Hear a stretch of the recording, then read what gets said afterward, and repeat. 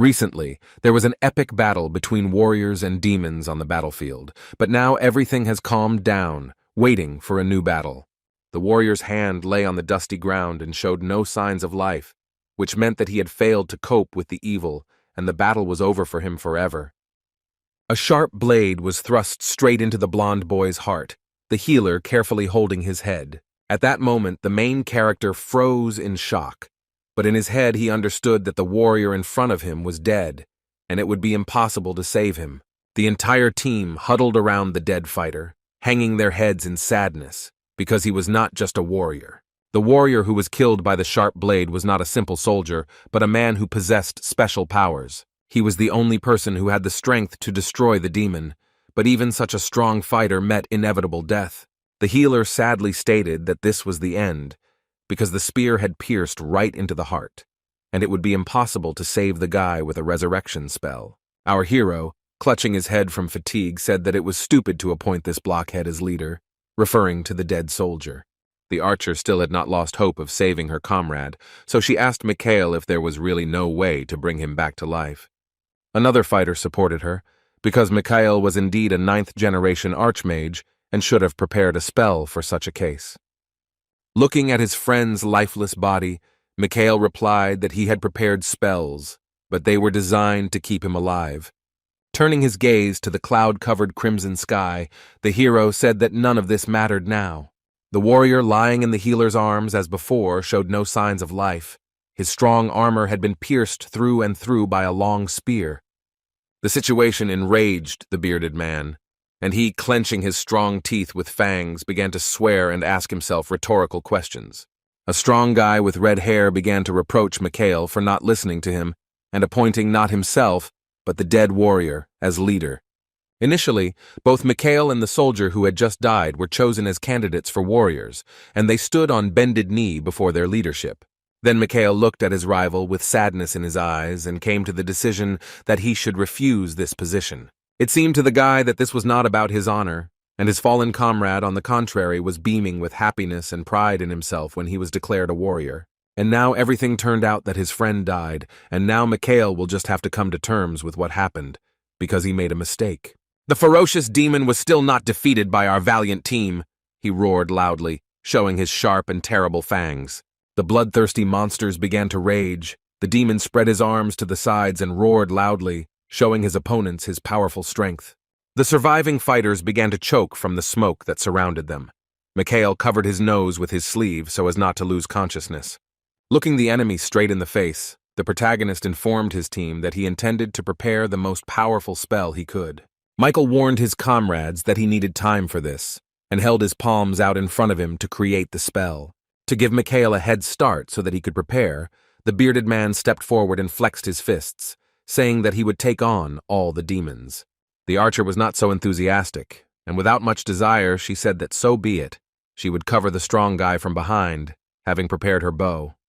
The strong and muscular warrior was glad to have cover, and immediately began to brutally beat the enemies surrounding them with his fists. The warrior possessed incredible physical strength, so he was able to immediately and single-handedly scatter an entire team of demons with his fists. Mikhail was focused on the spell.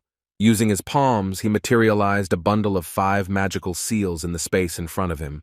The archer, as promised, helped the bearded man fight the demons, and launched magic arrows at her opponents while jumping. For our heroes, the battle was successful. After a short period of time, the bloodthirsty monsters lay on the ground without signs of life. The girl was already noticeably exhausted, but continued to take arrows from the quiver on her back, not wanting to surrender so easily to the horde of demons. One of the still-living monsters grabbed our muscular warrior's shoulder with its sharp, long teeth, trying to bite off a piece of his flesh. The guy tried to fight off the demons somehow, but his strength was also running out, and there were too many of them to defeat so easily. The valiant warrior's face was covered by a shadow. He turned his gaze straight ahead and froze when he saw something terrifying in front of him. It was the supreme, the largest, the strongest, and the invincible demon with glowing red eyes hanging right over the fighter. Without waiting, the giant monster began to strike with his fists, destroying everything living and inanimate, trying to kill the bearded man. The archer immediately rushed to help her comrade. She moved as fast as she could to save her team member. The girl hung in the air and began to launch arrows at the huge demon. One after another, they spun in the air and flew accurately at the enemy. The red-haired warrior, concentrating on the main enemy, gave a loud command to the others to attack. The arrows the archer wielded were not simple ones. In flight, they turned into a stream of bright green light, like comets. The girl moved gracefully in the air, trying to deceive the bloodthirsty demon and avoid his attack, launching more and more arrows at him. But the archer's attack was not fatal for the enemy. The monster remained calm and confident in its superiority over people. The healer dropped her staff to the ground and slowly walked forward, trying to help her team deal with the demons. While Mikhail was still working on his spell, the girl, without turning around, turned to our hero. She turned around and with a sweet smile on her face thanked the guy for staying with them all this time. Mikhail froze in surprise and was clearly upset by the healer's words, and at first he could not find the right words to answer. Afterwards, the boy, whose blonde hair was fluttering in the wind, smiled softly and looked lovingly at the girl, thanking her. The healer, not afraid to stain her white dress, knelt down and placed her hands on them, palms down. The girl folded her hands together, preparing to cast a spell to save her comrades from death at the hands of the demons. The heroine lowered her head down. Demons were running towards her from all sides to attack her, but suddenly a bright light shone around her. In the place where the girl was kneeling, a powerful explosion thundered, which dealt a huge blow to everything that was around. Michael, who was watching what was happening from the side, said to himself that now his time had come. The guy was finishing the spell. Magic runes were glowing in the space. Thanks to his comrades, he had time to prepare properly. With his hand, the hero activated a large magical seal under his feet. It was a 9th circle spell, and the guy wished for the demons to die. The monsters, baring their sharp fangs, had not yet felt the power of the spell. They stood in a crowd, their eyes wide open in front of them. A large number of fireballs appeared in the sky. Mikhail activated the meteor strike, and burning stones from the sky rushed towards the enemies. The main monster raised its head up and silently watched as a large burning meteor flew straight towards it at breakneck speed. The demon simply stood there, looking up, baring his fangs, and making no attempt to save himself from the inevitable blow. Countless fireballs and bullets began to fall straight to the ground to destroy the horde of demonic creatures. When the attack stopped, the earth was lifeless, with only meteorite craters remaining and dust hanging over the surface. There was nothing left of the fireballs themselves. The dry ground was strewn with a large number of craters, like the lunar surface. Mikhail himself was not hit by the burning balls. He was safe and sound. But judging by his facial expression, it did not seem that the attack was successful. There was hatred for the enemy in the eyes of the main character. He looked straight ahead and saw there something that he was definitely hostile to. Dozens of red eyes were looking at the guy from behind the dust column. They were demons who had managed to survive even after being hit by meteorites. Their leader also survived and looked at Mikhail with anger, although he suffered because he lost one horn and his shoulder was damaged. Mikhail was not surprised and did not expect a different outcome. His magic was powerless, and it would not be possible to change the course of events because he was not the chosen warrior. Looking his enemies in the face, the valiant lad said to himself that he would be ashamed in front of his comrades if he died without doing anything. The protagonist stood under the crimson sky, thinking out loud that he had no idea that his miscalculation would lead to such consequences. Despite the fact that Mikhail was an archmage of the 9th circle, the guy was unable to change the laws of this world. But our main character would still be able to change something, but to do this he would need to be an archmage of the 10th circle. If Mikhail had been able to turn the tide of the battle back then, there is a chance that the guy would have managed to leave his mark on history. Closing his eyes, the warrior tried to encourage himself, because even if it seemed impossible, it had to be made possible. The main character made a difficult decision to destroy all the circles and release everything that is inside him. The strong blue chain that connected the magical seals together broke at Michael's command. Something went wrong and the guy grabbed the fabric of his robe with his thin hand, feeling pain. Mikhail glowed with a bright blue light, but this magical power was literally killing him. Mana began to flow uncontrollably through his body. The guy's grimace expressed unbearable pain, but our hero gave himself the order that no matter what happened, he would endure and withstand it. Then Michael will be able to achieve what was only possible in theory, but never put into practice. The boy overcame the pain, pointed his index finger at the large magical seal above him, and said the return spell out loud. In that battle with the demons, many died. Even the strong man could not cope with the crowd of monsters, and now his hand lay on the ground, separate from his body. The archer, although she had good abilities, was also a soldier who became one of the victims in this war. The team suffered many setbacks in the battle, and even the healer had to sacrifice herself, leaving behind only a broken staff. After Michael cast the return spell, a powerful stream of magical power surrounded his body, and his robe rose up. Like a waterfall, a giant stream of energy hit the ground, right where our main character was standing at that time. From a distance, this stream looked like a beam of blue light that goes high into the sky and illuminates the surrounding mountains and sharp rocks. The guy fell to his knees, lost hope, looked up at the sky and said, "Damn, I couldn't finish this stream." The battle with the demons had drained Mikhail of all his strength, and he looked at the monsters in front of him without hope, repeating to himself that the price of the spell was the lives of his comrades. All attempts to overcome the giant demons were unsuccessful. The monster was still alive, its large body hanging over the hero. The giant's steps created clouds of dust around him, and our exhausted hero could only sit with his hand on the ground and look death straight in the face. The demon looked intently at the victim and already extended his hand with sharp, long claws to the guy, and the hero reproached himself for failure. Disappointed in his own strength, Michael looked at the giant demon with sadness in his eyes, and hope crept into his heart. Looking up at the sky, the young man hoped that perhaps a miracle would happen, and the spell would work after all, and that now he would not repeat his mistakes. Meanwhile, the demon's huge and terrible hand was approaching our hero. The monster was ready to grab the guy. Michael watched as the demon prepared to seize him and told himself that he would never again entrust a position to a stupid soldier. The boy looked at the approaching hand with fear and thought that he would never again entrust their lives to such a stupid warrior. At that moment, the young man's consciousness was cut off, and the next time he opened his eyes, a familiar voice was calling him. Michael stood up and saw in front of him an old man in a black suit who was kneeling in front of his bed and shouting, "Sir." The man put his hands together pitifully and confirmed Mikhail's suspicions that it was he, the butler Morden, and then asked the hero how he was feeling.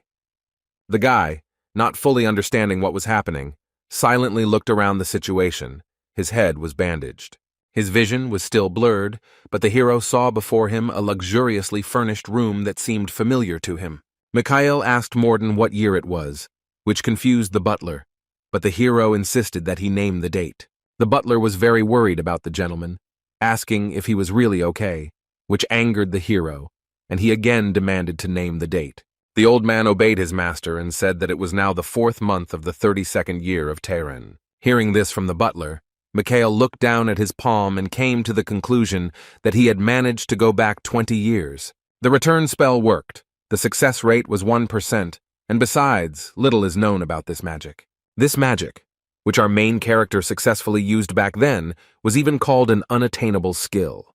When Michael fully realized that his return spell had worked successfully, he clenched his hand into a fist in victory. The guy exclaimed about his success. A bright smile appeared on his face. The main character was clearly very happy that the spell worked. With a gesture of his hand, Mikhail materialized several magical seals in front of him, looked at them, and began to think. A small circle appeared above his palm, glowing brightly blue, with a beautiful pattern of geometric shapes inside it. Seeing this, the hero said, "Damn it, this is only the 3rd circle of magic." But he was not very upset, since he still succeeded. The boy rubbed his head in confusion, because this was too low a level for the heir of the Walpurgis family, famous for their art of magic. The main character was very surprised when he felt a white bandage on his head with his palm, not understanding where it came from. The butler asked if Mikhail remembered anything when he asked what kind of bandage he had on his head. The young man shielded himself with his hand from the devoted butler, grabbed his head, and ordered him to wait so that the hero could think. The young heir closed his eyes and moaned, trying to remember what had happened to him that now his head was bandaged. Morden began to deny when Mikhail suggested that he had attempted suicide due to depression. The blonde then came up with the theory that Eileen had beaten him when he came to her to ask her to call off their engagement. The butler obediently remained silent, and Mikhail, seeing this reaction, concluded that this version was true. Eileen Rindle was a beautiful warrior girl to whom our protagonist was engaged 20 years ago. Sadly remembering his former lover, Mikhail told himself that he would definitely never forget this. The young man got out of bed and went to the mirror, and then asked Morden how the Duke's family reacted to this incident. Michael learned that there was no reaction from the Duke's family when the elderly man replied that they had not said anything yet. The protagonist pronounced the word correctly when, standing in front of the mirror, he found in his head the reason for the lack of reaction from the Duke's family. With his hands in his pockets, he shared it with the butler, saying that it was because this family was currently in a disadvantageous position.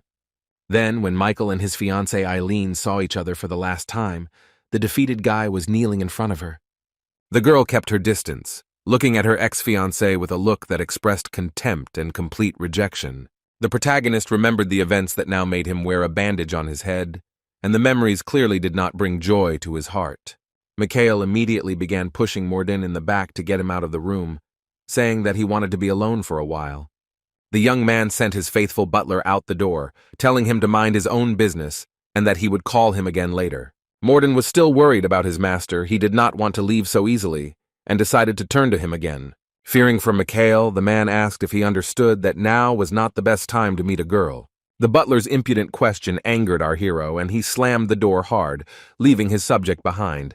The protagonist felt embarrassed when he realized how unsightly his reputation was 20 years ago. Just a moment ago the guy was smiling, but now the blonde thoughtfully lowered his head. His mood had clearly worsened. A picture surfaced in his memories. The young man saw in front of him the back of the very warrior who died from a sharp spear in a battle with demons.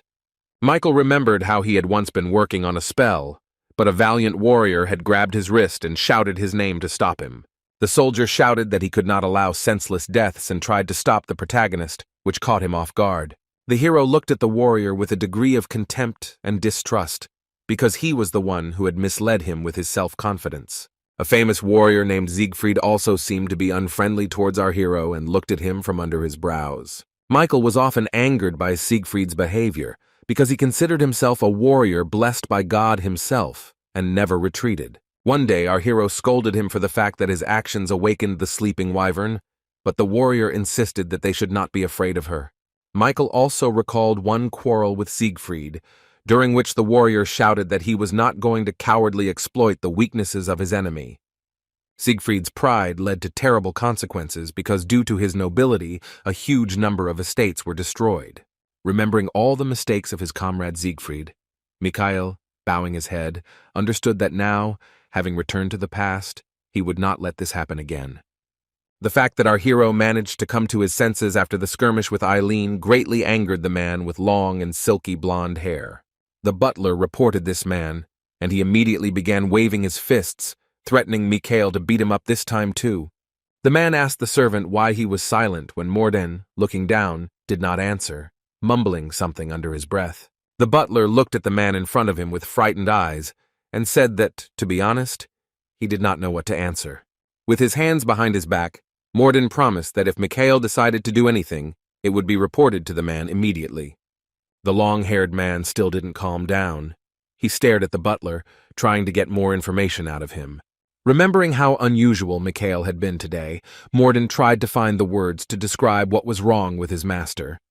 The butler started talking about our main character's eyes, which, as it seemed to him today, were not the same as usual. Morden shared with the man across from him that there was rage in Mikhail's eyes when he regained consciousness in his bedroom today. Our main character managed to go back 20 years by using a complex spell called Return, and he was well aware that his struggle was not over, and in the future he would have to face the demons again in a final battle. But now, the guy doesn't want to make the same mistakes again, so from now on he will begin to diligently prepare for the battle. The young man materialized his circles of magic above his palm and said that first he needed to stabilize the circular flow. The guy knew he was going to have a hard time with this task, so he sat down on the floor in his room, crossing his legs. Mana usually rotates forward. Mikhail closed his eyes to concentrate as much as possible and made a gesture with his hands. The direction in which this supernatural force rotates is a very important factor that greatly influences the properties of mana. At this point, it is known that mana moves clockwise, and that this is the only correct direction. The magical power moving forward goes around the entire body and gathers in the heart, forming a kind of ring. Only in this way can the magic circles that Michael possesses be formed, and this theory is generally accepted. But our hero had his own opinion on this matter, and he believed that mana flows did not necessarily have to be concentrated in one place. According to the free circulation of flows, mana passes between certain points and is divided into 12 flows. Michael practiced this crazy method. He was sweating and red from excess blood circulation, and would not be surprised if his body exploded. Opening his eyes, the protagonist remembered that he was not just a man, but a ninth circle magician, Mikhail Valfurgis. The image of Siegfried, who died 20 years later, rushing past him, looking sideways at the boy, appeared in the young man's mind again. Mikhail was very tense but did not give up, shouting that compared to the troubles of the future, the possibility of overheating meant nothing. Our hero succeeded in something. The space of his chambers was transformed. Large glowing links of chains appeared in the air. A magic circle was formed, which is what Mikhail was working on when he launched the free circulation of 12 streams of mana in his body. More and more magic circles began to swirl in the air, each of which was connected to others by strong magic chains. Seeing that the hero had succeeded, the guy sighed with relief.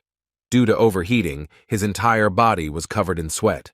The protagonist stated that for a first attempt he did quite well and tried to get up from the floor. The circular flow was stable enough that Mikhail had no doubt that with the help of free circulation, he would be able to effectively use mana. The guy raised his hand, palm up, to check something else, because the work with mana was not finished. The young man was able to create another magic circle since he had mana left, and now he had the magic of the fourth circle. Mikhail thought that everything was fine, but there was no time to rest, so the young magician gave himself the command to move on. Using his supernatural powers, the hero released a fiery spear and an ice spear, two opposing elements. The boy watched as the orange and blue streams of light intersected with each other to form a mixed magic. The title of a seventh circle magician is awarded for the ability to use mixed magic, which is not within the power of even every experienced sorcerer. For the third circle magician Mikhail, mixed magic might have been unattainable, but with the help of free circulation, he succeeded. He remembered that as an archmage of the ninth circle, he was able to use any amount of magic at once. But the amount of mana the guy has now is not enough to use mixed magic for a long time, so the spears disappeared. Closing his eyes due to fatigue, the protagonist thanked that at least this way he could use mixed magic. Clutching his head, the main character stated that he had managed to solve the main problem that was currently relevant to him. A moment later, our hero's peace was disturbed, and he was unable to finish his thought, because the door to the hero's room opened abruptly and without knocking. It was the man with the luxurious blonde hair, whose face was covered in anger at Mikhail, and he immediately began to shout his name. The hero did not immediately understand what was happening, and the man in the coat immediately began to stretch out his hands, asking what he had done. Tired from using magic, the boy, holding his head with his hand, remained calm and agreed with the man in everything. But the long-haired blonde didn't want to listen to what his interlocutor was telling him, so he shouted that Mikhail didn't understand anything. But when the man realized that the guy opposite him agreed with him, he was very surprised, not believing his ears, and asked the young man to repeat. The main character repeated that he understood everything and realized that he had dishonored the honor of their family, so there was no need to remind him of this once again. But Mikhail became embarrassed when the man opposite him began to openly threaten to break his arms and legs as punishment for his misdeed. The guy tried to calm the situation and calm the young man down, explaining that he did this because he had a plan. Michael admitted that it had been a bad idea to approach the Duke and ask him to withdraw his request for an annulment. The long-haired man calmed down and thought, answering the guy that this act was too presumptuous on his part. Mikhail's words interested him, and the man, leaning his palm on the back of the chair, asked the guy to continue the story. The blonde suspected that our hero was still hiding something from him, and concluded that, judging by his words, there was something else. The protagonist grinned slightly and confirmed the suspicion of the man opposite him out loud. Mikhail looked up and lifted one corner of his mouth, smiling ironically, adding that there was much more. Our main character, Mikhail Valfurgis, changed completely when he turned 23. Up until this age, the boy had been characterized by endless pity, and his relationship with Eileen Rindell began before he was 23. Remembering himself 20 years ago, The hero understood that at that time he was still relatively pathetic and often humiliated. At a young age, Michael Valfergus was distinguished by a weak character, indecisiveness, weakness, and lack of self-confidence. His romantic relationship with Eileen had soured in part because she hated that type of person the most. It was precisely because of the weak character and other vices of our main character that the stately girl did not want to be engaged to Mikhail. One day when they saw each other, Eileen looked down at Michael, her expression making it clear that she despised the guy. Then the girl abruptly turned away from the guy and said that our hero was a weakling, and she, as is well known, hates such people. But Eileen herself was also a difficult person, and she also had vices, because then she tried to hide her deception from Mikhail. The main character and his family member sat down at the table so that Mikhail could tell him in detail everything that happened to him with Eileen. The guy explained to the man that he had agreed to an engagement with the girl, but in order for it to happen, one condition had to be met. The condition was that other ways of mana circulation were not to be studied, because both pairs had to have the same ones in order to produce a pure heir. The long-haired man suggested this version of the engagement conditions, and our hero agreed with him with a slight grin on his face. Heirs are very important to a family's bloodline, and pure blood is especially important for knights and mages. Mikhail became even more immersed in his story, and folded his hands together to continue explaining everything to the man sitting opposite him. The protagonist gave a hint and hinted that it was Eileen who violated this condition. The long-haired blonde, when he heard these words from Mikhail, was shocked and looked intently at his interlocutor. The hero noticed that his father's expression immediately changed and said that he felt something strange on Eileen's part. The head of the family looked Mikhail straight in the eye and asked if he really wanted to say that Eileen had dared to deceive them. Mikhail confirmed everything again and told the story that Eileen had been studying other ways to train her mana to become a knight even before their engagement. The hero again confirmed that all his words were true, but he himself understood that he had made up this story and simply deceived his father. Father did not fully believe this story because it was quite strange, and he, as an eighth circle magician, should have suspected something. Our hero was lying brazenly, but continued, looking into her eyes, to tell how he had recently personally seen that Eileen was training other methods of obtaining mana. Mikhail began to make things up as he went along, slandering his former lover, saying that the mana she had obtained was unstable. The guy explained that there was something that helped the girl hide it even from the eighth circle magician, who was her father. The head of the Valfergus family fell silent, thought about Mikhail's words, and began to guess what exactly the guy across from him was talking about. What the long-haired man guessed clearly frightened him, but he had not yet said it out loud. The protagonist smirked silently, realizing that his father understood exactly what Mikhail meant when he spoke about Eileen's antics. The man nevertheless said out loud that it was an instrument of ancient magic, and after that Mikhail decided to tell his father everything in more detail, how he found out about it. That day, the valiant knight Eileen was training outdoors in the courtyard of her luxurious mansion. The girl performed various virtuoso tricks, waving her weapon in the air and forming ribbons of light in space. It is no secret that Eileen dreamed of becoming a knight, so she approached her training with the utmost responsibility and was focused. To practice her blows, the girl had a special wooden scarecrow that imitated the body of a real enemy, which she would strike. It was no problem for Eileen to cut such a training dummy into several pieces with a few deft movements. Having deftly dealt with the wooden scarecrow, the girl stopped, stood up straight, and moved her sharp, cold weapon to the side. She raised her double-sided steel blade, its polished surface shining beautifully in the bright rays of the sun. The girl held the sword parallel to her body and was concentrating on something, closing her eyes. Eileen had to stop her workout and open her eyes when she suddenly heard someone say her name. It was Eileen's father, an elderly man in a fancy red jacket, who turned to his daughter with a sad expression on his face. The man asked if Mikhail had done anything else after that incident, to which the girl replied no, since he could not have noticed anything. Eileen's father, clutching his forehead with his fingers from the overwhelming fatigue, said that he thought so too, and it was unlikely that Mikhail knew anything. The girl shared with her father that a couple of days ago, when our hero came to her, it didn't seem like he suspected anything. The knight lowered her beautiful amber eyes to the floor and thought about something she still wanted to share with her father. The man began to deny everything when the girl asked him if he thought that Mikhail would really become her soulmate. Eileen's father, however, understood that if Marquis Walpurgis found out about this, their family would inevitably have big problems. The man's tired expression changed to angry in a second, and he began to doubt the magical abilities of the Walpurgis family. Because even though they are famous magicians, they still won't be able to notice that Eileen has a magic tool. The father asked how his daughter was doing and whether she had learned to hold her aura, to which Eileen convinced her father that she could handle everything.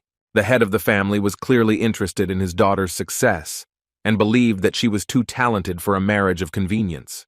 Looking at her weapon, Eileen asked if it was true that Count Pavlov had sent them an engagement proposal a couple of days ago. Father confirmed this and said that a delegation from their family was due to arrive today, and Leon Pavlov would also be present there. Leon Pavlov was the only heir of his family. This man is called the genius swordmaster of the next generation. It was obvious that Eileen had a soft spot for the boy, because when she heard the news, she looked down and smiled. The heroine shared her opinion out loud that Leon Pavlov would be a wiser choice for her than that idiot Mikhail. The father was distracted from his conversation with his daughter when a servant called him and informed him that the delegation was already there. Kneeling before the head of the family, the knight, when asked whether Pavlov's delegation had arrived, replied that it had not. This surprised the father, and he did not understand who else could have come to visit them, because the family had not arranged any visits on this day. The knight lowered his head and did not dare look the master in the eyes. He felt tension and did not know how to tell the man everything. The subject warrior nevertheless plucked up his courage and decided to tell his superior the news that Michael Walpurgis had arrived at their house. Our protagonist was accompanied on this visit by Morden, who clutched his head and could not believe that they had actually come here. The butler felt great fear for himself and his master, and asked Mikhail to convince him that everything would be fine. The protagonist's mood was the opposite. He told the butler to keep his chin up and stop worrying in vain. Mikhail's gaze, covered by silky blonde hair, expressed confidence in his own strength and desire to expose his beloved's deception. Already now, during a conversation with his father, Mikhail confirmed his suspicions about the instrument of ancient magic and told him about his visit to the Duke.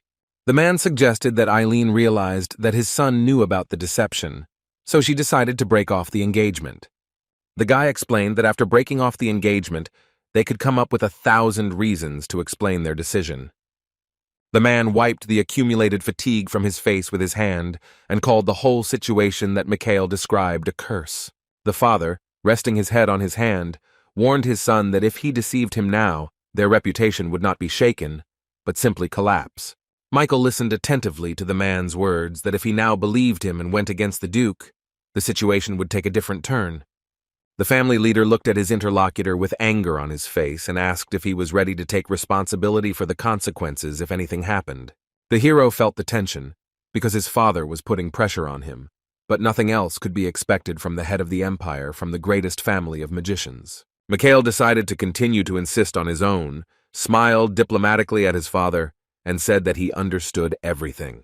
Our main character wanted to complete his trick of deception, so he told the man that he was ready to personally prove everything. Such determination and loud words of the young guy surprised the head of the empire of the greatest family of magicians, and he glanced at the guy. The man sighed with relief, believing that since his son spoke so confidently and was ready to prove everything, it was unlikely that he was deceiving him. The father rose from his chair, placed his palm on the table to bend over his son, and said that he would believe our hero. He looked sternly at the guy sitting in front of him, warning him what would happen if there was even a drop of a lie in his words. The man threatened that in case of deception, Mikhail would be immediately deprived of his status as heir, and he would also have to leave the castle of Walpurgis. Mikhail tensed up even more, because the punishment was too serious, and looked down after another question about the confidence in his words. Although the hero understood that he was brazenly breaking his word and slandering his ex-fiancée, the guy confidently answered that he did. The head of the empire of the family of magicians, Walpurgis, was pleased with the answer, but it was clear from his face that he did not completely trust the heir. Now our protagonist, with his hand on his belt, stood right in front of Eileen and the Duke's mansion and was ready to prove to his father that he was not lying. The butler could not calm down. He shouted to the master that he had a terrible premonition, and their family had already received a serious blow, but the hero did not listen to him. Morden had already begun to irritate the hero when he continued to repeat that if Mikhail made a mistake, there would be no turning back. The old man did not stop, and said that in any case it was strange to come like this to the Duke's house after everything that had happened. All the butler's persuasion had no effect on our main character, and he declared that he needed to move on. Morden didn't understand what was going on, to which the guy tried to calm his butler down and told him not to worry so much. The young mage grinned and looked defiantly at Eileen's house, declaring that he had a plan and he was sticking to it. The Duke and his daughter Eileen looked warily at the knight who came to them with the news that Michael Walpurgis had come to the house. This news shocked the Duke. He did not understand why Mikhail decided to visit their family's estate so suddenly. The man closed his eyes and shook his head, saying that our hero's visit was just another headache for him. The Duke ordered his knight to go to Michael and inform him that the family could not receive him today, as they had another meeting planned. The knight agreed to carry out such a simple order from his superior, which for some reason made sweat appear on his face from the tension. The guy sincerely apologized to Mikhail and said that he hoped that our hero would still have a chance to meet the Duke. The protagonist did not resist, and upon hearing this news, agreed with the knight and immediately turned around to leave. The guy in iron armor felt relieved and thought how good it was that Mikhail had agreed to leave without unnecessary hysterics. The butler, who had previously disliked the idea of this visit, now asked the gentleman if he really would just leave like that. Our young hero did not explain himself to the servant and irritably replied that he should simply follow him. Mikhail did not go far, but decided to rest, sitting down on a well-kept green lawn near the mansion of Eileen and her family. The knight working for the Duke was surprised when the youth settled down under the tree in such a masterly manner and closed his eyes to rest. The guy in the helmet looked at Mikhail with confusion and asked our hero what he was doing here. Michael Walpurgis folded his hands behind his head for convenience and brazenly answered the knight, asking if he could see that the guy was resting. The young man explained that their lands were very far away, and it would take more than a day or two to get there, and asked if they couldn't at least rest a little. The boy's behavior angered the knight, because soon a delegation from the Pavlov family would arrive, and Mikhail would only get in the way. The boy opened one eye and looked arrogantly at the knight when he said that he would take him to the exit. Michael did not understand the words, so the Duke's subject had to use force, grabbing the careless youth by the wrist to escort him out of the estate. The protagonist asked the knight not to forget that he was once his servant, even though his engagement to Eileen had already been cancelled. A blue aura appeared around the young man out of anger. He declared himself the rightful heir of the Walpurgis family, and demanded that they take their hands off him. The knight was discouraged by the behavior of the guy opposite him, and he stopped taking any action against our hero. Having freed himself, Mikhail, without looking his interlocutor in the eye, began to shake off his sleeve, addressing a knight named McCain. He asked, with hatred in his eyes, if McCain considered himself so outstanding that he could allow himself to touch him.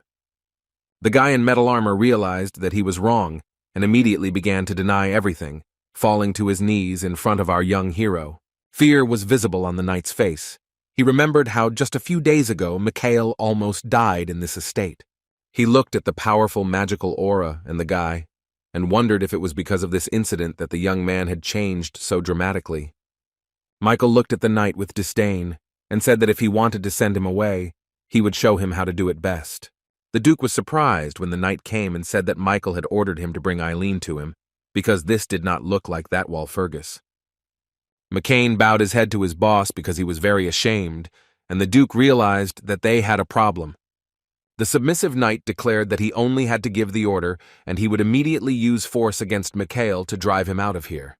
The head of the family did not like this idea and immediately rejected it, saying that this decision would not lead to anything good. Eileen decided to act boldly and told her father that she would come out to her ex-fiancé, agreeing to his terms.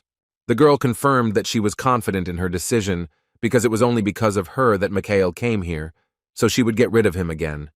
Having laid down her arms, Eileen asked Sir McCain again if our protagonist was really waiting for her at the entrance. Eileen immediately began to walk across the white-tiled floor towards the entrance to the estate, asking the knight to take her to Michael. McCain did not immediately follow the girl, but looked at his mistress with caution on his face and turned to her. The girl turned her head and looked at the guy, asking if he had any problems. Sir McCain, though a brave knight, pressed his lips together at this moment and did not dare tell the Duchess that something was really bothering him. He replied that there was no problem and agreed to accompany Eileen, putting an iron helmet on his head for protection.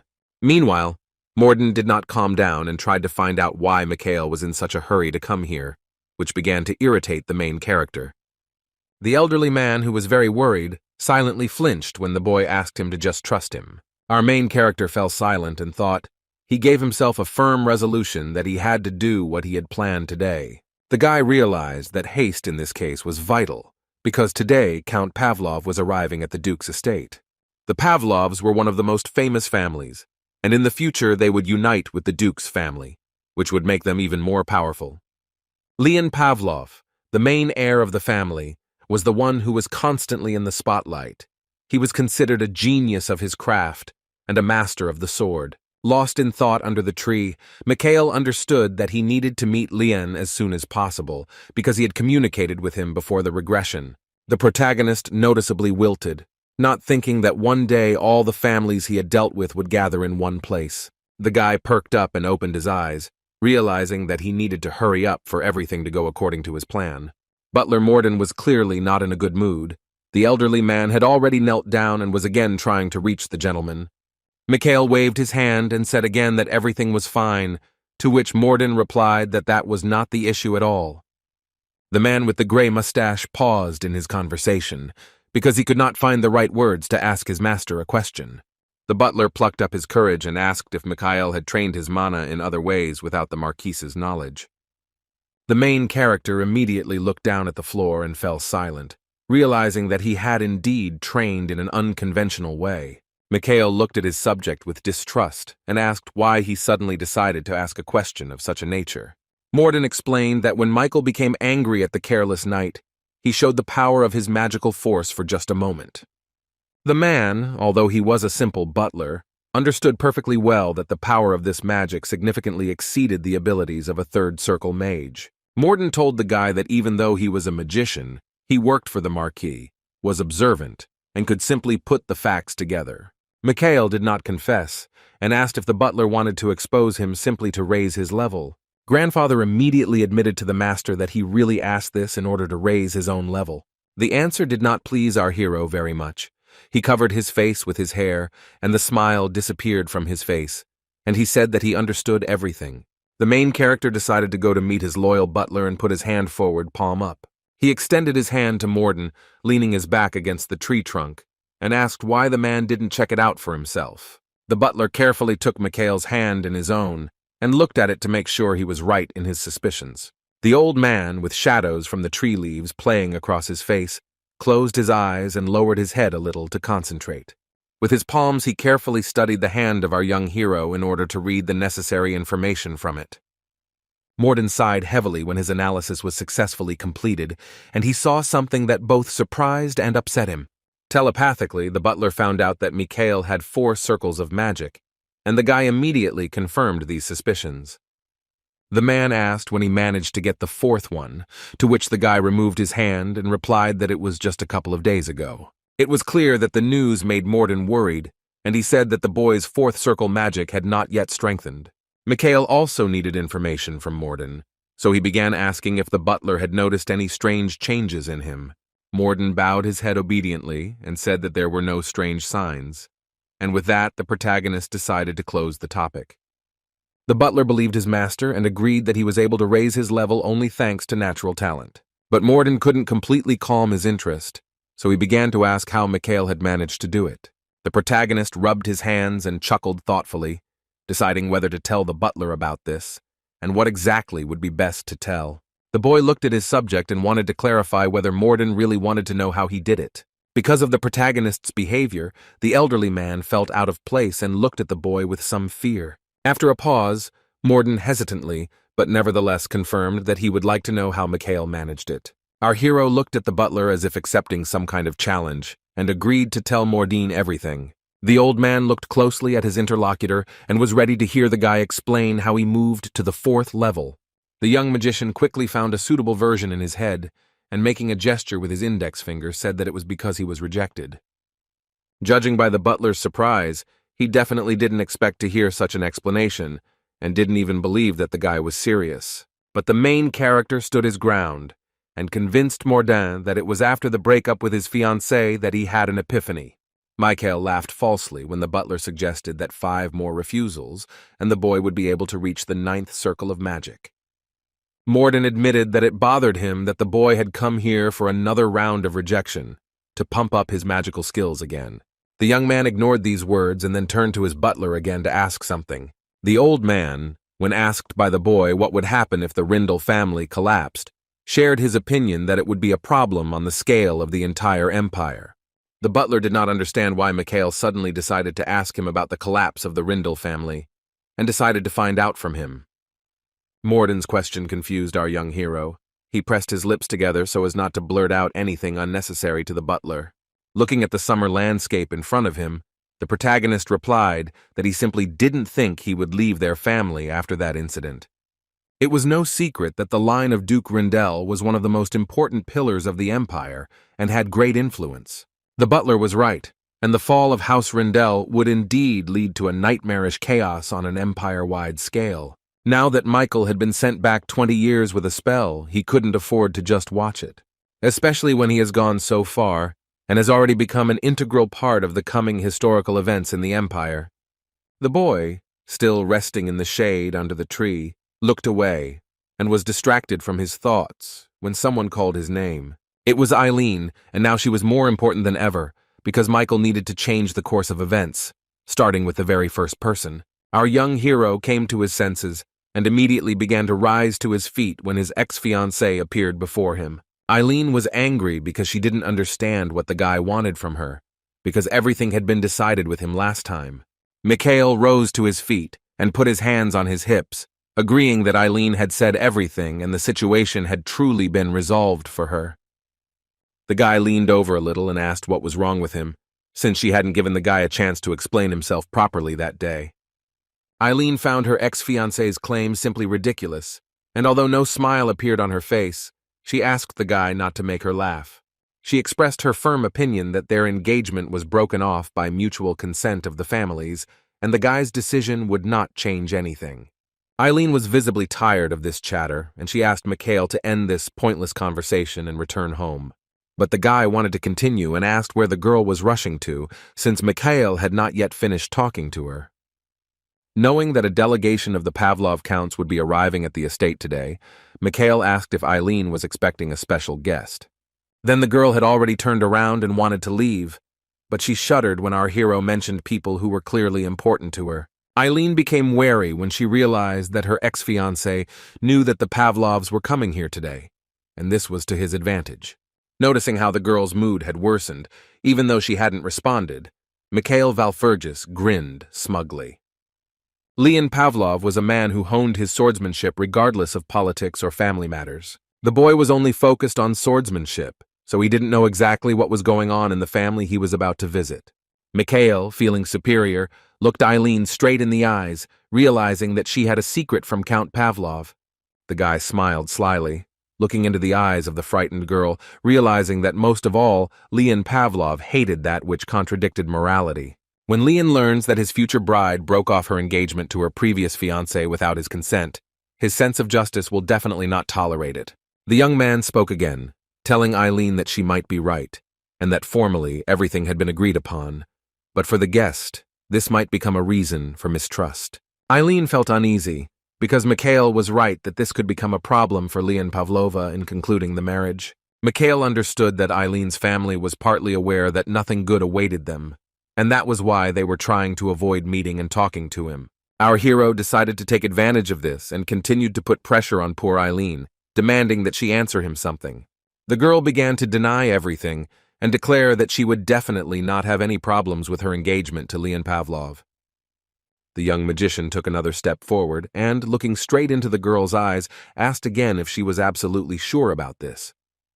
Michael came closer and whispered in the Duchess's ear whether he could then consider this an official statement from her family. Sir McCain reacted instantly and pushed the insolent ex-fiancé away, ordering him to stay away from the Duchess. The armored knight grabbed the boy by the shoulder and began to push him forward until he hit his back hard against the trunk of a tree. The protagonist did not resist and allowed the knight to use force against him. lowering his hands and head down. McCain was simply furious, explaining to the young man that it did not matter at all whether he was the heir of Walpurgis or someone else. Pressing the boy's shoulder against a tree post with his hand, the knight scolded Mikhail for the fact that such behavior was simply unacceptable. Eileen Rindle watched calmly from the side as the family knight protected her from her ex-fiancé. Turning to the girl, our young hero asked whether McCain's behavior was really worthy of the title of Knight of Rindle. McCain was outraged when Michael stated that the knight was constantly crossing the line and doing things that his status did not allow. The main character looked at the guy confidently and said that it seemed to him that McCain did not understand at all what he could and could not do. Eileen knew that Sir McCain was overstepping his bounds and doing the wrong thing, so she sternly told him to stop. The knight in armor felt injustice and tried to reach out to his mistress because he simply wanted to protect her. But Eileen Rindle was adamant, and in response, she became very angry at her subject, loudly shouting his name. McCain still had his hand on Mikhail's shoulder, and Eileen came closer, saying that he shouldn't make her repeat it twice. She sternly explained to the knight that his main task was not to discredit the honor of the Rindle family, for whom he worked. McCain was clearly upset at how unfairly he had been reprimanded and let go of his hand, releasing Mikhail. The guy in the blue suit smirked contentedly, thinking about how funny he was watching this whole situation with Eileen and McCain. To diffuse the situation, Michael spread his arms out to the sides, palms up, and told Eileen that everything was fine, and it didn't matter what she thought right now. The guy looked at the sky with hope on his face and suggested that everyone first go to another place to continue the conversation there. The hero told Knight McCain and the Duchess that they didn't want to have a conversation right in the middle of the lawn near the house. Eileen was about to object to her ex-fiancé and say something, so she opened her mouth, but the words never came out. The girl immediately pressed her lips again and did not say anything to our hero, realizing that she was now in a disadvantageous position. No one objected to the main character, and he, spreading his arms out to the sides, smiled and looked at his interlocutors. Not wanting to look at the Michael she despised, Eileen looked away and invited the knight, our hero, and his butler to come inside.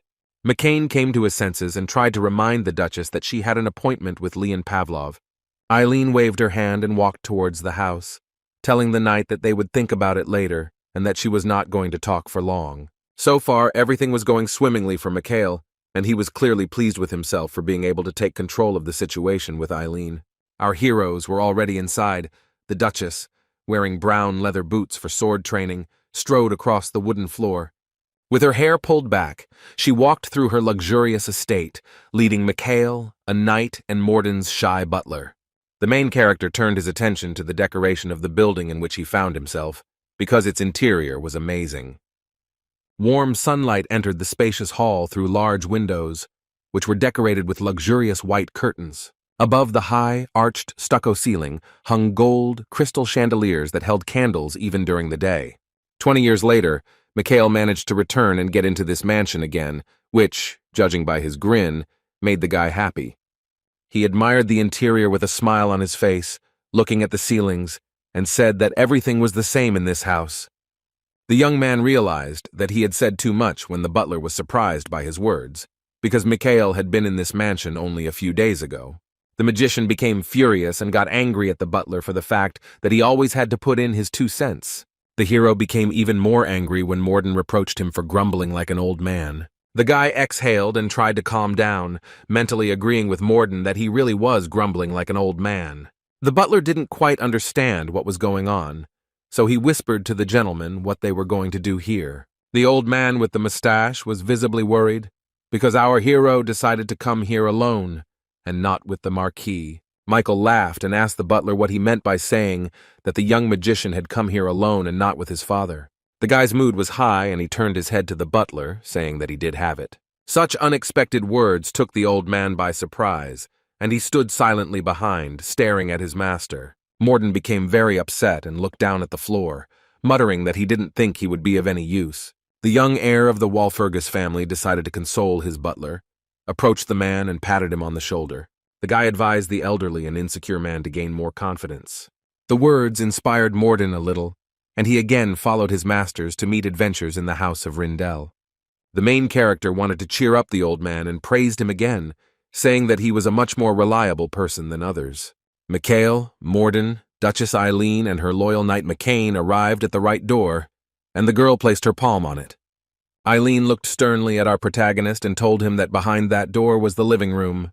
Mikhail was pleased with the choice of place for the conversation and suggested starting the conversation, considering that they did not have much time.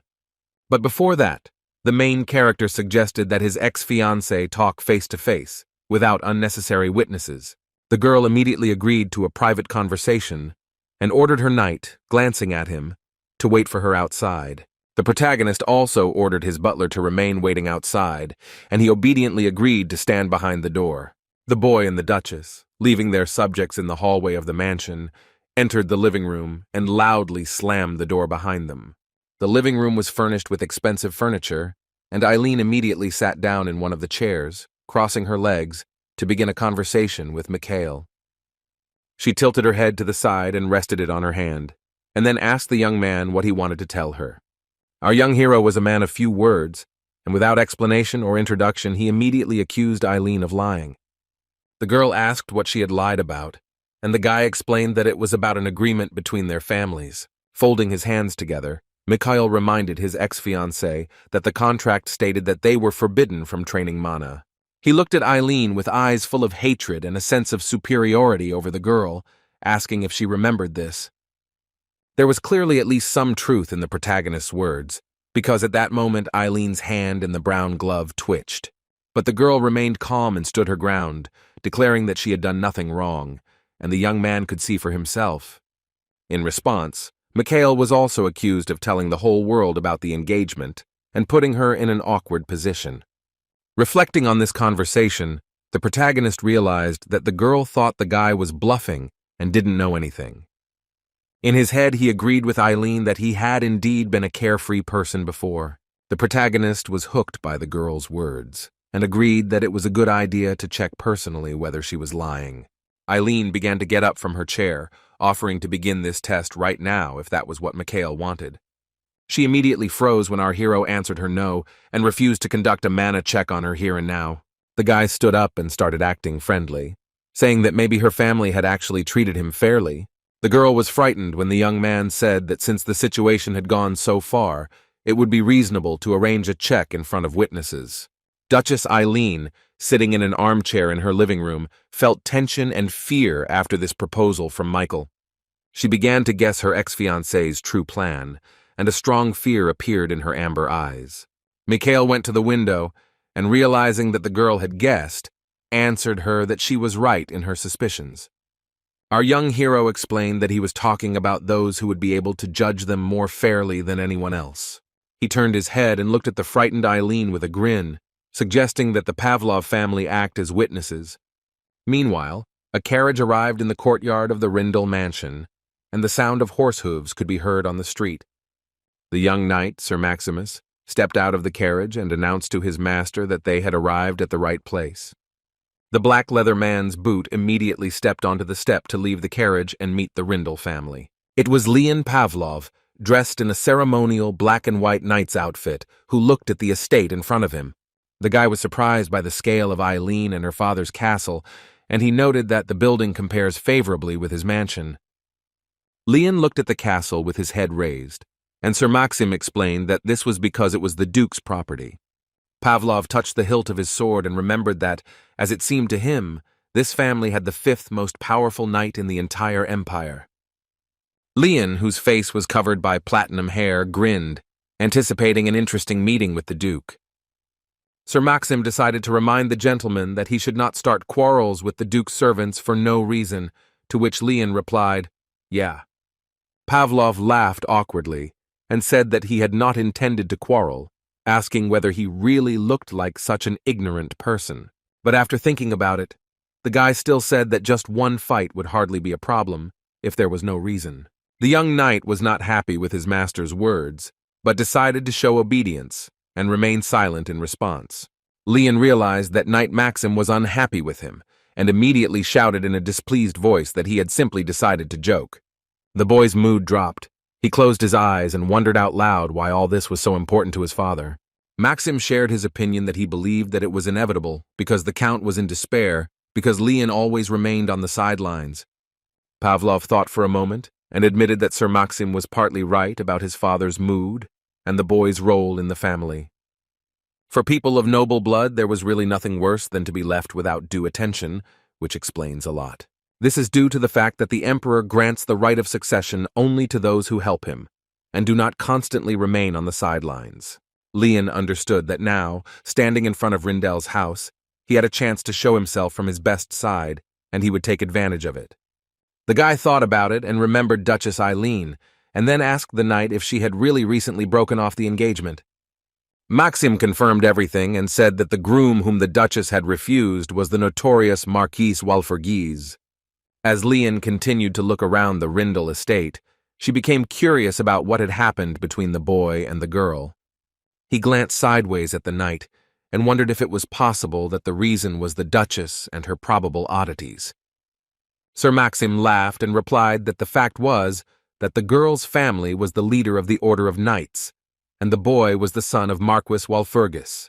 Leon agreed with the knight's words that if there was something wrong with the bride, the Marquis would not simply leave her alone. Maxim suggested that most likely the heir of the Walpurgis family was so terrible that Eileen came to cancel the engagement. Pavlov doubted this, since Walpurgis had a good pedigree, to which the knight said that this was no guarantee of an excellent heir. The situation seemed strange and confusing to Leon, which he told Maxim while thoughtfully rubbing his chin with his fingers. Still standing by the carriage in front of the Rindel family castle, Liana's intuition told her that there was something fishy about this story. Meanwhile, Eileen was still talking to Mikhail in the living room, asking him again about testing her abilities with witnesses. Thinking that the girl had not heard him well, Mikhail once again suggested that she check it out in front of everyone. He approached the Duchess and said that Count Pavlov's arrival was an excellent opportunity to sort out such an unfair decision. The guy leaned over the girl, who remained silent, and accused her of simply being afraid. Duchess Eileen was indeed tense at this prospect and found nothing to say in response. She tried to find words to object to Mikhail, but closed her mouth and simply looked at the guy silently. Afterwards, the girl plucked up her courage, stood up from her chair and shouted that he wouldn't wait, and then accused him of Mikhail arriving unofficially. The hero asked if she was sure of her words, and immediately reached into the inside pocket of his jacket to get something out of there. Mikhail took out from there a large gold medallion on a chain, on which was depicted the coat of arms of his family. The girl was shocked to see this, because she had groundlessly accused Mikhail of not having come here on an official visit. Eileen was so shocked at being proven wrong that she fell to her knees, wondering where he got the medallion from. Mikhail suggested that she take another look at the Walpurgis family coat of arms, and clarified that as long as he had it, he was considered the official representative of the family. As soon as the protagonist showed this symbol, he declared that the conversation would be on behalf of all Walpurgises. The downside was that if our young hero Mikhail lied, then all members of his family would also be held responsible. But there is an advantage to this, because if Eileen lies, she will immediately become an enemy of the entire Walpurgis family, including the Marquis. The guy called the situation strange, because if Eileen was not guilty of anything, then she had absolutely nothing to fear now. The girl screamed furiously at her ex-fiancé, asking if he understood what he was now accusing the Duchess of. Mikhail suggested checking to see if, as Eileen had stated, his family would suffer unbearable consequences after his mistake. The main character insisted on checking with witnesses, and once again asked his ex-lover's opinion on this matter. The Duchess blushed from shame, awkwardness, and hopelessness, and even began to stutter, trying to answer the guy clearly. The conversation between the young man and his ex-girlfriend was interrupted at this point by the head of the Rindel family. The Duke ordered both of them to stop. The heroes were frightened when Eileen's father suddenly entered the living room without knocking and ordered them to stop this conversation. The young Duchess felt even more fear, suspecting that her father had heard everything she had spoken to Michael. The guy remained confident and simply asked with a smile on his face how long the Duke had been eavesdropping on their conversation. The Duke paid no attention to the magician and strictly ordered his daughter not to say another word to our hero. The protagonist was even glad that the private conversation was interrupted by the head of the Rindel family, and now they could talk properly. Michael stood opposite the Duke and looked him straight in the face, which caused obvious tension in the man, which he tried to hide. Duke Rindel was the 5th knight in the Empire and one of the 12 greatest swordmasters, but in the future he will become a victim of demons. Our hero understood that the Duke possessed the talent that would definitely be useful to him in preventing future tragic events. The Duke was very surprised by the radical changes in the guy's behavior, but he hastened to reassure him that he was definitely Mikhail. The man thought for a moment, because indeed just a couple of days ago our young hero had the opposite character. Rindel, holding his hand to his face, agreed that Mikhail looked like himself. At least outwardly, the guy hadn't changed at all. Looking at the young man in front of him, who was grinning so insolently, the Duke declared that he felt something new in him. The man suggested that the Marquis had given the dragon's heart to the heir, to which the boy replied that he hadn't even seen it yet. The answer surprised the Duke, because our main character's family is one of the few that possesses such a rare and valuable artifact. With a smile on his face, Mikhail explained that his father was a bit petty and did not even show his son the dragon heart. Rindel stated that Edward had always been like this, but still could not believe that he had not shown his heart even to his heir. The protagonist agreed with these words and added that his father, as a marquis, should have been a more generous person. What Michael said to the Duke greatly surprised the man, and he even asked again to make sure he had not misheard. The man laughed loudly, not suspecting that he and Mikhail could think alike, since they had come to an agreement for the first time. Michael's words really amused the Duke, and he continued to burst into laughter, which noticeably irritated his daughter. Having carefully observed the Duke's behavior, our hero came to the conclusion that he had managed to win the man over a little. Rindel sat down in a chair to continue the conversation and asked what Mikhail meant when he asked what he thought.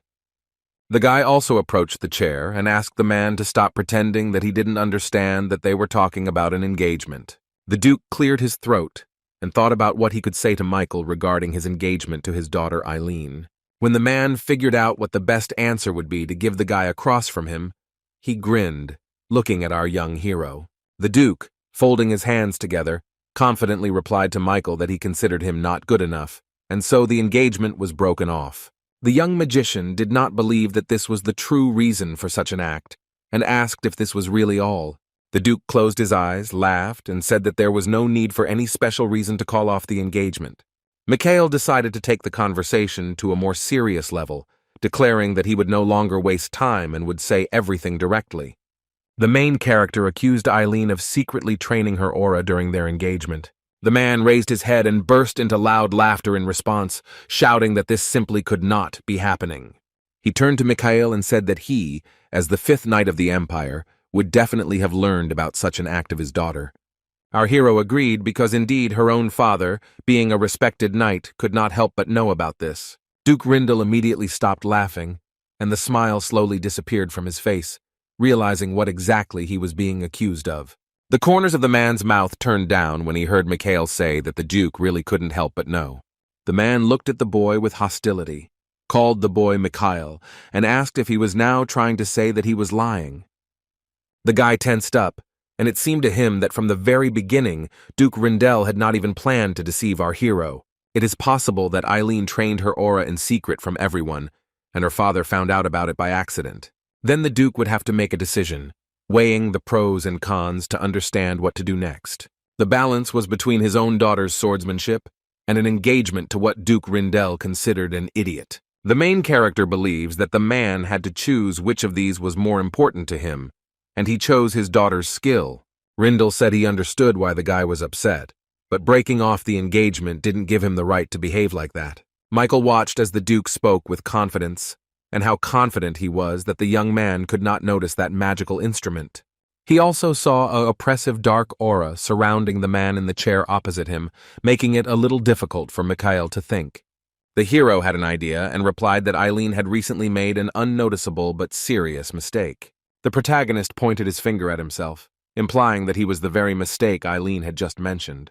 With a smug smile on his face, the guy told the man opposite that, even if it was only for a moment, he had noticed something. Eileen, who had been sitting calmly in a chair and listening to the conversation between her father and her ex-boyfriend, suddenly became alarmed. The Duke gripped the edge of his chair tighter, realizing that our hero had some evidence against them. Having called the Duke Your Highness, Mikhail, beaming with happiness, said that he thought he knew what the guy was talking about. The man was dejected because the guy was right about everything, so he kept silent in response, finding himself in a difficult situation. Rindle stood his ground, not wanting to give in, and calmly told the young magician that he was mistaken in his calculations. But Michael was confident that he was right, so he proudly looked the Duke straight in the eyes, asking if he believed him. The hero announced that their conversation was over and suggested that the Duke continue to deny everything. The guy didn't wait for an answer from the man, got up from his chair, and walked towards the exit with slow but confident steps. Mikhail dealt his interlocutors another blow, declaring that, apparently, Duke Leon Pavlov was already on his way here. Taking one last look at Eileen and the Duke, the boy expressed hope that he would meet Leon on the way back. When the hero announced that he intended to meet with Pavlov, Duke Rindle immediately became alarmed and rose to his feet. Mikhail stopped and smiled calmly, closing his eyes, when someone shouted at his back, demanding that he stop. The boy stood before the Duke and asked if he was now ready to admit that the young heir of the Walpurgises was right. The man tried to remain calm, so he closed his eyes and asked Mikhail to clarify something. The main character was pleased that the Duke had come to meet him, so he said that he was listening to him attentively. Rindle pressed his lips together in tension, trying to find the right words to help him get out of this situation successfully. He looked at Mikhail with hope and pleading in his eyes, suggesting that he compromise and find favorable conditions. The smile disappeared from our young hero's face, and he did not answer at first when the Duke suggested that he find a compromise. But the main character was not very surprised, because it was quite natural for Duke Rindle to talk such nonsense.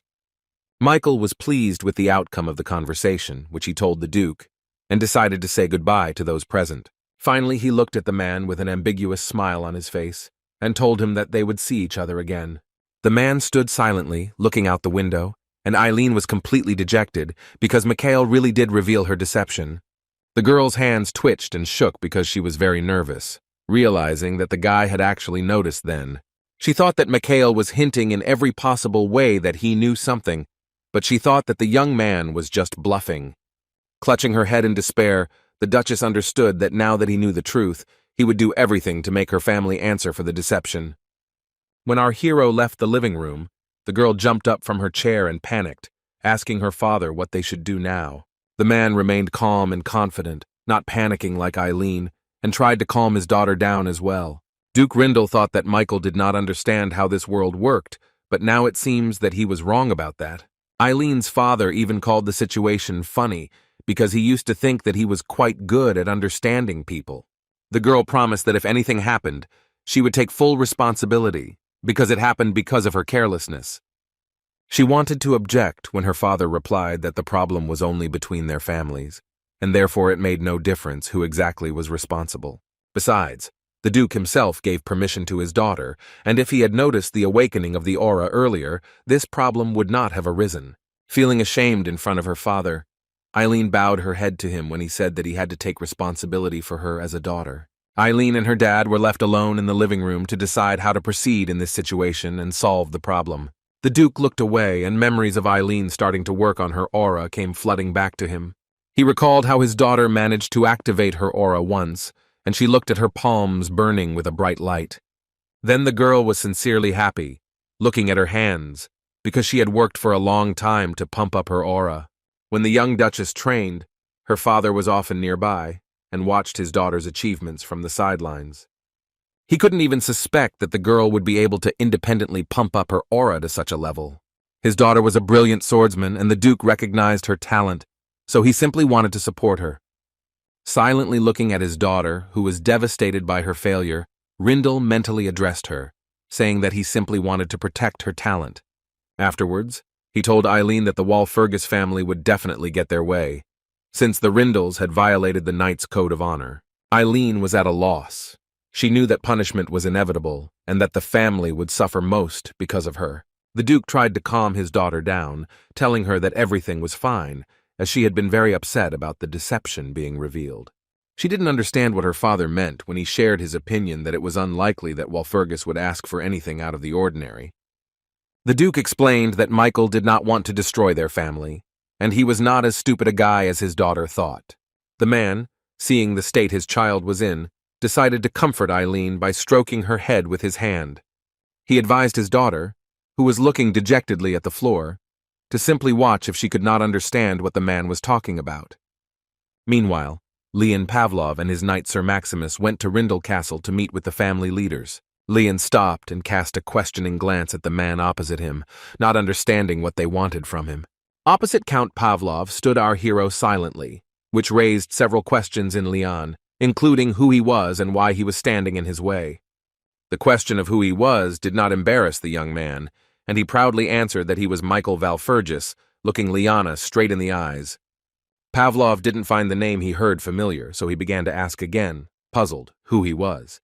Raising one eyebrow, the knight began to carefully examine the guy opposite him, without answering our hero. Leon Pavlov looked at the blue and gold robe of the main character, and it seemed to him that the young man opposite him was not lying. The protagonist silently waited for what Leon would tell him, and stood in front of him with a barely noticeable grin on his face. Pavlov asked Mikhail to explain, because he had a meeting with the Duchess planned for today, and it already seemed to him that he had mixed up the date. The guy replied that Leon had arrived on time, but he and Eileen had just had an unplanned, forced meeting. The knight frowned and accused Mikhail of simply mocking him when he told him about the forced meeting. Leon Pavlov looked sternly at our hero, confirming his suspicions that the stranger was simply making fun of him. The young magician began to deny everything, to which he received a logical question as to why he was behaving like that with Leon. The knight was furious. He really didn't like our hero's behavior, and he accused him of talking nonsense. Michael stood silently, his face expressionless, and simply watched how angry Leon was with him. He noticed that Leon Pavlov was using explosive force against him, which he immediately decided to fight. The boy put his palm out in front of him to prepare to fight the power of the new generation swordmaster. The protagonist closed his eyes and concentrated to use his supernatural abilities to push away this force. Mikhail managed to do this with ease, without even straining himself, and this turn of events plunged Leon Pavlov into real shock. He immediately tried to find out from our hero how he managed to do this, to so easily push away the explosive force of an experienced knight. The hero tried to calm Leon down, saying that he would still have time to get angry, but now it would be better for him to listen to what he had to tell him. Leon didn't believe that it was Mikhail Valfergus in front of him, to which the guy said that he understood him, because he knew that everyone considered him an idiot. Michael didn't want to argue, because in the past, he really was an idiot, and now the only thing that mattered was that the Demon King's invasion was coming soon. The young hero closed his eyes and reminded himself what task was most important to him now. And even more important than the demonic invasion for the guy was to take the place of the smug warrior, because of whom Mikhail had to return to the past. Michael decided that he couldn't let that guy become a warrior, and out of anger he began to grimace, forgetting that he was not alone. Seeing how angry the guy was, Leon Pavlov immediately grabbed his sword to protect himself from Mikhail if necessary. The young man's expression changed, and he asked why the knight had grabbed his sword and if there was something wrong with him. Leon explained that Mikhail simply looked as if he was ready to bite him right now, and the young man explained that he remembered the man they hated. The main character told himself that he needed to calm down, put his hand on his side, and asked Pavlov to just listen to him. The platinum-haired knight looked distrustful of the boy, but Leon didn't object. The famous Count Leon Pavlov nodded his head in agreement, looked at the guy, and asked him to speak. The fact that he was given the floor pleased Mikhail, and he looked at the knight with a smile, although his behavior did not surprise the young man much. Although Leon seems like an overly impulsive person, he is actually quite cold and knows how to make the right decisions. He knows when he should control himself and when to let out his anger, and Mikhail remembered their conversation from the past on this topic. Mikhail, with a smile on his face, recalled the last conversation with Leon before he returned to the past, and it was precisely about problems with anger. Coming closer, our hero assumed that Pavlov had come here for his engagement to Eileen and warned the knight about one thing. Hearing this, Pavlov thought that Mikhail already regretted that he had unceremoniously burst into Eileen's house and made a scene there. The protagonist began to deny this, saying that he didn't need Eileen at all, and that he meant something completely different. The guy made a sophisticated gesture with his hand, raising his palm up, and declared that he was interested in a completely different person. Afterwards, the hero pointed his finger directly at the knight opposite, stunning him with the fact that he was the one he was interested in. An awkward silence hung between the guys. Count Pavlov did not know what to answer to Mikhail Valfergus's statement. The main character immediately explained that, if anything, he likes girls, if he thought about something like that. Leon Pavlov did not understand at all why he suddenly turned out to be needed by the heir of the Walpurgis family, and asked the guy about it. Michael smiled amiably at the swordmaster to gain his favor, and prepared to explain everything. The young protagonist extended his hand to Count Pavlov for a handshake and invited him to become partners. This proposal took Leon by surprise, and he was momentarily speechless from the surprise. Looking at the slightly crazy expression on the young man's face, which was confirmed by his words, Leon concluded that he was not just an idiot, but a madman. In the future, 20 years later, when Mikhail and his team fought the demons, one of the warriors was Leon Pavlov. Pavlov was a master of the sword and a genius of his craft, so he was able to easily deal with a horde of bloodthirsty monsters. The guy skillfully wielded his cold weapon and was able to defeat monsters that were tens of times larger in size. But the battle was not bloodless for Leon. There were a lot of demons, and Count Pavlov received considerable damage. During a break, Mikhail approached Leon and told him that Pavlov would die because his wounds were incompatible with life. The protagonist regretted that he didn't start training his aura a year earlier to kill that demon faster. Mikhail looked at the defeated monster with sadness, because he was killed at the cost of irreparable damage to his comrade. In that battle, Liana Pavlova managed to defeat the demon commander of the third squad, Fierce Alzum, using her swordsmanship. The useless warrior led an entire army to kill the demon commander of the second squad, and for Lian, this battle was a great achievement. But unfortunately, Count Pavlov had to pay with his own life for this victory because the wounds were critical. When asked to say his last words, Leon replied that nothing mattered now, and he was glad that he would at least take this creature with him to the next world. The protagonist approached his comrade and decided to put his hand on his head to comfort him and say goodbye. Mikhail, spending his last minutes with his friend, gave him advice not to worry and not to think about his death. Count Pavlov agreed, resigned to his fate, closed his eyes, and answered his comrade that he would do so. Finally, Leon decided to ask Mikhail something he had not dared to ask about when everything was still good. He asked our hero to tell the truth, since he was already dying, to which Mikhail agreed, holding his head. Pavlov, looking down, asked if the hero really believed that Leon would not be able to become a worthy warrior. Now, when Mikhail went back 20 years into the past to prevent these tragic events, he sat at the table with Leon. The guy wondered if this peacock was talking to him on purpose, without any manners, even though he was used to it. During the conversation, the hero, with his arms crossed over his chest, said that there had been a lot of rumors circulating in the church lately. He shared his opinion that he thought it was somehow connected with the Pavlov family, and the interested Leon did not understand what church he was talking about. Mikhail confirmed his interlocutor's guess that he was talking about a warrior from a prophecy who was destined to prevent a catastrophe. Leon treated this tale with disdain, because the church always comes up with some prophecies that hardly anyone cares about. The guy kept talking about this topic and wanted to confirm his guess that Leon had heard about that legendary warrior anyway. Count Pavlov looked thoughtfully at his interlocutor, and it was clear that he knew which warrior Mikhail was talking about. At that time, people did not understand the seriousness of the demonic invasion, and although the prophecy was the first signal, even the Count treated it with laughter. The prophecy of Cassandra, which our young hero spoke about with Leon Pavlov, was significantly different from all the others. According to rumors, a prophecy about a warrior who can stop a catastrophe that would destroy humanity has spread throughout the world. Leon scoffed at the prophecy, stating that in their world, the Demon King was Michael's family, and the rumors were meaningless. Disappointed that they did not believe him, the protagonist understood that this time too, everyone would turn a blind eye to the prophecy until the invasion happened. Only our hero knew what would actually happen in the future, and only he would continue to believe in the prophecy about the warrior. Mikhail replied that it didn't matter whether he believed those ridiculous rumors, but only whether Leon would agree to cooperate with him. Pavlov asked his interlocutor to stop talking nonsense and stated that he was not going to support the guy in his delusions. The conversation seemed so pointless to Leon that he called it all complete nonsense and already got up from his chair. The young hero decided to pull an ace out of his sleeve and told about training using the Miller method, which left Leon in complete shock.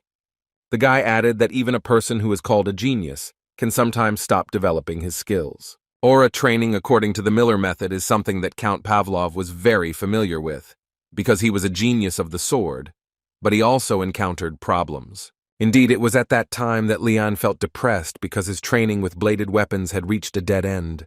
This was reliable information that Mikhail received from Leon himself in the future, which is why the Count was so surprised. Mikhail began to talk about Miller, that he was a skilled swordsman and the best master of aura, one of the most talented in history. Pavlov became angry with his new acquaintance because he, as it seemed to him, was talking about things he did not understand. The young man said that if Leon agreed to accept his offer, Mikhail would help him with the aura based on the knowledge left by Miller. The offer seemed quite profitable, because Pavlov really could use some help, but the guy slammed his hands on the table in anger. The swordmaster shouted furiously at the young man and began to accuse him of telling lies.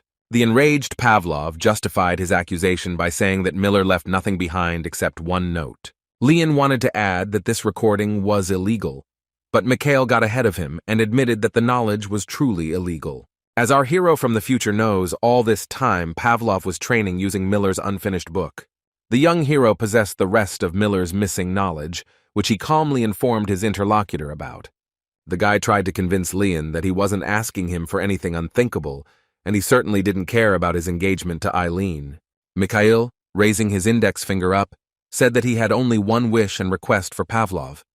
Leon, who was still angry at the guy, guessed that he was talking about that prophecy, and our hero confirmed it. In an attempt to get a final decision from Leon, Mikhail asked what the Count would do. The offer was tempting, because Miller's missing knowledge would help Leon improve his skills, so the choice was difficult. Count Pavlov stood up from his chair, confused, because Mikhail was ready to risk his life for stupid myths and prophecies. Leon thought long and hard before giving the boy his final answer, mostly thinking about the importance of Miller's book. He clenched his fists tightly, thinking that he could not lose the chance to gain such unique knowledge. Afterwards, he thought about Mikhail's stupidity, because according to rumors, he was such an idiot that for this reason the Rindel family broke off their engagement with him.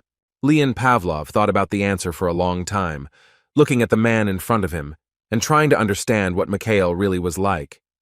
The Count asked the guy if it really didn't matter whether he was engaged to Eileen or not, to which the hero replied that there were more important things to do right now. Michael asked with a satisfied grin if Leon really thought that his engagement to Eileen would somehow affect the Walfurgises. Liana won over Mikhail's self-confidence. It seemed to him that the guy didn't care at all about what others would say. Turning his back to his interlocutor, the swordmaster grinned imperceptibly and made his final decision. Already in a friendly mood, Leon looked at Mikhail and said that at first he had not had the best opinion of the guy, but now it had changed. Pavlov was taken aback when our hero replied that it was because they were friends, but Mikhail decided to immediately change the subject. Returning to Miller's teachings, Leon asked the young hero for proof that he really had the missing knowledge. Michael agreed to fulfill this condition and asked the swordmaster to follow him to prove that he was not lying. The heroes went to the white-tiled square near Rindel Castle, and our hero took up a bulky sword. Leon felt uneasy because the boys had come to someone else's training ground, which Eileen was using, without asking. Looking at the sword sparkling in the sun, Mikhail calmed the guy down, lying that everything was fine and he had already agreed on everything. Before showing the evidence to Pavlov, our hero thought about something. Looking at the polished blade of the sword, the main character made awkward movements, waving a cold weapon, and thought about how heavy the sword was. Afterwards, Mikhail cast the strengthening spell, a fourth circle magic that strengthens the muscles to make wielding the sword easier. The spell worked successfully, which pleased the guy and brought a smile to his face, and now he wielded the heavy sword without any problems. Leon Pavlov did not fully understand what his new acquaintance was doing, so he asked the young man, who glanced at him sideways. The young magician replied that Leon needed proof, and now he intended to show it to him. All inspired, with a beaming smile on his face, the hero asked the guy to watch carefully, because now he was going to show something cool. Mikhail began to work on the practice of Miller's knowledge, and Leon asked if he was going to prove it to him in this way. Pavlov didn't believe in the idea, asking the guy if he wanted to say that the principle of aura training could be explained. The hero explained that this training method was twice as effective as any other, and Miller was able to achieve incredible results in aura training. Miller's method of training the aura was not much different from others, but there was a feature that was characterized by the appearance of an engraving on the body. The engraving was a set of several symbols that appeared on the back of a person's hand and other parts of the body. Moreover, with classical methods of aura training, mana has a certain limit, no more than 40 units. Miller's method stands out here because it allows a person to use up to 70 units. Mikhail asked Leon to awaken the aura first, which made him a little wary and scared. But the guy insisted because he wanted to check. Pavlov sighed heavily, saying that our hero had convinced him, and immediately activated his aura, which shone with a bright blue light. Immediately, Miller's engraving appeared on Leon Pavlov's forehead. His skin was decorated with blue symbols, from which light also emanated. The same symbols appeared on the back of the genius swordmaster's hand, and he clenched his hand into a fist. The young count was focused on fully activating his aura, so his eyes were closed. Our hero was somewhat surprised because the engraving on Leon's body was, in general, similar to Miller's, but did not correspond to it exactly. Mikhail Valfergis stated that Leon had not fully studied Miller's method, but only a quarter, so the results were not very impressive. But Leon Pavlov is still a good guy, because even the fact that he managed to find at least part of Miller's teachings already surprised Mikhailo. Leon replied that it was not his merit, but only luck, because he tried for a long time to find the book, and in the end, he mastered the teachings only thanks to his father. Count Pavlov looked at his palms and said that as soon as he began studying Miller's method, he realized something. At this moment, the young swordmaster became extremely angry and clenched his fists so hard that they began to tremble. His face suddenly turned angry, and he said through clenched teeth that he realized then that he had received only part of Miller's teachings. Mikhail understood perfectly well that Leon had problems with anger management, and nothing could be done about it, so he calmly watched from the side. The young count continued to rage, clenching his fists with all his might, but he did not yet know that he would become the first to study Miller's method. In the future, Leon Pavlov also foresaw that it was this teaching that would lead to his end, and before leaving, he passed on his knowledge to Mikhail. Mikhail never suspected that this could happen, but now he is in the past, and he will have to return Miller's knowledge to Leon. The protagonist, grabbing the sword, warned the count that he would only show it a few times, so he needed to watch carefully. The guy grabbed the hilt of the sword with both hands, held the weapon out in front of him, closed his eyes, and concentrated. Our hero activated his aura using Miller's method, as evidenced by the appearance of a characteristic engraving on his skin. The young mage held the hilt of the sword tightly with his hand. His entire body was enveloped in a powerful blue magical aura. The picture that Leon Pavlov saw before him caused him genuine surprise, because Mikhail used Miller's method. The guy couldn't believe his eyes and even started sweating from the tension. He repeated that this simply couldn't be. But when Mikhail activated his aura completely, Pavlov still had to acknowledge the fact that the guy had truly mastered this method. The young swordmaster was so shocked by what he saw that he collapsed to the floor and began calling what was happening some kind of madness. But not everything went smoothly. It was clear from Mikhail that something was not working out for him. The guy was very tense and clenched his teeth. The main character hoped to hold out in this state for at least a minute, but he couldn't hold out for even 30 seconds because he was a mage and not a swordsman. Mikhail deactivated his aura and hid his weapon, then asked the stunned Leon if he was convinced. Sitting on the floor, Pavlov suspected that Mikhail was not a magician, but the guy replied that he was 100% not a swordsman. The hero was worried whether he had managed to convince the young count and asked if it was enough to believe him. Pavlov still couldn't come to his senses after what he had seen. His hands were shaking, and he couldn't formulate a clear answer. The guy with platinum hair was so surprised that he grabbed his head with his hands and screamed at how difficult it all was. Leon was so eager to gain Miller's knowledge that he screamed at Mikhail to start teaching him right now in exchange for everything he demanded. Our hero agreed to start training, but Leon didn't even listen to him, being sure that Mikhail wouldn't agree right away. Pavlov's eyes widened in surprise when he realized that the boy had agreed to begin training that very day. The sword genius could not believe his ears and asked Mikhail to repeat what he said, to which he again agreed to teach Leon. Finally, Mikhail said that Pavlov would have to turn to the Walfurgises, since training on someone else's site is impossible.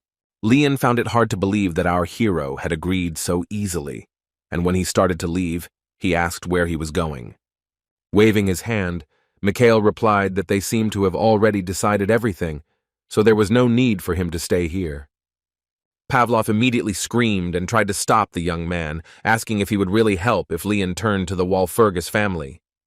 He shouted after Mikhail, demanding that he promise not to deceive him, but our hero merely waved his hand as a sign of farewell and left.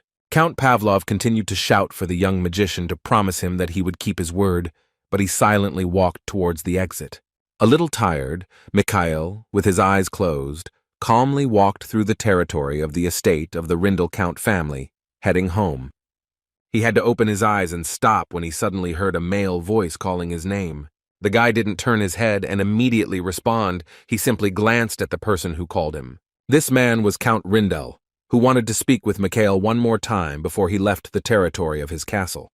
The guy said he didn't think he was there and was going to say goodbye before leaving, and the man asked if he was leaving already. The hero concluded that this cunning old man had seen everything when he said that the young man had managed to get everything he wanted. Michael did not hide anything and said that it would certainly be easy for the Duke to master Miller's method. Duke Rindel looked at Mikhail as if through his soul and clarified that he had seen not just everything, but absolutely everything. But suddenly the man bowed and said that he wanted to apologize to the Walpurgis family and ask them to choose a punishment for him. Mikhail watched the Duke's behavior with interest and distrust, because he knows that the man is aware of what our hero would like. Shamefully lowering his gaze, Rindel admitted that he had behaved unworthily, and the young man praised him for doing the right thing. Watching the Duke, Michael thought about how calm Rindel was, and noted that this was how the head of the family should be.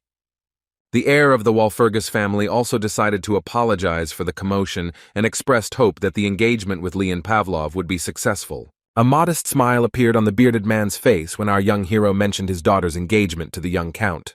Duke Rindel accused the young man of being too naive, since it was already clear that this engagement with Leon was doomed to failure. The man, hiding his anger at the guy, shared his opinion that everything turned out exactly as Mikhail wanted. The main character laughed and pretended not to understand what the Duke was talking about, but he thought that he had simply given Leon a choice. The Duke told the young man that Leon had a strong character, and he believed that until that moment, Pavlov had thought that the engagement had been broken off because of Mikhail. Covering his face with his hand, the man said that today, when Leon Pavlov met Mikhail, he realized that the reason for the cancellation of the engagement was hidden in something else. The man gasped and looked at our protagonist with his amber eyes as he prepared another question for him. Rindel, somewhat worried, asked our hero's opinion about whether the Duke would be able to regain the trust of the Walpurgis family. At that moment, the main character realized what had been making the man opposite him worry and worry all this time. With a good-natured smile, the young man replied that if the Duke so wished, the doors of his family's house would always be open to him. Afterwards, Michael asked what the Duke would do if his daughter Eileen had a reliable mentor to help her. The boy's unexpected question caught Duke Rindel off guard, and he was unable to answer it immediately. The man asked what Michael wanted to offer, to which the boy reminded him that the Duke would like to regain the Walpurgis' trust. The Duke wasn't thrilled with the idea of mentoring, as it sounded like the boy was saying they could have been taught better. Michael objected that he had meant something completely different, and the question was more about whether this training was the best possible. From the silence and thoughtful expression on the Duke's face, the boy realized that he probably thought the young man wanted to do something. The Walpurgis heir smiled modestly when the Duke stated that he did not understand what kind of darkness lurked within the young mage. The hero bowed his head, an ambiguous, wide smile appeared on his head, and he assured the Duke that he was mistaken. Mikhail returned home. His father came up to him and ruffled his hair, saying that he had heard some rumors. Marquis Walpurgis was overjoyed when he learned that his son was able to uncover the insidious plans of the Rindel family. The boy didn't like his father's words and called them heartless, to which Edward justified himself by saying that he was the only father who trusted his son so much. The man simply glowed with joy and pride for his child, and the main character noted how pleased his father looked. The Marquis turned around, indignant that Mikhail could no longer even be praised, and added that he was very proud that the family's honor had been restored. Edward sat down in a chair, leaning his hands on the bench, and informed Mikhail that during his absence a letter had arrived from the Duke. The man took it out and said that Rindal wanted to come to their house in person and apologize, which meant that he wanted to keep the conflict a secret. Marquis Walpurgis grinned, because he understood that for the family of noble knights, the disclosure of such a case would be fatal. He said that thanks to Michael, their family was now in a better position, and besides, Duke Rindel's arrogance had always irritated Edward. The father began to interrogate his son about what the Duke had told him, to which he shared that Rindel had simply asked if he could regain their trust. Edward was curious about what Michael had said to the Duke, and the boy said that Rindel could do it if his intentions were sincere. The Marquis praised his son, saying that it didn't matter how they felt about that family. The main thing was not to show it so openly. Michael coped with the problem brilliantly, and as a reward he decided to ask his father to fulfill one of his requests. He asked Marquis Walpurgis to entrust the matter with the Rindel family entirely to him, as he wished to see it through to the end on his own. Edward was somewhat surprised by the guy's determination and courage, and he admitted that Mikhail had made a great contribution to their family affairs. The main character was pleased that he was being praised, confirming his father's words that the guy had made a significant contribution to the family's reputation. Becoming more serious, Mikhail suggested that Edward stop being disingenuous and admit that if it weren't for the guy, the Marquis wouldn't even have noticed. The boy continued to try to convince his father to trust him with the matter, saying that Walpurgis himself had said that he trusted the boy. The man listened silently to his son's arguments, tapping his finger on the table, that he wanted to do everything, from start to finish, himself. Edward thinks that Duke Rindel is quite a smart man, and the whole world knows him as a talented knight, but this old fox is cunning. He warned his son that he must understand that Michael would have to meet the Duke face to face, and the young man was well aware of this. Despite his father's warnings, the protagonist was determined to see the matter through to the end, his gaze expressing confidence. In the end, Edward still agreed to hand over this matter to Mikhail, because the guy would have to deal with this one day anyway. The man said that he would see what would come of it, and our hero confidently promised that he would not disappoint his father. Hearing these words, Marquis Walpurgis fell silent for a moment, thinking over everything they had just come to during their conversation with his son. The man's gaze was not calm. He leaned his head against his hand and looked into space, clearly worried about the fate of his son and his family. The main character was about to leave, but he had to stop again and look at his father when he called him. The young mage's eyes even widened in surprise when his dad praised him for doing a good job today. Mikhail felt sincere gratitude for such apt and important praise for him, so he bowed before his father. Edward watched silently as his son left his office. Even though the family had achieved success today, there was no smile on the man's face. Marquis Walpurgis rose from his chair and sighed heavily, leaning his hands on the table. Something was gnawing at the man. The man was haunted by the fact that what had happened to his son, that his behavior had changed so much in recent days. Remembering his son when he was still a baby, Edward was not lying when he said that the boy had always had a weak character. Memories of how smiling and good-natured his child had been as a child came to mind. The man still found it difficult to accept the fact that perhaps the reason for the changes in the young man was that he was no longer a child. Edward tried to concentrate on his work again, slapped the table and said that he should prepare for his meeting with the Duke. He was ready to entrust this matter to his son, but still could not allow himself to remain completely on the sidelines. The Marquis wondered what he could do to the old man to allow rumors of the Rindel family's deception to come to light. Before Mikhail returned to the past, his family's reputation as the strongest mages had collapsed in an instant. The Walpurgis family would eventually collapse for only one reason, and that reason was internal conflict. Many members of the family fought among themselves for the right to become the head of the Walpurgis, which led to the collapse of the reputation. In this struggle for power, the old men were only used by our hero, so he soon had a hand in the destruction of his family. Walking along the corridors of his estate, Mikhail turned to his butler Morden, who obediently walked behind. He asked Morden if it was true that Viscount Nostra had visited their house 3 days before the engagement was broken to find Mikhail. The butler winked at his master and confirmed that everything was exactly as the protagonist described. Morden said that the arrival of Viscount Morden was not a big surprise for them, since Mikhail was the only heir. Viscount Nostra, an imposing man with luxurious hair, was a mage of the 7th Circle and an influential vassal of the Walpurgis family. From a young age, The Viscount helped Mikhail's father Edward, which made him a trusted person of the family, and was quite a capable magician. But Nostra had one big drawback, and that was the thirst for power, because he wanted to be not just a vassal, but the head of the Walpurgis family. The butler cast an anxious glance at his master and said that he thought he knew what our protagonist was thinking. Mikhail seemed to understand what Morden wanted to say, so he immediately dismissed his version and replied that that was not the issue at all. Realizing what a dangerous man Viscount Nostra was, the young man told the servants that he needed to be kept an eye on in this situation. Morden admitted that the boy's words made him think, and Mikhail wondered why. Grabbing the door handle, the young mage stopped abruptly when the butler explained that Mikhail had always been on the Viscount's side in the past.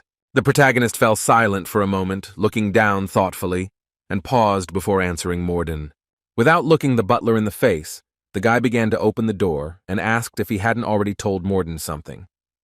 The gray-haired man's expression changed greatly, and he was shocked when he heard that it was the Viscount who taught the boy the third circle of magic. Here the butler could not contain his emotions and began to openly get angry at Nostra, but Mikhail asked him to be quiet. The unstable third circle of magic that the guy had after the regression was taught to the main character by Viscount Nostra.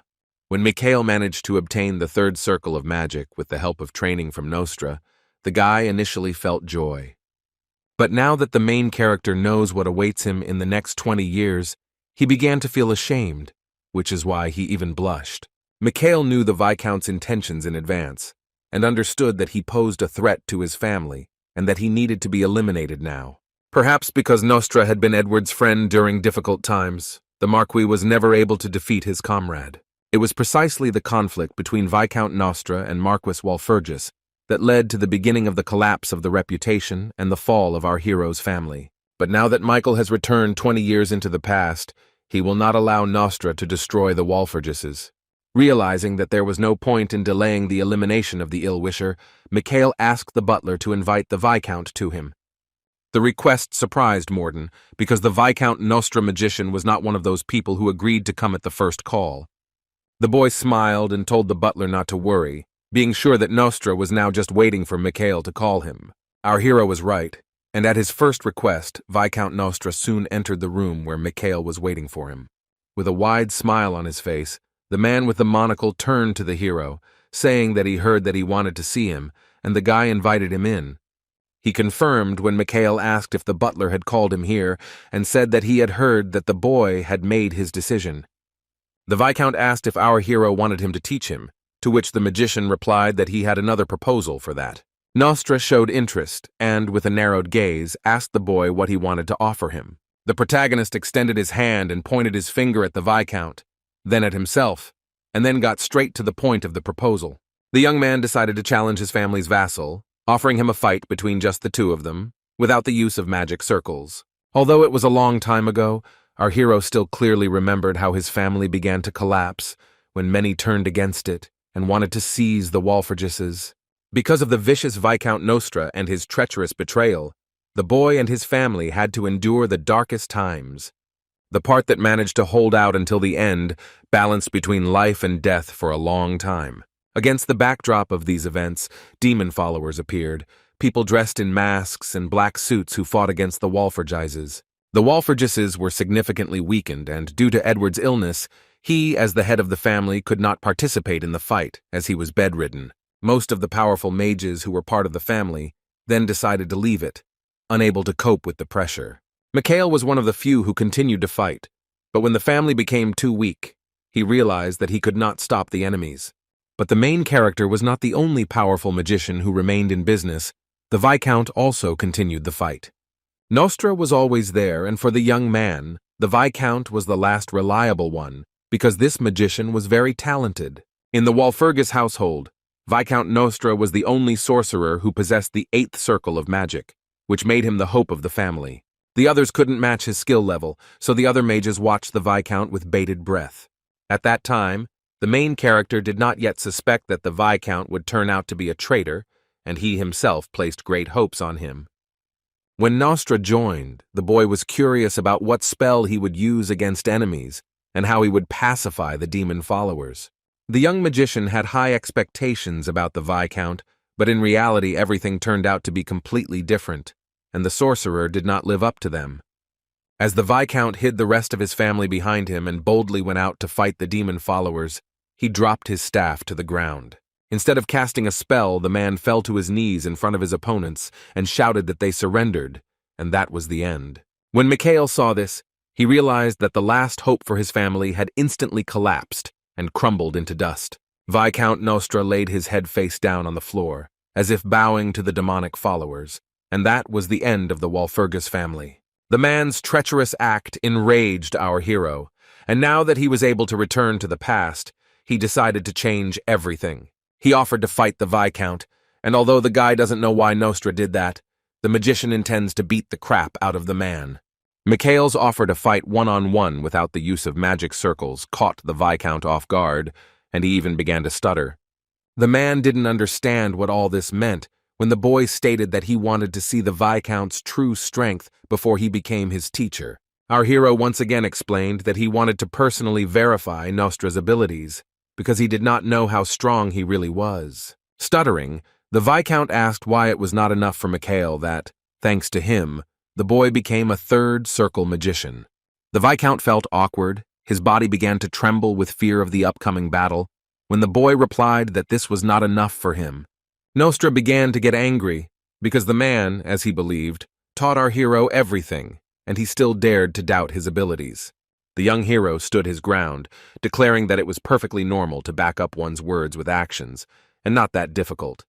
Viscount Nostra calmed down a little, but did not quite understand what the boy opposite was talking about proving. The protagonist clarified that he wanted to measure his strength with the Viscount to see who was stronger, but the use of magic circles was prohibited.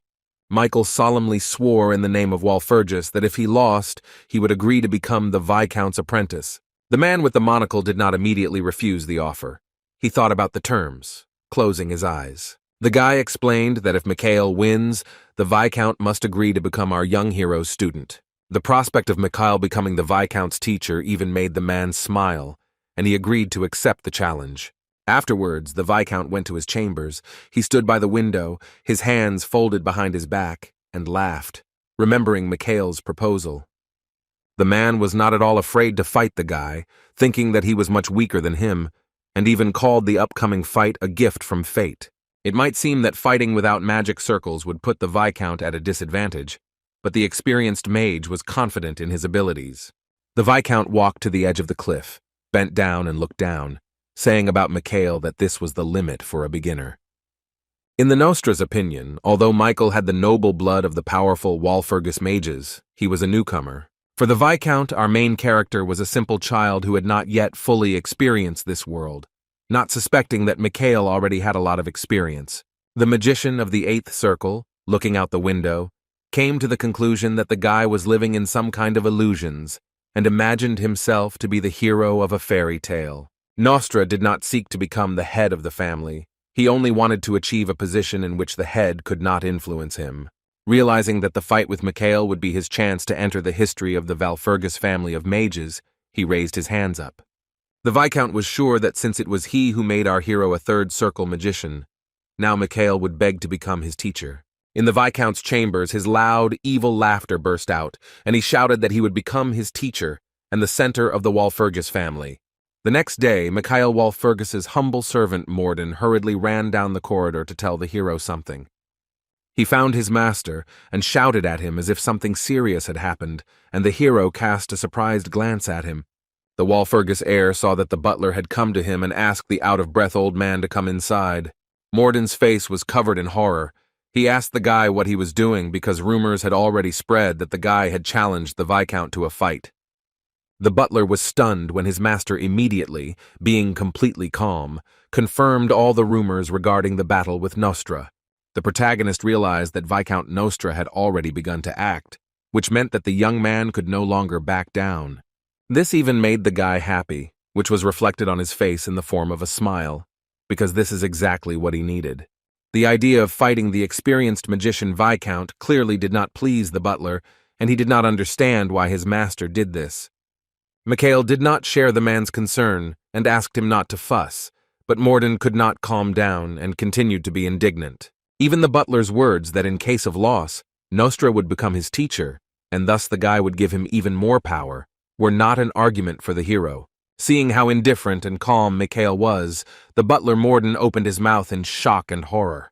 Morden tried to explain to the boy that the Viscount was a cunning and slippery man, and not worthy of being Mikhail's teacher, and the magician replied that he knew this very well. The hero could not help but know this, because in his head, the memories of how the Viscount fell at his feet and bowed to the followers of the demons were still alive. Morden did not understand why Mikhail did this if he understood everything, to which he received the explanation that this way the young man would be able to hook Nostra. Michael asked if the butler knew why the Viscount still remained in the Walpurgis family after everything he had done. Morden stammered that the Viscount was still close to the family because he had been close to the Marquis Edward in his youth. The butler was right, because Nostra was both a colleague and a friend to Mikhail's father, and Edward would never throw him out, because he had many pleasant memories associated with him. After calmly listening to the protagonist, the butler agreed with him that the Marquis was unlikely to kick the Viscount out of the family. Pointing his thumb at himself, the protagonist declared that for this reason, he intended to drive the Viscount out of the family on his own. In our hero's opinion, a one-on-one battle with Nostra will demonstrate what nasty deeds a man is capable of. The stakes for Michael Walpurgis and Viscountessa Nostra as magicians were very high. Magic is complemented by words. At stake was a promise that had been sealed by the heroes, and if it was broken, the mage would literally be rejected by magic.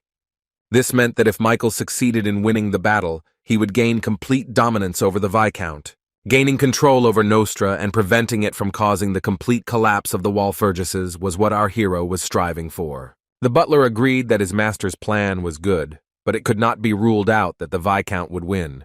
Worried about Mikhail, Morden tried to make sure that our young hero was confident that he would defeat the Viscount. This question made the main character smirk, because he was no longer that young boy, but an experienced magician, although the butler did not know it. Winking, Mikhail promised Morden that Viscount Nostra would never be able to defeat him in the upcoming battle. The expression on our hero's face radiated complete and unshakable confidence in his victory over Viscount Nostra. But this did not calm the butler down. He was clearly worried that the fight could end in failure for the guy, and asked him again if he was sure. The guy explained that according to the rules of the battle, both participants would be in absolutely equal conditions. The butler was still not delighted with the whole idea. His lips trembled with fear, and he listened silently to his master. Morden asked if Mikhail was serious now when he stated that in battle the Viscount would use the same magic as our hero. This was another blow for the butler. The elderly man could not stand it and reached into the inside pocket of his jacket. The man took out a letter of resignation from there and said that he was leaving, because the longer he listened to the guy, the closer he was to a heart attack. The main character did not accept the resignation letter, but cast the fire spell, and the piece of paper instantly turned to ashes. The butler looked sadly at the resignation letter destroyed by the magician, and Mikhail simply asked Morden to trust him. Morden hinted that with the fourth circle of magic, our young hero would be unable to defeat an experienced magician. The older man looked away and said no when the protagonist asked if he was confident in the Viscount's abilities. Mikhail said that in any case, there was no need to worry, because the guy would not have challenged Nostra if he had not been confident of victory. The butler sincerely did not understand why the young man was so confident that he would be able to defeat the experienced sorcerer, and asked the guy about it. The protagonist stated, being brief in his story, that all 7 circles of Viscount Nostra's magic are lies and shams. Mikhail looked closely at his butler, expecting a new reaction from the elderly man after another portion of shocking information. Morden was speechless and didn't know what to say to the guy, so he silently looked him straight in the eyes, trying to digest what he heard. The man reached into his pocket again for a new resignation letter, but the boy immediately warned Morden that he would not accept it. Mikhail asked Morden to listen and explained that in order to obtain the higher circles of magic, one must first obtain the initial ones, and this is obvious. But Viscount Nostra skipped all these steps, although he said that he followed the sequence of training. But this does not seem to be true. Forming magic circles in non-standard ways requires a lot of effort, but the hero still believes that Viscount is not a real magician. Walpurgis is certain that Nostra is simply faking its power, and that its seventh circle magic is nothing more than an illusion. The guy became curious about what would happen to the Viscount if he had to use his magical power for real. Battles where spells have to be cast every second are nothing compared to the showiness that the Viscount practices. Therefore, the protagonist knew that even if his opponent was trained in more spells than he would not be able to win. Thinking about how the Viscount's magical skills were nothing more than a dummy, Michael Walpurgis smirked. Edward Walpurgis couldn't believe his ears when his son came to him shortly afterwards to shock him with the news. Michael announced that the Marquis would soon be treated to a spectacle in which his son and fellow Viscount Nostra would engage in a magical duel. The man stood up silently and hung his head down when the boy asked him to come and honor the participants with his presence. The father said that not even a day had passed since the boy promised to finish the matter with the Rindel family on his own. The news of Mikhail's upcoming battle with the Viscount clearly enraged the Marquis, and he slammed his fist on the table. The head of the family accused his son of talking nonsense and asked him to come to his senses. Otherwise, he would hit him on the head so that the young man would come to his senses. The protagonist, standing in the Marquis's office, looked seriously at his father and declared that there was not a grain of humor in his words. Resting his forehead on his hand, the man said that he had not taught Mikhail magic for that reason, and then asked what he had thought up again. Our hero glanced sideways at his father, realizing from the expression on his face that a thought had also flashed through his head. Seeing how worried his father was, the young man understood that the Marquis did not like the prospect of Mikhail becoming a disciple of Nostra. Edward Walpurgis did not immediately understand Mikhail when he confidently stated that he did not intend to lose to his opponent. The man was surprised by his son's words that he was obliged to win and make the Viscount his student. The boy didn't understand what this thing was for when his father stood up and took out a wooden battle, declaring that it was a textbook and that he would now hammer knowledge into him. Realizing that his dad wanted to beat him with a club, the main character smiled and asked Edward what this nonsense was about. Walpurgis sincerely did not understand why Mikhail, being a sane person, was saying such nonsense with a completely serious face. The main character was well aware of the reason for his father's concern and was understanding about it, so he smiled silently. He opened his eyes again and looked at the Marquis, saying that Viscount Nostra was a vassal of their family, trying to convey something to the man. Given this fact, Michael did not understand why the heir of the Walpurgis family should follow the lead of some servant. After these words, the expression on the head of the family's face became restless. He did not quite understand what Mikhail meant by the words, "on the lead." Tapping the bat against his hand, the Marquis asked his son how the boy, who had only recently reached the fourth circle of magic, could be so confident of victory. The son reassured his father, saying that he would not have invited the Viscount to a duel if he had not been 100% sure, and the man asked what would happen if he still lost. The protagonist replied that if he lost, he would have to agree to become the Viscount's apprentice. Edward didn't like this idea and said that was the whole problem, after which he hit the table with his bat. The man was very angry with Mikhail. In despair, he lowered his head down and asked what he should do with him now. He looked at his son with a furious expression on his face, asking if he understood what he wanted to do to him now. The father's anger made our hero feel tense, and in an awkward situation he began to laugh, trying to defuse the situation. The hero remembered that his dad always threatens to break his legs when this happens, so he promised to give up his legs for the sake of peace in the family. The conversation with the Marquis was over, and the guy took hold of the door handle to open it and leave, glad that the issue with the duel was resolved. When the boy left his father's office, he breathed a sigh of relief, because now nothing would stop him from fighting the Viscount. Edward Walpurgis gave him the go-ahead, so the only thing left for him to do was to deal with Nostra once and for all.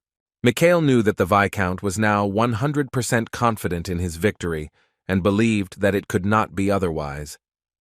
The main character suspected that the man was probably now thinking about how he could use Mikhail for his own purposes. The guy was sure that the Viscount wanted to use the victory in the duel to seize power in the family in the future. The young man laughed because the person who wanted to seize power was a man who had never been a real magician, even before Mikhail's regression. He felt great anger towards the man who had caused the Walpurgis' downfall and said that he would definitely crush him. Our hero went to the Walpurgis training hall and noted that everything was the same as before, and the room would probably withstand attacks from the sixth circle of magic. The family's center of magical practice was a place where a huge number of different tools were stored, including magical staves.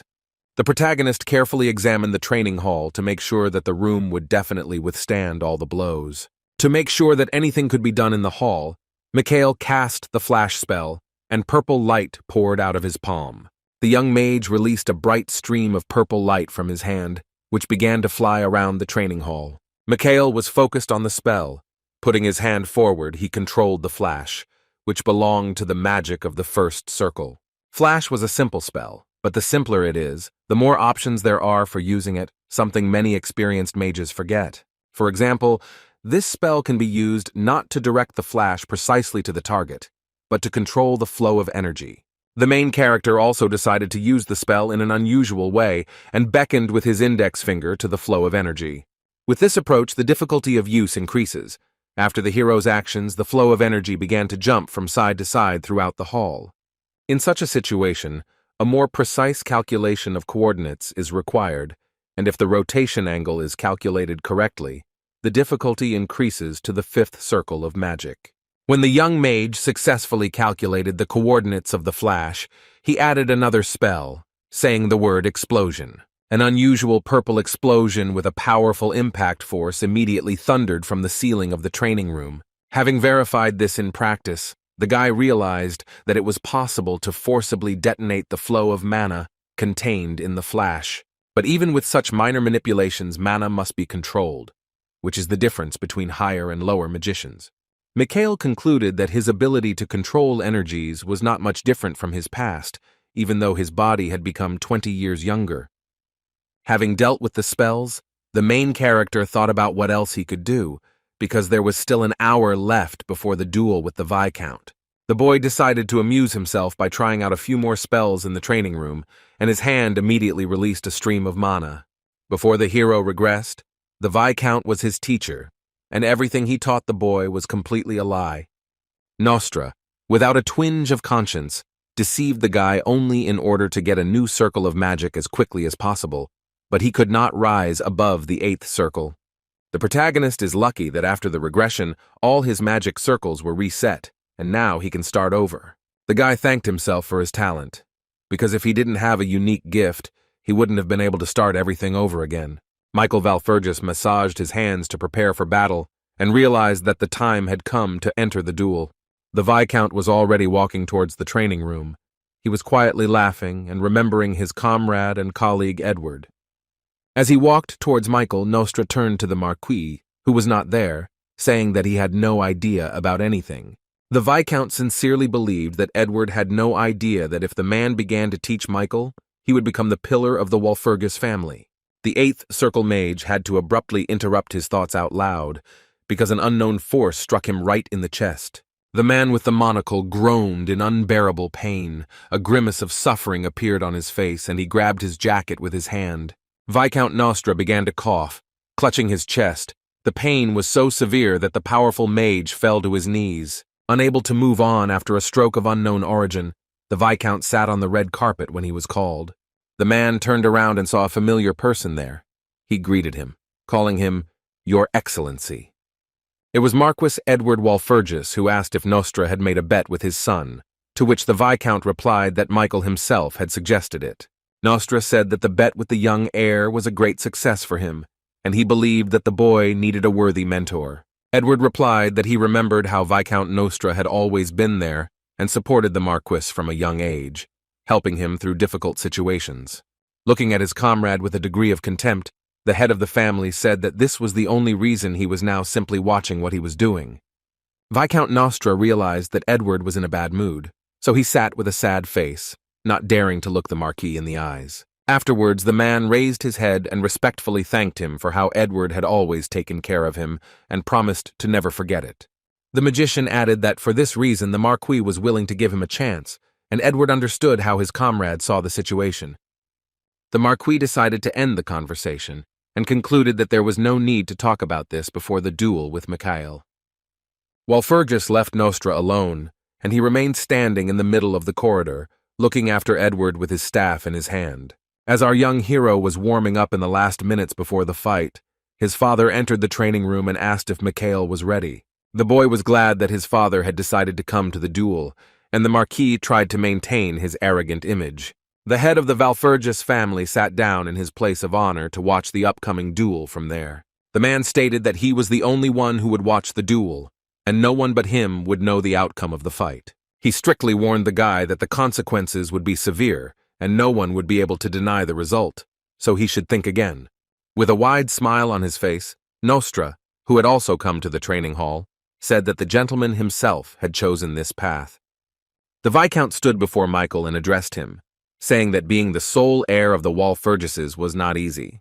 In the last moments before the start of the duel, our hero was absolutely calm. His face did not express any worries or fear. Edward Valfurgis looked down to make sure everything was ready for the fight to begin and to announce the start. Everything was ready for the duel to begin. The head of the family extended his hand forward and made a hand gesture to use a magic technique. Large chains containing a large charge of mana released into space by Edward began to fly around the training hall. The Viscount and Mikhail looked up, watching as those massive blue magical chains formed a dome above them.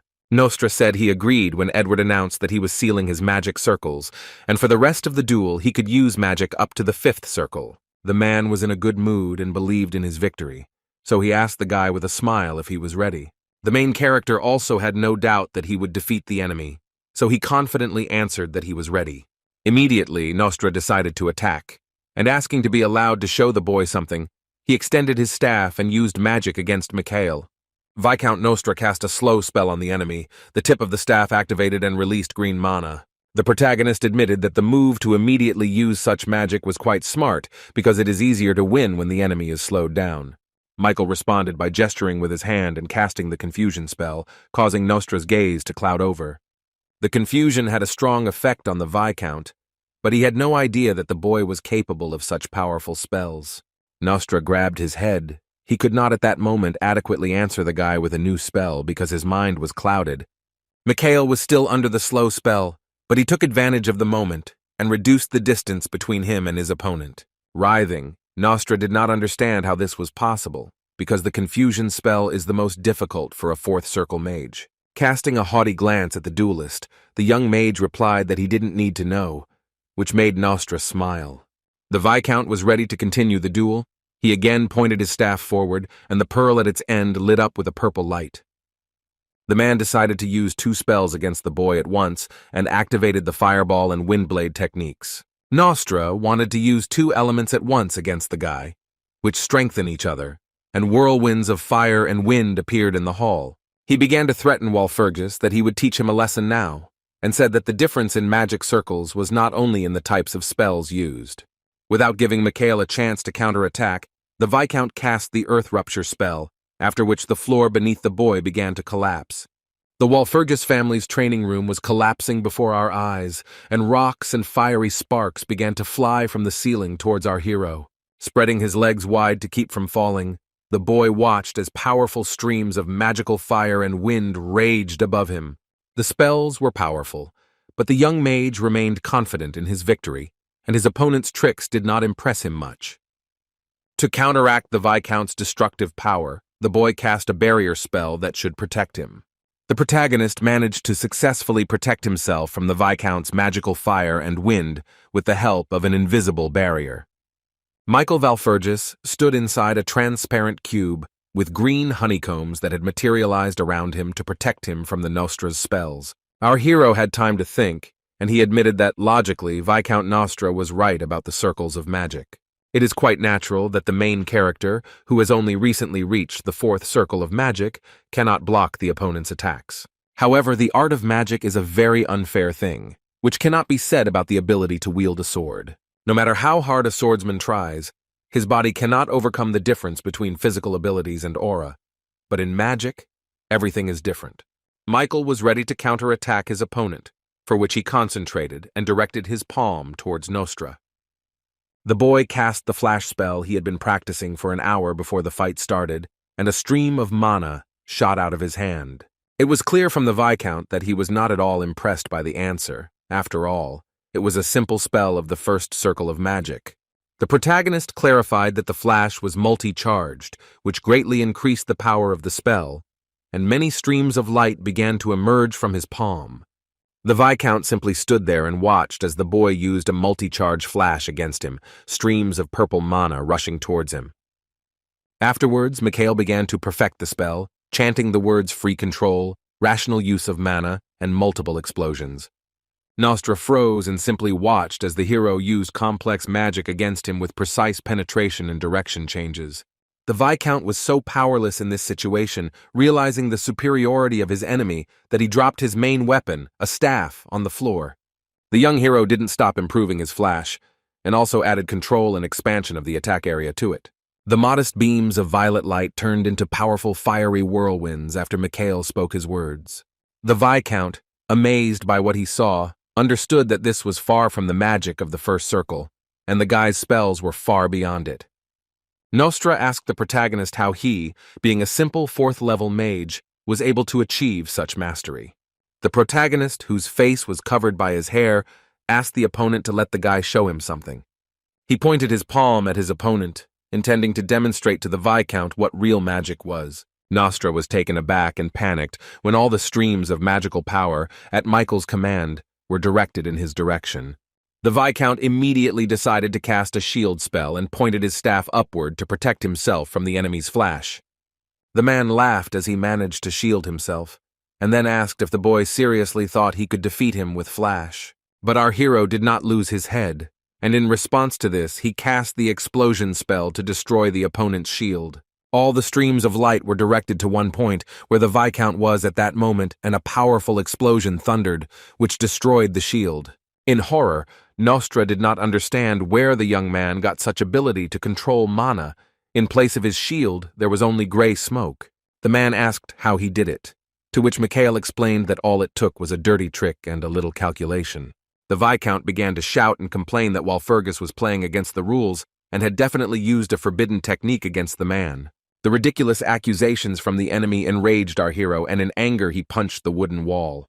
Looking at the Viscount with hatred in his eyes, Mikhail asked him to watch his language, because he was already crossing all boundaries. He removed his hand from the wall, leaving a large dent, and said that he was fighting the Nostra now as a member of the Walpurgis family. Nostra was ashamed, and he moderated his ardor, and Mikhail asked the man to prove that the protagonist was using forbidden magic. Out of despair, the Viscount fell to his knees, his body shaking, until the hero did not believe that a man of Nostra's stature had missed a very important thing. The 8th circle magician had no face. He felt very depressed due to the enemy's superiority, and said that it was all a lie. Seeing that our hero had managed to take complete control over his opponent, Mikhail smiled, savoring how he was dominating Nostra. The guy said that he accepted his answer, and at that moment, he again released several streams of powerful mana from his palm and directed them towards the enemy. Kneeling, the Viscount raised his head and saw 3 large fiery arrows, surrounded by whirlwinds, flying straight towards him. All he could do was try to protect himself, so the man cast the shield spell again, which would protect him from the flash. But the experienced magician failed. Mikhail's mana streams reached their target, and then a powerful explosion was heard. The explosion hit the Viscount. The shockwave threw him back, and he collapsed, shaking with pain and fear, and because of the smoke he began to cough and choke. Our hero had no plans to spare the enemy, so he asked Nostra to stand up because they were not finished yet. The Viscount was extremely indignant. He clenched his teeth in anger, not understanding why the guy could perform such complex spells so easily. The man rose to his knees and wiped his face with his hand, admitting that the young man had performed well and appeared before the magician in an unexpected form. The hero was still in control of the flashes in the air around him when the Viscount declared that he now intended to show himself in action. With a malicious smile on his face, the Viscount declared that Mikhail would now see what the power of a 7th circle mage meant. In response, our hero reacted with lightning speed, sending all controlled energy flows straight at the Viscount. But this time, Mikhail's opponent managed to protect himself and materialized a double protective dome around himself, so he did not receive any damage. Mikhail's mood worsened when he saw that his flashes were disabled and no longer controllable. Nostra managed to completely neutralize the main character's attack because he protected himself with a double shield. With a mad expression on his face, the Viscount cast the multi-shot attack spell, holding his palm out in front of him to attack the boy. Fiery vortices formed around the Viscount, and 3 powerful streams of magical energy shot upward. Edward, who was watching the duel closely, expressed dissatisfaction because the Viscount used a spell of the 4th circle of magic. He could no longer watch while sitting, and stood up from his seat to help his son if necessary, because the magician had improved his attack to his level. Marquis Walpurgis felt angry. He covered his face with his hand, thinking about how Nostra used 3 spells of the 4th circle at the same time. He looked at his old comrade with hatred and realized what Viscount Nostra had been hiding from him all this time. Nostra burst into loud, evil laughter, because Michael would not be able to resist the strongest spell, 4 circles, 3 fire spears. The Viscount rejoiced, thinking that this spell would be his victory, and he grabbed the fabric of his clothes with his hand. The man couldn't stop gloating. He stood and laughed loudly, watching the fiery spears darting through the air. Shouting that it was the end, the Viscount pointed his magic staff at Mikhail, and 3 fiery spears flew straight at our hero. Powerful streams of magical fire reached their target, and a thick cloud of black smoke formed in the place where Mikhail stood. Edward Walpurgis was disappointed. He sat back down and looked down, admitting that Viscount Nostra had been right. The man was overjoyed. A wide smile shone on his face, and he told Mikhail that the victory would be his. But just a second later, his facial expression changed dramatically, and the man was shocked when he saw something in front of him. Through the wall of thick smoke, the Viscount noticed the silhouette of his rival.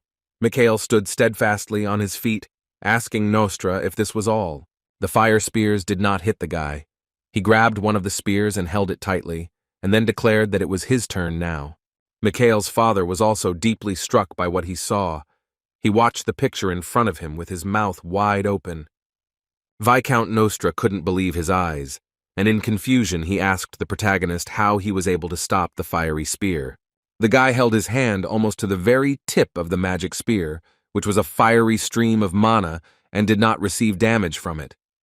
When asked how he stopped it, the young man replied that it was easy and simple, and then with a movement of his hand, he dissolved the fiery spear in the air. The Viscount was very angry because our hero had only recently reached the 4th circle of magic and was already able to stop the man's attack. Mikhail didn't understand what the Viscount was talking about, because the ability to control magic is a much more important skill than magic itself. The whole difference was in talent, and no matter how hard a magician tried, without talent, he would not be able to defeat a gifted sorcerer. That is what all magic is about. Learning magic defies logic, but Viscount Nostra, being an experienced sorcerer, did not understand this, so he held the staff with a trembling hand. The main character's words made the Viscount angry. He was outraged that Mikhail wanted to say that he was a more talented magician than Nostra. Smiling broadly, the protagonist asked him what he was doing wrong and suggested that he try to prove otherwise if the guy was wrong. Viscount Nostra accepted Michael's offer, dropped his staff, and pointed his palm at the boy to cast a new spell. The man held his hands out in front of him, spread his fingers wide, and bent down slightly to accurately attack his opponent. In his rage, the Viscount cast spells, first activating Ice Spear, then Demonic Hand and Thorn Attack. The training hall was in chaos.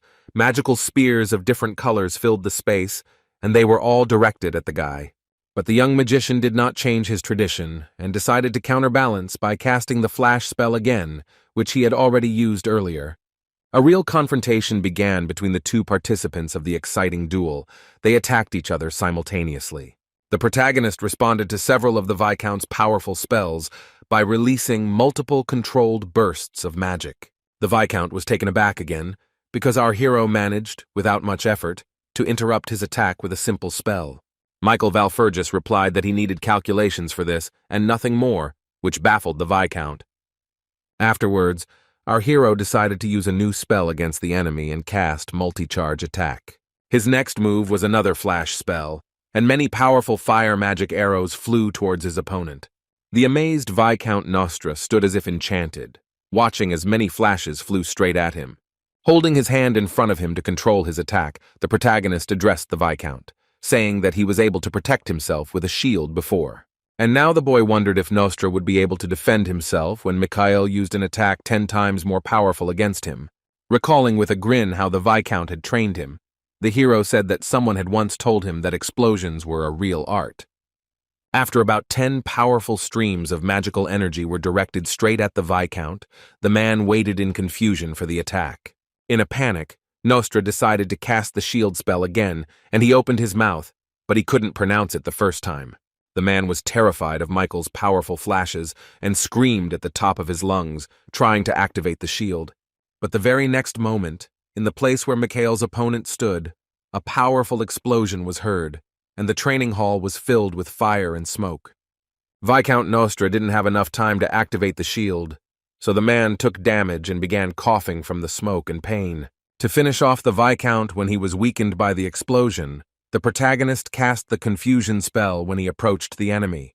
While Nostra was still unable to think, Walpurgis ran up to the man and struck him in the face with his hand, causing him to lose his balance. A red bruise appeared on the Viscount's face. The blow had left him unable to fight any further, and he coughed in pain. Mikhail's eyes were clouded with hatred for the Nostra. He had no intention of stopping the attack, and cast the flash spell again. 4 streams of light immediately flew out of the protagonist's palm, which Mikhail will use to finish off his opponent. Flashes began to circle around the Viscount, who was in a completely helpless state and screaming in pain. All beaten and wounded, Nostra could not continue like this any longer. He began to beg the master to wait and stop the attack. Stuttering, the Viscount wanted to shout that he surrendered, but he did not have time to do so, and the protagonist again hit him with his fist, but this time right in the nose. Our hero had no intention of sparing his enemy. He angrily ordered Nostra to shut up and just keep his mouth shut. Mikhail continued to beat the man, holding him by the collar. Doing this was one of the items on the list of most desired things. He once made a list of things he wanted to do before he died, but he didn't even get half of them done before he regressed. But the guy had the opportunity to do one thing right now, so he decided to beat the Viscount with his fists without using magic. Nostra could no longer resist. The boy held him by the collar so that he would not fall, and continued to beat him. But then his father called him. The hero could not stop. His mind was completely clouded with rage. He struck more and more blows without a shred of pity, not paying attention to his father's voice. Mikhail came to his senses a little and returned to reality when Edward Walpurgis shouted his name for the 3rd time. The Marquis grabbed his son by the wrist to stop him from beating the Viscount and told him to stop. It was all over. Anger overcame the boy's common sense. He shouted that he would not stop because the Viscount was not asking him to spare him. Edward shouted that the guy had beaten Nostra all over his face, so there was nothing left to say, which was true, because the man was already lying unconscious on the floor. The boy justified himself to his father by saying that the Viscount was not showing any signs of wanting to surrender, but in fact, Nostra was making a hand signal that he wanted to stop the fight. The Marquis showed his fist and asked his son to look at his veins. Mikhail said that he understood that violence breeds more violence. The head of the Walpurgis family glanced at the beaten Viscount and asked him if the man was ready to accept defeat in a duel. The man's face was swollen from the blows. He could not speak clearly, so he lay on the floor and made incomprehensible sounds. Edward took this as an agreement to accept defeat because, in any case, the Viscount's condition would not allow him to continue the duel. The protagonist asked his father to deal the final blow to the Viscount, but the Marquis did not listen to him and cast a teleport spell to remove Nostra. The spell worked successfully, and a moment later Viscount Nostra disappeared, leaving behind a small fog. The duel was officially over, but Edward was in no hurry to talk to his son. He silently turned around and began to leave. Then, without looking his son in the eye, the man said his son's name, and he replied that he was listening carefully to his father. Marquis Walpurgis admitted that Mikhail's skills had grown so much that he had not expected to see anything like this today. He praised his heir, saying that such skills were possessed by a magician who existed long ago and was called an apostle. The main character hastened to calm his father down. He looked at him with a kind smile and said that it was just a coincidence. Michael's words did not immediately convince Edward, and his resemblance to the apostle still bothered him, so he asked if his son was telling the truth. Then our young hero understood perfectly well what kind of magician, who lived in ancient times and was called an apostle, his father was talking about. The powerful sorcerer to whom Edward Walpurgis compared his son was called the Twilight Mage. This man, because of his skills, was banished from all the places where he tried to shelter himself, and in the end, the man disappeared without a trace. Mikhail was a little offended by his father's words, so he made a claim that his father underestimated him too much. The boy said that the skills demonstrated in the duel were not difficult, but the Marquis replied that one must be very talented to control power at such a level. Edward flattered the hero, remembering his own words about how he was born with such talent, and the guy responded in kind, saying that he was still his son. Marquis Walpurgis decided to put an end to the pointless argument by declaring that if the boy said so, then he would believe him. The man then asked if this was why the hero had actually called him here, and if his son simply wanted to show what he could do. Edward explained that Viscount Nostra was simply his friend and was not suitable as a teacher, and his son would hardly have entertained the idea of studying with him. The head of the Walpurgis family was determined to find out why his heir had invited him to watch this duel. Mikhail's father was absolutely right, and the main character admitted to himself that he would never have judged his teacher in such a cruel way. The boy smiled modestly, hiding his gaze, and told his father that there was nothing special, and that today he had simply given in to his emotions. Then the main character asked the Marquis if he had thought about throwing the Viscount out of the family and depriving him of his vassal status. The guy understood why the Marquis didn't want to kick out Nostra, because he was the only man he considered equal to himself, and being the head of the family is lonely. The hero admitted that he didn't like the whole situation, but knowing what kind of person his dad was, he wouldn't risk everything without reason. Mikhail confirmed this when the head of the family asked him if he had acted in this way for this very reason. The young mage pointed his thumb at himself, moving closer to his father, and spoke again to Marquis Walpurgis.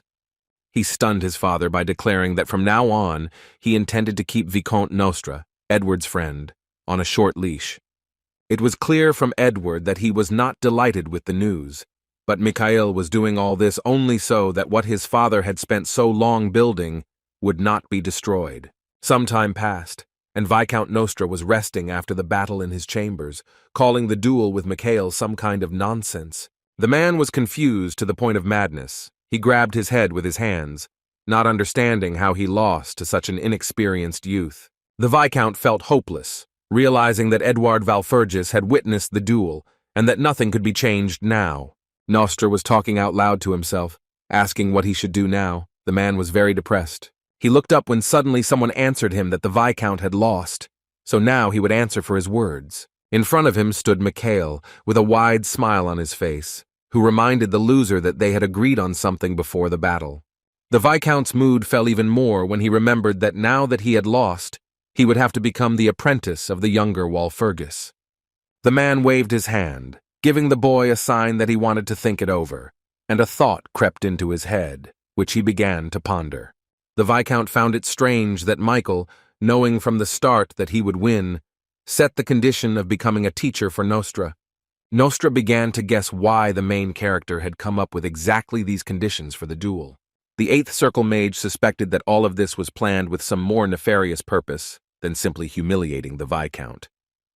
The Viscount came to the conclusion that Michael had set up a test for him, so he still had a chance to turn everything to his advantage. The hero brought Nostra back to the conversation and asked if he understood what the guy meant, to which the Viscount replied that this was the future of his family. The magician's answer made the guy laugh. He grabbed the back of the chair and moved it to sit down, and then asked the man to continue speaking. The Viscount said that Michael had long hidden the fact that he wanted revenge on Duke Rindle after what their family had done. The main character seemed to have kept his mouth shut and did not answer his duel opponent, but only silently looked into his eyes. The Viscount's expression became more positive as a new idea came into his head, and he decided to share it with Mikhail. The man solemnly spread his arms out to the sides, smiled broadly, and declared that he intended to help the main character do this. The young magician sat silently, his arms folded across his chest, and did not respond to Nostra's words about Michael wanting revenge. The Viscount's face showed that he was confident that he was right, and he looked the boy straight in the eyes, waiting for his answer. Despite Nostra's efforts to wriggle out of it and improve his position, our young hero smirked contemptuously. The Viscount was saddened again, and could not even believe his ears when the main character answered no to the offer to help. Herr Walpurgis accused the man of talking too much, calling him his student, and asked Nostra to call him his teacher. Nostra was confused and embarrassed, and the fact that the guy rejected his offer made him genuinely indignant. The Viscount still couldn't believe that the fact that he would have to become Mikhail's student was not some kind of bad joke. The protagonist once again confirmed that he intended to become the Viscount's teacher, and the man realized that the guy was not joking at all. He looked at the young man and realized that he looked serious, so the experienced magician would now have to come to terms with the new reality. Nostra began to panic, sweat running down his face from worry. He didn't want to become the guy's student at all, and wanted to prevent it by any means necessary. The man did not lose hope of reaching an agreement. He reminded the hero that he was a seventh circle magician and a good friend of his father, Edward. Nostra was frightened when our hero did not want to listen to his excuses and strictly ordered him to stop this bazaar. Michael Valfurgis, realizing his superiority over the Viscount, hit the man's wooden table with his index finger. The guy said with all seriousness that as a Viscount, a man must understand that a promise made by a magician cannot be broken. The protagonist understood that Viscount Nostra could not help but know this, and the magician would have to fulfill his promise. Magicians make promises to each other in magic circles, and if it is broken, the circles of the unscrupulous sorcerer will be destroyed. Nostra was outraged to the limit. He jumped up and started shouting at the young man, declaring that he was older and had more circles of magic. The man did not understand how the boy imagined this, and where had it been seen that a young man could raise such an experienced magician. Mikhail understood that the Viscount would definitely try to get out of this, which he told the man opposite him. The main character's words caught Nostra off guard. He looked at the boy in confusion, not knowing how to get out of it now. Nostra, who had lost all hope, collapsed into his chair and accepted his fate of becoming the disciple of a boy much younger than himself. Our hero's mentorship of the Viscount began. Both heroes went out into the fresh air, and Mikhail called his student. Nostra's expression showed that he was not at all happy to become the hero's student, but he obediently called him teacher. The man trembled with anger and injustice, but he understood that he would have to endure it. Otherwise, his magic circles would be destroyed. Turning his back to Nostra, Mikhail declared that he was now his mentor, and now he would teach the man a few things. The Viscount tried to control himself. What was happening to him now horrified the man, and he could not hide it. Feeling hatred towards the boy, he clenched his fist so hard that it trembled, but still answered the teacher that he was listening to him. The protagonist glanced at his newly minted student and remembered what happened before his regression. Looking at the grief-stricken Viscount, the boy understood, recalling the events of the future, that destroying Nostra now was not the best option. Michael dreamed of taking revenge on Nostra, but funny as it may be, this magician may turn out to be very useful for the Walfurgises in the future. The thing is, Viscount Nostra has seventh circle magic, so he has potential, and it could help Mikhail. As a good teacher, Michael decided to ask his student's opinion, and asked what the Viscount would like to know. Confused and terribly upset, Nostra was unable to answer clearly, and said that he did not want to learn anything from the hero. Mikhail did not agree, because it seemed to him that Nostra was interested in something, for example, unstable circles, and the inability to fully use magic. Our hero approached his student and poked his finger into his chest, saying that this was evidence of his heart, which hurt with the slightest exertion. Viscount Nostra could not stand the tension, and after a light kick in the chest with a finger, he cringed and groaned from the pain in his heart. Clutching his heart, the man fell to the ground. He screamed loudly from unbearable pain. The magician's body trembled. Observing this, the hero knew that, as a rule, circles cannot be stable unless they are preceded by enlightenment. There is a way to create circles without enlightenment, and those who are able to do this are called apostles. The man who knew very well about this method, and the magicians who were called apostles, was the father of the main character. Viscount Nostra was a sorcerer whose circles were unstable due to a lack of enlightenment. He understood, looking at his palms, that in terms of mastery of magic, he did not reach the level of Marquis Walfurgis. The protagonist knew that for this reason, Viscount Nostra was provoked to achieve the stabilization of the circles in another way. While the Viscount tried to use the apostle's method, he found himself in an empty space surrounded by infinite space. When the man turned around, he saw a massive concrete structure in front of him. The path in front of him was almost destroyed. Michael, who watched as Nostra's heart now writhed in pain, knew that he was now paying the price for all of this. The man came to his senses a little, but still held his heart and looked at the teacher with fear, and the teacher said that he would show him how to stabilize the circles. The main character came closer to the magician, leaned over him, looked straight into his eyes, and ordered him to give the guy his mana. Viscount Nostra realized that the young man knew perfectly well that he had used the apostle's method, but did not understand where from. He became furious when he realized that the Marquis had told him all this, and that Edward had known all along that Nostra had touched the hands of the apostle. The man couldn't believe it. He grabbed his face with his hand and started laughing nervously, although he wasn't in the mood for laughing.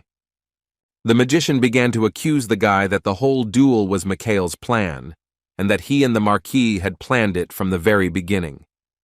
The fact that the head of the family was involved in this was an outright lie, so the hero looked sternly at Nostra and told him not to make things up.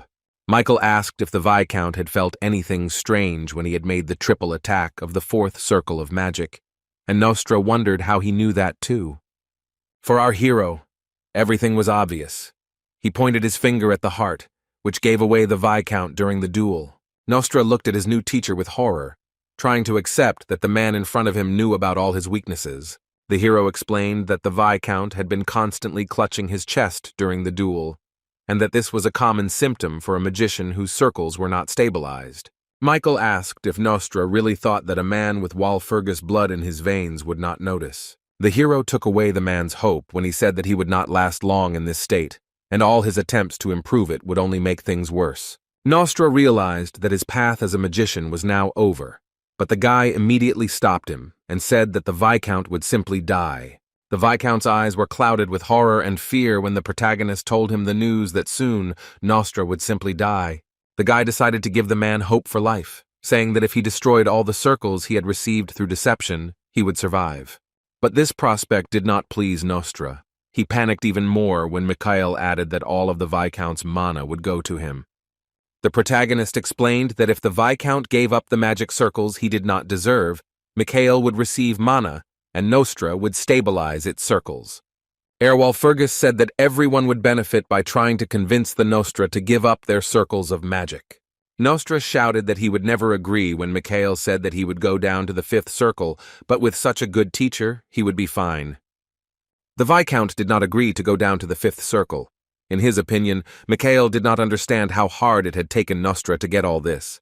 The protagonist did not consider it hard work because the Viscount earned not magic circles, but a cancerous tumor. Before the hero returned to the past, the Viscount was slowly dying because of his deception and paid in full for giving in to temptation. Nostra replied that being able to walk did not make a child an adult, and there was no point in having seventh circle magic but not using it properly. Mikhail became angry, saying that these were just circles that the man had created due to his inferiority next to the hero's father, and that there was no true meaning to them. Nostra opened his mouth silently when our hero asked him if the man thought that Edward Walpurgis did not know about all this. The Viscount really didn't know that all this time Mikhail's father had guessed everything perfectly well, and this news shocked him. Naturally, our hero's father was aware, but the man always preferred to pretend that he knew nothing, which was the wrong decision. Standing in front of the Viscount, who was kneeling, Mikhail declared that the mage's attempt to use the boy had failed miserably. Viscount Nostra felt very depressed. He sat submissively in front of the young man, closing his eyes from grief and shame. At that moment, the seventh circle magician remembered Edward. Pictures from the past popped up in his head. The man called the Marquis his friend. A memory surfaced of both of them standing at the edge of a cliff at sunset, and Edward stated that he had been through a lot to be here now. The Marquis, admiring the evening sun, said that he almost died several times, but he still managed to get here. The Viscount, standing behind him, was then very embarrassed when Edward declared that he had only gotten here thanks to Nostra. Edward continued to talk about how many people think that the Marquis achieved everything on his own, but he understands what an amazing person the Viscount is. Walpurgis placed his hand on the Viscount's shoulder and praised his comrade for the drive he had. The magician was somewhat taken aback when Edward began to push him in the back with his hand, saying that this was precisely why Nostra continued to develop. The Marquis's endless praise of Nostra obviously embarrassed him, and in response he could only pronounce the name of his faithful friend. But Edward did not stop in his speech and said that no matter what others said, he had only one person whom he trusted. Marcus Walpurgis stated with confidence in his voice that Viscount Nostra was the only one he had complete confidence in. Now, as the defeated Nostra knelt before his friend's son, his face was blank as he recalled that moment between them. The boy looked at the man and began to listen to him attentively when he said his name, but then corrected himself and called him teacher. Hanging his head in shame, Viscount Nostra declared that he accepted the young man's offer and was ready to destroy his undeservedly acquired circles. The old world was collapsing for Nostra at that moment, but he found the strength to ask Mikhail to take his mana. After some time, the main character, raising his palm, looked at his magic circles, which glowed with a bright blue light.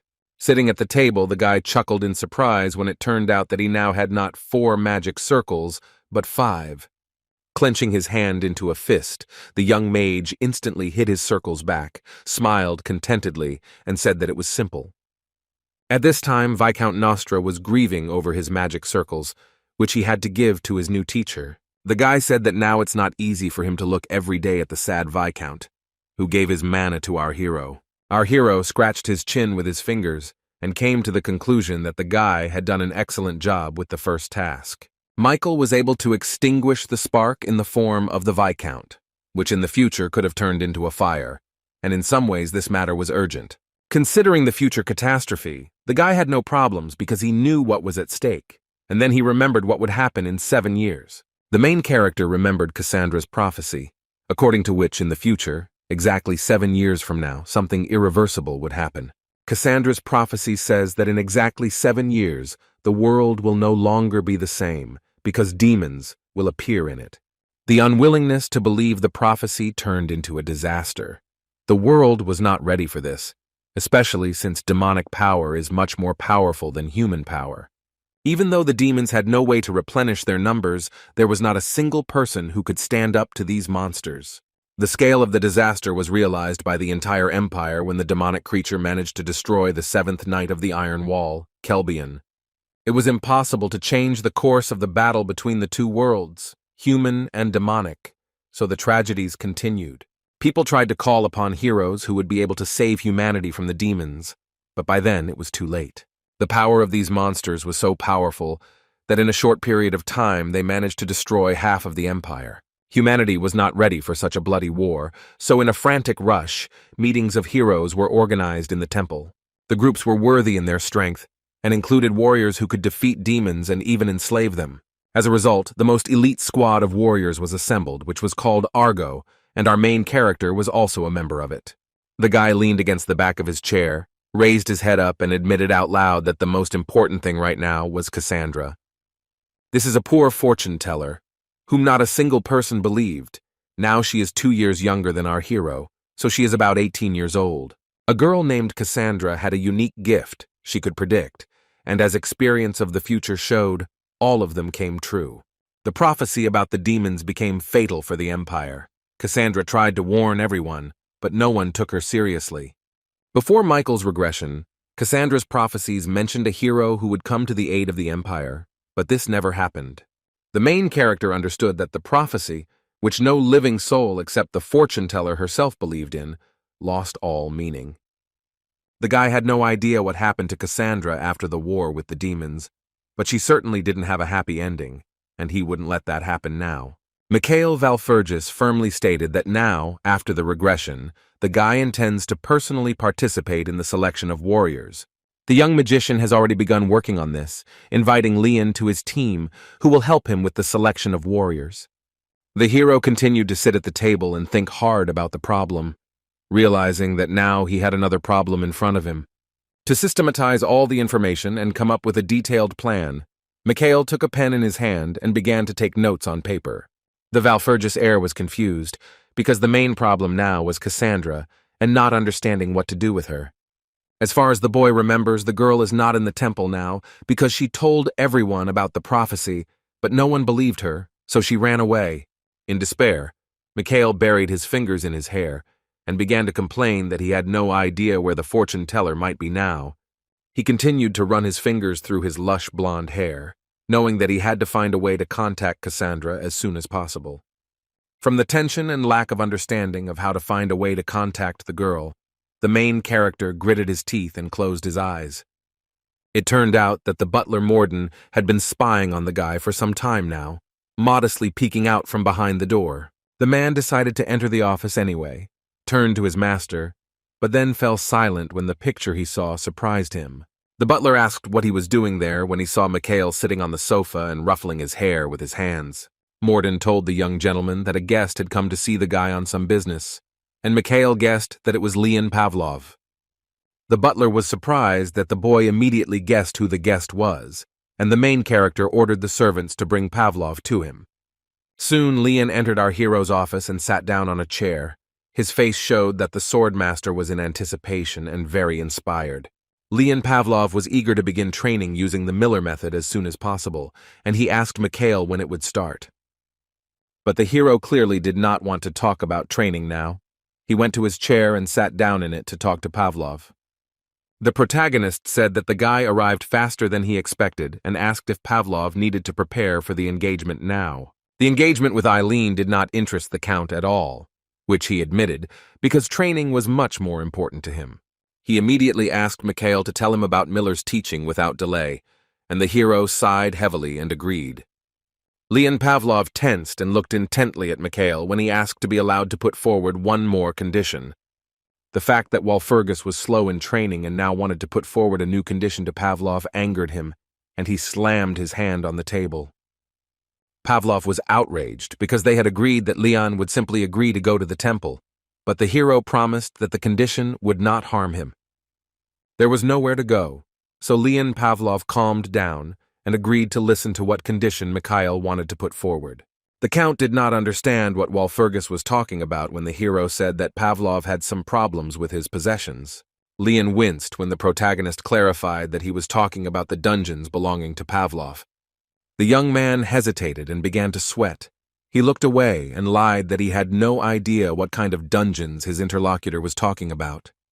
The main character noticed that the guy opposite him was darting his eyes, which is why he was lying, and stated that Leon Pavlov couldn't lie. Leon Pavlov laughed falsely, asking why he would lie when his face and behavior had clearly seen it. Our hero decided to share the information he had and said that the Pavlovs discovered the dungeon a year ago. He continued that a huge amount of mana was discovered in this dungeon, and Count Pavlov sent a research team there. Pavlov was shocked that our young hero knew all this, and asked how he knew about the dungeons with mana. To be honest, it wasn't a dungeon. Mikhail just didn't fully understand what it was, so he called the place a dungeon. But that's far from true. Before the boy's regression, Count Pavlov sent 5 detachments to that place. Most of the research group disappeared, and almost no one returned. The eldest Count Pavlov wants to marry his son to his daughter Rindel precisely because the girl's family is rich and he has money problems. Leon grabbed his head because he was sure that no one knew about this, and then he suspected that a rat had appeared in their family. Mikhail replied that that was not the case, and that he had simply witnessed rumors circulating among the mercenaries, and the last word surprised Leon. Stuttering, Pavlov agreed with our hero and asked what condition the guy wanted to put forward regarding the dungeon. Before telling Leon about the condition, the protagonist closed his eyes and grinned, thinking about something. He concluded that he was right, and this mana dungeon really was causing the Pavlovs a lot of trouble and worry. The protagonist had high hopes for this dungeon, and thought that it would help him in the future, so he told Leon that he was interested in it. Mikhail Walpurgis's words caught Leon off guard. He looked at the protagonist with an indignant expression on his face. Pavlov tried to convince the hero, saying that most of the research group did not return from the dungeon, and it was impossible to clear it out. Mikhail fell silent, remembering that before his regression, the Pavlov family could not leave this dungeon until the very end. Although the Pavlovs never succeeded in this dungeon, someone else did, and took all the riches from there. The protagonist decided to offer his help to the Pavlovs, telling Leon that he would go into the dungeon himself instead of the research group. The guy laughed, not believing that Mikhail could handle what experienced experts could not handle, but the hero said that basic magic was enough for this. The dungeon was of great importance to the swordmaster's family, and he couldn't just agree so easily, so his head was boiling with thoughts. Leon didn't understand where the guy opposite him had so much self-confidence that he wanted to go into a deadly dungeon alone. Pavlov agreed that it was logical when the hero said that his family would be the winner in any case, no matter what the outcome of the expedition. But Leon Pavlov still hadn't given a final answer. The main character's words made him think for a while. For the genius swordmaster, his training was a priority, so he asked Mikhail about his training. Valfergus promised that he would teach the boy everything he knew, and he was delighted, raised his hand, and offered to try. But Leon's consent did not guarantee anything, because the final word was his father's, which the younger Pavlov knew very well. Since he and the younger Pavlov had decided everything, the main character immediately began to get up from his chair, deciding to start on a new task. Mikhail informed the boy that he intended to go to the market right now to discuss visiting the dungeon. The son stunned his father with another idea, and from fatigue from all this, Edward covered his face with his hand and said, "This is what happened." The Marquis said that he thought there was an agreement that Mikhail would take over the Rindel family, so he did not understand where the idea with the Pavlovs came from. Edward heard that Leon was Rindel's new fiancé and asked if Mikhail wanted to cause a stir in the family again, to which the guy replied no. Mikhail assured his father that he would not repeat his mistakes again and said that he had made an agreement with Leon Pavlov. The protagonist said that the promise of the magicians must not be broken under any circumstances, but the Marquis, already in a rage, grabbed his wooden bat. The boy didn't understand why his dad was so kind to his good friend Viscount, but constantly wanted to beat up his son. He asked the Marquis to remove the stick, since Mikhail had not yet damaged anything, to which Edward objected that it was his staff. Our hero said that it looked more like a club that could be used to drive away orcs, but the Marquis insisted that it was just a staff. According to Edward, everything that falls into the hands of the magician becomes a staff, and in his youth he chased away demonic creatures with this stick. The old, hand-made wooden bat was stained with the blood of demonic entities that remained on it from those times. Edward Valfergus looked at his son with resentment and anger when he asked why there was blood on the magician's staff in the first place. The boy felt awkward because of his father's angry look and looked away, realizing that he could get into trouble now. The protagonist tried to convince his father, saying that in any case, there was something else besides the promise of the magicians. The Marquis asked what the boy was talking about, but he flatly refused to say, which angered the elder Walpurgis even more. Despite threats with a stick, the hero still refused to speak, but the Marquis placed his staff on the table. Removing his hand from the wooden club, Edward calmed down and asked his son if he could rely on him. The fact that his father put his club aside and asked the hero such a question greatly surprised Mikhail, and he fell silent from shock. The father's kindness and understanding warmed the soul of the young heir. The boy was embarrassed and smiled after his words. Edward Valfergus froze when the protagonist answered him that a man can always rely on his son and believes in him. Looking back, the boy knew very well that even when he was broken, his father believed in him until the very end and did not give up.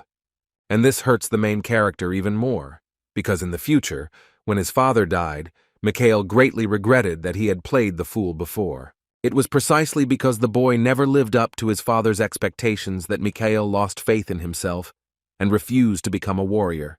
The Marquis stood up, leaned his hands on the table, called his son a fool, and asked why he was so sure that he could handle it.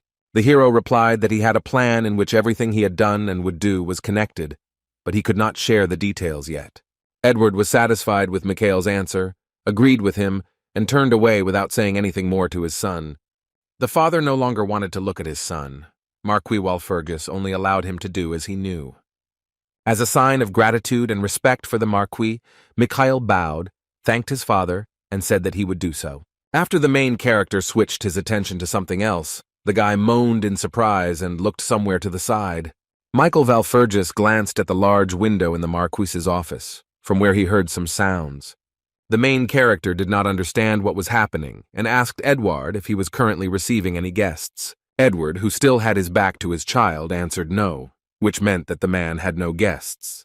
The man turned his wary gaze to Mikhail, asking if he had noticed anything strange since he asked about the guests. The main character stood in the middle of the office, confused and silent. He felt strange, having noticed something, but did not dare to say anything. He looked at the window again with hostility, clearly sensing that something was wrong, but decided to tell his father that he had simply imagined it. The guy quickly left the Marquis's office, and he was left standing in the middle of the room in proud solitude, thinking about something. Thinking about his son, the man with long blonde hair said out loud to himself, trying to figure out who Mikhail reminded him of. It turned out that the Marquis was not alone in the room, because in response, someone told him that his son resembled him. Walpurgis did not turn his head to look at his interlocutor, but only laughed and asked if he was the same. The man replied that the Marquis had indeed been like that in his youth, but had now become more reasonable, to which Edward chuckled. The Marquis asked his interlocutor whether he thought Mikhail simply realized that there was someone else in the office, or recognized him. The unknown man with the black aura began to pace around the office, saying that there was nothing strange about it because of his unusual circles that were difficult to hide. Edward Walpurgis turned his head, looked at his interlocutor, and asked if it was possible to simply get rid of them. The unknown man, who had been in the Marquis's office all this time, walked with his hands folded behind his back. It was Morden, and Edward said that he was the butler, constantly looking after Mikhail, and the guy probably didn't notice anything. The butler, with a sad expression on his face, shared with his master that the boy had changed a lot lately. According to Morden, Mikhail became more courageous, and his ability to use magic reached a completely different level. Recalling the dramatic changes the boy had undergone recently, the butler said he didn't think it was just magic. He said that the magic of circles does not give such results, and that it was due to the abilities of the Marquis's son, and perhaps the boy was simply able to reveal his potential. Morden lowered his head sadly, and added that it was not strange that the heir of the Walpurgis family had suddenly shown his talent. Edward listened attentively to the man's story about how this was hereditary in the boy, and the awakening of the power only confirmed his belonging to the family. Marquis Walpurgis thought about the butler's words about talent being passed down from generation to generation. Without looking Morden in the eye, Edward informed the elderly man that he was forced, in that case, to ask him for a favor. Putting his hand on his heart, the butler immediately agreed, because he had an agreement on this matter with the Marquis. Marquis Walpurgis sighed and looked at the ceiling. He remained silent for a long time before saying this to the butler. The man looked into space. Edward felt obvious sadness for his only son, wondering if the time had really come. Leon Pavlov and our main character stood by the carriage and turned their heads sharply when someone called Mikhail. The butler ran up to Mikhail. After such a run, the elderly man was tired, and the guy asked why he came if he was unwell. Morden, who was sweating from rushing to see his young master, explained that he had been asked to come by the hero's father. The butler said that the Marquis ordered him to go with Mikhail because he might get into trouble. The hero did not believe the butler because he knew the real him, and Morden approached Count Pavlov to shake his hand and say hello. Pavlov whispered to Mikhail what difference it made to Grandpa, and Walpurgis explained that he was his butler, almost like a nanny. The butler's behavior made the protagonist wary, but he did not consider Morden the kind of person who would spread rumors. The guy didn't argue about Morden being with him, put his hands on his hips and said that then they were leaving. Mikhail, in anticipation of the trip, announced that it was time to visit the Pavlovs' estate. Leon and Morden stood behind. The heroes had traveled a long way and arrived by carriage at the Pavlov family estate, a beautiful house with wooden windows and doors. The guy was still sitting in the carriage. He was thoughtfully looking out the window, examining the building where his friend Leon lived. Michael was distracted when Leon asked him what he was staring at, since Walpurgis's estate was no worse. The protagonist explained that he was rather surprised that the family kept the area in good condition, although everything around did not look rich.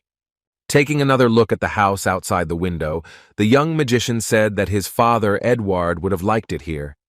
Michael noted not only the general condition of the estate, but also how the people in this settlement looked. They were happy and not worried. Our hero got out of Count Pavlov's carriage and found himself in a small square surrounded by modest but well-kept houses. The guy liked the brick path that stretched to the city from the Helen Forest itself, which spoke of the Pavlovs' wealth and established trade connections. He shared with Leon his opinion that what matters is not the luxurious appearance of the estate, but the fact that the locals are happy with their lives. Leon was flattered to hear such words from Walpurgis himself when Michael said that the boy's father was a good ruler. The younger Pavlov agreed with our hero that his estate looked amazing, and it was all thanks to his father. Leon did not stop praising his father and told Mikhail that he respected him immensely, and Count Pavlov deserved it. The guy finished his eulogy to his father, looked at Mikhail with a smile and called him his dear guest. The protagonist also smiled and agreed with the swordmaster that Count Pavlov certainly deserved respect. Remembering the times before the regression, Mikhail knew very well that Leon had always been proud to belong to the Pavlov family. Leon never forgot his family name, even when the swordmaster was the only surviving member of his family. While walking, Pavlov Jr. told Walpurgis that his family had an army and that the soldiers regularly hunted monsters. Meanwhile, Dagir Pavlov, the head of the family and Leon's father, asked his son who had come to visit them today. Leon repeated several times that Mikhail Walpurgis had arrived, but his father asked again, not understanding who he was talking about. When Pavlov Jr. called the guest's name again, it finally dawned on Dagir, and he abruptly opened the drawer where the jars of pills were kept. The man began throwing countless pills into his mouth. His son tried to stop him, but he screamed that he would die if he didn't take them. When Dagir had emptied the jar of pills halfway, he breathed a sigh of relief and placed the package of pills on the table. The medicine worked immediately. The man felt better and calmer. He sat back down and asked his son to continue. Leon Pavlov repeated again that today the young heir of the Walpurgis family, Mikhail, had arrived at their family estate on an unexpected visit. Dagir admitted that the visit was quite unexpected, but they could start preparing now, and learned from his son that Mikhail was now waiting in the living room. When Count Pavlov heard that the guest was already in the house, he fell silent and drooped, confused about how to act in this situation. The man became nervous and grabbed the bottle of pills again, pouring pills into his mouth, and the son begged him to stop and calm down. Dagir said that with his work he would soon die, and asked Leon to let him leave early, and then asked what else he needed to know about Mikhail. Pavlov Jr. replied that his father did not need to know anything more, except for a small problem regarding their dungeon. The Count's face changed when his son mentioned the dungeon, and then asked again to clarify whether Leon meant the same dungeon. The fact that Michael Walpurgis had come to visit his estate to talk about the dungeon, for some reason, made the man laugh. Count Pavlov began to laugh uncontrollably, sitting in his work chair. His face began to resemble the grimace of a madman. The man took a pen and began to make some notes on paper, and when asked what he was doing, he replied that he should have done this a long time ago. Pavlov said that he leaves everything to his son, and it would be right if he leaves his post now for the sake of preserving his mental health. Leon began to raise his voice and try to get through to his father, saying that he hadn't even had time to tell him anything yet. While the heir of the family was trying to explain something to his father, Count Pavlov dipped his pen into the inkwell to continue taking notes. He walked towards his son, put down his pen, folded his hands together, and prepared to listen to Leon. Looking at his son's face with tired eyes, the Count mentioned that the Walpurgis family was of higher status than themselves. Afterwards, the man corrected himself, because the Walpurgis family is not just higher in status, but one of the most powerful families in the empire. And it is for this reason that the Walpurgis found out about the Pavlov's dungeon is a problem. Count Pavlov was firmly convinced that if Walpurgis found out about the dungeon, they would certainly take it away. Gesturing wildly, Leon justified himself by saying that he was not so stupid as not to understand this, but Mikhail offered an excellent deal. Keeping his cool, the Count asked what conditions Mikhail had put forward, and Leon hesitated before telling him. The words that this was Miller's finished training method plunged Count Pavlov into real shock. The man jumped up from his seat, not believing his ears, and Leon explained that Mikhail would teach him the Miller method under the terms of the agreement. The Count asked if his son was sure, and he told how Michael had shown him part of the power, and it had looked amazing. Afterwards, the man asked what about the promise, and the swordmaster confirmed that there was a promise from the magicians, and Dagir knows how significant it is. Dagir understood that Miller's method was invaluable knowledge, and he was interested in what the dungeon held, since Walpurgis was ready for such an exchange. Having thought everything over, the Count turned to his son and declared that he must personally speak with Mikhail Walpurgis. Meanwhile, in the living room of the Pavlov estate, the butler Morden was lamenting, clutching his head, saying that everything was lost. Completely calm and peaceful, Mikhail sipped tea and asked the butler what was bothering him so much. The elderly man looked at the protagonist and asked in a raised voice if he really didn't understand anything. The butler shouted with such force that our hero spilled his tea. He was trying to convey to the boy that the Pavlov family was not so simple. Morden said that if the hero's information about the dungeon was true, one could only imagine how the aristocrats would react to the news. The boy didn't understand why his butler was so worried. and Morden began to deny everything when the hero suspected that he was a lord. The butler's words made the young magician think, and he admitted that to some extent Morden was saying the right things. But Morden was leaving out one important thing, namely that Mikhail already knew how important Miller's teaching was to the Pavlovs. Moreover, this family considers the dungeon to be a burden due to how difficult and expensive it is to explore. The main character understood that everything would become clear only after today's conversation with the head of the Pavlov family. The guy calmed the butler down, assuring him that he would be able to come to an agreement with the Count, but Morden did not believe that Pavlov would make a deal. Mikhail Valfurgis stood his ground and repeated that he was sure that in just a minute, Count Pavlov would personally rush straight here. The butler, worried about the mental state of his young master, said that he was delirious again. Morden couldn't believe his eyes when he looked in front of him and saw a picture that shocked his imagination. As our hero said, Count Pavlov personally entered the living room to meet Mikhail, accompanied by Leon behind him. Rising from his chair to greet the Count, Mikhail told the butler that he was right. Even before the main character traveled 20 years into the past, Dagir was famous for always making quick decisions. The Count and our hero began negotiations over a cup of tea, and Pavlov said that, as he understood, Mikhail was interested in the dungeon. The guy explained that he was exploring the dungeon using his magical skills, which was much more productive, and the Count became interested in why a mage needed a dungeon. Pavlov came to the conclusion that the main character already knew what exactly was in that dungeon, which he shared with the guy. The man understood that Miller's teaching was worth the price, and Mikhail would not give up such valuable knowledge for an unknown dungeon. The hero was dejected when Count Pavlov said that his son might have fallen for it, but certainly not he himself. Michael Valfurgis understood what the man across from him had meant when he had mentioned Miller's teachings as a reward for handing over the dungeon.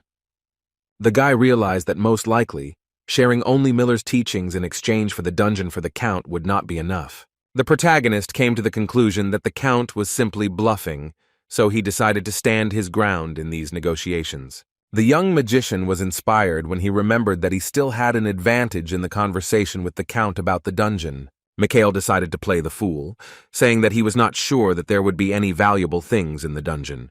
While Pavlov was drinking tea, the hero asked him if he really thought that in their current situation, their family could explore the dungeon on their own. Count Pavlov decided not to lie, and honestly answered the guy that his family did not have such an opportunity at the moment. But the man also did not consider it necessary to take the Walfurgises as partners, to which Mikhail offered to become their personal partner. He confirmed this when the Count asked if the boy was referring specifically to himself and not his entire powerful family. The protagonist clarified that he did not require an escort into the dungeon, to which the Count began asking about the expedition's timing. The guy lifted the corner of his mouth slightly, smirking as he realized he had almost managed to convince the Count to agree. Our hero showed the man his index finger, saying that one day was enough for him, just one. The Count became angry, because he thought that just one day was not enough, and asked what they would do if the hero failed. Pavlov was indignant and did not believe it when Mikhail declared that if he failed, he would simply give Miller's teachings to Leon. The guy folded his hands under his face and looked Dagir straight in the eyes, saying that if everything ended successfully, they would split the spoils in half. They managed to come to an agreement, and after some time the main character, his loyal butler and Leon Pavlov stood at the entrance to the dungeon. Pavlov Jr. screamed and accused Mikhail of madness, thinking that now the three of them would have to go down into the dangerous dungeon. Michael replied that if he was scared, he could stay outside, but Leon said that he was not scared. It was just that there were too few of them. The swordmaster declared that the Pavlovs did not run from the trials that had befallen them, and quickly headed towards the entrance. But everything around began to double when the main character tried to stop his comrade by using a magic spell against him. Leon Pavlov stopped abruptly, a look of confusion appearing on his face as the hero cast the freeze spell. The guy simply didn't want his friend to hurry. Leon quickly came to his senses and asked Mikhail with displeasure what he was doing. Mikhail asked Leon not to rush, because the entrance to the dungeon was already a trap, and if he didn't prepare, the guy would simply die. The butler stood behind and did not interfere with the young men's conversation. He rubbed his chin with his fingers and sighed heavily. Morden came to a conclusion and shared it with the boys, saying that it was impossible to enter there, and that it was a safe method of protection against intruders. The protagonist simplified Morden's formulation by explaining to Leon that the dungeon was alive and teeming with various creatures. Coming closer to the entrance, our hero said that this is one of the rare dungeons that needs energy because of its inhabitants. A worried Leon guessed that something irreparable would happen if the three of them simply entered the dungeon, and Mikhail confirmed this. But Mikhail was curious about what would happen if they fed the dungeon with energy using mana, and immediately cast the fireball spell. The hero released a fireball from his palm. The magical stream of fire lightning fast headed straight towards the entrance of the dungeon. The strip of fire came close to the closed entrance to the dungeon in order to penetrate inside and feed the cave with energy. The entrance was securely protected from unwanted guests, but Mikhail's magical mana flow managed to penetrate inside. It was very dark in the tunnel, but the heroes saw how the main character's fireball was now doing its job. The flow of magical energy managed to break a hole in the entrance that leads to the mysterious cave. It became covered with cracks. Michael, who was watching this, advised the others present to be on guard, because the doors were already opening. The boys covered themselves with their hands when suddenly there was an explosion. A bright, multicolored flash blinded them, and shards of glass flew in all directions. The protagonist was extremely focused on his task and looked serious, and the Tomb of Aser appeared in his memories. The Tomb of Aser is a dungeon that contained ancient ruins and valuable sacred objects. Among the ruins there was also one interesting artifact, an item with a bright green core inside, which was discovered by the hero's team. The team of warriors were very happy to find this artifact from the storm set because it would help them fight against the demons. But the healer was against it, saying that it was not yet time to use it because there was no need for it yet. The holy healer told the team that the storm set's power increases as the owner's power increases. This thing will be able to reveal its true potential depending on who wields it. And before the regression, it was in Siegfried's possession. And then, just a week later, the irreparable happened, even though our hero tried to prevent it by stopping Siegfried. But the warrior Siegfried, disobeying our hero, used a valuable artifact from the storm set and ruined everything. Now, standing in front of the entrance to the dungeon, the main character recalled the events of that day, calling Siegfried an idiot. In the dungeon that Mikhail, Leon, and Morden would now go to, or rather in the first tomb, there was something important. The guy was determined to go there because in the tomb he would be able to find part of the storm set. The main character intended to take the relic for himself so that such a situation with Siegfried would never happen again. The boys entered the dark tomb and began to light their way with a torch. The place immediately seemed strange to them. Leon noted that the place was different from what the research teams had described, and Mikhail explained that time did not work in this dungeon. This information shocked Pavlov, and it was hard for him to believe that time here, contrary to all laws, had stood still. For Leon, this was some kind of divine level of magic, which the hero agrees with, especially when the time stop works over a large area. The younger Pavlov tried to come to terms with the fact that a dungeon of such size was now in his family's possession. The protagonist moved his hand to the side when he noticed something dangerous in front of him and ordered his group to stop. The butler and Pavlov obeyed the guy and stopped, and the swordmaster asked our hero what was there. Mikhail didn't answer, but Leon Pavlov noticed it himself, and a surprised look appeared on the face of the brilliant swordmaster. In the tomb, right in front of the boys, there was a horde of goblins, green creatures with pointy ears slowly wandering around the dungeon. Leon Pavlov recognized the monsters in front of him as goblins. They had not yet noticed our heroes and were busy with their own affairs. Pavlov suggested returning to call soldiers here, but the hero was against it, because a lot of blood would be shed if ordinary knights fought against the goblins.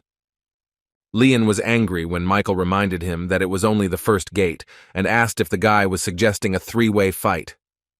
The main character told the frightened guy that they were not yet in the dungeon, but in the first tomb. Mikhail Valfergis warned the team that the place is not indifferent to new visitors. The guy turned around with a smile, looking at Leon, and said that, by the way, the tomb had once been cleared out by only one person. The heroes remained inside, Leon and the butler obediently following their leader, while Michael carefully studied the tomb. The guy walked up to the wall, which was covered with mysterious symbols, and inserted the knife into the gap between the stone blocks. Leon Pavlov did not understand what the main character was doing and demanded an explanation from the young magician. The answer was obvious to Mikhail, and he explained to the boy that he was scraping the precious stones off the wall with a knife. Pavlov replied irritably that he saw everything, but he still did not understand for what purpose the younger Walpurgis was doing this. Michael collected a small pile of tiny gemstones in his palm, explaining that the goblins were simply crazy about them. The guy said it was like a cat finding catnip, and goblins have the same reaction to gemstones. The protagonist clarified that the most important thing is that this mixture contains not only precious stones for goblins. From the stone wall of the tomb, the young mage also obtained crystals that cause hallucinations in goblins. An astonished Leon listened to his comrade's story about how, with the help of magic, crystals could be transformed and exploded. Moreover, due to greed, the goblins will destroy each other, and the hallucination-inducing bombs will help the guys with this. Having molded round bombs from the powder, the main character put them in a bag and immediately swung to use them. The main character launched all the precious bombs far ahead at once to achieve maximum effect. Thanks to the young man's agility and strength, the bombs hit their target, and one of the crystal balls landed at the goblin's foot. The green pot-bellied monster turned an interested gaze to the ball of crystals he loved so much, which fell at his feet. The blue bomb made of precious powder began to emit a light that was attractive to the goblin. The rays rushed in different directions. With each passing moment, the anti-goblin bomb created by Mikhail Walpurgis emitted more and more light. With the help of our hero's magic spell, all the bombs were activated simultaneously, and the boys were blinded by a bright light. The air around him became foul, and Leon Pavlov, watching the explosion, coughed and covered his mouth with his sleeve to avoid suffocation. When the bright flash in front of the guy began to dissipate, he saw a picture in front of him that shocked him. The young count lowered his hand and gasped in surprise. He asked the others if Mikhail's method had worked. Under the influence of hallucinogens, and due to the thirst for precious stones, the goblins really did become angry with each other. The heroes watched what was happening from the sidelines, and Mikhail wondered if it was a coincidence that all this ended up in the tomb.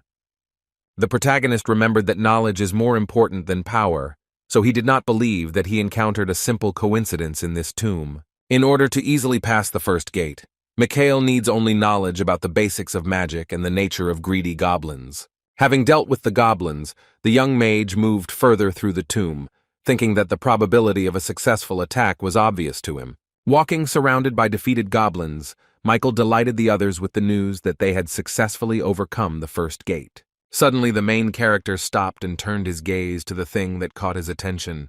He saw a dead green monster lying not far from him. In his clothes, there was an item that glowed purple. Mikhail Walpurgis was not afraid to approach the defeated goblin and reach into his pocket, where the thing he was interested in lay.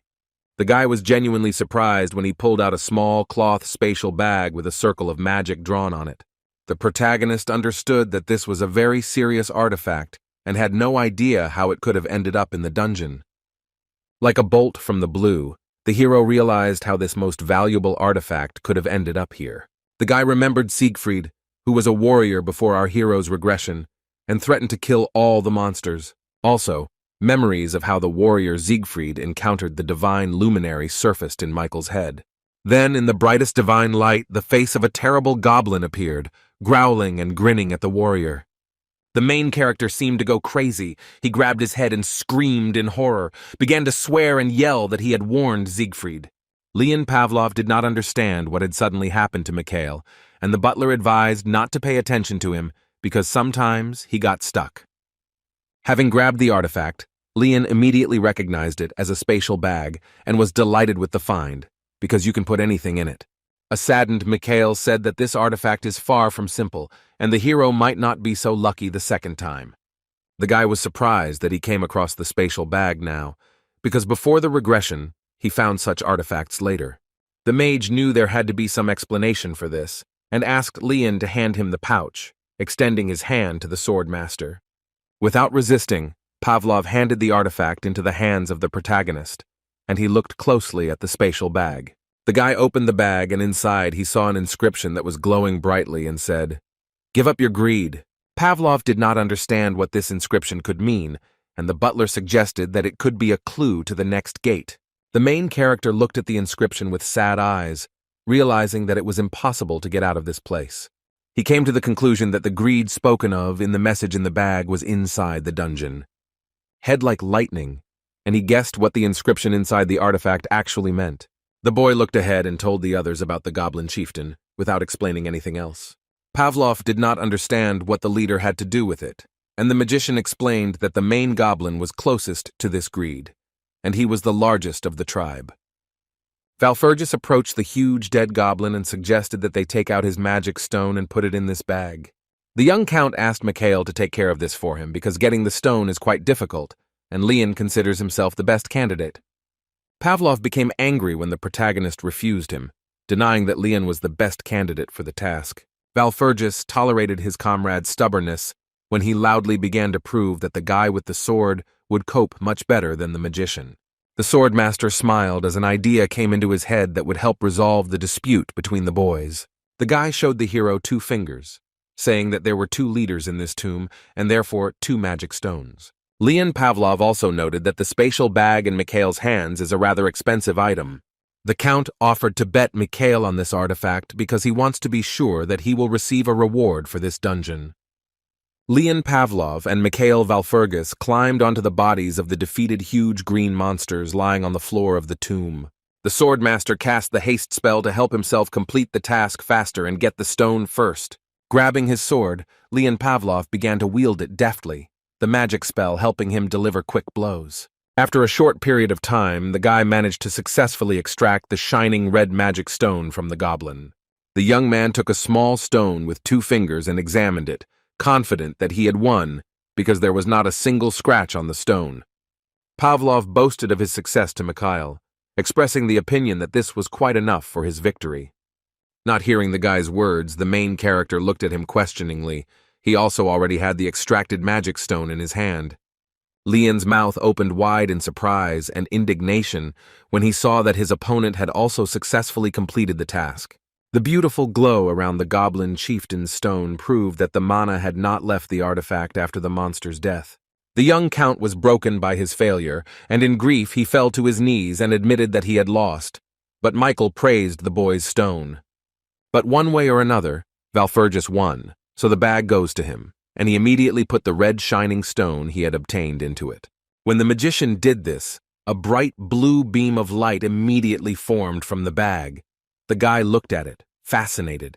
Michael was convinced that he was right when a blue key appeared from the space bag, emitting a soft light. But the key did not levitate obediently in its place. It immediately began to quickly, like lightning, dart from side to side in the air.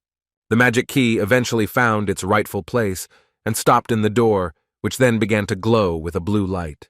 Valfurgis thought about it, because this place was definitely not like the one he had heard about before his regression. After some thought, Mikhail realized that if this was an inaccessible space, then the team would need to overcome about 4 more gates. The guy was delighted when an idea arose in his head about how he and the guys could significantly shorten the route. A staircase appeared in front of the hero and his comrades, ending in a gate, and behind it was pitch darkness. Pavlov stared at the gate in front of him, because the space on all sides was filled with bright magical honeycombs.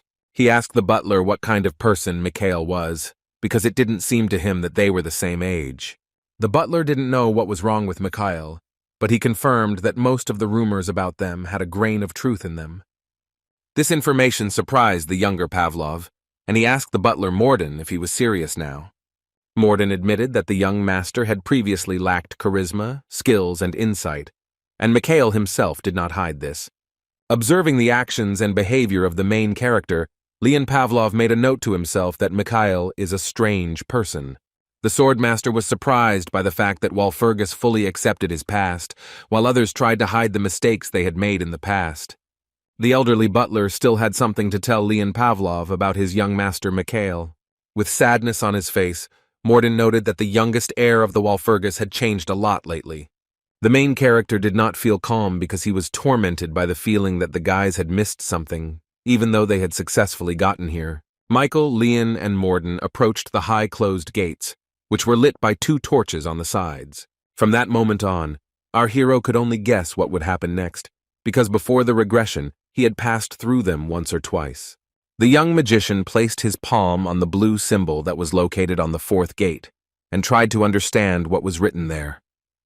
It was clear from the protagonist's expression that he was taken aback when he realized that the inscription read, "Don't try to predict." The guy didn't show it and told the others that he thought they should just go in, and Morden asked him to wait. Valfergus replied that they had no clues, so there was no point in guessing what was inside. But before entering, the magician decided to cast a spell, at which point his hand began to double, and everyone present saw it. Leon didn't understand what was happening, and Mikhail called it a safety net to protect the boys from mental and physical shock. Our young hero had no idea what awaited the team beyond the fourth gate, but he was in anticipation and in a great mood. With a joyful and inspired smile, the guy looked at those with him and invited them to move on. The young heir Valfergus, without hesitation, slowly opened the mysterious fourth gate, which creaked open. Without a second's hesitation, the protagonist stepped inside.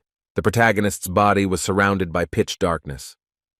Michael found himself inside a completely dark tomb, and he still did not understand that he was in this room. To light his way, the protagonist cast the light spell, and a small, bright sphere formed above his palm.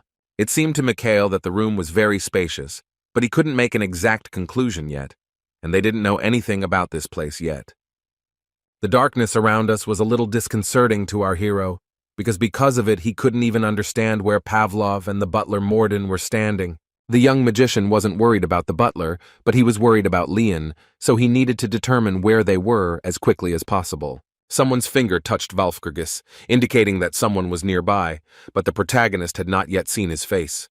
When the unknown person said Mikhail's name, he turned his head towards the source of the sound but was wary. The guy saw Leon in front of him, but not the current one, after regression, but the one he would become on the last day of his life. Pavlov behaved unnaturally. He addressed Mikhail with hatred, saying that they had not seen each other for a long time, and then insulted him. The main character looked at his friend with caution and distrust. The guy said nothing in response to Leon Pavlov. Valfergus realized that it was a simple illusion, gave the mirage an 8 out of 10, and asked where the real Leon was. The imaginary Pavlov asked the hero where he was going in such a hurry, and suggested that he sit down and talk about their common past. Mikhail understood that he shouldn't give in to the illusion, so he dismissively replied that he was simply lazy. The main character's words clearly touched the man opposite him. He looked intently at Mikhail with eyes full of contempt. The sound of the soles of Leon's snow-white leather boots was heard, and the man decided to come closer to our hero. The boys were surrounded by a field with hundreds and thousands of swords sticking out, and Leon asked if the hero was going to ignore all of this. With an evil smile, Pavlov accused his comrade of being the only one who managed to avoid this hellish fate.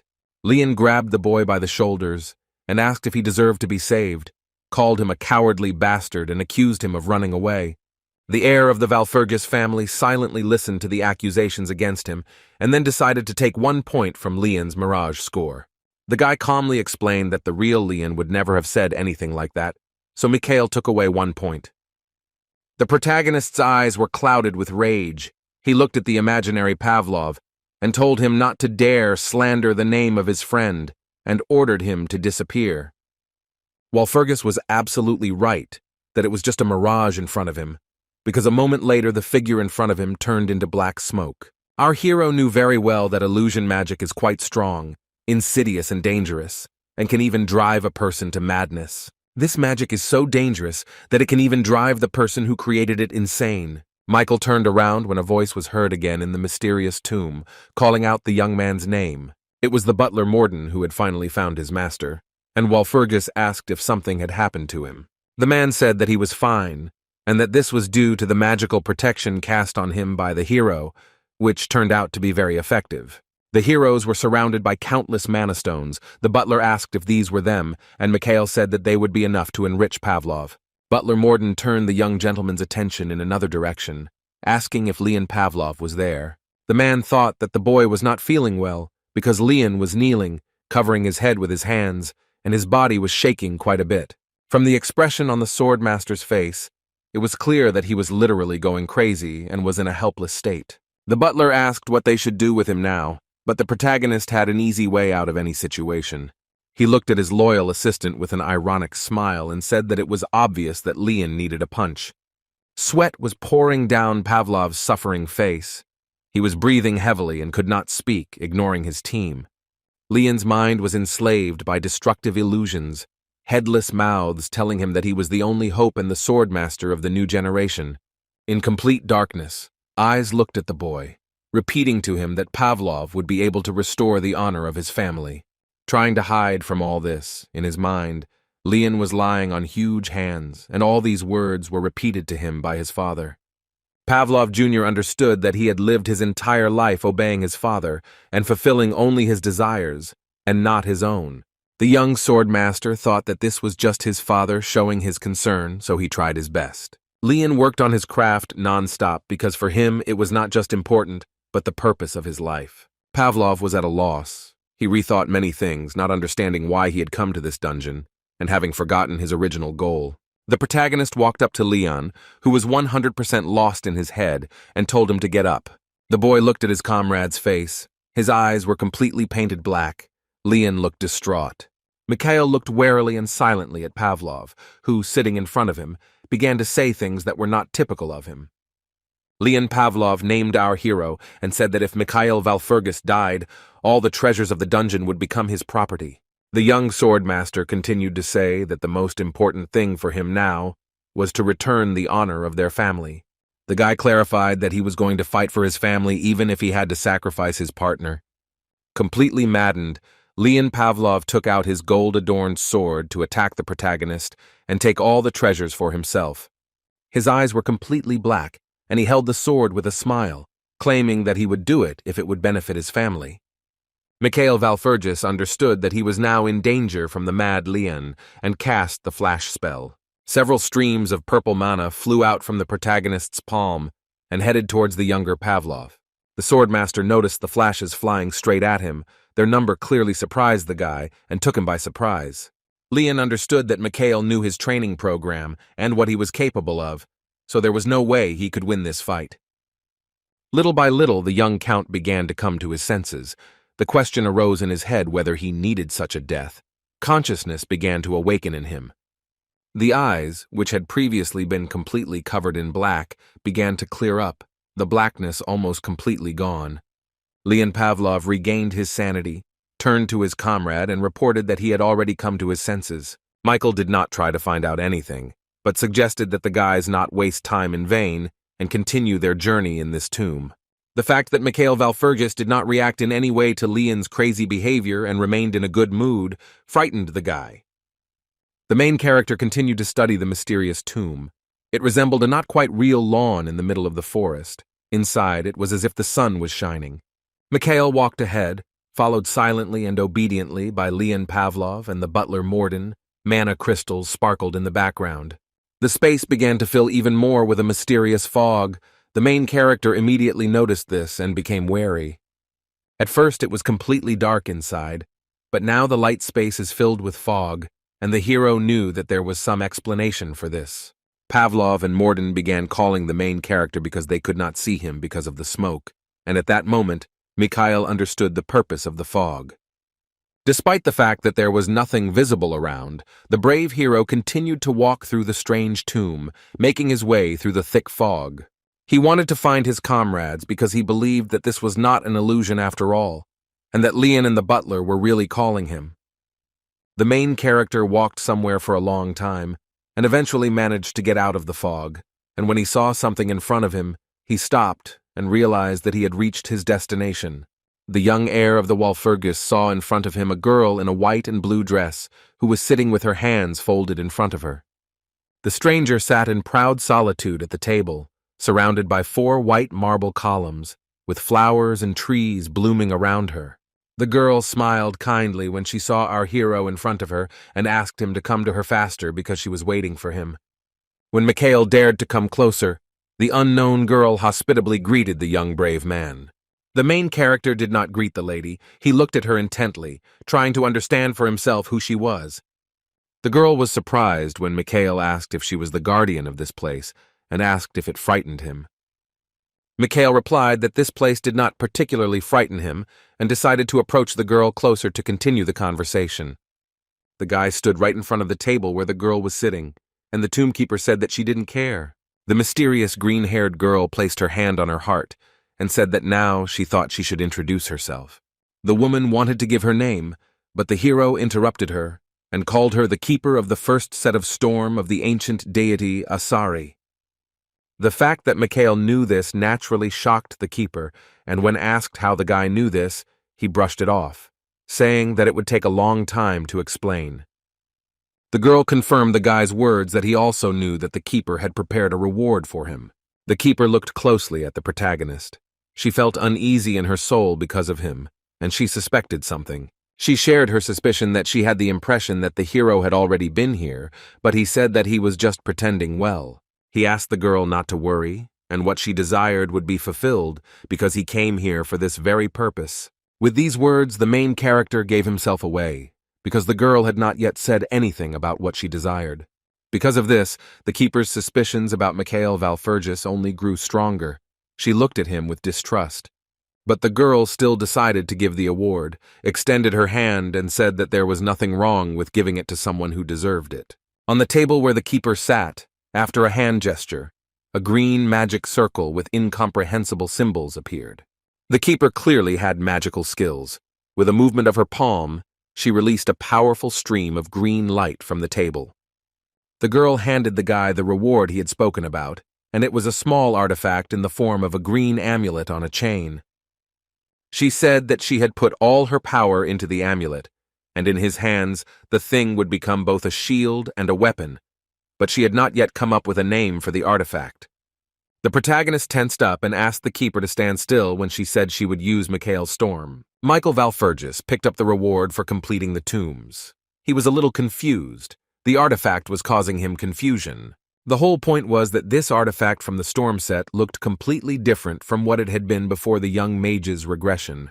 The keeper asked the boy not to doubt that this was a genuine relic, because her conscience would not allow her to deceive him. But the main character was still confused and doubted whether the amulet he was holding in his hands was real. The guy tightly clutched the pendant on the chain in his hand and wondered if everyone in the past had died because they had received a fake artifact. The situation with the amulet made the hero think, because the relic looked completely different from the one in his past. Michael asked the relic if it was possible to obtain the same item if he only reached the third gate, and the girl replied that it was impossible. She said that there was a potion prepared at the third gate. The protagonist did not receive it, and replied that this meant that he did not deserve it. The keeper explained that if the potion falls into the wrong hands, all the magical properties of the artifact will disappear. The girl's words made Mikhail Valfergis tense up and think, because he did not receive the potion, which meant that someone else took it. The protagonist decided not to discuss this topic any further, told the keeper that he understood everything, and took the artifact to put around his neck. When Valfergis placed the relic around his neck, a small ball inside the amulet began to glow with a bright green light, like a lantern. A moment later, the pendant began to crumble. It came off the gold chain, and the green crystal shattered into small pieces. After the artifact completely disappeared from the main character's neck, green glowing smoke began to envelop his body. The guy closed his eyes. The guy was surprised when he had a green aura, and the girl said that it was not just a pendant, but a protective barrier for his soul and body. She warned that the relic would protect him from any attacks, but only once a day. But sometimes the artifact's properties change. The hero listened carefully to the keeper, although he was outraged that the artifact protected only once a day, and said that he understood everything. The young magician noticed that the girl in front of him began to slowly disappear. Her body became transparent and turned into fog.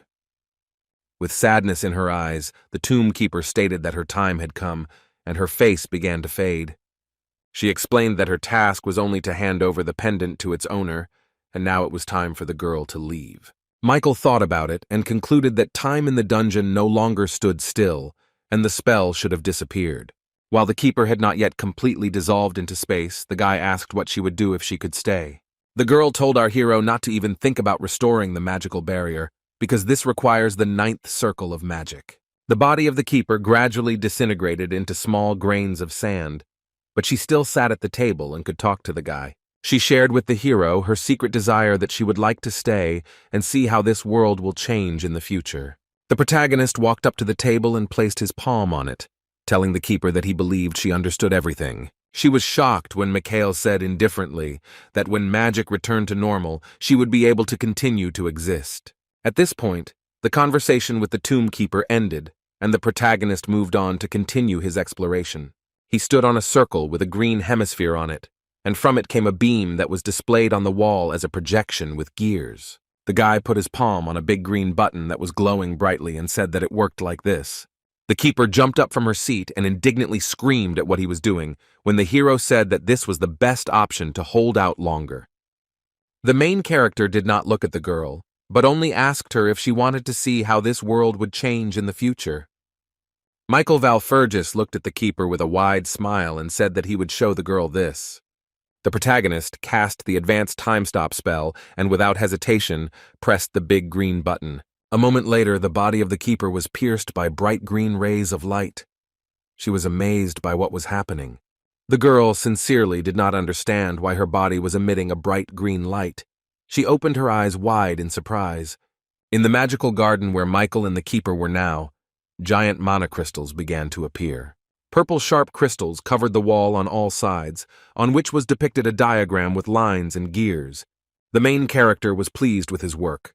He calmly watched what was happening and called it all ideal. He was distracted and turned to look at the keeper when she was outraged by Mikhail's words about it being perfect. The keeper was furious. She clenched her fists so hard that they shook, and she began to stutter in anger. Mikhail Valfergis calmly watched as the keeper rushed about in a rage, screaming and asking what it was. She was outraged that the hero dared to turn her beautiful body into a horrible little piece of meat. And Mikhail said that it was quite cute. The girl, reduced to a tiny size, was even more angry because she was a guardian serving the ancient gods, and the hero apologized to her. The guardian, feeling angry at the guy, asked who he thought he was and whether he was a ninth circle magician. The hero replied that nothing of the sort, but the girl was interested in how, if he was not a ninth circle mage, the guy was able to stop time. The miniaturized keeper flew closer to the protagonist and admitted that she had never seen anything like it. The petite girl stopped being angry and was more surprised when the hero began to explain again. He looked at the keeper with a smile and praised himself, saying that he was simply a genius and moreover an incredibly talented magician. The keeper hoped that the guy would give her some normal explanation, but only sighed in irritation when she heard this. She asked if the hero wanted to say that he possessed magic of such a level due to simple talent, and Mikhail confirmed his version. Meanwhile, Dagir Pavlov was in his estate, waiting for his son and Mikhail, who had already been in the dungeon for a long time. The count was visibly worried as he looked out the window, because a lot of time had passed since the boys had gone to the ill-fated tomb. The man rubbed the bridge of his nose from fatigue and already regretted that he had agreed to this absurd proposal, believing that nothing would work out between them. Count Dagir Pavlov, standing by the window, turned around sharply when someone called him loudly, entering the man's office. A knight entered the room and immediately dropped to one knee, and the count asked what had happened. Pavlov froze in shock as the knight solemnly declared that Michael Valfergis had returned right now, meaning he had succeeded. Everyone who was in the dungeon returned to the estate safe and sound. The large wooden cart was filled to the brim with mana crystals. The man was amazed that this was the first time he had seen a mana stone of such height and with such pure energy, and that there were so many of them here. The main character and Count Pavlov stood nearby, also examining the loot. The man looked intently at Mikhail. Dagir couldn't believe what was happening, because he had sent people there so many times, and now everything happened so easily. Mikhail admitted that it took a little effort to succeed, and for the Count it was a miracle that Walpurgis managed it all. The Count glanced sideways at the boy, mentally blaming himself for trusting the rumors, because he didn't think that the boy would be capable of such a thing. Dagir Pavlov concluded that the fact of Mikhail's origin should not be ignored, since he was the heir to a powerful family. Extending his hand, the protagonist, with a wide smile on his face, told the Count that, as agreed, the guy intended to take half. The hero warned the Count that he could hear everything when he quietly began to complain that he would have acted differently if he had known that the boy could handle it. The hero was in a good mood, because after this expedition, both Mikhail and the Count remained winners. It was becoming increasingly difficult for the Pavlov family to send research teams into that ill-fated dungeon because soldiers were dying there. The Pavlovs spent an enormous amount of money, but they received no profit in return, and the risk of the research was high. For Dagir, the dungeon was of great importance, and he often became upset when he realized that with each passing day he was getting further and further into a dead end. For Count Pavlov, our main character became a real salvation, a kind of ray of light in the darkness, because he helped bring in profit. Dagir was interested in one more question, and he asked the boy why he decided to share something with his family. Mikhail asked if he meant Miller's teaching, and the Count asked the hero to keep his promise as quickly as possible so that the result would be better. The main character put his hands on his hips, preparing himself for further work, and said that if the Count had a lot of time, then training could begin today. Mikhail told Dagir the good news with a smile on his face. He was not against starting Leon's training as soon as possible. 4 whole days had already passed, and in the town where the Pavlovs' estate was located, the knights were whispering among themselves, discussing the latest rumors. The guard told his colleague that he heard that Leon had a new teacher who was teaching him swordsmanship, but he was skeptical. The knight said that a teacher is not a knight, when his friend did not believe that there could be a soldier who could teach Leon something new. The guy in metal armor didn't understand what kind of teacher they were talking about, because who else could train a swordsman, not a mage after all. The guard at the gate fell silent when his friend replied that the magician was currently training Leon Pavlov. Our hero kept his promise, and Leon's training began immediately. Pavlov was actively engaged in training. The protagonist used a flash against his comrade, who screamed from tension and fatigue, trying to defend himself with a sword. Leon was indignant because Mikhail promised to train him using Miller's method. The miniature keeper was with our hero and sat on his shoulder. Valfugris twirled his index finger and replied that that was what they were doing now, and that they would start from the base. The tiny girl said that it seemed that while she was in hibernation, the word base had taken on a different meaning. The keeper, watching Leon, said that the training was taking place in a rather interesting form, and it was interesting to watch. Mikhail asked if the girl noticed that it wasn't just a free flow of mana as Leon desperately fought the flares. Pavlov gritted his teeth and swung his sword, trying to hit the flash, and Mikhail said that knights were not the kind of people to handle mana carefully. That's why Walpurgis suggested such an interesting training method, and at that moment Leon managed to hit the flash. But Mikhail didn't want the guy to relax, so he directed a flow of mana directly into the body of the young Count Pavlov. The main character congratulated his friend when he complained that Mikhail hit him right in the bone with this action. The flash exploded, crashing into Leon Pavlov's body, and the impact force caused the boy to lose his balance. The swordmaster fell down, complaining about what kind of training this was, and the hero said that he had been taught this method by a trusted person. Leon called the man crazy, and the hero remembered how, before the regression, it was Pavlov who taught him swordsmanship using this method. The guy looked at his friend with anger, remembering that it was all his idea, and he had done the same to him in the past. Michael knelt down in front of Leon and asked him to now move all of his mana as he had done before. Pavlov Jr. was noticeably tired after training, but he obeyed without question and closed his eyes to do it. A moment later, he opened his eyes and cried out in surprise when he noticed some unusual changes in himself. Mana enveloped the boy's sword. The swordmaster reported that he felt the load being removed from his body. Our hero explained that the process of moving mana during an attack was part of this training method, and it dawned on Leon that the mage had not attacked him for no reason. Now Pavlov needed to remember the feeling that arose in him when mana was moved. The guy concentrated on this task. Mikhail helped himself with his hand to stand up on his feet and gave Leon advice not to forget this feeling and to constantly train it. The protagonist stood up and said that in this way, Pavlov would be able to achieve good results in his training. Walpurgis had seen how attentive and serious Leon had been during his training and knew that sooner or later the boy would understand. Mikhail smiled, realizing that the training was going even faster than he had promised because the hero had led Leon along a shortcut. The main character was pleased with today's training session and understood that now all that was left was to wait for the result. After training, Mikhail Walpurgis and his new companion, a keeper reduced to tiny size, came to a deserted place. Mikhail said that there was no one around, but the girl didn't care because people wouldn't see her anyway. The guy said that he had discussed everything with the Count in advance, and this was the only time he would be able to be here completely alone. The keeper asked if the hero wanted to do something without witnesses and whether she should leave him alone now too. The protagonist replied that the girl could stay here and extended his hand forward to do what he planned. With a gesture of his hand, the young mage activated the relic from the storm set.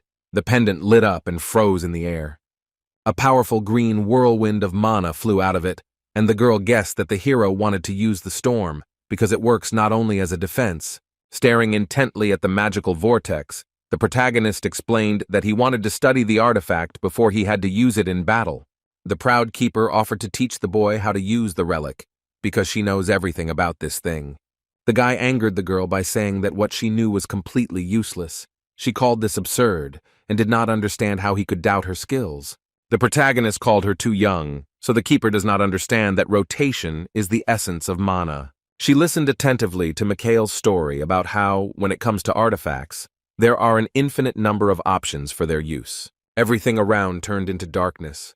Only streams of green mana shone, which surrounded the main character from all sides. Mikhail closed his eyes and was calm, while the artifact worked around his body. The guy remembered that before the regression, the relic did not belong to him. Before our hero returned to the past, the relic was in the possession of the warrior Siegfried, but the boy carefully watched how Storm worked. Before the regression, Mikhail often analyzed the work of these artifacts, and then a certain assumption arose in his head.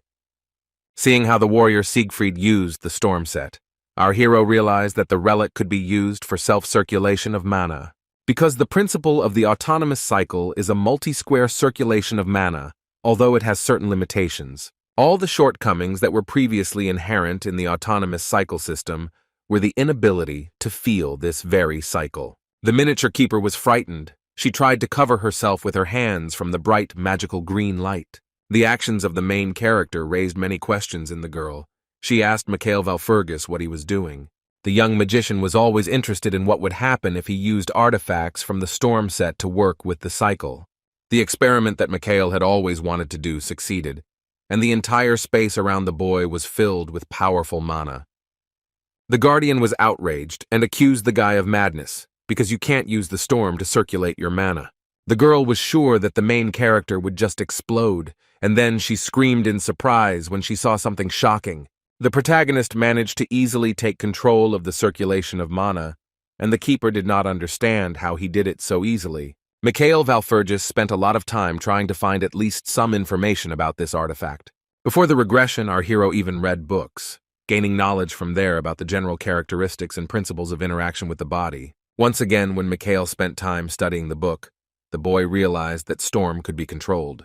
And now the young magician finally has the opportunity to test this assumption in practice, on the territory of the Pavlov's estate. The protagonist cast the spell Expand Magic Circles, and a large circle of magic appeared in front of him, tied with chains on all sides. The guy understood that this effect would not last long, but with the help of mana and storm, a temporary magic circle could be created. Valfurgis decided to start with the sixth circle of magic, and pointed his finger at the mysterious symbol glowing orange. The next moment, the young mage cast the Firefield spell, and everything around was engulfed in destructive flames. The tombkeeper was amazed by what she saw, and sincerely did not understand how the guy managed to use the magic of the sixth circle. The girl fell silent, her eyes widening in surprise as the petite lady noticed something shocking in front of her. She begged the guy to stop, because the hero had already used the seventh circle, and using magic that did not match his abilities was very dangerous. Attempts to reason with the hero had no effect on him. He closed his eyes, moved his hand to the side, and cast the gravity spell. The spell worked successfully. The ground around the heroes began to crumble into large stone blocks. At the command of the young magician, all the boulders flew from the ground into the air and began to rush high into the sky, one after another. The clean and well-kept area where our hero stood turned into complete chaos and destruction in a second.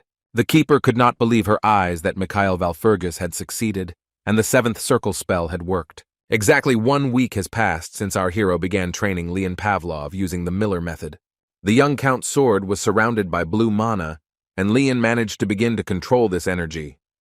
The guy, his eyes shining with joy, laughed and was clearly pleased with the result he had achieved, saying that this was the true power of training. Leon waved his sword, showing his teacher his achievements, and Mikhail said that Pavlov was finally satisfied. But Valfurgis was serious, because he was thinking about the future, but he understood that Leon's skills were enough to reach heights in just a couple of years. Looking at how Pavlov Jr. is proud of the result achieved already now, doubts about this arose in the hero's head. The protagonist did not understand what his friend meant when Leon asked what Mikhail was going to do with that dungeon. The swordmaster explained that he was talking about a prophecy, and reminded that Michael wanted to participate in the selection of mercenaries who would go into the dungeon. Walpurgis Jr. did not know what to answer his comrade, because he had already forgotten that he had told Pavlov about this. The keeper looked at Mikhail in surprise when he hesitated, because the hero's head was constantly filled with the artifact he had received. Leon Pavlov mentioned the prophecy, so the main character had to remember about Cassandra, who is its author. Michael realized that before going into that dungeon next time, he first needed to find a clairvoyant. The young mage rubbed his chin with his fingers, trying to figure out how he would find the missing Cassandra. The silence on the training ground was broken by the sound of boots. A knight was running towards the heroes, loudly calling for his master. The hero immediately looked up from his thoughts and looked at the soldier, and the surprised Leon asked the knight what had happened. Sir Maxim apologized to Mikhail and said that he urgently needed to talk to Leon because he had arrived as a guest. Pavlov asked who had come to them so unexpectedly. The knight was embarrassed and could not answer, looking his master in the eyes. The knight never said who had arrived, but our young hero had his own version, and he guessed who exactly had come to visit. The protagonist looked away irritably and told the guys that most likely this guest was Eileen Rindell. Mikhail Walpurgis hit the nail on the head. The bride, Liana Eileen, was indeed already waiting for her groom inside the estate, sitting on a chair. It was clear from the girl that the furnishings inside the house did not impress her much, and she thought that the Pavlovs' estate was small, as was their influence. Looking at the decor of her fiancé's house, Eileen thought that the house was modest, like the history of Liana Pavlova's family. The girl gathered her courage, clenched her fist, and reminded herself that she had to prove to her father that she was worthy of the title of knight. Knight Eileen remembered her past mistakes when she was engaged to Michael Walpurgis and how carelessly she had behaved. She also recalled one of the conversations with her father, Count Rindell, when he said that they had no more chances with Walpurgis. Then Count Rindell, upset by the recent events, looking out the window, allowed the girl to do as she saw fit. The daughter looked at her dad with devotion, feeling sad and guilty that due to her carelessness, Eileen's family had gotten into trouble. Eileen tried to reach out to her father, who was acting somewhat indifferent towards her in that situation. The girl was perfectly aware that she alone was to blame for the fact that the honor of her Rindell family was desecrated. The door to the room where the girl sat and waited to meet her new fiancé finally opened. She stood up from her chair, realizing that she had to become stronger than Leon Pavlov, who was called the next generation's genius swordmaster. The girl pulled herself together, because with Pavlov's help her value as a knight would increase, and she would prove to her father that she was worthy. Someone entered the room where Eileen had been alone with her thoughts and waved a greeting. Surprisingly, this person was not Leon Pavlov, but Eileen's ex-fiancé Mikhail Walpurgis, who greeted the girl. A look of shock crossed the face of Duke Rindell's heiress when she saw Mikhail Walpurgis in front of her. She recognized him as her ex-fiancé. Mikhail confirmed that he was the one, and the girl asked what the hell he was doing here. Without any embarrassment, Walpurgis sat down on a chair, crossed his legs, and answered his ex-fiancé that he was an invited guest of this house. Mikhail looked at the girl arrogantly, saying that it was rather he who should be asking what she was doing there. Eileen felt awkward, looked down in confusion, and could not clearly answer why she had come to the Pavlov estate. The hero said that he had no complaints against the young lady, since the breakup between them had occurred by mutual consent. Following the scandal surrounding the engagement of Michael Walpurgis and Eileen, new facts about the Rindell Duke's family have emerged. Residents learned from an information poster on the wall that two families had broken off their engagement by mutual consent. It was also written there that the reason for the separation was not Mikhail Walpurgis's incompetence. So people stopped spreading rumors about our hero's incompetence, and he was quite happy with that. The same could not be said for Eileen Rindell, who was still feeling very depressed after the true reason for the engagement being called off was revealed. A tense Eileen arrived at the estate to meet Leon, so it was only natural that she asked where Pavlov was. The protagonist explained that Leon Pavlov was currently washing his face, so for now he would be Eileen's temporary interlocutor. Michael was still curious about the reason why Eileen had come to the estate and asked what brought her here. Stuttering with awkwardness, the girl said that she had simply come to learn about another family's swordsmanship.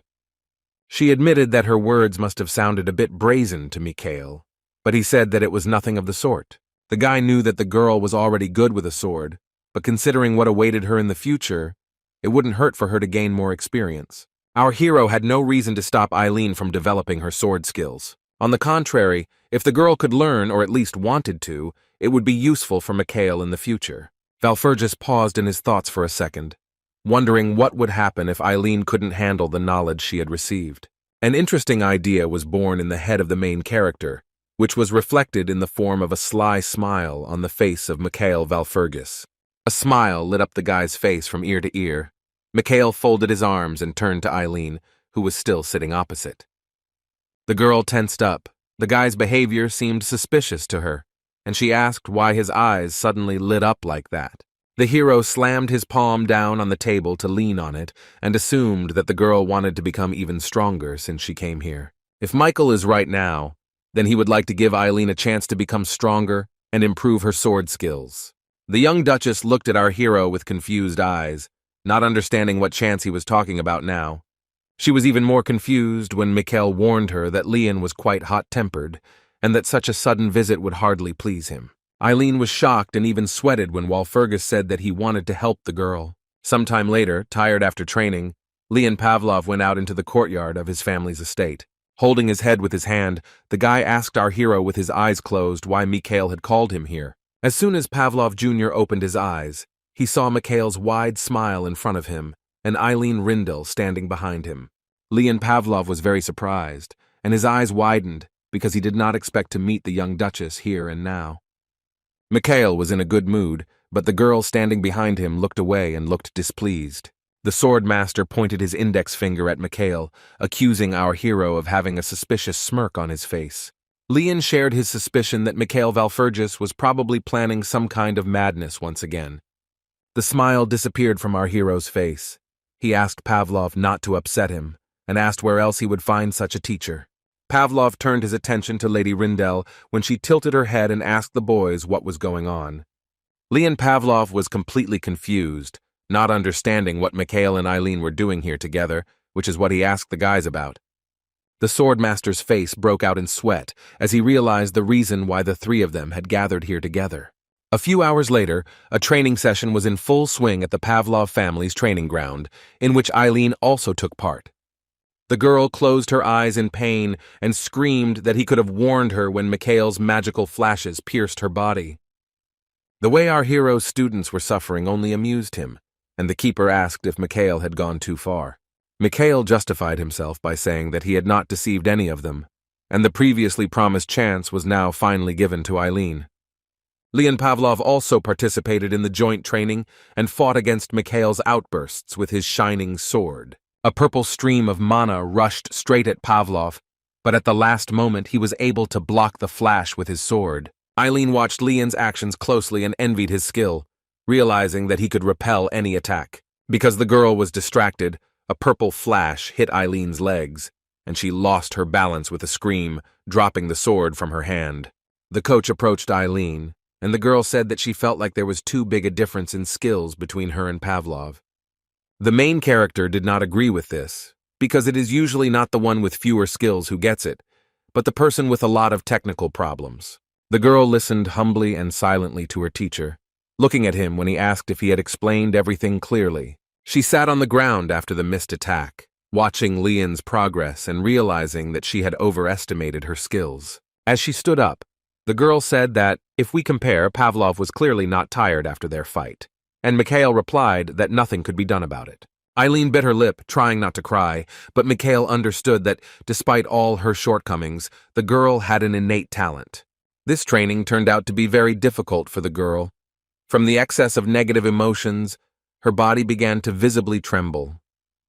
Michael went to meet Eileen and agreed to tell her what it was all for, meaning why he attacked her with flashes. Eileen sighed in annoyance when Walpurgis explained that he had only used the flash spell on her for fun. However, the young mage saw potential in his new student and knew that she could become better, so he extended his hand to her. The guy suspected that Eileen could become even better than he was, so her training would definitely benefit him in the future. Michael stood in front of the young duchess with his hand outstretched, but she was in no hurry to approach our main character. The hero wanted to make the girl stronger, so he asked her with a smile to let him introduce Eileen to her new teacher. When the protagonist extended his hand to the duchess to introduce himself as her new teacher, she looked at the guy with distrust. There was a pause in the conversation between the heroes. Mikhail Valfurgis looked intently at the girl, expecting at least some kind of reaction from her. The young mage's offer to become her teacher caught Eileen off guard, so she hesitated for a long time before answering. The boy extended his hand, expecting Eileen to shake it, but the swordswoman in leather gloves pushed our hero's palm away. Eileen reacted negatively to the young man's proposal. She became indignant and asked Mikhail if he thought that this was what she came here for. The hero calmly massaged his palm after the blow, while the girl was indignant that a magician could not teach a swordmaster and adequately judge skills. Leon Pavlov immediately ran up and stood up for Walpurgis, saying that Mikhail's ability to learn deserved the girl's trust. The young duchess was shocked when Leon stated that Walpurgis had taught him everything she had just seen.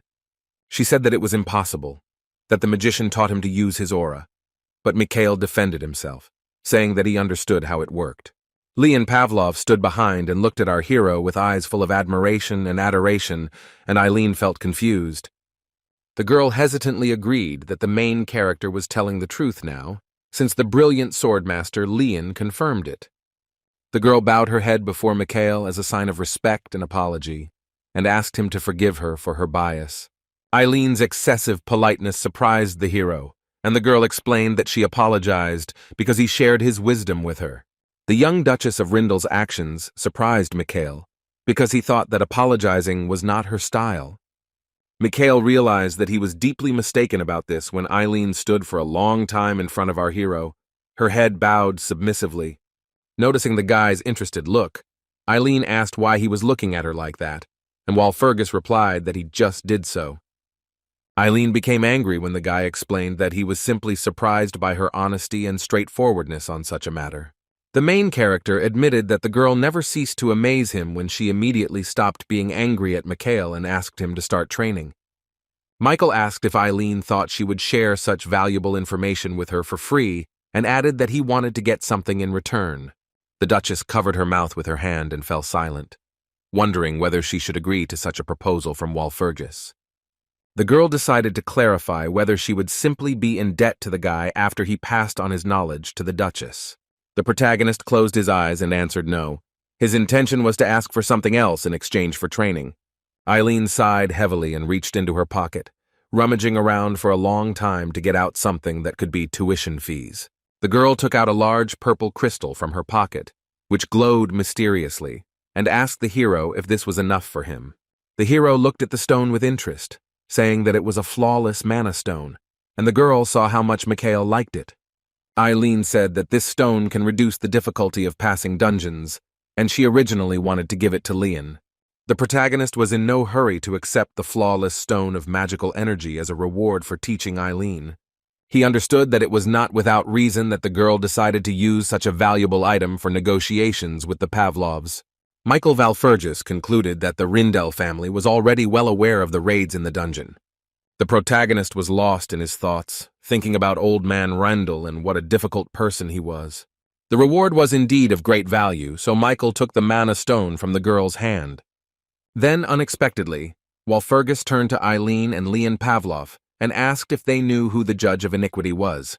The young count looked at Mikhail with eyes wide with shock when he suddenly mentioned the judge of lawlessness. The capricious Leon asked if Mikhail was talking about the man who was the free master of the sword of this continent. Valfurgis confirmed Pavlov's guess, and he really meant the holy sword of the West, the judge of lawlessness, Milium Ariaran. Before our hero's regression, it was he who destroyed the commander of the 7th Legion, one of the 12 demonic commanders. Eileen Rindel visibly tensed up when the protagonist announced that Milium was the teacher he would introduce them to. The girl did not believe Walpurgis, saying that no matter what he had planned, he would definitely not be able to pull this off. The main character did not explain to the Duchess where he got such connections, and said that the less she knew, the better she would sleep. The hero asked Pavlov if he remembered what he had been told about the temple, and Leon replied that they could go there right now. The guy said that they would go to the temple tomorrow, and then turned his head to the side to tell about something else. The hero stunned Eileen with another piece of news, saying that the girl should be ready, because tomorrow she would go to the capital with them. Michael advised the Duchess to stop arguing if she wanted to start training faster when she began to complain, while Fergus the Younger understood that Cassandra, who was the author of the prophecy, was probably now on the western border. The guy knew that the clairvoyant had run away because people never believed her, and the girl did not gain trust in society. The main character, recalling the events before the regression, suggested that it was during that period that the judge of lawlessness appeared there. For our brave hero, this was a great opportunity to meet two people he needed in one place, and it couldn't be missed. Eileen Rindell was at a loss and did not know whether to agree to the trip to the capital, although training was important to her. She screamed, waving her fists, that this was too sudden, and the guy should explain everything to her, why they suddenly needed to go to the capital. When Eileen screamed so furiously and loudly, making claims to the main character, he opened his mouth silently in surprise. Mikhail Valfergus grinned and treated the girl's behavior with tolerance, not shouting or being indignant in response. The young mage calmly explained to Rindell that they were going to the capital tomorrow in order to meet the warrior there. It was already late evening, training was over, and the main character was spending time alone with himself, thinking about what a funny girl Eileen was. Nearby was a keeper, reduced to a tiny size, who said that he and Rindell seemed to be the same age but so different. She asked if the hero couldn't live like Eileen, and the guy, closing his eyes from fatigue, replied that everything suited him. The tiny girl noticed that there was a flawless mana stone lying on the table and appreciated the little thing. The keeper asked what the hero was going to do with the stone, and he replied that he was going to do what one was supposed to do with mana crystals. The protagonist took out a spatial bag with an image of a magic circle on it, which he got from the tomb. The guy placed the spatial bag on the table, next to the mana stone, and said that he intended to create his own artifact. The keeper only sighed heavily and admitted that Mikhail Valfergus never ceased to amaze her. The girl did not believe in this idea, asking how our hero was going to make it, since there were obviously not enough materials. She obediently fell silent when the protagonist repeated that he would use the magic stone as it was supposed to be used. In anticipation, Mikhail smiled and said that he would make a magic staff with the help of these artifacts. The idea of creating a staff obviously did not please the keeper, and she asked if there were other ways to use the magic stone. She explained that it was worth a lot that the young man could create a flow of mana himself, but even 100-year supply of strength would not be enough to make a staff. Mikhail reassured the petite girl, saying that everything was fine, and that he had an interesting idea in his head on how to implement it. The keeper asked him with a complaint where he got so much confidence from, and the hero answered bluntly that it didn't concern her. The girl with long green hair sincerely did not understand what all this meant, and what idea had visited the bright head of the magician. Mikhail Valfergus did not leave the curious keeper without explanations, and decided to tell how he would create the staff. He looked at the girl with an inspired smile on his face, and said that he was going to find a branch of the holy tree. The keeper's mouth and eyes widened in surprise when the protagonist announced his intentions to find the holy tree. The guardian was tossing and turning, not understanding how the hero knew about the holy tree, and he explained that he had his own sources. He reassured her that he was in no hurry to create the staff, and would simply prepare for the process. The guy added that even without this, the magical mana stone is itself a rather powerful and valuable artifact. Refining mana stones is a tricky process, especially if they are of high quality, and one wrong move can blow up the estate. The guy understood the complexity of the matter, but he smiled because he knew that such an incident would not happen if he took on the matter. The protagonist reached out to the flawless mana stone without worrying because he had a lot of experience with it before the regression. The young magician Mikhail Valfergus had not yet managed to touch the crystal, but his hand was already engulfed in blue magical light. The keeper watched this process closely, wondering whether the hero should now cleanse every piece of this stone. Michael knew very well that he could also engrave spells on the stone that would always be active. To do this, he began casting spells one after another, starting with special engraving and strengthening, and ending with adding magic circle. The petite girl sincerely could not understand how our hero was able to use spells that were only available to experienced magicians. Mikhail's answer caused the keeper to sigh in irritation when he said that only his talent and tenacity helped him. The flawless mana stone was almost purified. To complete the process, the protagonist took the knife and prepared his finger. The boy pricked his index finger with the blade, held his hand over the stone, and a drop of blood fell from his flesh. Our hero did this in order to become one with the magic stone. The drop fell right onto the crystal. At the next moment, the mana stone began to change color and vibrate, moving on the wooden table. Valfergus stated that the process was successfully completed when the purple stone turned into a perfectly smooth, round black ball. The keeper was surprised that the stone became not colored, but black, because the nature of a person's magic can be determined by color. The main character ignored the girl's remark, stood up from his chair and said that this was not about him. The guardian accused Mikhail of simply mocking her when the guy said that he possessed every kind of magic. Michael Valfergus took the successfully purified magical energy stone into his palm, which turned into a black ball. The young mage cast the fireball spell, and the stone jumped into the air and turned into a clot of bright flame. The hot magic mana stone fell onto the wooden table, and after the spell it turned not black, but red. What she saw amazed the keeper when the main character told her that he could paint his stone in such a simple way. Mikhail was surprised that he spent less mana on this than he did before, but the effect, in his opinion, became better. The protagonist spent very little magical energy on the spell, so he decided to experiment again. Realizing that his skills were undergoing a huge change, the young man looked out the window and declared that he would try to test his limits. When the young heir of the Walpurgis family made this decision, it was night outside. The forest and mountains around the Pavlov estate were lit only by the moon. Soon the night gave way to early morning. The bright sun began to emerge from behind the green mountains. The sky was covered with clouds. Mikhail, Leon, and Morden gathered on the estate grounds, and Pavlov asked if they had already heard any news. Looking away suspiciously, the hero replied that he already knew about this when Leon told him about the destruction of the orc settlement at night. Leon said it was good that so many monsters had disappeared from the face of the earth, but his dad had been racking his brains since this morning to figure out how it happened. The indifferent protagonist replied to his friend that who knows what could have happened in that settlement at the foot of the mountains. Rubbing his head, the young count noted that Mikhail's reaction to the news was somehow dull, as if he already knew about it. A moment later, a suspicion crept into the mind of the genius swordmaster, and his face changed. Suddenly, Leon Pavlov grabbed our hero by the clothes with his hand and did not let go. The guy clearly had some kind of complaint against Mikhail. He looked at Valfergus with narrowed eyes and began to ask whether Michael himself had arranged the destruction of the orcs in the forest. In response to Leon Pavlov's suspicions, our protagonist smiled ambiguously, realizing that he had been found out. Mikhail didn't answer his comrade, but only smiled, looking into his eyes, when Leon asked again if he had dealt with the orcs. From Walpurgis's reaction, the swordmaster realized that it was indeed him, but he still couldn't believe that the guy could seriously do such a thing. Meanwhile, the holy church was deserted. Only one person was inside, and it was a priest in a snow-white cassock.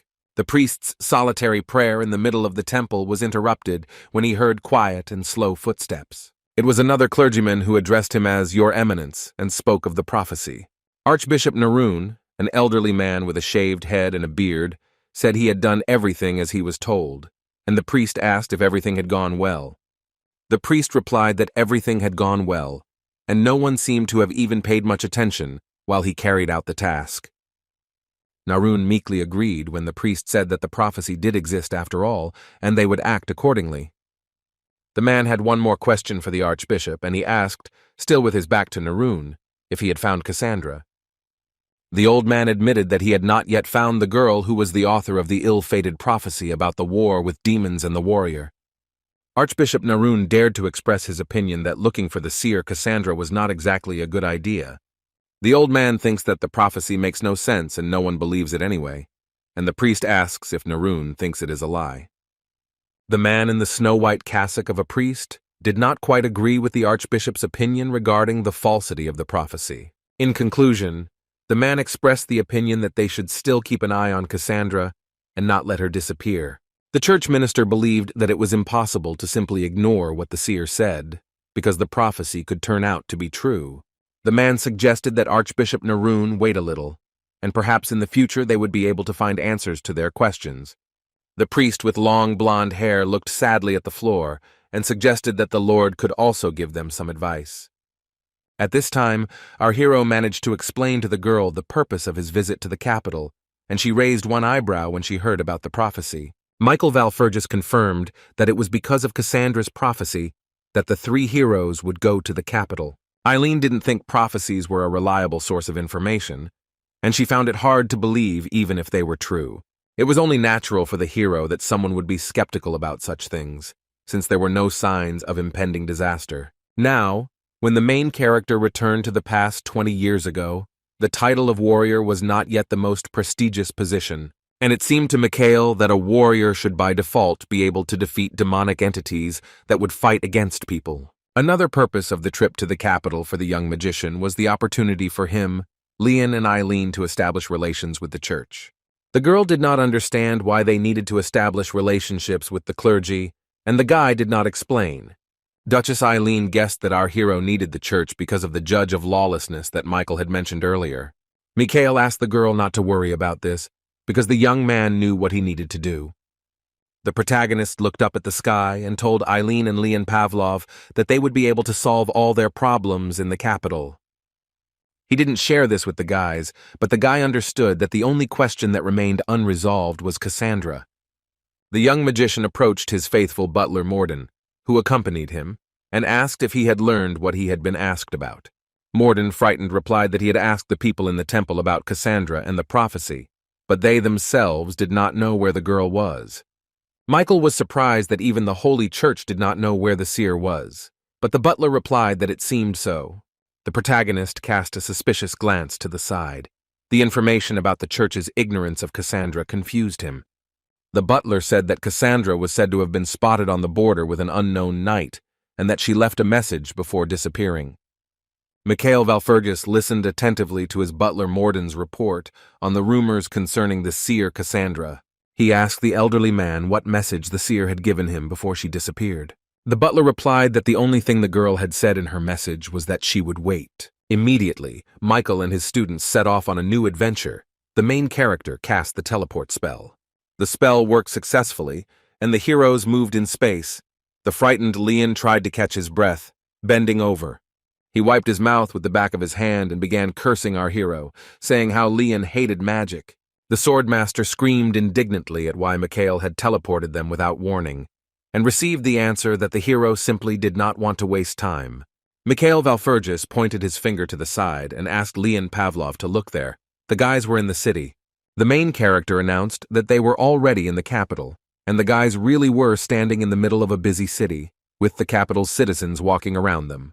Pavlov looked around the new environment and admired the beauty of the city, assessed the scale of the capital and compared it with his village. Eileen asked Leon to stop talking nonsense because the city was luxurious, but beauty and luxury, in her opinion, were two different things. Leon Pavlov was upset by the way the heroes had shamed him and looked after them, calling them dirty bourgeois. The main character, Mikhail Valfergus, slowly wandered along the capital street paved with large stones. The guy looked around, and then raised his head up and noticed a thing that was high above the ground. It was a large blue flag with a golden coat of arms on it, and the hero noted that there was a completely different atmosphere in the capital. Michael suggested that Eileen and Leon get straight to the point and visit the temple, but then the keeper drew his attention to herself. The girl, reduced to a tiny size, pointed her finger somewhere to the side and asked Mikhail to look there.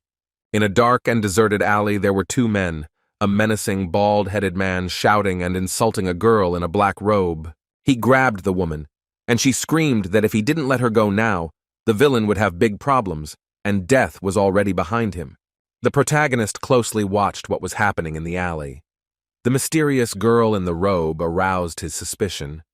The guy looked at the stranger's face and realized that something was wrong with this girl, and she gave him a strange feeling.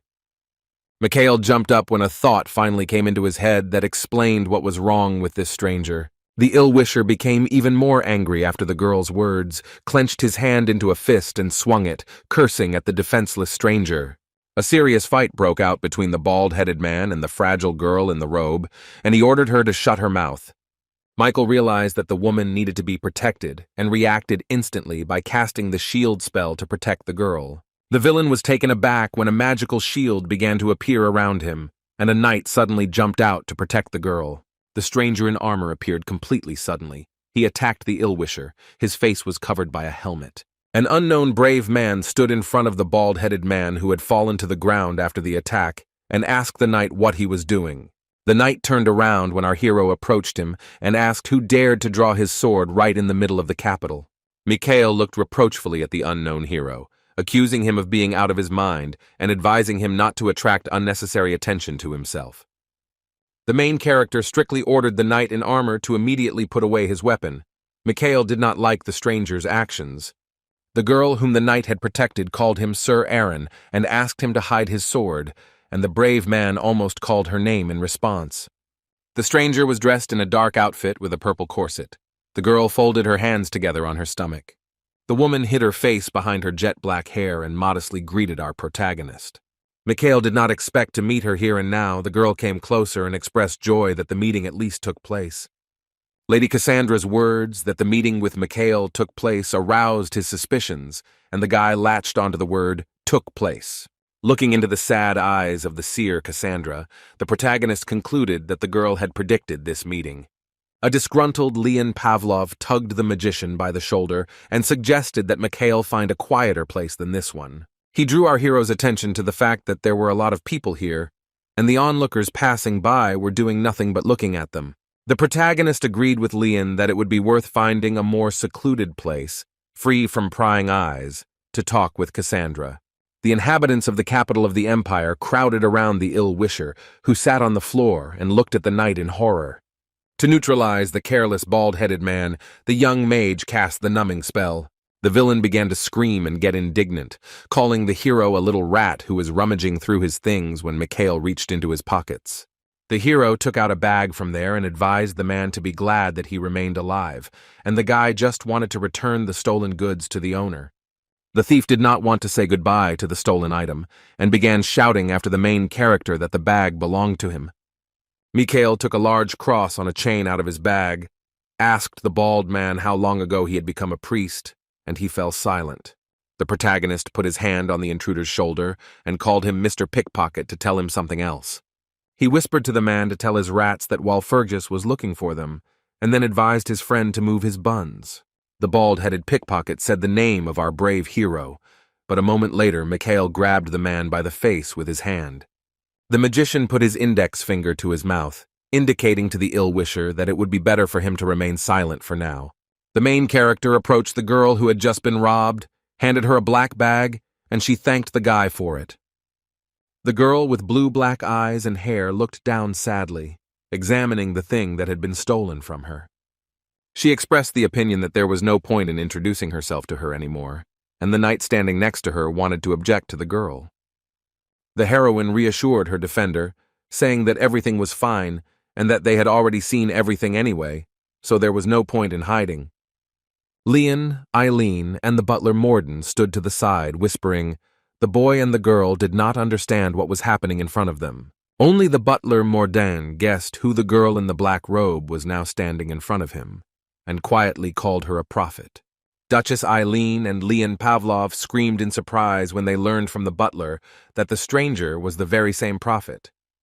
Cassandra grabbed the hood of her robe with her hand to remove it, and confirmed Morden's words about her being a seer. The girl solemnly announced to everyone present, removing the hood that covered her face, that she was that very Cassandra. The story continued elsewhere, with a large white rat sniffing around in a dark and uninviting building. It was a long and spacious room, damp and dark inside because it was lit only by a few dim torches. The bald-headed man who had attacked Cassandra earlier in the day was now kneeling in front of someone, making excuses. The big guy with the big belly sat on the throne and looked at his pickpocket, asking if Walpurgis was really looking for him. A stranger told those present that he had heard that this little bastard Mikhail Walpurgis was nothing special. The pickpocket was outraged, apologized to his boss, and blamed everything on Mikhail, who had robbed him. Disgusted with his mercenary, the man asked how Mikhail was able to deal with the bald-headed thief if the rumors about Mikhail were true. The pickpocket's boss put his gloved hand forward and wished the guilty man to die. The thief's face twisted in horror and pain. His body was covered on all sides by magical dark worms that would now kill him. At that moment, the pickpocket remembered the seer's words, that if he didn't let him go now, he would have big problems. The man's eyes were filled with horror as he realized that the girl he had robbed today was 100% right. Dark magic completely consumed the careless thief. Before his inevitable death, the unsuccessful thief only managed to let out a long groan. The spell turned the bald-headed man into a naked skeleton, leaving only his skull and bones, and the boss only said that there would be one less idiot now. At this point, the farewell to the dead thief was over, and the fat man ordered his subordinates to get moving, because they had a lot of work to do. The leader of the villainous gang took the warning of the already dead pickpocket seriously, and wondered what Walpurgis wanted from him. The man didn't have time to come to any conclusion because he noticed the steps of an unknown person, which were becoming louder and louder. The mustachioed villain moaned in surprise when he saw a man in front of him who unexpectedly approached him. An unknown person in a mask with long hair appeared in front of the man, and the leader said that of course they have him. The masked stranger pulled out a sword, standing in front of the fat man, and asked him what they would do in this situation. The leader of the villainous gang laughed and told the girl that he had already forgotten that she was the greatest swordmaster. The woman approached the man, pointed the tip of the weapon directly at the villain, and told the fat man not to drag out the rubber until she killed him. The bandit grinned and asked how the girl would find what she needed if she killed the man now. He asked the girl holding the sword in her hand to calm down and solve his problem first, and he would give her what she so desired. The heroine didn't know what the problem was and asked what it was this time, and the man explained that Walpurgis had decided to intervene. The thin-mustached villain rested his face on his hand and smirked when the girl didn't understand what was going on and said that he just didn't like it. Meanwhile, on one of the capital's streets, our hero, accompanied by Leon, Eileen, and the butler, was talking with Cassandra. The seer Cassandra turned to the protagonist, called him by name, and said that she had been waiting for him. The girl came closer to Mikhail and expressed a desire to talk to him. The guy was a little confused by this proposal. Leon, Eileen, and the butler were surprised when the seer apologized to him and said that the conversation was not for prying ears.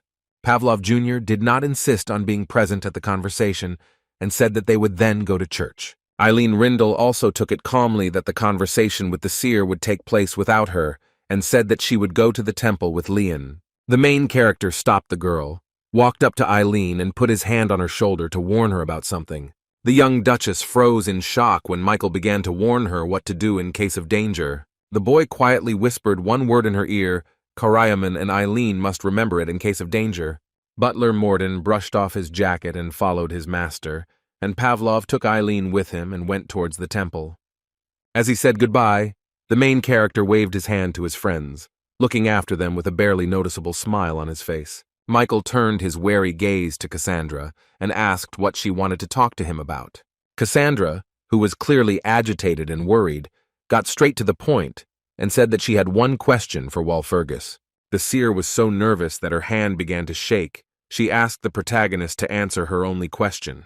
Lady Cassandra gathered her courage, looked intently at our young hero, and prepared to ask a question. Keeping a great distance, she asked the young mage if he had received her prophecy about the war. Lady Cassandra was an unusual girl because from childhood she had the ability to predict the future. These prophecies were something like intuition or premonition in the form of pictures that, independently of her, popped up in the girl's head. Many of the events Cassandra predicted actually came true, such as the death of her friends or the carriage accident. Throughout her life, the girl encountered many tragic events that brought tears to her eyes, but she tried to prevent them. Knowing full well what awaited the girl and her loved ones in the future, she wanted to change events at any cost, but the result was always disastrous. The more the young seer tried to fix the future or prevent someone's death, the worse it became. Each time, the girl felt only greater horror from the understanding that the seer was powerless to change anything. Lady Cassandra could only cry loudly and alone while many of her loved ones died in tragic circumstances. The girl was equally terrified by the prophecy that in the future the world would be destroyed as a result of an attack by demons. Cassandra came to church many times and knelt before the Holy Father, begging him to believe her. But not a single person took the girl's warning that a bloody war awaited the empire seriously. The fragile girl had to bear this burden alone, and she could not share it with anyone because people did not believe her. Cassandra says it's harder than it looks, living in constant terror, waiting for the world to face its total destruction. During that period, the girl often wanted to give up, forget about her prophecy, and stop proving anything to humanity. The news of war and the destruction of the entire empire stopped bothering Cassandra, but new prophecies appeared. In these visions, Cassandra saw Michael Valfergus, so the girl was really looking forward to the chance to talk to the guy. She silently looked at the one she had seen in her prophetic visions and understood that Walpurgis was her last hope. The protagonist closed his eyes and decided to indifferently answer Cassandra that he did not know about any prophecy. She heard from Mikhail surprised Lady Cassandra. She opened her mouth and looked at her interlocutor. The fact that Walpurgis knew nothing about the girl's prophecy clearly made the heroine upset. She became even more upset when our young hero took away the lady's last hope, saying that he would hardly be able to help her in any way. The girl asked the young man how she should understand his words, and the main character indifferently replied that his words should be taken literally. Mikhail decided to stop irritating the seer, approached the girl and calmed her down, placing his palm on her head. The boy smiled and admitted that he actually believed in Cassandra's prophecy, which brought hope back into her heart. Tears ran down the girl's cheeks when our hero said that he believed in the coming of demons and the destruction of humanity. Cassandra was touched, but still did not understand why Michael Walpurgis believed in her prophecy about war and the apocalypse. The main character spread his arms out to the sides and asked if he was lying to Cassandra because he was him. In a joyful voice, Michael called himself an inquisitive wizard who was interested in whether he could change the future and the prophecy. The young magician confessed to the seer that this whole topic was incredibly interesting to him, and the sparkle in the hero's eyes proved it. Cassandra listened silently, as Walpurgis told her that this was a good chance to prove that everything was possible, and there was no predetermination. Before this conversation with Mikhail, the seer was sure that our hero, like everyone before him, would simply laugh at the girl. The answer was unexpected, and the feelings that overwhelmed Cassandra made the seer fall to her knees and cover her face with her palms. She was sure that the guy could be trusted, so she laughed and called him funny, suggesting that they switch to informal terms. The fact that Walpurgis believed in her visions made the lady happy. She jumped up and went to the guy to say something else. She grabbed our hero's hand with her own and said that if he trusted her, then Cassandra could trust the guy. After this conversation with the legendary seer, the adventures of our brave heroes in the capital of the empire continued. A young priest in a black cassock held a paper in his hand and looked questioningly at his interlocutor when he was told about the warrior. Leon Pavlov, angry to the point of redness on his face, shouted at the guy that he had come to submit an application and that formalities should be omitted. The priest did not argue any further with the warrior he did not know, and when he asked what about the others, he was told about Michael Walpurgis. Leon asked the boy to make his face simpler when the priest, hearing about Michael Walpurgis, became visibly irritated.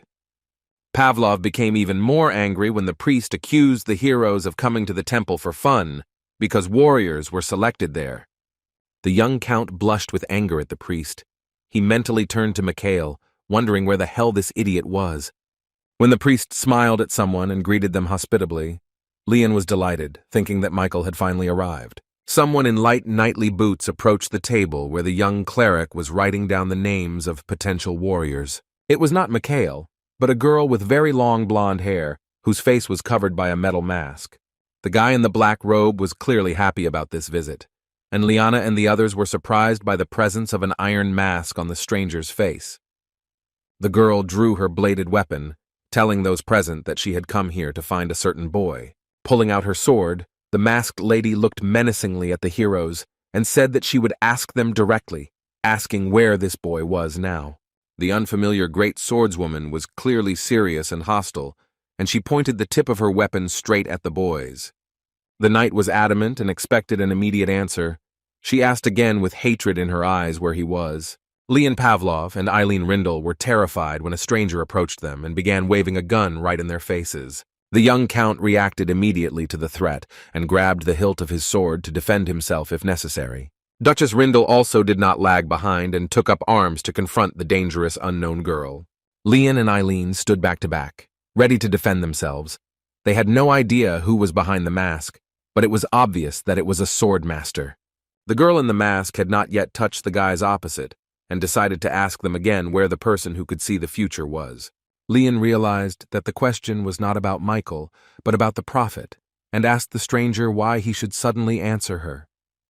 The mysterious girl in the iron mask still held the sword in her hand, pointing it at Pavlov and Eileen. She deceived the guy by starting to say something, but then suddenly pounced on him, grabbing poor Leon's face with her hand. Eileen Rindle looked in horror at the aggressive stranger who had treacherously attacked her friend for no reason. The girl in the mask looked at Leon Pavlov with anger in her eyes and began to threaten the guy to make him say something. Duchess Rindle was thrown to the side, and the stranger struck with such force that everything around her was shattered into pieces. Eileen fell from the blow, flying to the side, and closed her eyes in pain. The heroine did not drop the sword and was ready to defend herself. The girl began to get indignant because they were in a temple, and the unknown villainess acted very recklessly by attacking them. The woman replied that she didn't care about Eileen's claims because everyone present didn't even know who she was. She held Leon's face with her hand, saying that even if they found out, she still wouldn't start with Eileen because the Emperor wouldn't allow such chaos. Eileen was at a loss as to what to do in this situation because the aggressive stranger was not even listening to her. Sitting on the ground, the frightened young duchess began to back away so that she would not become the next victim of the attack. It dawned on the duchess that as soon as she, Mikhail, Leon, and Morden arrived in the capital and met Cassandra, our hero said something to her. Eileen's mind flashed back to a recent conversation with Walpurgis, in which the boy asked her to remember just one word in case of danger. The girl looked at the face of the mysterious masked woman, who had already approached her and was looking menacingly at the duchess. Eileen was at a loss for words due to her fear of the stranger. She tried to figure out what word she needed to say now. Eileen opened her mouth and began to pronounce the first letters of the word that would save her in the face of danger. When the young duchess loudly shouted the word Karyaman, the woman in the metal mask retreated and ran back. She glared at Eileen. The word the girl had spoken did not frighten the villainess, but aroused even greater interest.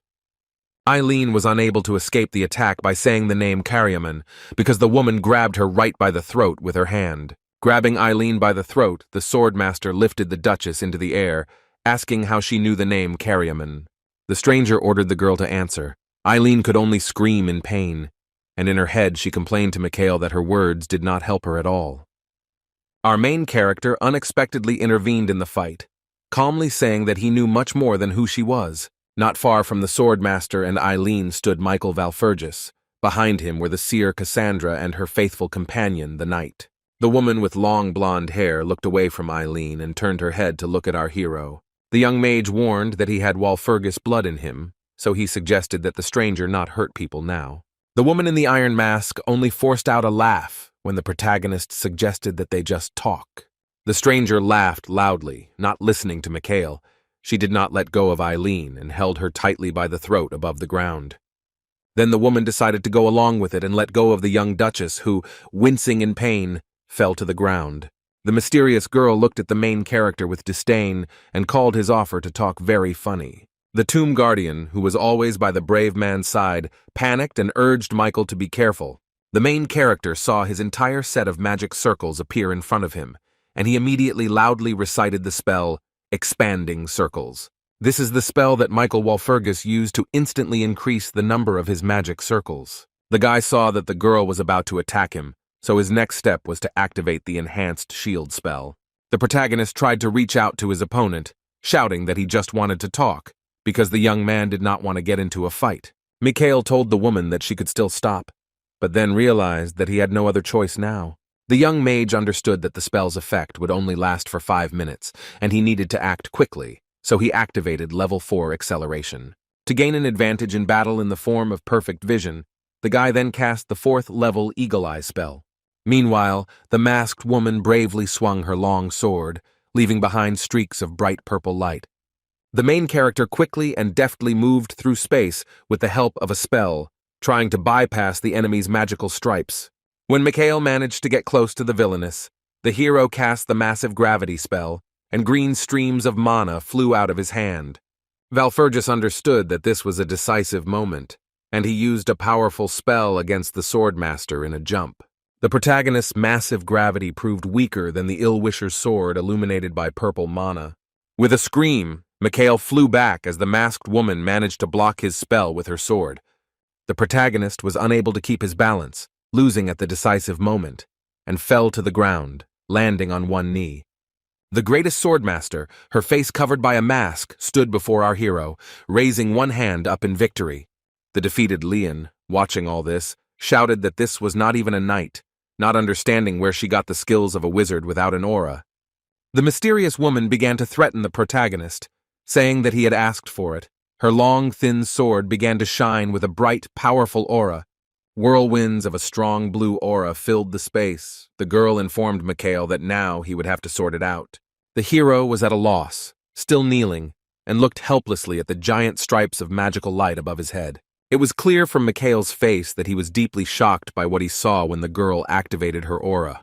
But then a brilliant thought occurred to him, which made him grin, and the mood of the young brave man clearly improved.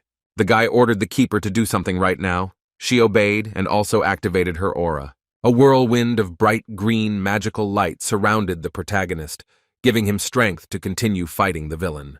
This magical shining tornado only grew stronger and larger with each passing moment, and was no longer inferior to the stranger's aura. Now the masked girl found herself in a difficult situation because a powerful vortex of green mana was rapidly approaching her. Our young hero was injured as a result of a skirmish with a robber. He covered his bloody face with his hand, trying to stop the bleeding. The guardian asked if the mage was okay, since he had to take on a large flow of mana, and the guy said that everything was fine. Mikhail Walpurgis successfully managed to destroy the mysterious woman's aura, and she asked what the hero had done. The main character did not reveal the secret, saying that it was a secret, and he pricked the woman by saying that each of us keeps our own secrets. The girl called Mikhail a useless bastard, just like his father. The hero did not agree and said that he was completely different. The villainess fell silent when Walpurgis Jr. said that he had now clearly shown how he differed from his father. The woman removed her weapon from the sight of those present, hiding it under her clothes, and said that it was worth recognizing the skills of our talented hero. The swordmaster admitted that she had little time and asked about Karyaman, and the hero said that he met this man by chance. Mikhail explained that Karyaman was a pale boy who was wandering aimlessly somewhere, and our hero gave him water and asked a couple of questions. The woman came closer, trying to find out from Mikhail where the boy was going, but the hero did not understand why he should share such important information with her. She began to shake him by the shoulder when the main character said that, moreover, it seemed to him that Karyaman himself would not want this. The woman came even closer and quietly shared with Mikhail that she had to find this boy, and the main character agreed with this. But our hero had one more question that he would like to ask this girl, which he quietly whispered into her ear. The boy asked how a woman could feel calm when she was helping the one who was to blame for the boy's suffering. The woman froze, and her eyes widened as our young hero spoke her name, calling her Knight Milliam, and asked her to tell him something. In another part of the capital at this time, a big man in boots, the leader of a villainous gang, was walking around his gloomy domain. A fat man stood in the middle of a dark room, surrounded by bars, because he owned a certain prison and kept prisoners in the dungeon. The big guy approached one of the cells. Behind the bars sat an emaciated child in rags, whom the villain was holding there. The man walked up to another cell, where a boy looked at him with a frightened look, his legs shackled. The villain looked at the defenseless little boy with contempt, not feeling an ounce of pity for the child. The fat man asked his subordinate what was wrong with the boy, and why he couldn't be sold at a decent price, to which he received the answer that buyers liked docile children better. What the subordinate said to the leader did not please him at all. The pot-bellied man got angry and hit the guy in the stomach with all his might. The man fell to the ground.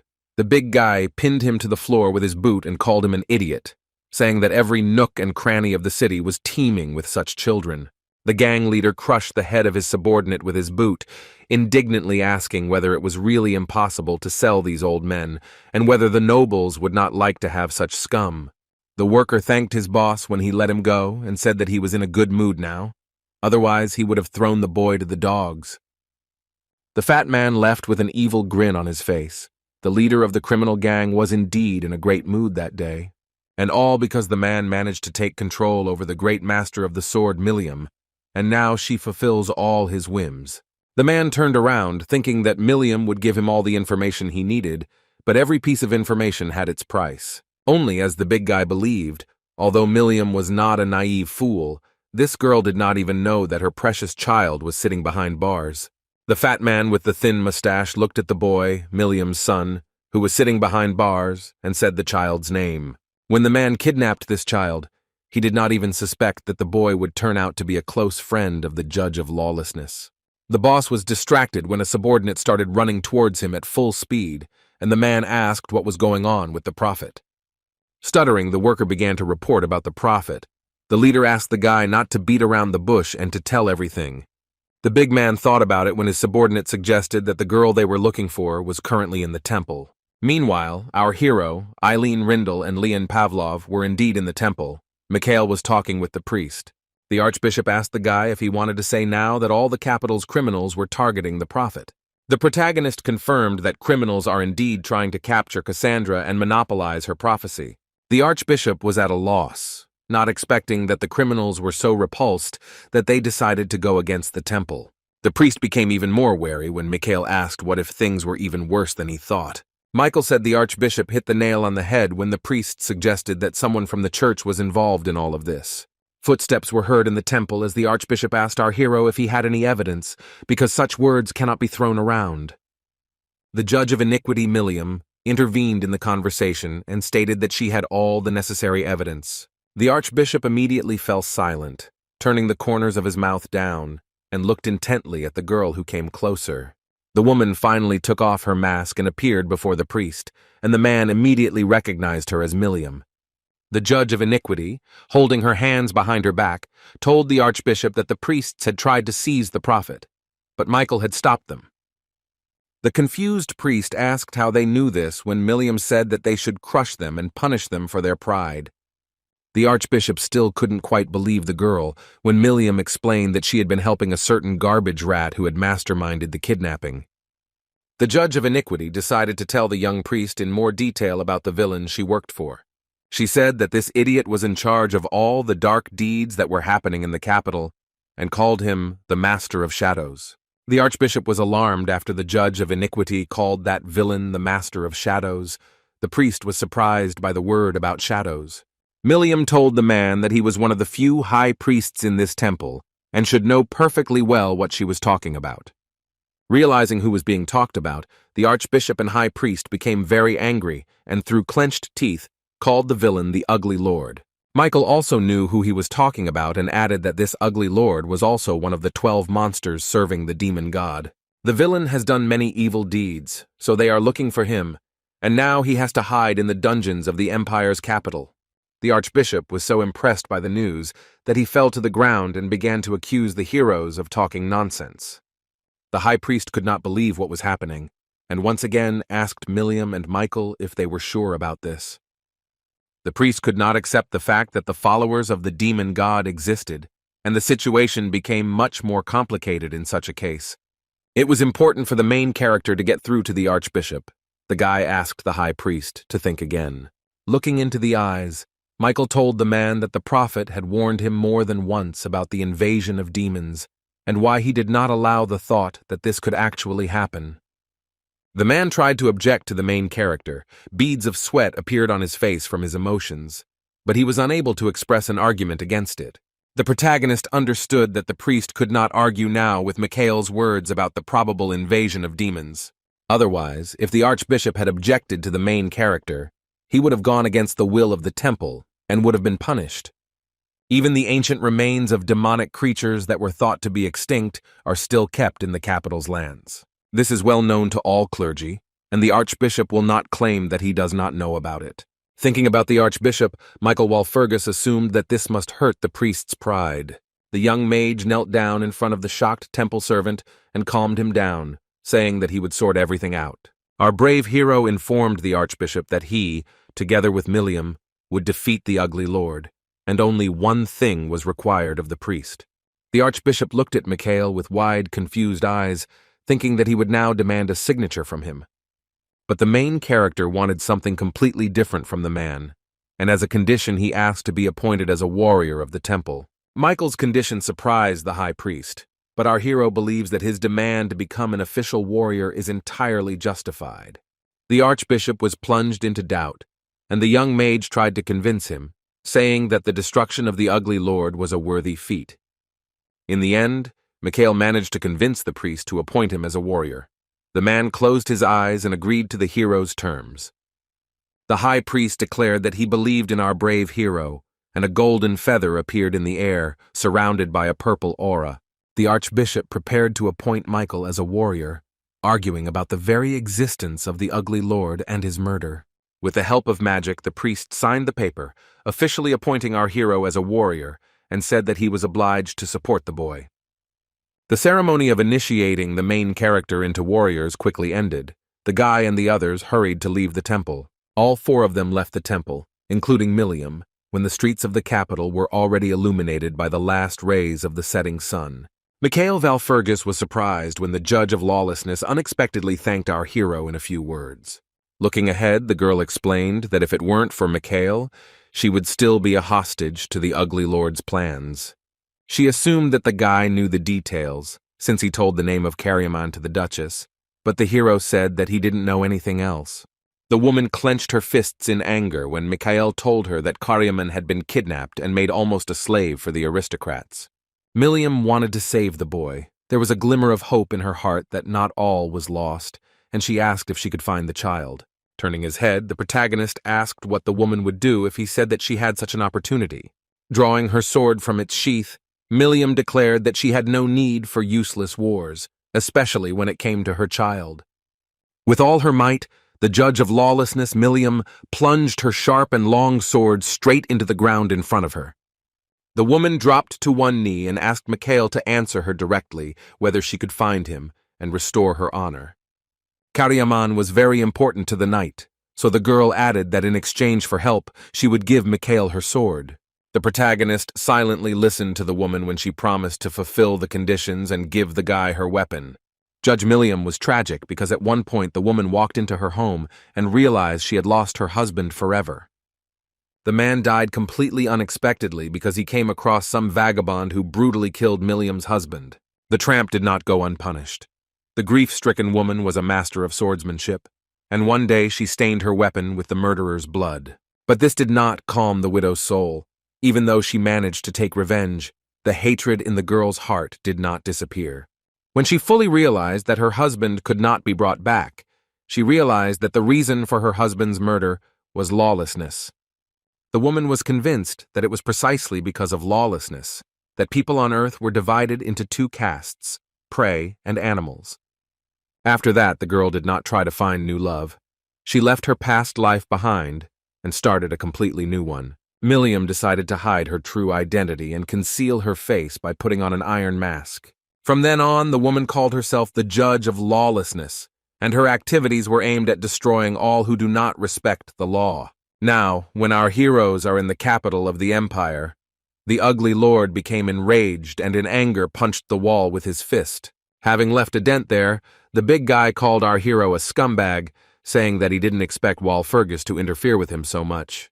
The leader of the villainous gang was upset because everything did not go according to his plan, and now he needs to get out of this place as quickly as possible. A mysterious voice of an unknown creature was heard in the room, which forbade the boss to leave and ordered him to devour the prophet. On the wall of the capital's dungeon, a large shadow of the demonic beast that controlled the ugly lord appeared.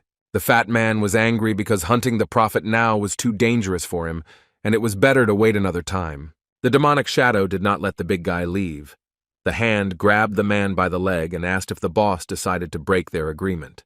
The boss was trying to escape from the clutches of the big shadow. The contract had no meaning for him now, because his life was more important than the contract.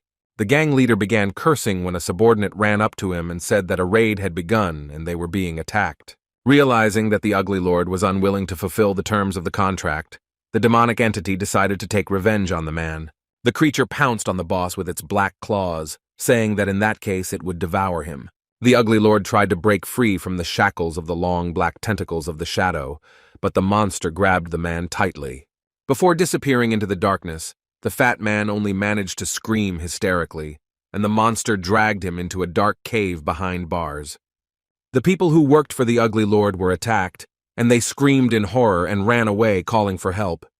There was a brutal fight. Streaks of light left by the sword flew through the air. Someone dealt with all the villains. It was the greatest swordmaster Milliam, who single-handedly scattered all the bandits in a matter of minutes, intending to find the child.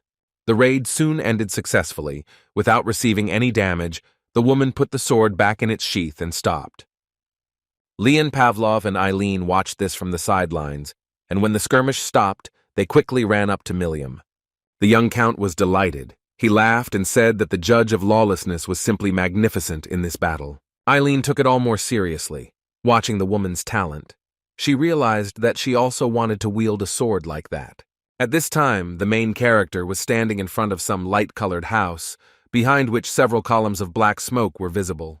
The keeper was greatly shocked by Milliam's abilities, and Mikhail said that rumors immediately spread in the capital as soon as someone drew a blade.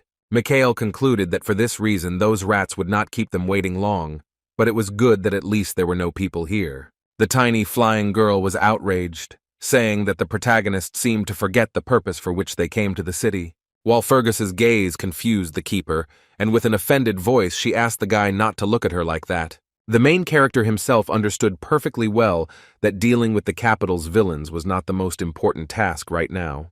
For Mikhail, the main priority now was to find the main rat and figure out who was behind all the crimes. Our brave hero wanted at all costs to find the ugly lord, who was the leader of the villainous gang. Meanwhile, the ugly lord, who was grabbed by the dark shadow, asked what good would come from him devouring the man. The entity agreed with the boss, replying that indeed there was no nutritional value in the man.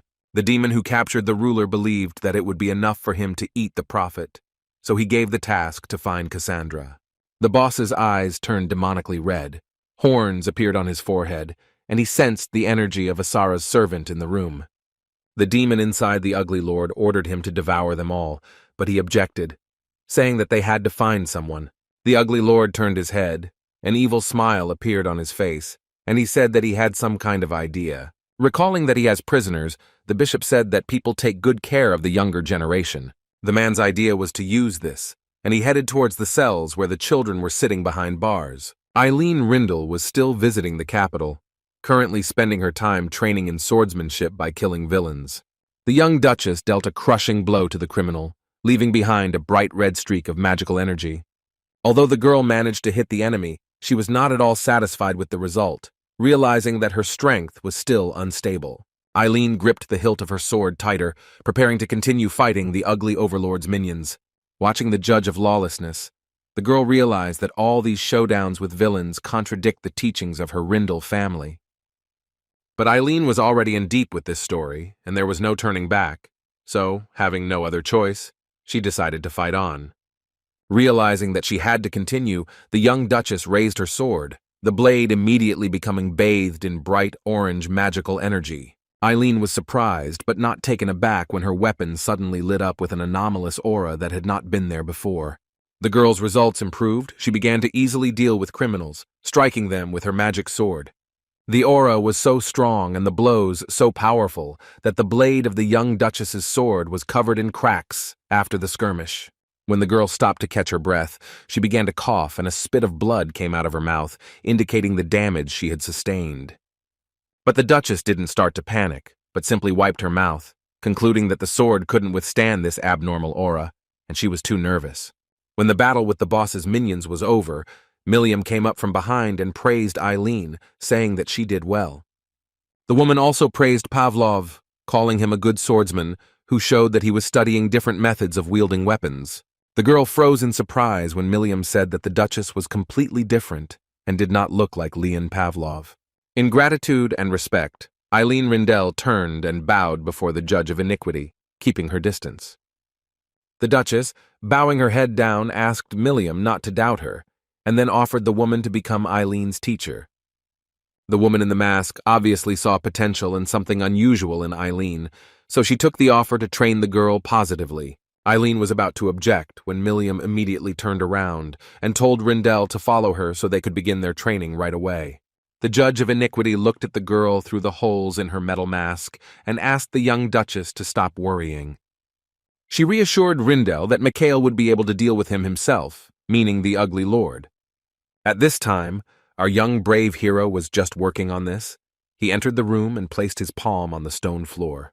The worried keeper asked if it was not too much to come to this dungeon instead of the judge of lawlessness. The protagonist reassured the petite girl, saying that everything was fine, and continued working on his main task. The next moment, the expression on our calm hero's face changed dramatically. He began to feel anger and disgust. Standing in front of the iron bars, the keeper asked what had happened, and the guy did not understand what the Lord had planned and why he was behaving like the last creature. Mikhail could not understand what this monster was doing where the children were, because due to the lack of food value he could not eat them. The keeper began to worry even more. Tears almost appeared in her eyes when she guessed the reason for the ruler's actions. The protagonist came to the conclusion and shared it with the keeper that the ugly lord was using the children as hostages. The fat man, enslaved by the demonic entity, walked around his prison in the dungeon and laughed evilly. While Michael was busy looking for the boss, he was not busy with anything and sat silently on his throne, resting his head on his hand. A man with a thin mustache and demon horns on his forehead closed his eyes and dozed off a little in his chair in the middle of a dark dungeon. The sound of boots hitting the floor was heard in the room. Someone had decided to visit the ugly lord and approached his throne. Realizing that he was not alone, the fat man immediately opened his eyes to see who had come. His pupils were red and glowing. The visitor turned out to be Mikhail Valfergus, but the visit was not unexpected for the boss because he said that the guy had finally arrived. The ugly ruler asked the young man not to think about it when our hero asked if the man was waiting for him. With a disgusting grin, the big guy said that it was nice to watch the kids fight. The protagonist put his hands on his hips and chuckled, lost in his thoughts, when the fat man shared that the battle even lifted his spirits. The villain smiled broadly and said that he would only get the opportunity to feast on the seer girl and did not expect anything else. The pot-bellied man rose from his throne, saying that he never thought that the prophet's lackey would come to him, and now he would be able to regain his powers faster. The Lord's hints that he would devour Mikhail did not frighten him at all. The boy called him a freak and suggested that he just try to do it. The boss did not expect such behavior from our hero, not understanding where this boy got so much confidence from and what he was hoping for at all. With his arms crossed over his chest, the protagonist truly exuded self-confidence, and there was not a drop of fear visible on his face.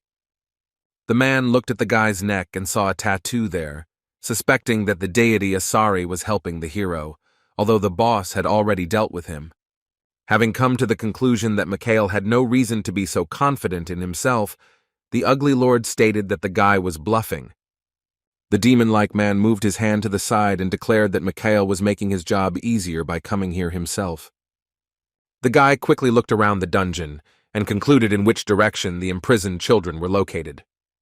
The ugly ruler kept innocent boys and girls in an underground prison, each in a separate cell. The big guy spread his sharp-clawed fingers and activated his black demonic aura to attack the boy. With a movement of his hand, the man released black streams of magical energy from his palm, directed against the main character. It was necessary to react as quickly as possible, and in a panic, Mikhail cast the shield spell, and a large golden circle of magic appeared in his palm. The young magician managed to protect himself from the dark energy of the ugly lord. The streams hit right into Mikhail's shield. Impressed by Walpurgis's abilities, the man sat back on the throne and said that it seemed like the boy might be more than just a snack. The guardian appeared over the protagonist's shoulder, and he strictly ordered the girl not to interfere, but instead to protect the children. But the keeper was worried about the safety of our brave hero, and he asked the girl not to worry about him. The boss laughed and surrounded his body with a black aura again when he saw that the protagonist had so easily given up the protection of the deity. The ugly lord's red pupils disappeared. His eyes were now completely colored black, and he called Michael a fool. The lord once again directed streams of black mana against our hero. This time, the magic shield did not protect Mikhail Valfergus. The protagonist decided to use another spell and activated Shimmer to save himself from the enemy's mana. Holding his palm to his face, the brave guy managed to jump high above the floor to prevent the black magical snakes from capturing him.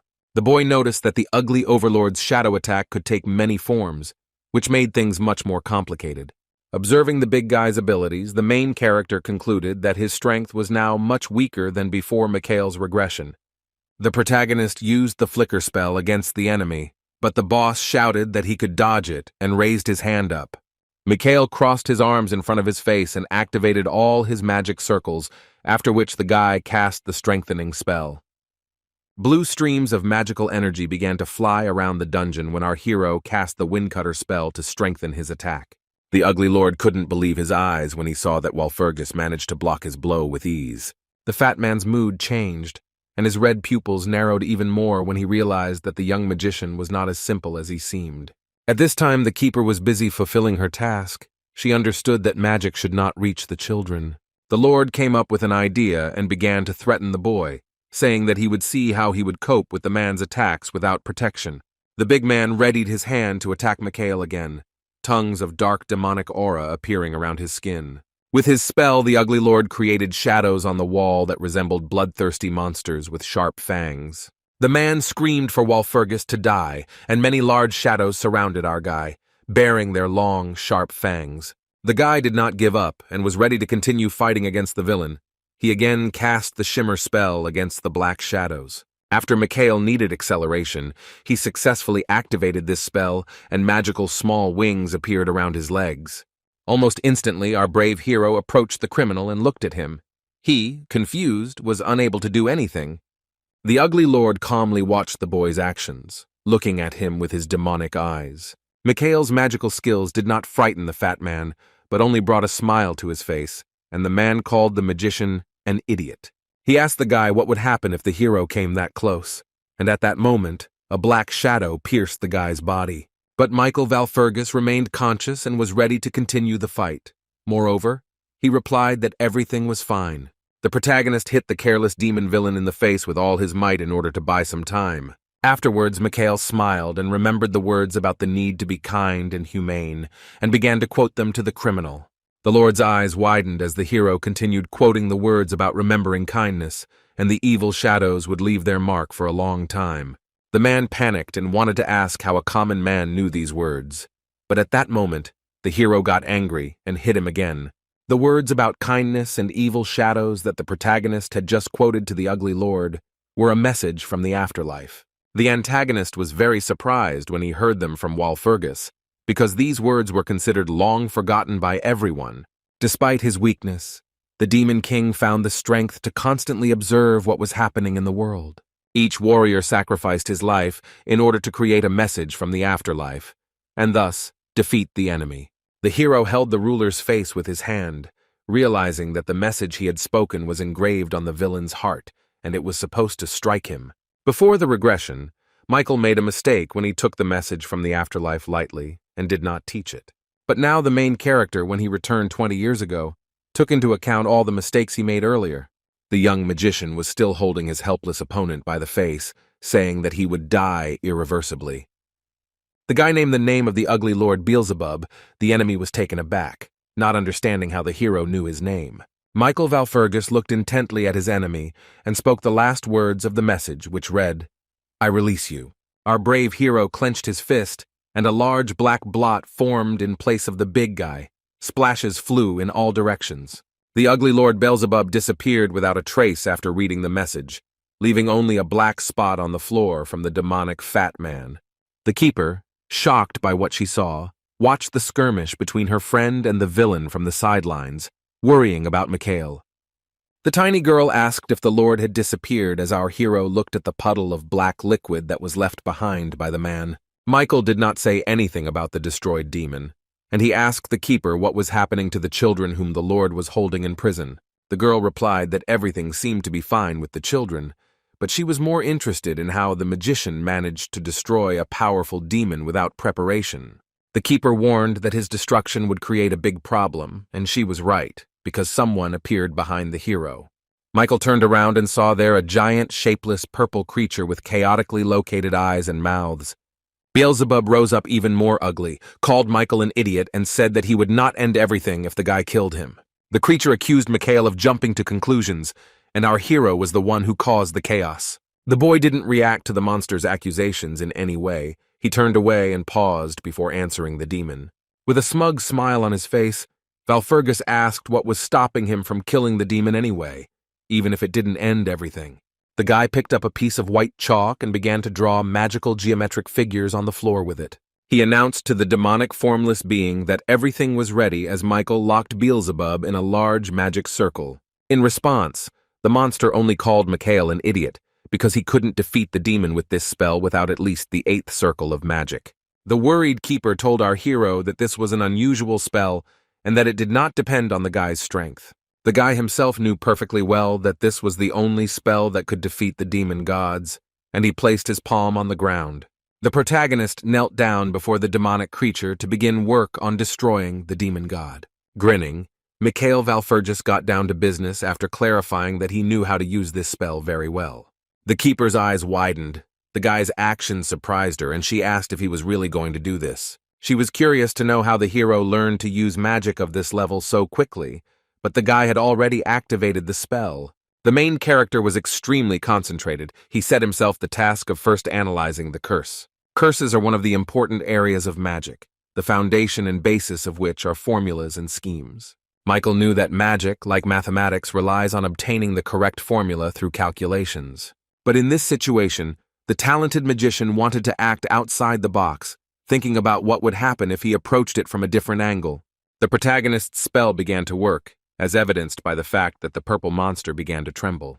The fact that Mikhail was able to use the spell against the monster surprised the demon, but the hero had an idea to return the magic to its original state.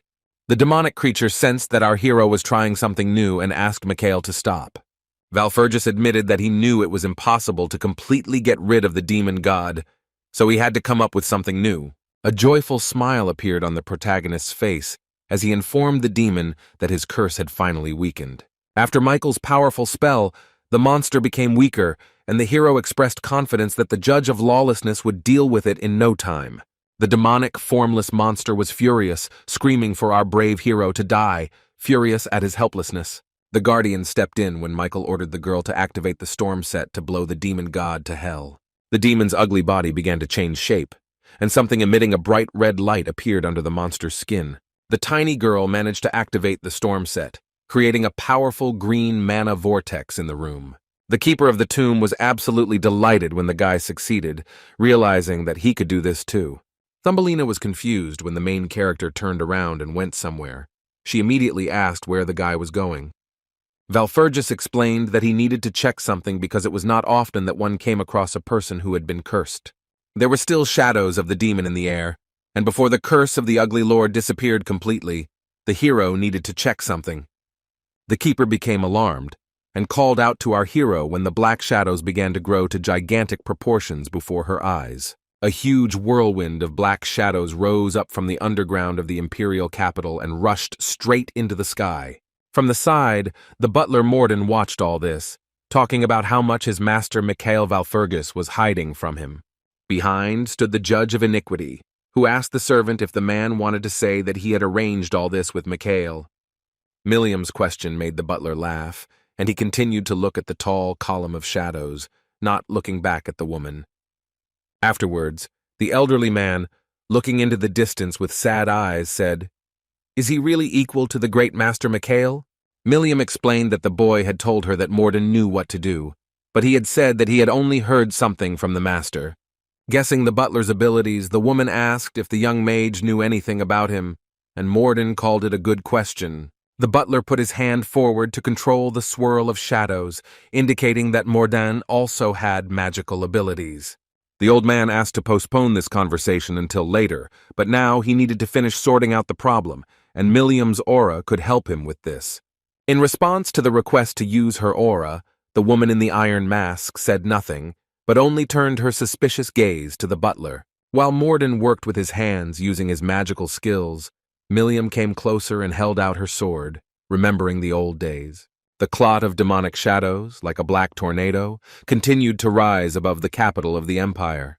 A moment later, this whirlwind became the epicenter of a powerful explosion. An incredibly bright flash of light was visible even from afar. The explosion did not damage the buildings of the capital, but was directed only against the demonic tornado, and the vortex began to shrink until it completely dissolved.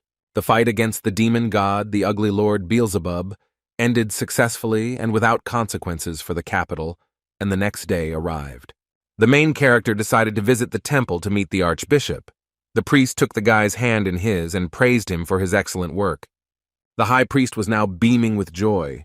He shared that he had no idea that everything could end so well. Thanks to our brave hero, the ugly Lord Beelzebub, who had done many evil deeds, was destroyed.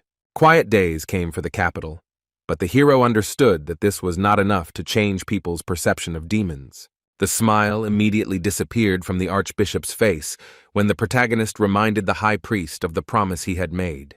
The promise concerned the warriors, and the man confirmed that he remembered everything and would gladly support any decision Mikhail made. But before that, he wanted to say something else. The archbishop informed Walpurgis that he and the other clergy had almost decided on a person to take the place of chief warrior. Michael listened to this with irritation, because he already knew what kind of warrior they were talking about when the archbishop wanted to verify his skills. The main character knew very well which warrior the high priest was talking about, because he had already been to the future and even witnessed the death of this soldier. When the young mage had already left the temple, he looked ahead at the cityscape and called out the name of that very warrior, mentally calling him an idiot.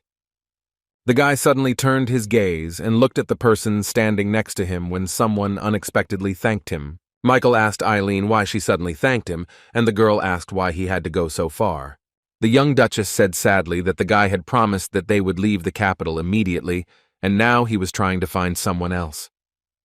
The hero said that Eileen could just follow him if she considered him a teacher, and the girl hesitantly replied that she did not know and wanted to go back. Duchess Rindle hesitated. She felt awkward in front of the guy, and she stuttered and called the main character by name. Our hero looked intently at Eileen, waiting for the girl to collect herself and tell him what she was going to say. The heroine looked away abruptly, her ears turned red with shame, and she apologized to the protagonist for everything she had done earlier. The guy smiled knowingly when Eileen said that she would be glad if the hero accepted her apology and their relationship improved. The Duchess blushed with embarrassment and was indignant when the boy laughed, asking if she had said something funny. Mikhail replied that the girl, of course, had not said anything funny, and stated that they were both not connected by any feelings. That is why the main character gave the young Duchess the right to act in this situation as she sees fit. The girl was speechless for a moment, not expecting to hear such kind words from a man she had treated badly in the past. But then Eileen Rindle smiled. The girl's heart was relieved, and she made her final decision. The heiress of the Rindle family put her hand on her side and told Mikhail Walpurgis that they were only at the beginning of their journey. Raising her index finger up, the girl said that she was looking forward to growing as a sword master. A masked woman came down the stairs leading from the entrance to the temple, asking our hero if he had finished with his student. Mikhail said that Eileen wants to leave, so the main character is obliged to fulfill the promise he made to the girl earlier. The judge of iniquity stopped and turned her gaze to the young magician when he asked her to tell him where the woman's son was now. Sometime later in the temple, Archbishop Naroon again met with the priest in white robes to report something. The man in the white cassock was visibly upset when he heard from the clergyman that there was an ugly lord in the capital. The man with long hair cried out to the Lord and staggered upon hearing the news, clutching his head in distress. The Holy Father was shocked by what he heard, because if this monster had decided to reveal itself, a real catastrophe would have occurred. The Archbishop gasped and agreed with the priest's opinion, adding that everyone would have died if the ugly lord had shown himself. The priest in the white tiara froze and looked at the Archbishop in bewilderment when he said that everyone would have died. The man standing in front of the stairs explained that it was believed that it would take less than a day for the great demon to wipe everything off the face of the earth. He told the Holy Father that, as Archbishop Ali testified, everything that happened was the feat of just one man. The priest placed the bundle of paper in his palm and handed it to the Holy Father, saying that it was a letter of confirmation from Ali. Upon unwrapping the package, the Holy Father learned from the letter that Walpurgis had prevented hell on earth because he had destroyed the ugly lord. Not only does Archbishop Ali confirm this information, but also the judge of iniquity claims that this is the feat of our hero. And even the seer Cassandra left a message from herself in a letter from the priest, confirming that the demon was destroyed by Michael. The information was truly shocking, and the man in the snow-white robe found it hard to believe that one boy had managed to kill the demon god. But the Holy Father still assumed that what was said in the letter might be true, and asked whether Walpurgis was a warrior. Meanwhile, Mikhail spoke with the lawlessness judge, sharing with her his opinion that Kariaman was not satisfied with the guy's proposal. The masked woman listened attentively to the words of the main character about how her son Kariaman had decided to do exactly the opposite. Mikhail shared his opinion that the guy does not want to take revenge, but still the son of the judge of lawlessness decided to become part of the defenders. It would seem like a little boy could escape from prison into the dungeon where the ugly lord kept everyone behind bars, but the hero had an answer. Kariaman did this with ease because he was able to join a force that was superior in power to that monster. The talk was about the Condor Mercenaries, a powerful organization of defenders, noble knights, whom Kariaman had joined. Mikhail told the boy's mother about all this, and it was clear from the woman's face that this information shocked her. Milliam wanted to find her son as soon as possible, so she immediately began asking our hero about the Defenders of Freedom. The Condor Mercenaries were an organization whose primary goal was always the desperate fight for freedom. Not everyone could become a member of their squad, because the requirements were high and candidates had to put in a lot of effort. Each of the mercenaries was special. Moreover, they were recognized by the Empire and the Four Kingdoms, which cannot be said about any other mercenary squad. The hero told the woman that she was a knight, and she should know that when you become one of the Condors, you must give up your name. Milliam knew that this would make it even more difficult to find her son, but the guy reassured her, saying that if they found the mercenaries, they would find the boy too.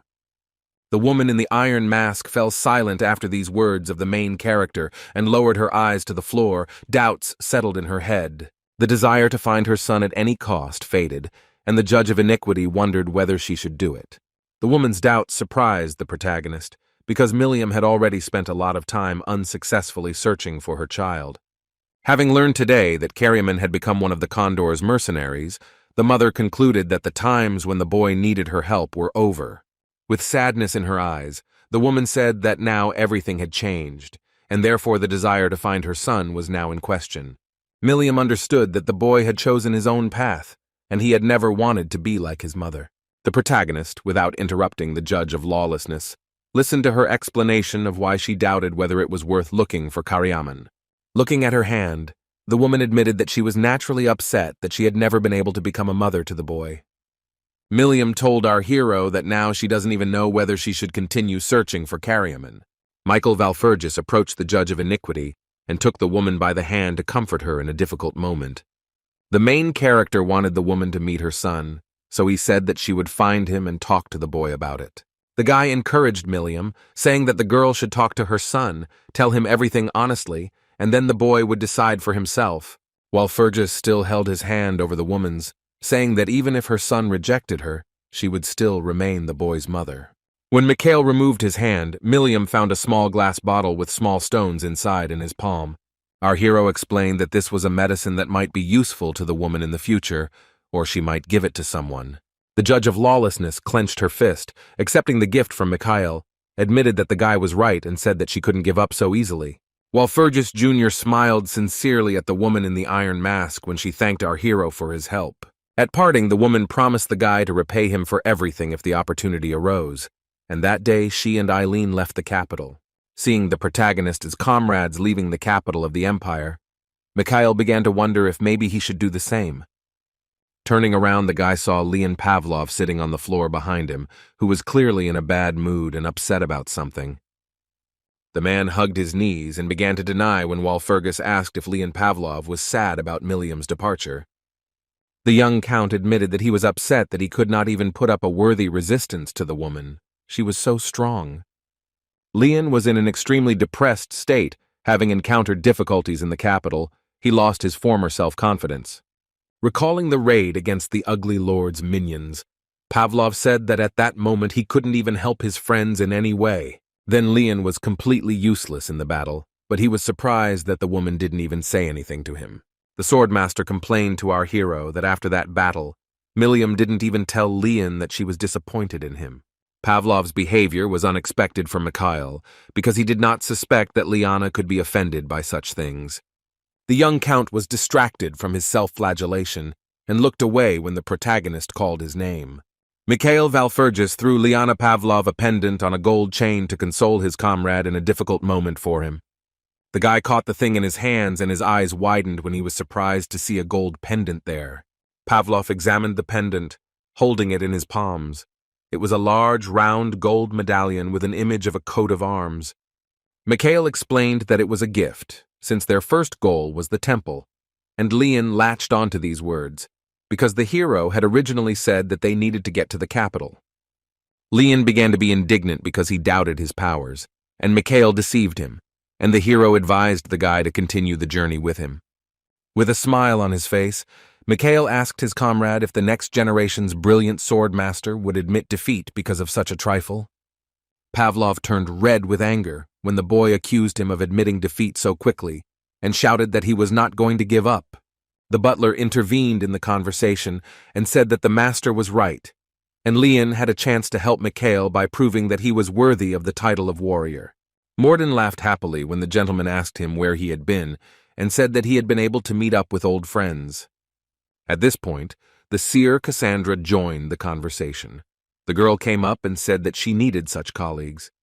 The clairvoyant said that she felt that the main character and his friends had managed to win the trust of the church's archbishop. Lady Cassandra told Michael that he could consider this a small victory, because the archbishop was not the last person in the capital. The seer closed her eyes and put her fingers to her mouth, declaring that she too wanted to help our young hero, and asked for permission to do so. The girl shared her opinion that it was time to put everything back in its place. The knight accompanying her was not delighted with this idea. Lady Cassandra placed her hand on her heart, waiting for an answer from the protagonist, and asked what the guy would say about this. With hope in her eyes, the girl suggested that the help of the church's chief prophet Michael would definitely be useful. 3 days had already passed since the conversation with Cassandra. The days in the capital were not easy, and the hero used force many times, which led to him now wrapping his hands in bandages. The battle with Beelzebub had noticeably exhausted Mikhail's physical body. He had received a lot of damage, and his torso was also covered in bandages. The guardian explained to Walpurgis that the boy's magical powers had run out, so his body had returned to its usual form.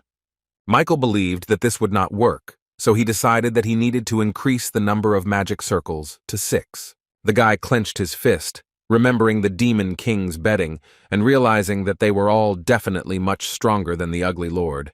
The tiny girl sitting on the bed next to him, her big round eyes wide open at the guy, said that she had wanted to ask him something for a long time.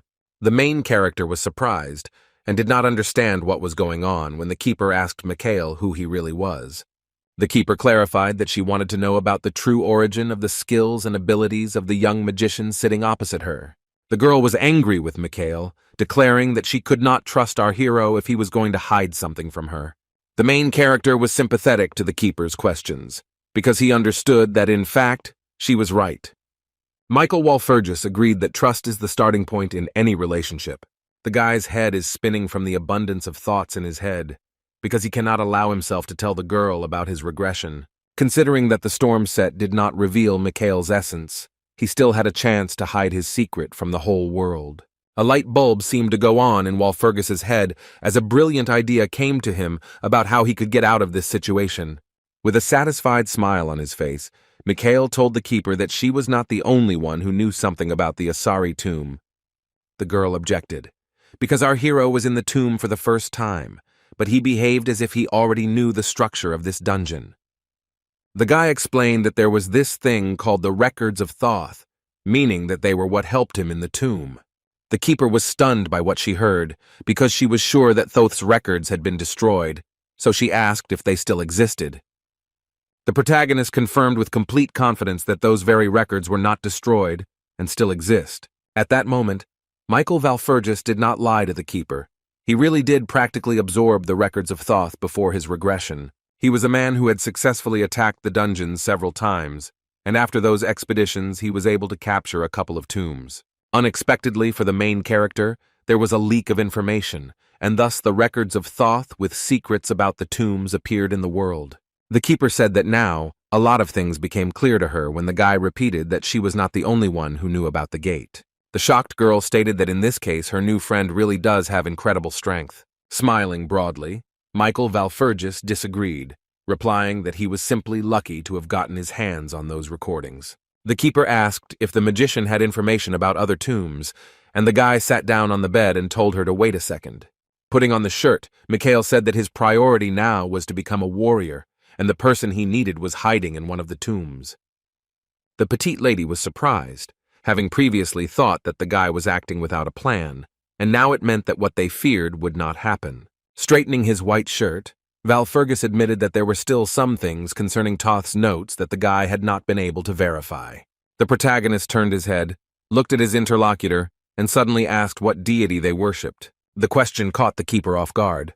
Not knowing what to answer, the girl looked at our hero in confusion. Currently, the recognized deity on the continent of Michael is Cassandra the Wise, a girl with ears and long white hair. Before Michael Valfergus traveled back in time 20 years, Cassandra the Wise was known as the only deity.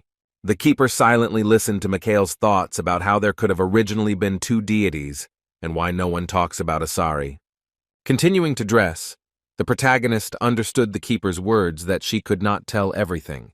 Turning away, the tiny girl still gave a little information, saying that the cause was an accident. The guy himself knew everything perfectly well, and he only noted for himself that the keeper also knew about Hekad. The girl said yes when Michael Valfergus asked if any information about the deities was kept secret. The young magician did not question the keeper further, but it became clear to him why the little one was silent. Now Mikhail had enough of what he already knew, and having dressed, he went out into the street and met Leon Pavlov there. Scratching his head, the young count asked if they would go to the temple now, because he thought it would be better to resolve this issue as soon as possible. The protagonist agreed with Leon, but said that he needed to stay late, and the guy became curious why. Michael Valfergus explained that the one he had destroyed the other day was a big shot in the Demon King's retinue. The guy understood that most likely rumors about the death of the Ugly Lord had already spread throughout the empire, not to mention the kingdom. The magician looked up at the sky with sadness, realizing that the essence of the prophecy was in him, and that soon chaos would come to the world. Pavlov became alarmed when our hero suggested that rumors about the death of the god demon could have reached Father Mikhail. The main character, talking to his friends, tapped his boot on the ground and said that most likely this is how it is. The guy crossed his arms over his chest, looked at Pavlov with a smile, and said that it seemed obvious that his father knew. Leon's reaction indicated that this fact bothered him greatly, and the swordmaster asked how this had happened. Pavlov suddenly decided to praise Father Mikhail and told the boy that his father was the greatest magician in the empire and the head of a great family. Out of nowhere, Leon Pavlov got angry at our hero, grabbing the young man by the jacket with his hand, thinking that he would now get into trouble because of him. The swordmaster began to shake Mikhail, calling him a bastard, and asked why Leon had to be involved in all this. Pavlov declared that this would not do, and that he must return home immediately, but Valfergus replied with a sly smile that it was already too late. It was sunny outside, but suddenly at one moment it changed dramatically, and the sky above the capital was covered with black clouds. Smiling as Leon Pavlov made his complaints, the protagonist cast the multi-shot shield spell. Mikhail Valfergus materialized a magical shield above himself and his friend, just as fiery bolts began to fall from the sky. Leon Pavlov was shocked by what happened. He looked at the sky and did not understand what had just happened. Valfergus grinned and looked at his comrade, protecting them with his hand using the shield, and said that this was a greeting from Daddy. The main character stated that his father was already here, and indeed, the silhouette of a man began to appear in the thick fog. Edward Valfergus came out of the fog. The man was furious with his son. He insulted him and showed the boy the middle finger. At this time, the atmosphere in the church was calmer. Archbishop Ali was spending time over a cup of tea. The priest asked someone if he thought that a man had nothing better to do than interfere in the selection of warriors. Ali said that as long as there is a threat of the Demon King's invasion, the church cannot remain on the sidelines. The image of our brave hero appeared before the archbishop's eyes, and the priest began to think about Mikhail. The minister of the capital's temple sat at his desk in his office, thinking about Valfergus and the coming war. When the archbishop remembered Michael, the man looked out the window and an ambiguous grin appeared on his face. Ali understood that Mikhail Valfergus was now the only person whom the temple could make a hero. The unexpected noise in the office frightened the archbishop so much that the man threw his arms out to the sides from the suddenness. It was a young church minister who burst into the archbishop's office shouting, and the man asked what had happened. Ali had suspected, judging by the way the priest had created a panic, that demons had already invaded, but the boy said no. The young priest shouted about his lordship the Marquis, Edward Walpurgis, with whom the boy's panic was connected. The boy told Archbishop Ali that the Marquis had cast a spell on his son Michael, and the warrior was in trouble. It was true, Edward was not happy with the things the guy did in the capital and cast a spell against him. The news caused the archbishop to be confused and ask many questions. He looked warily at the priest. At this time, our brave hero was running away from the golden magical lightning that his enraged dad was launching at him. The young magician understood perfectly well that this electric magic hits with high-voltage discharges, so the father hits nearby so as not to hurt the boy. For Mikhail, this was quite expected, but he did not understand why he should study magic and become a great magician for the sake of such a useless thing. An angry Edward Walpurgis asked his son what he had said when Mikhail approached and expressed his respects to his father. The boy was taken aback when the great magician and head of his family asked why our hero was still alive. Edward still wanted to punish his heir, so when he saw him safe and sound, he launched yellow lightning bolts at him again. Michael was ready to fight and defend himself. The boy cast the shimmer spell to repel the evil father's attack. Mikhail's figure became blurry. The guy could move around space in an instant, bypassing his dad's powerful electrical charges. But still, it was not for nothing that Edward was considered the greatest magician of the empire. So the father still managed to strike his son in the back with an electric charge. However, the faithful guardian of the tomb came to the rescue. She activated the storm set and said that she would block the attack. The Marquis stopped and looked at his child in surprise when he saw that Mikhail had managed to block his blow. Mikhail clenched his fists and tried to explain to his father, saying that it was not without reason that he was now trying to defend his title of warrior. Edward did not understand what our hero was talking about when he said that it just so happened that the warrior of this generation was a different person.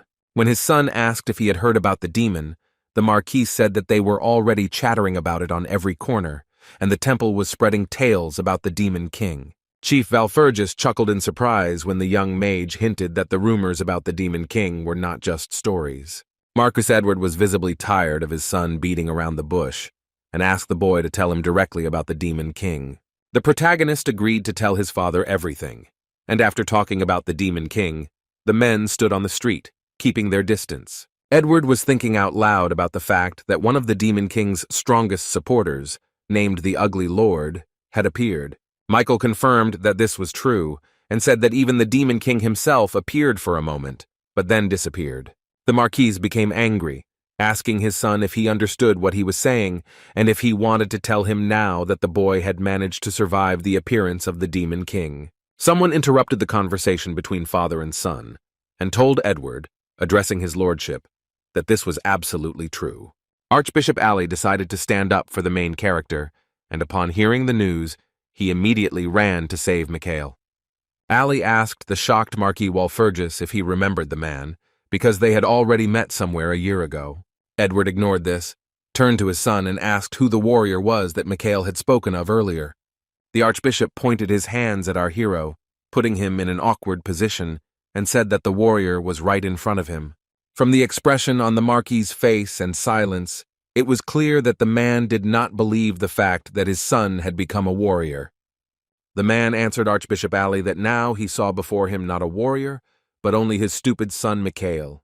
Edward was surprised when he noticed the main character's neck and noticed a small tattoo there that protects him. The boy was delighted when his father admitted that Mikhail had recently shown a completely different side of himself. Edward Walpurgis decided to end the conversation there, did not answer his son, and cast the teleport spell, creating a large golden circle of magic. The next moment the spell worked successfully. The Marquis immediately disappeared, leaving his son and the archbishop on the capital street. Ali was surprised at how suddenly Edward decided to leave, but Mikhail reassured him, saying that his father would return soon. The protagonist was absolutely right, and a second later Marquis Walpurgis materialized in the same place. Edward reported that he checked the mana concentration in the capital, and it was definitely energy that could come from a large demon. The news that Michael had become a warrior shocked the Marquis and made him think, because this had never happened in the Walpurgis family before. For the protagonist, the father's reaction was quite natural because the Walpurgises had never been associated with religion in their entire history. The boy turned to his father to explain that a warrior is not just a title, but a person whose goal is to save humanity. Michael told the Pope that if the prophecy came true, only a warrior would be able to stop the inevitable catastrophe. Edward was sure that the old men from the temple were talking complete nonsense, and even if you believe the prophecy, one warrior would not be enough to save the world. Our quick-witted hero saw that his father didn't really believe all his words, so he told Edward about the storm set. These words plunged the Marquis into real shock. He stared at his son, speechless from what he heard. Archbishop Ali's face also changed when Mikhail only mentioned the storm set in his speech, knowing the value of the artifacts. The priest lost his balance and fell backwards in shock when he saw the storm set in action in front of him. The protagonist activated the storm set with his own words and demonstrated divine power to Ali and Edward. The keeper also showed up. It was obvious that she was worried about the hero, and the guy started talking about the scale of the disaster. The young and talented mage clenched his fist, his hand pierced by divine power, granting him protection and special skills. Walpurgis solemnly declared that with such a scale of the disaster, everything they talked about was useless. But the Lord was with them. Michael said that the decision was up to the temple, and he left the possibility for the church to choose its warrior, and Edward asked about the candidate. Our hero replied that, of course, he had already found a worthy candidate for the title of warrior, and pointed his finger at Leon Pavlov, who was standing behind him. There were many questions in Leon's shocked mind when he was called a potential warrior, and the Marquis said that the guy didn't look ready, but a smile shone on Mikhail Walpurgis's face, and he answered Edward that he was confident in his choice of a candidate for the title of warrior. The boy turned his head towards his friend and explained to his dad that in return, he had promised to give the young count something incredible. Leon Pavlov latched onto Mikhail's words about something incredible, not quite understanding what the younger Walpurgis was talking about. But the swordmaster decided to play along and support his friend. He spread his arms out to the sides and told Edward that everything was so. The count stated that Mikhail always kept his word and would not throw around such statements without a plan. Edward Walpurgis hid his gaze when Leon said that he thought the Marquis, as a parent, should understand this better than he did. The Marquis was awakened by memories connected with his son, for example, Mikhail's words that he would take over Rindel's business. Afterwards, the Marquis recalled how his son had told the man that he would now keep Viscount Nostra on a short leash. A sad memory came over the greatest magician, and he remembered the sad face of his son asking his father why he never believed in him. All these pictures from the past made Marquis Walpurgis sad, and he thought about what kind of father he was to his child. Ali looked up sharply from his seat on the ground after seeing the storm set when Edward addressed him. Edward wondered if his son could do something like that, because the boy was not a parishioner of the church. Ali thought about the Marquis's question and paused before answering the man about whether Mikhail could be a warrior. The archbishop managed to find the right words. He looked at Edward and said that he was ready to swear before the Lord. Edward briefly answered Ali that in that case he saw no point in doubting the decision any further. The greatest mage of the empire waved his gold-embroidered robe and told Mikhail to do as he decided. The man turned around and went his own way, telling our young hero at the end that he would not stop Mikhail. His father's words brought joy to the younger Walpurgis. He did not shout anything after him, but only looked at the Marquis with a smile. The heroes moved into the room. The main character spent time alone, but his peace was interrupted by the appearance of Leon Pavlov. The swordmaster burst into Mikhail's room, put his hands on his hips, and shouted when Walpurgis would give him the promised reward. Mikhail turned an uncomprehending look to the young count, and was not very happy that Pavlov had disturbed him in his free time. But the guy understood that there was no escape, because when it came to promises, Leon became annoyingly persistent. The protagonist agreed to fulfill his promise, waved his index finger at his friend and told him to lie down first. Count Pavlov obeyed and fulfilled Mikhail's demand. He lay his head on the pillow and looked at the magician, waiting for the next action. With his finger, our hero materialized magical symbols in space, which raised questions in Leon, and Mikhail told him to get some sleep.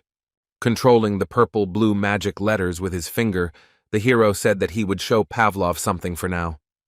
The room was filled with chained magic circles, and Mikhail expressed confidence that Leon would definitely not be disappointed in what he saw. The genius swordmaster's eyelids became heavy and he suddenly began to feel sleepy, but the boy did not understand why. Falling asleep, Count Pavlov looked at the ceiling of the room, under which sparkled the circles of Mikhail Valfurgis's magic, connected by purple chains. Leon's former vigor completely left him. His eyelids began to close automatically, and eventually the young man passed out. Pavlov was surprised when, a moment later, he came to his senses in a completely different place. It was dark all around, and the sky was covered with clouds. The guy didn't understand where he was. The Count was surrounded by gray dust, and behind it he could see a half-destroyed, lifeless city. Leon Pavlov could not figure out what place he had ended up in after falling asleep on the bed, and he looked around at the situation around him. The unknown person, who was surrounded by a dark aura, greeted the guy with a smile on his face, saying, "Welcome." The swordmaster became wary and visibly tense when he suddenly heard the voice of a man he didn't know. But Leon was not afraid, and turned his head in the direction from which he heard the voice to see the man who greeted him. On top of a large stone obelisk sat an unknown guy in knightly clothing, his body surrounded by a black aura. Making a hand gesture, the unknown man, when asked by Leon Pavlov who he was, replied that he was just a local. The stranger looked at the young count with his gray eyes, and declared that he could show the boy a completely different world. Pavlov was alarmed by the fact that he could not see the face of his interlocutor, and he told the stranger that he had a strange voice. The mysterious guy jumped down from the obelisk to reduce the distance, and in the jump he grabbed the hilt of his sword with his hand. Even at close range, the stranger's face was invisible, except for one eye, and the boy ordered Leon to draw his sword. The stranger, judging by his actions, wanted to engage in a sword fight, and grabbed his black-bladed weapon with gloves. Pavlov was confused and couldn't react in time. He just stood there while the mysterious guy was already running towards him with a sword in his hand. The young count noticed that he was about to be attacked, and from the expression on the young man's face it was clear that he was terribly scared. Leon Pavlov managed to grab his sword before the stranger attacked him, and was ready to defend himself. The faceless boy wanted to strike the young count with his sword, but the first attack was unsuccessful because Leon managed to block the blow. Pavlov managed to protect his body and not receive damage, but the enemy's blow was so strong that the guy dropped the weapon from his hand. Leon, frightened and tense, clenched his teeth. It was perfectly clear to the hero that the stranger's skills were superior to his own. The faceless man knelt down on one knee in front of the swordmaster and held his sword out diagonally in front of him, waiting. The actions of the mysterious man filled Leon Pavlov with horror. In a helpless state, he could only look at the stranger.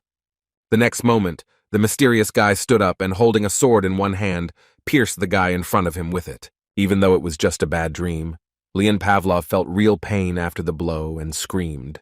The faceless stranger disappeared without a trace, and the young count put his hand to his heart, but there were no wounds on it. The genius swordmaster looked at his hands in confusion and asked himself out loud what just happened. Leon Pavlov froze as it all happened again, and he again heard a strange voice from behind him greeting the guy. The count carefully turned his gaze back to look at the one who had once again said welcome to him in this mysterious dream.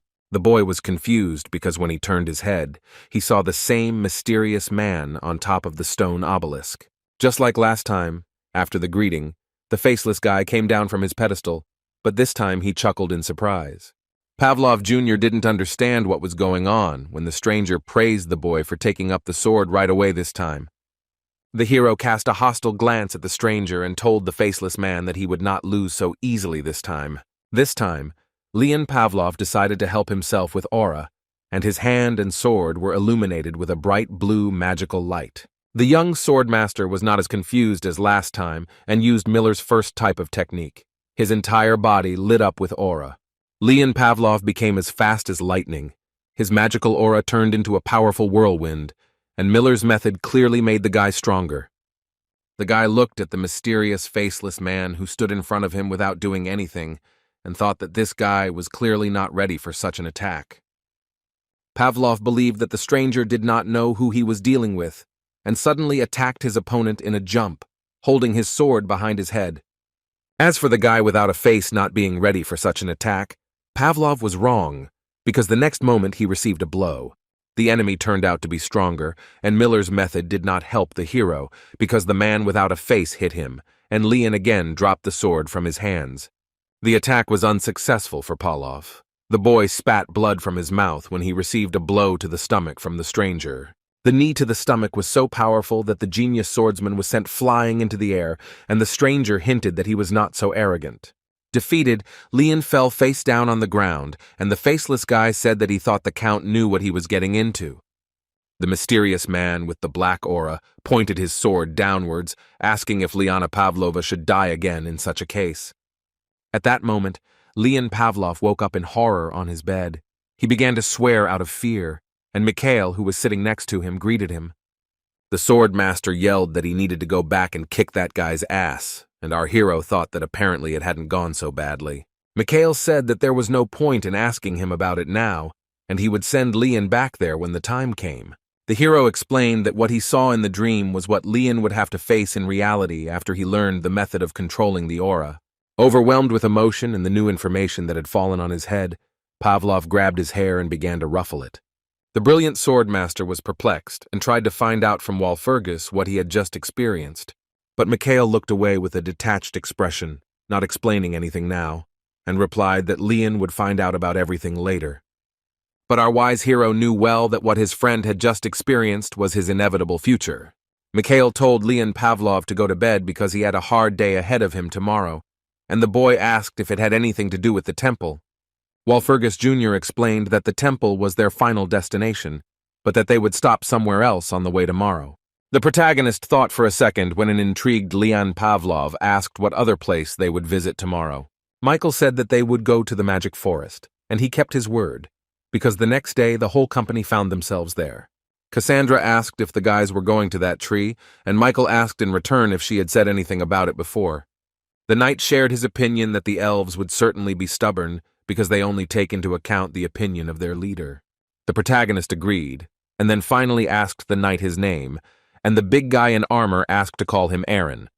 The butler agreed with the knight's words, telling his master that no one had ever believed in these prophecies. Knight Aaron looked at Morden through the bars of his metal helmet and told the older man that he was absolutely right. However, Aaron suggested that they might still be believed if the heroes provided all the necessary evidence. Butler Morden did not have as much hope as the knight, and he replied that the elves did not have the brains to understand this. The conversation between the knight Aaron and the butler Morden brought them closer together. The men approached each other and shook hands firmly. The unexpected formation of a new friendship was observed by the protagonist, who told the others that they seemed to have found common ground.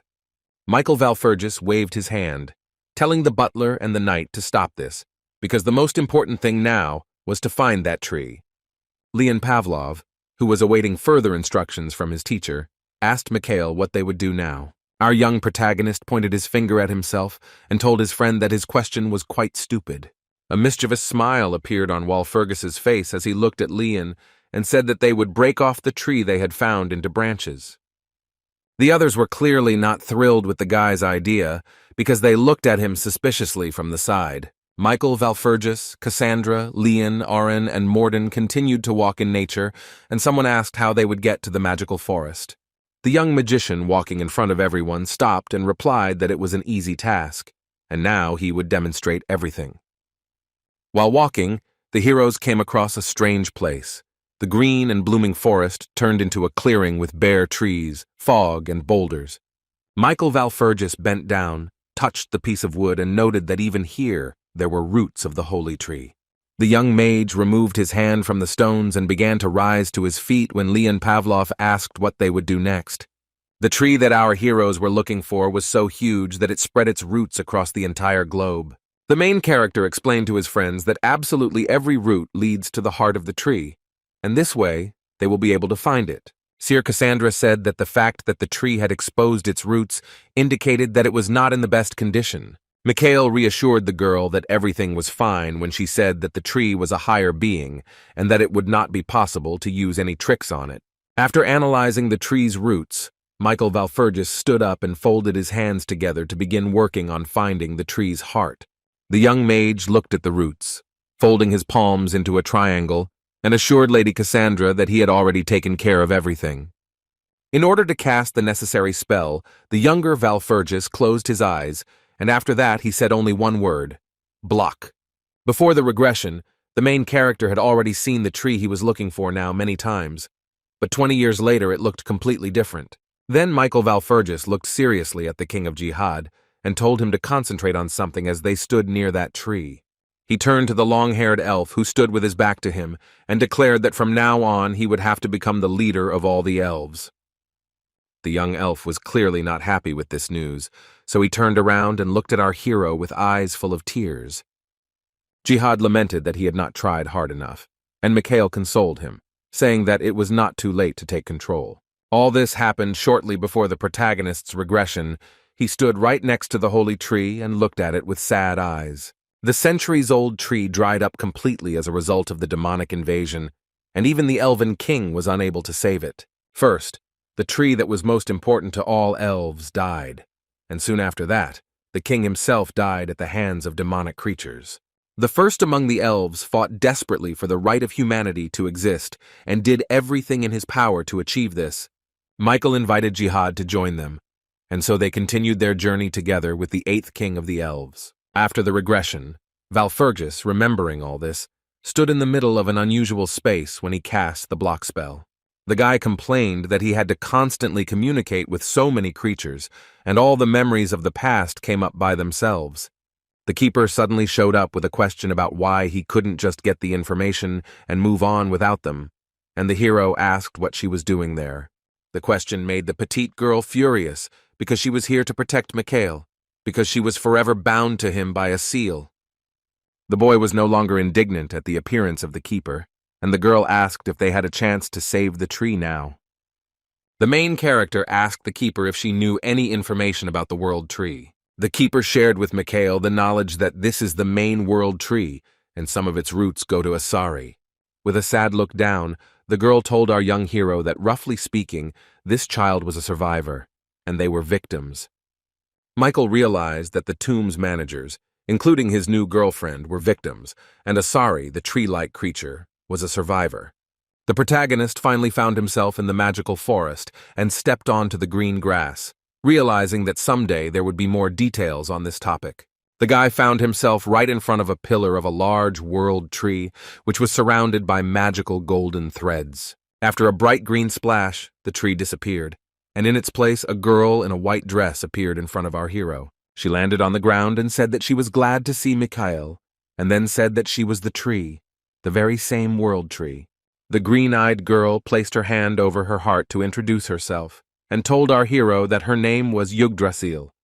Yggdrasil held her hand out, palm up, to use her magical skills after telling her name to Mikhail. Right before our hero's eyes, branches began to grow from the ground at great speed with the help of the magic of the world tree.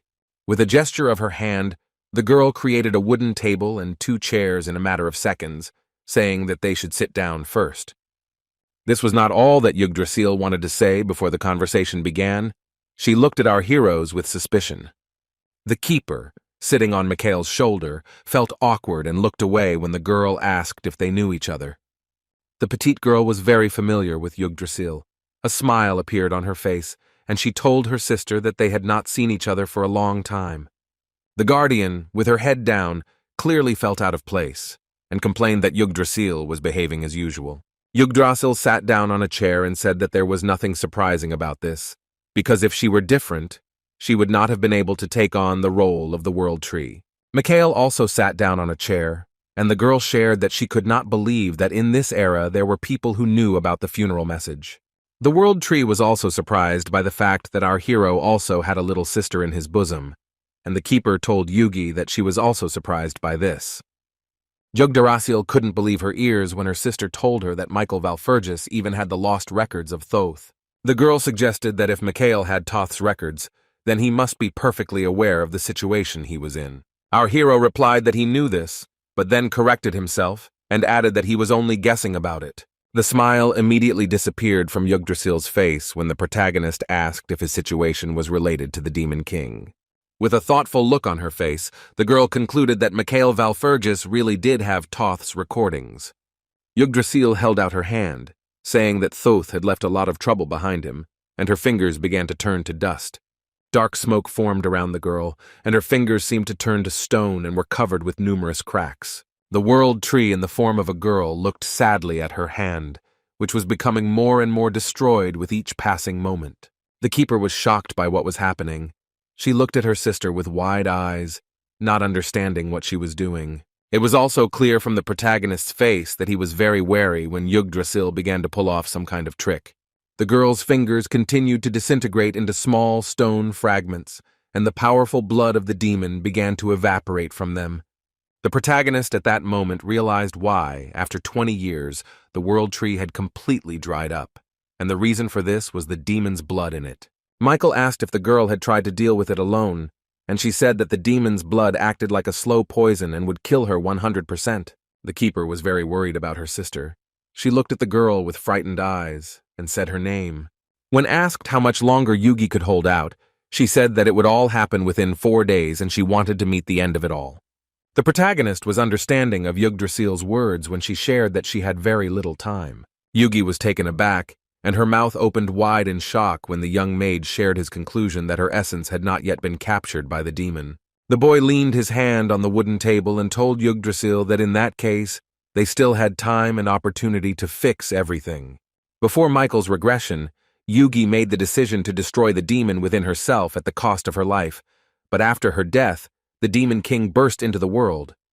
Destroying the demonic entity inside the world tree did nothing to avoid the war between humanity and the demons. In the end, Yggdrasil's brave deed and her death were completely in vain, and did not help humanity in any way. But now everything is different. The protagonist was determined to turn the tide of events, and asked the girl what needed to be done to avoid her death. Michael Valfurgis mentioned 4 days that Yggdrasil had left before the demonic creature would consume it completely. With full responsibility, our hero declared that during these 4 days, he would try to find a way to heal the girl. The keeper had already seen Mikhail's phenomenal abilities more than once, so she asked her sister to trust him. A petite girl flew up to Yggdrasil and said that this boy was very talented, but Yugi was skeptical of the idea. Yggdrasil took a moment to consider the protagonist's offer and the tomb keeper's words carefully. The world tree, in the form of a beautiful young girl, sat at the table, clenching a half-destroyed fist, and was silent. The girl, whose long hair was fluttering slightly in the wind, covered her wounded arm, and was finally ready to give an answer. But the protagonist did not let Yggdrasil make a final decision and held out his hand, palm up. Valfurgis stated that before he began working on trying to heal the girl, he wanted to collect his reward. The main character's words were completely unexpected for Yggdrasil and caused genuine surprise. She looked at the guy with her mouth wide open. The guardian also could not believe her ears. Mikhail's words made her furious, and she became very angry at the magician. Out of anger, the tiny girl began to pull Mikhail's face, but he was adamant and said that he wanted to receive a second award after solving the problem. Yggdrasil had nowhere to go, and Valfurgis was her last hope, so she asked what he wanted as a reward. The main character showed the girl his index finger and said that he would not demand anything special, realizing that this thing was needed not only by him. While the keeper continued to pat the guy's face with anger, Mikhail knew that he was demanding this thing only to save the world tree.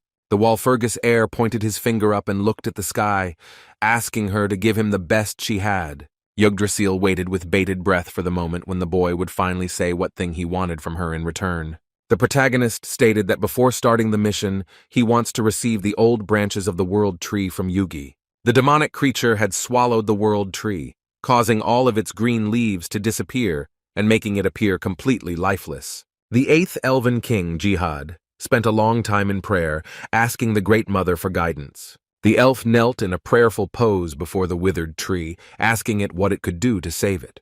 Jihad's face and heart were filled with sadness and longing for the withered tree. He raised his head to look at the Great Mother. But the world tree was completely dead at that moment. It did not respond to the Elven King in any way, and left him without any clues.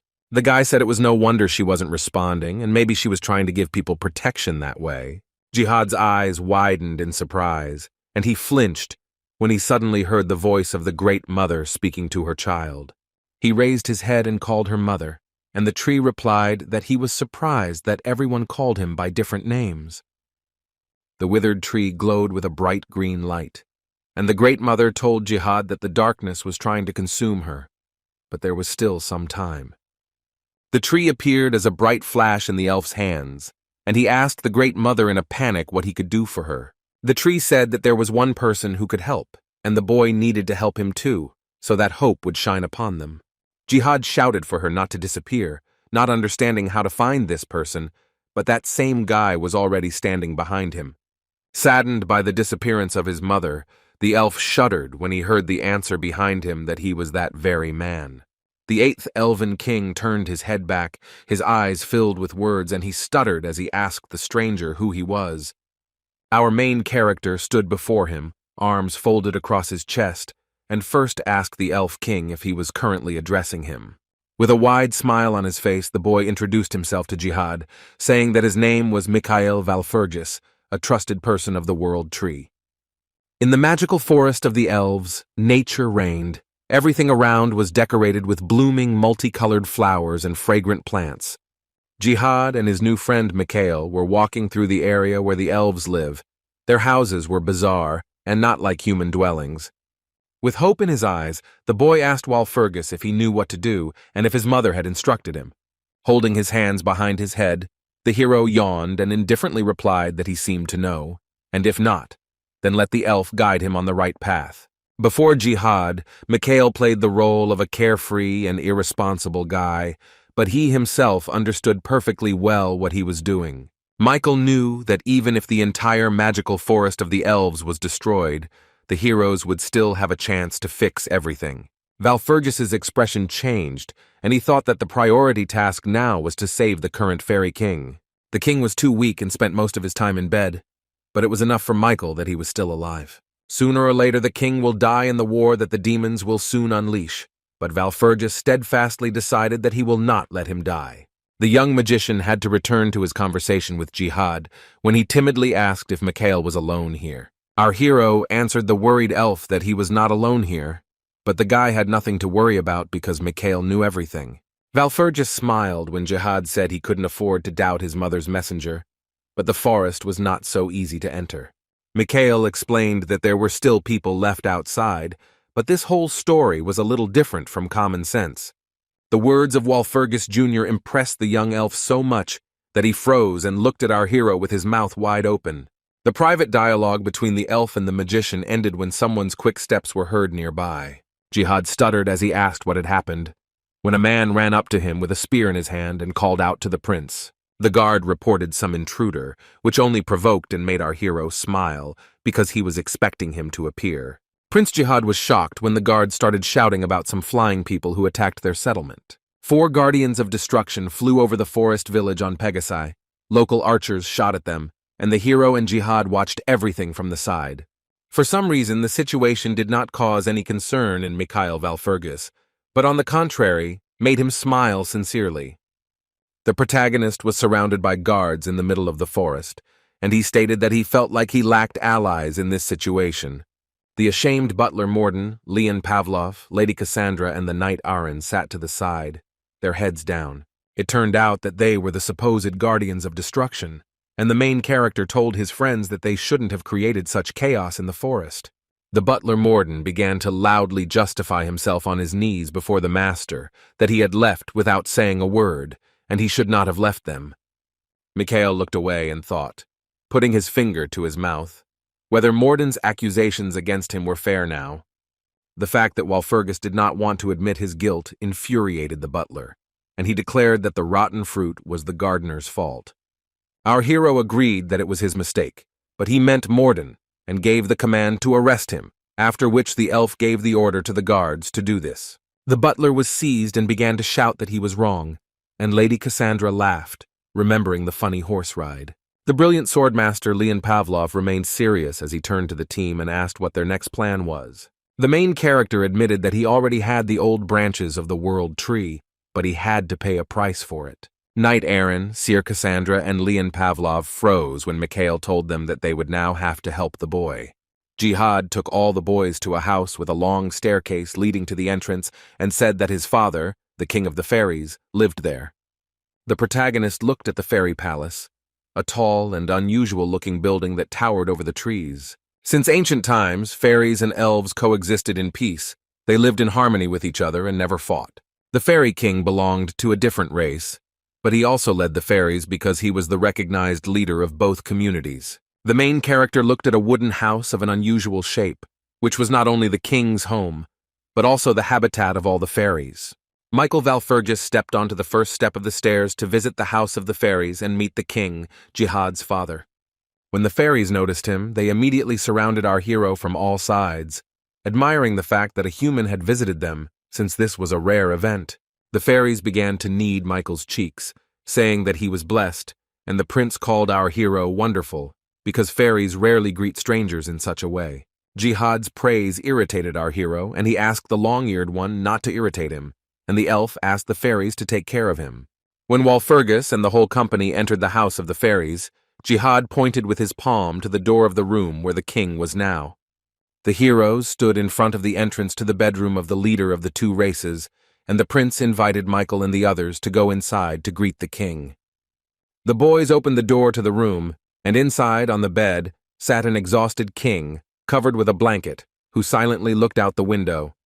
Hearing that someone had visited him, the leader of the fairies and elves was surprised because no human had set foot in his room for a long time. The fairy king, exhausted by illness, greeted the guests without any particular emotion on his face, without turning around to look at them. The protagonist and his accompanying Prince Jihad entered the king's chambers and looked at the sick man with sadness on their faces. Michael Valfergus came closer, bowed his head before the king, and thanked the protector of the fairies for his hospitality. The exhausted man looked sadly into the distance and noted that our hero was well acquainted with the rules of elven etiquette. The fairy king continued to sit in his bed, without turning his head towards the guests, and asked what brought them to him. Jihad knew that his father was very vulnerable, so before breaking the news, the boy asked the king not to be afraid. The man finally turned his surprised gaze to his son when he reported that the momentarily dried-up world tree had made itself known. This joyful news so shocked the king, exhausted by illness, that he decided to get out of bed and stepped onto the floor. The shocked king sat down on the bed, looked at his son and the guests, and asked if what Jihad had just said was true. The king became angry and demanded proof from his son, otherwise these were empty words, because we were talking about that very world tree. Prince Jihad was worried and hesitated, not knowing how to answer his father and confirm what he had just said with evidence. But instead, Michael answered, placing his hand on the elf's shoulder, confirming to the king that he had all the evidence. The guy looked at the confused Jihad with a smile on his face, so that he wouldn't worry about the evidence about the world tree.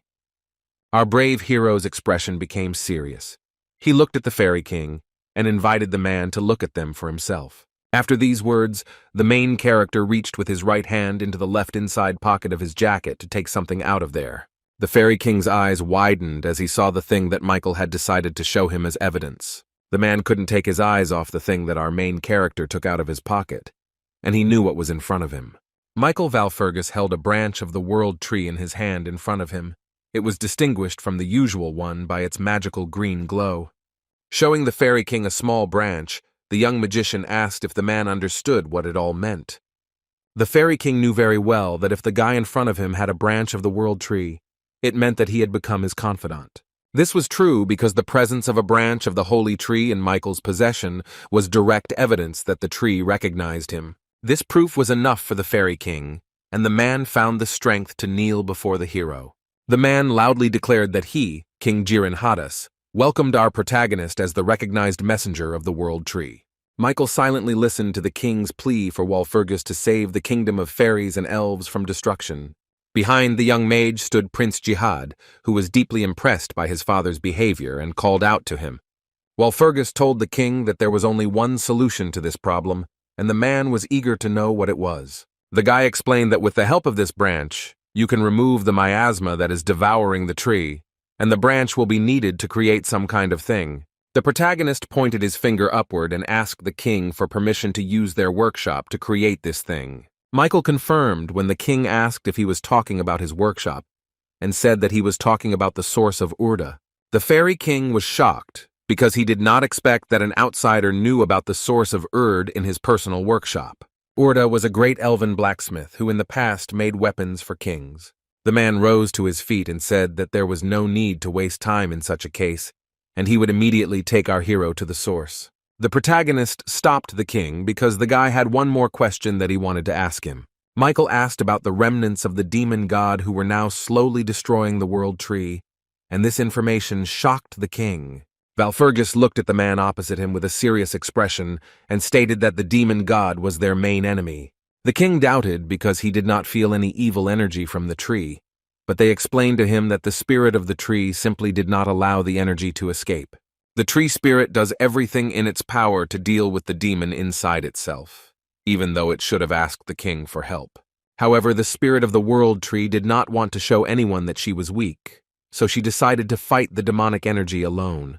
The Fairy King's eyes widened at the information he heard from Michael, and he tried to digest everything he had just been told. The man turned to his mother, realizing how the world tree had suffered all this time, not wanting to appear weak. The main character said that in any case, the spirit did everything in her power, and the rest now depends on Mikhail and the others. But there was one problem, and it was that while the hero was tinkering in the workshop, the remnants of the demon god would continue to destroy the tree. What our main character had just said alarmed Leon Pavlov, and he looked at Mikhail with worried eyes. Prince Jihad also fell silent, trying to digest the information he had received and think about a solution to the problem. Lady Cassandra and the knight behind her looked at the protagonist carefully, waiting for Walpurgis to say more. Hearing that the remnants of the demon god were currently devouring the world tree from the inside gave the Fairy King a terrible thought. The man had not yet managed to share it with Mikhail, but the boy understood everything without words and confirmed the king's version. The protagonist declared to the leader of the fairies and elves and everyone present that the fairy forest was in danger right now. The Fairy King pulled himself together and straightened his hair when Michael warned him that he could not delay any longer. The man touched the golden crown on his head when our hero said that each of them must do something. Weakened by illness, the king returned to his duties and gave orders to his son to show Michael the way to the spring. After Jiren, Hades informed everyone present that he intended to gather the forest warriors and knights for defense. The king confidently declared that he intended to protect the fairy forest at any cost, because no new trouble could be allowed. Meanwhile, Michael needed to talk about something with the seer. He approached Cassandra and called the girl. The hero admitted that it was convenient to have a prophet on hand when Cassandra guessed that Michael wanted to ask her and Sir Helen to help the elves. Afterwards, Valfergus turned his head to where Pavlov stood and asked Leon to help them too, and the boy replied that the hero could rely on him. The heir of Marquis Walpurgis successfully divided the duties between his friends and again turned to everyone to declare something. He looked at the brave members of his team and suggested that they finally begin saving the world tree. The first thing Mikhail did was go to the Urda source. Prince Jihad brought him there, and soon the guys were already there. The hero stood in front of a large stone structure from which a volcano seemed to be erupting, only it was blue. The elf admitted that they did not know how Urda used the source to make magical tools, and he did not even have any guesses. Jihad asked the main character if he knew anything about this, and the guy knew everything about this source very well. Before the regression, Mikhail used the Urda source more than once. He made countless weapons with it in order to survive. The way the royal blacksmith Urda had used this magical source was truly ingenious, and perhaps the man would not want it to be known. But the protagonist intends to treat Urd's work with respect and use it wisely, so he took out his mana stone. The hero took out a branch of the world tree, knowing that in fact the legendary elven master Urda was not a true craftsman. To create a thing useful for saving the world tree, the guy lowered a branch into the source and cast the salvation spell. The main character, standing at the very source, lowered his head down and carefully watched the reaction that was taking place in the liquid. The amazed elf Jihad watched with his mouth open as the source of Urda changed before his eyes. Now Michael Valfergus could reveal the truth and say that Urda was not actually a blacksmith, but a real magician. The bearded giant Urda, although he looked like a typical craftsman, actually possessed magical abilities. The man was able to create good magical weapons with the help of the source, but Mikhail would not call him a talented magician. Knowing a lot about Urd's life path, Valfergus understood that the big guy had rather mediocre magical skills. Urda himself understood this perfectly well, so at one moment he made a fateful decision that changed his life forever. Having let go of his magic staff, Urda decided that since he could not become a talented magician, he would try to succeed in another field.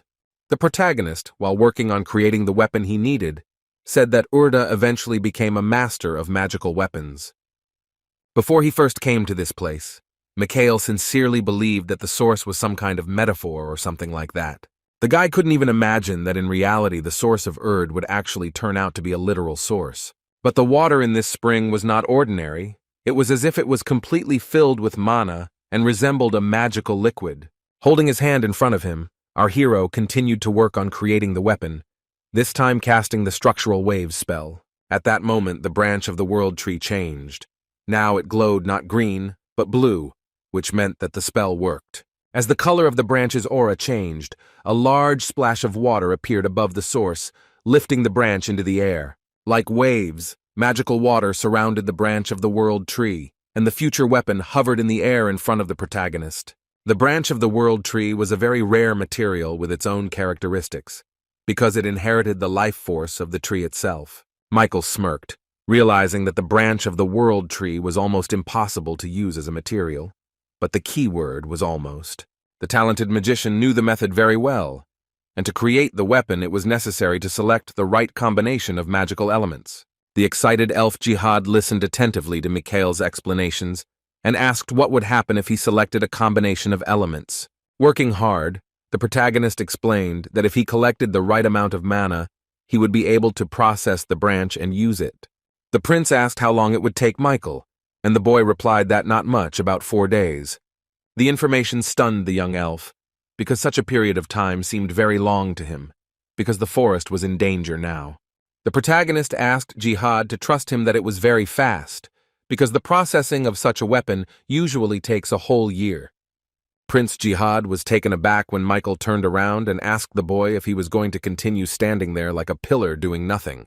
Valfergus said that now that they had reached the source, it was time to carry out what the hero had planned. The boy explained that there was not only a source here, but also other gifts that Urda left behind, and the elf was surprised. Michael pointed his finger at the source and with a smile on his face told the elf that the weapons of the former fairy kings should also be here. Jihad couldn't believe it when he was told that there was an opportunity to obtain the magical weapon once created for the fairy king. Valfergus said he didn't yet know where they might find the weapons, but for now, he needed to focus on processing. Elf Jihad listened attentively to the messenger of the world tree and did not argue with him, but simply remained silent in response. The prince, with long red hair, nodded, making a serious expression on his face, and answered our hero that he understood everything. The protagonist focused on the task, realizing that he would have to process it continuously for 4 whole days. In order to concentrate as much as possible before starting to process the branch of the world tree, Mikhail closed his eyes. The young mage announced that he was beginning to process the magical weapon, and the branch of the world tree flew into the air even higher above the source. 3 whole days passed from that moment. The forest elves were talking among themselves. One of the guards was holding a paper in his hands. All the forces of the elven kingdom were focused on protecting the fairy forest from demons at any cost if necessary. The soldiers were on alert, and Leon Pavlov watched all this from the side with interest, chuckling thoughtfully. The boy told Cassandra and the knight that apparently nothing terrible had happened in 3 days, and the forest was in perfect order. Cassandra couldn't agree with the swordmaster 100%, and he became scared, asking if the girl had any visions. With sadness on her face, the seer stated that many details of the future of humanity were reliably hidden from her. The clairvoyant glanced at Count Pavlov and shared what she had been able to see about the future of the forest. Lady Cassandra walked closer to the withered world tree and declared that she saw nothing good about the future, but the seer tried to remain optimistic, smiled, and said that Michael would probably take care of it himself. Knight Aaron did not share the girl's opinion, advising Lady Cassandra not to place great hopes on anyone, including our hero. The clairvoyant told the knight that everything was fine, and in any case, the only thing they could do now was wait. The girl advised everyone to continue to believe that Mikhail would cope, but she did not notice that the ground beneath the heroes began to crumble before their eyes. The soil around the world tree was covered with giant cracks, which became deeper and wider with each passing moment. Leon Pavlov wanted to talk about the temple, and the 3 still did not suspect that behind their backs the land was turning into ruins. But the brilliant swordmaster still noticed that something was wrong and asked Cassandra what was going on. In a panic, Knight Aaron and Lady Cassandra began to run wherever their eyes looked, so as not to fall into the huge cracks that had formed in the ground. Just a minute ago, roses were blooming in the fairy tale forest, but now they have withered and faded, just as the sky above them has turned gray.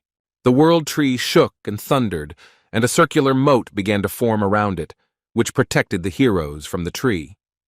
Aaron, Leon, and Cassandra managed to run to a safe distance and watched what was happening with shock on their faces. The guy, whose face was always covered by a knight's helmet, said that what they had been so afraid of all these days had happened. 3 giant demonic red eyes of a large black reptile looked at Cassandra, Leon, and Aaron. Wrapped around the pillar of the world tree was a huge black snake with 3 eyes and a dark aura, sticking out its tongue and looking at the heroes. Then the terrible demonic beast opened its mouth and showed the heroes its sharp and long fangs. Lady Cassandra was afraid for her friends and understood that the forces were unequal, so she ordered the 2 to leave. Leon Pavlov disobeyed the girl, asking how they could leave Cassandra here alone with this monster. The seer screamed that it was too dangerous and that the 3 of them could not defeat this demonic monster. The enormous black snake was clearly aggressively disposed towards the boys and hissed at them, opening its huge mouth. Although Pavlov Jr. was a brilliant sword master of the next generation, fear settled within him in the face of this snake. Experiencing strong negative emotions, the Count began to lose his mind, not understanding what to do next in this situation. The fear that grips a person has a strong effect on him, which was confirmed by Leon's behavior at that moment. As the 3 demonic reptile eyes looked straight at Pavlov, he thought that he would never be able to defeat such a beast. Leon Pavlov gritted his teeth in anger, primarily at himself, and did not understand why he was such a helpless person. The swordmaster at that moment remembered the faceless boy he had met in his dream and compared his powers to that demonic serpent. Looking at the giant black snake in front of him, Leon Pavlov began to curse Mikhail, because it was because of him that he was here. The guy turned to the main character, asking when he would return, and at that moment, Mikhail Valfurgis's body began to glow. The main character closed his eyes. His appearance was transformed. The guy began to emit a purple, magically attractive light. Afterwards, Valfurgis opened his eyes and stared seriously ahead, with small purple lights flying around his face. The fairy tale forest, where elves and fairies lived in the world, has changed significantly for the worse. All the flowers have withered. It's all because of a giant demonic black snake that crawled out of the ground right next to the world tree and now feels at home in the forest. Not only the land was transformed, but also the sky, which was painted in dark purple shades due to the arrival of this monster. Frightened, Leon Pavlov, Cassandra, and her faithful knight did not run away anywhere and looked straight at the huge black reptile. The Fairy King was already aware of everything that was happening and led a whole squad of forest knights who were ready to fight against the monster.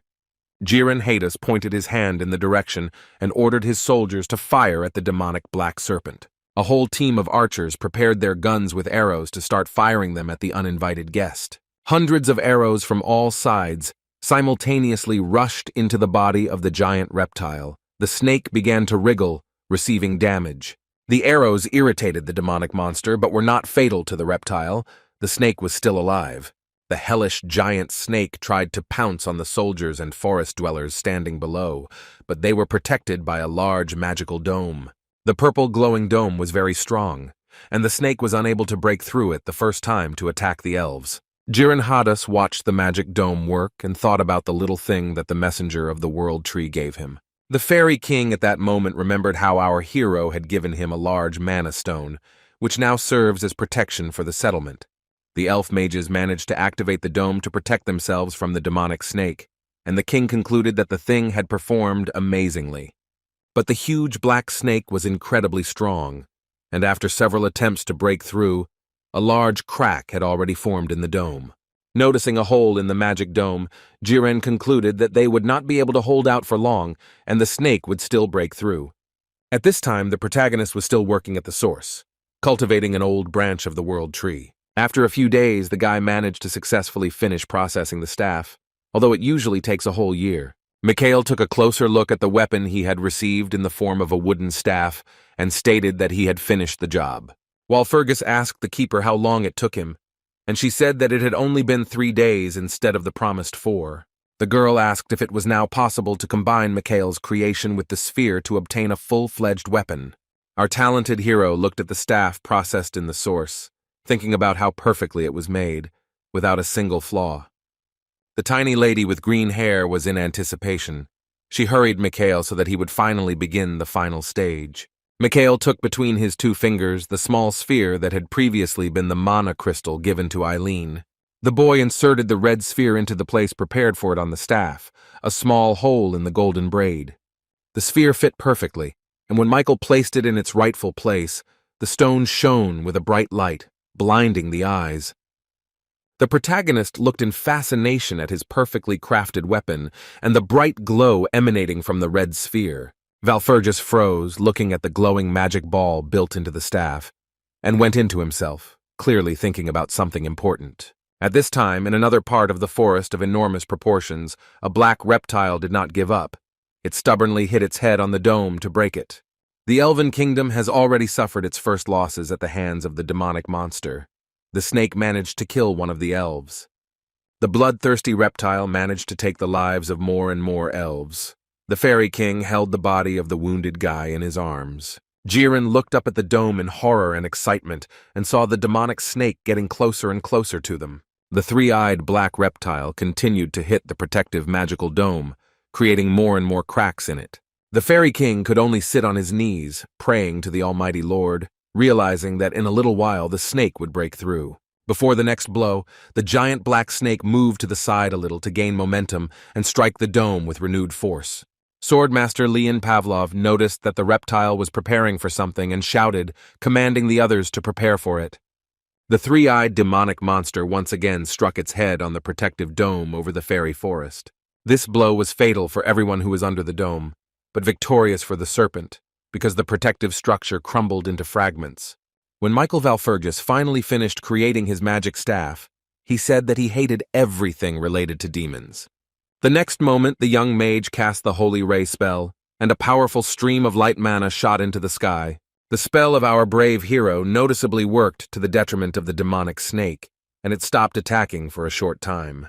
Lady Cassandra was genuinely pleased when she turned around and saw Michael standing in front of her, saying that he had finally arrived.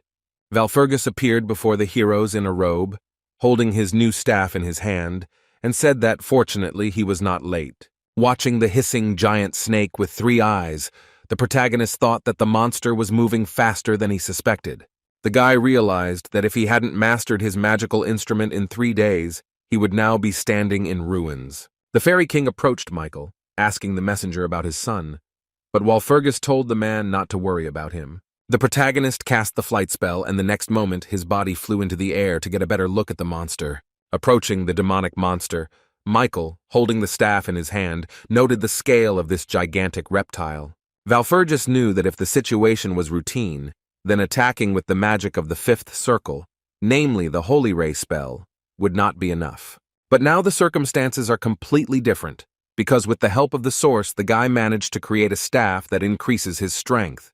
The weapon in Mikhail's hands was very valuable, because it could change everything, thanks to the rarest material in the world.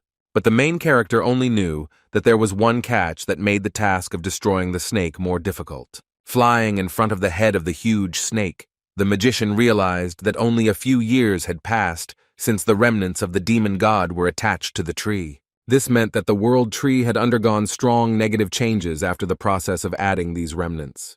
But the main character was forced to think by the fact that the remains were not simple, but belonged specifically to the demon king.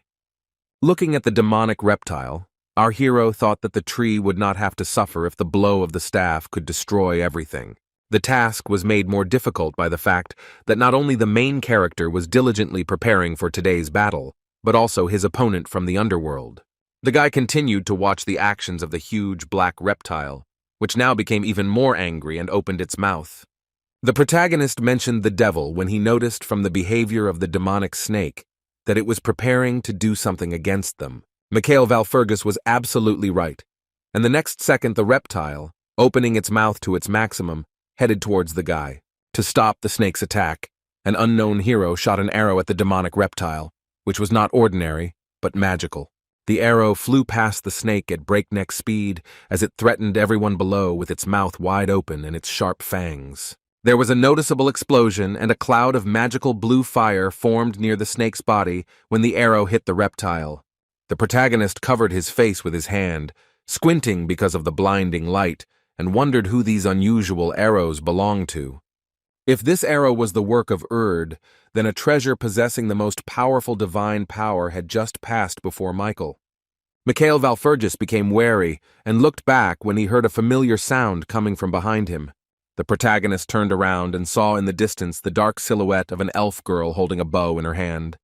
This archer Jihad, who shot the arrow at the snake, saw that Michael was looking at her and loudly called for the messenger.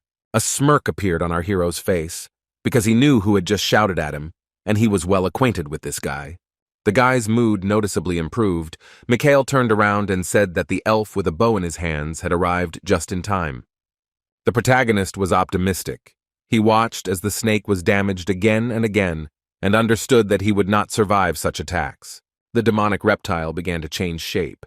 Part of its head was a bare skull instead of skin, and the hero guessed that it was shedding its skin. The guardian, as in any dangerous moment, was next to Mikhail, and the guy asked her to fulfill some request. After this, a whirlwind of blue magical aura surrounded our hero's body. He clenched his fists and prepared to attack the monster. The guy asked the creature to open its mouth and, turning into a blue beam of light, rushed straight into the mouth of the demonic snake. In an elated mood, the protagonist approached the monster's mouth and declared that he was going to enter inside, destroying the monster from the inside. Walfurgis Jr. managed to successfully get inside the giant snake and began to fly surrounded by the entrails of the bloodthirsty monster. The keeper accompanied the guy.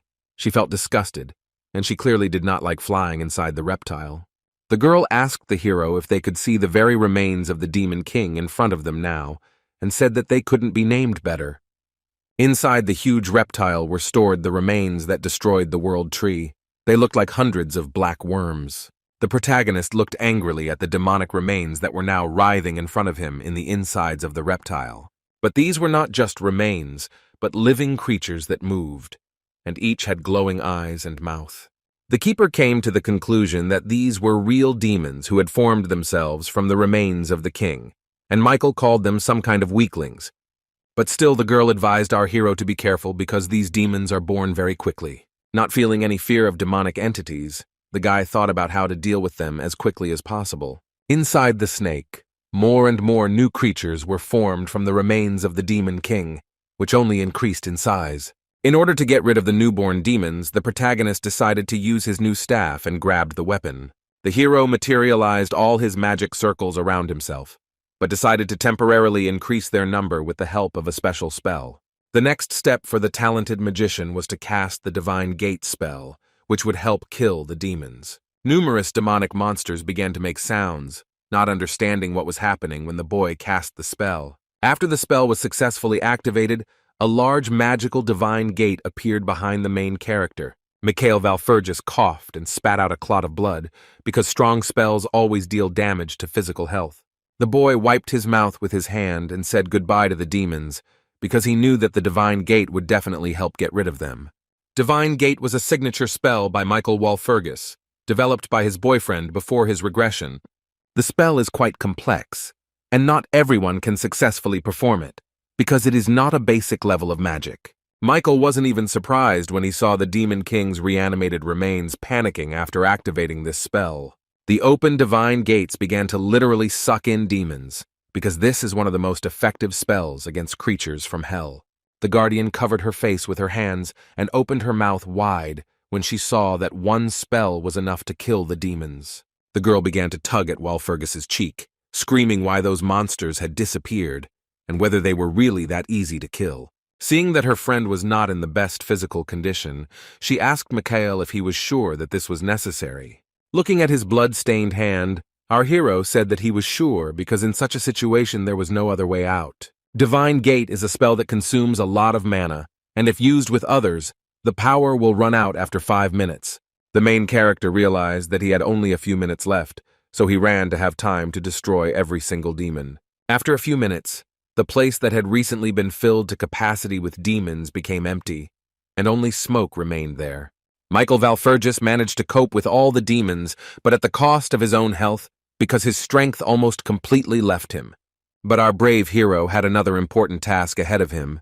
He looked at something in front of him and said that he had found it. It was a round lump of red meat, which was attached to the walls of the black reptile's entrails by threads of meat. Michael said that this is the eye of the demon king, and also the heart of the black snake that swallowed our hero and the keeper. The demon king's eye opened slightly and a red pupil appeared from the round organ, and the guy said that this was the only thing that tormented the world tree.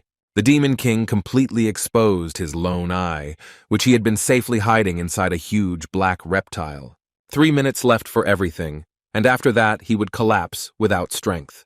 The demon king's giant eye narrowed as it watched the actions of Michael Valfurgis standing below.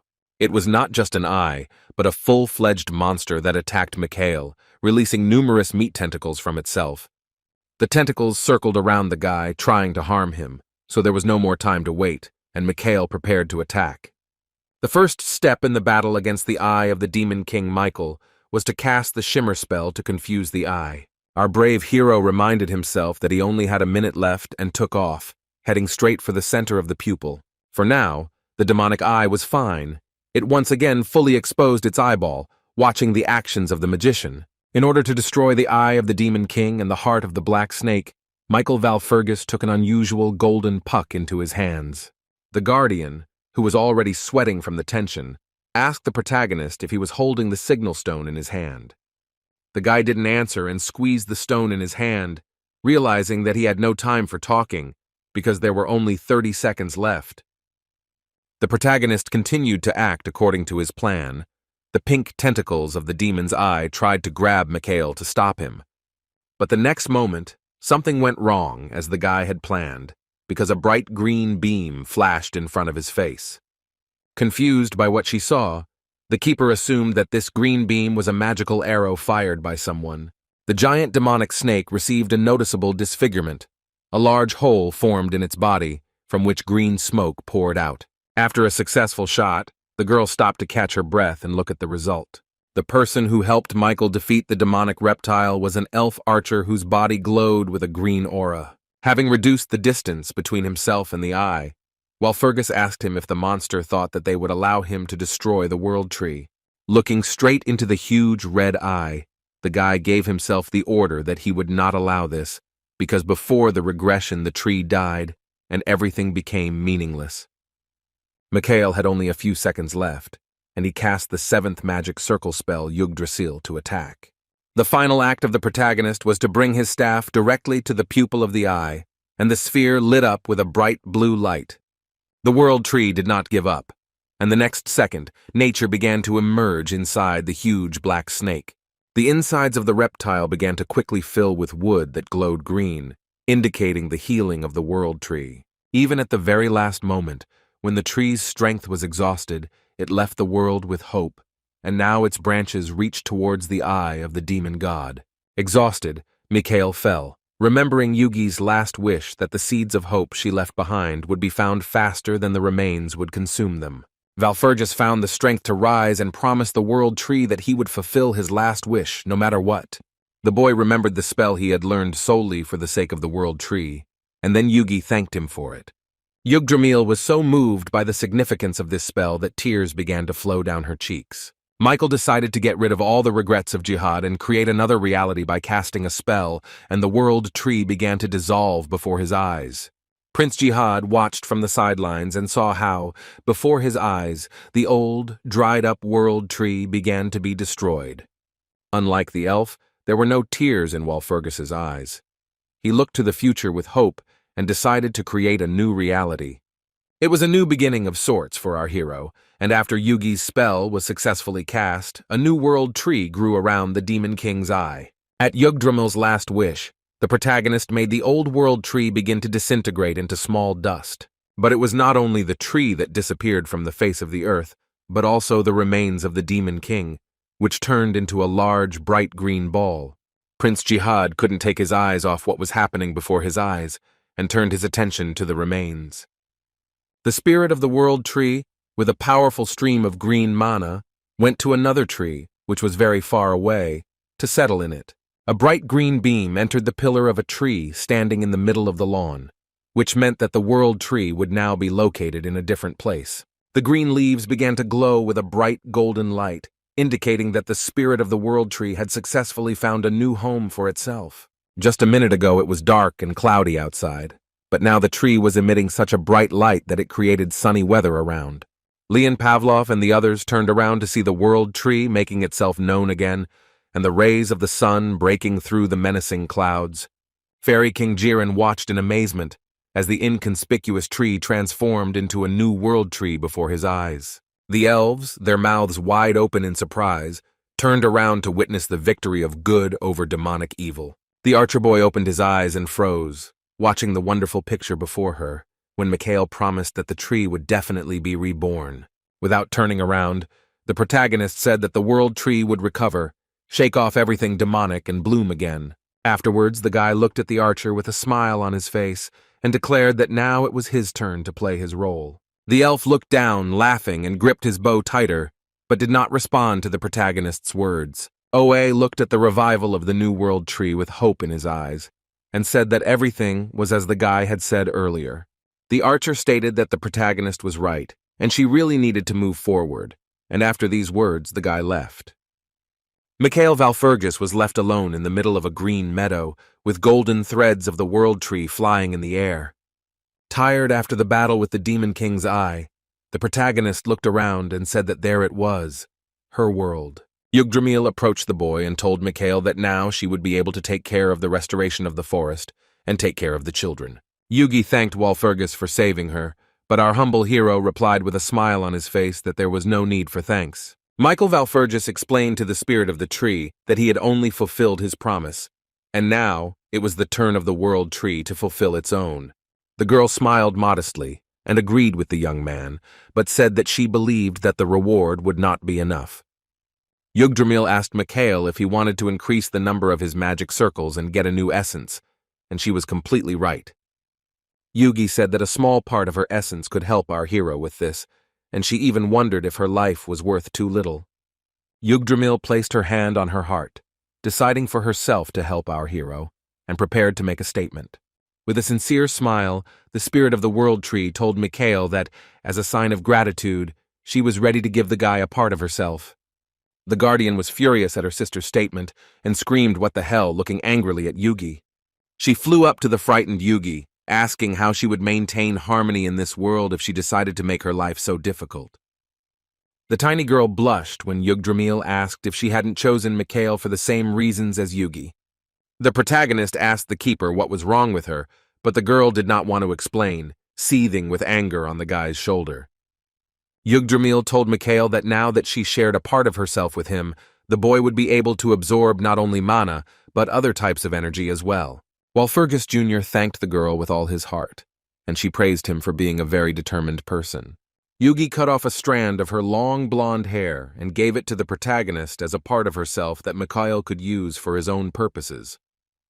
Michael examined the cut strand of hair and said that it was very symbolic that Yugi's essence was contained in her hair.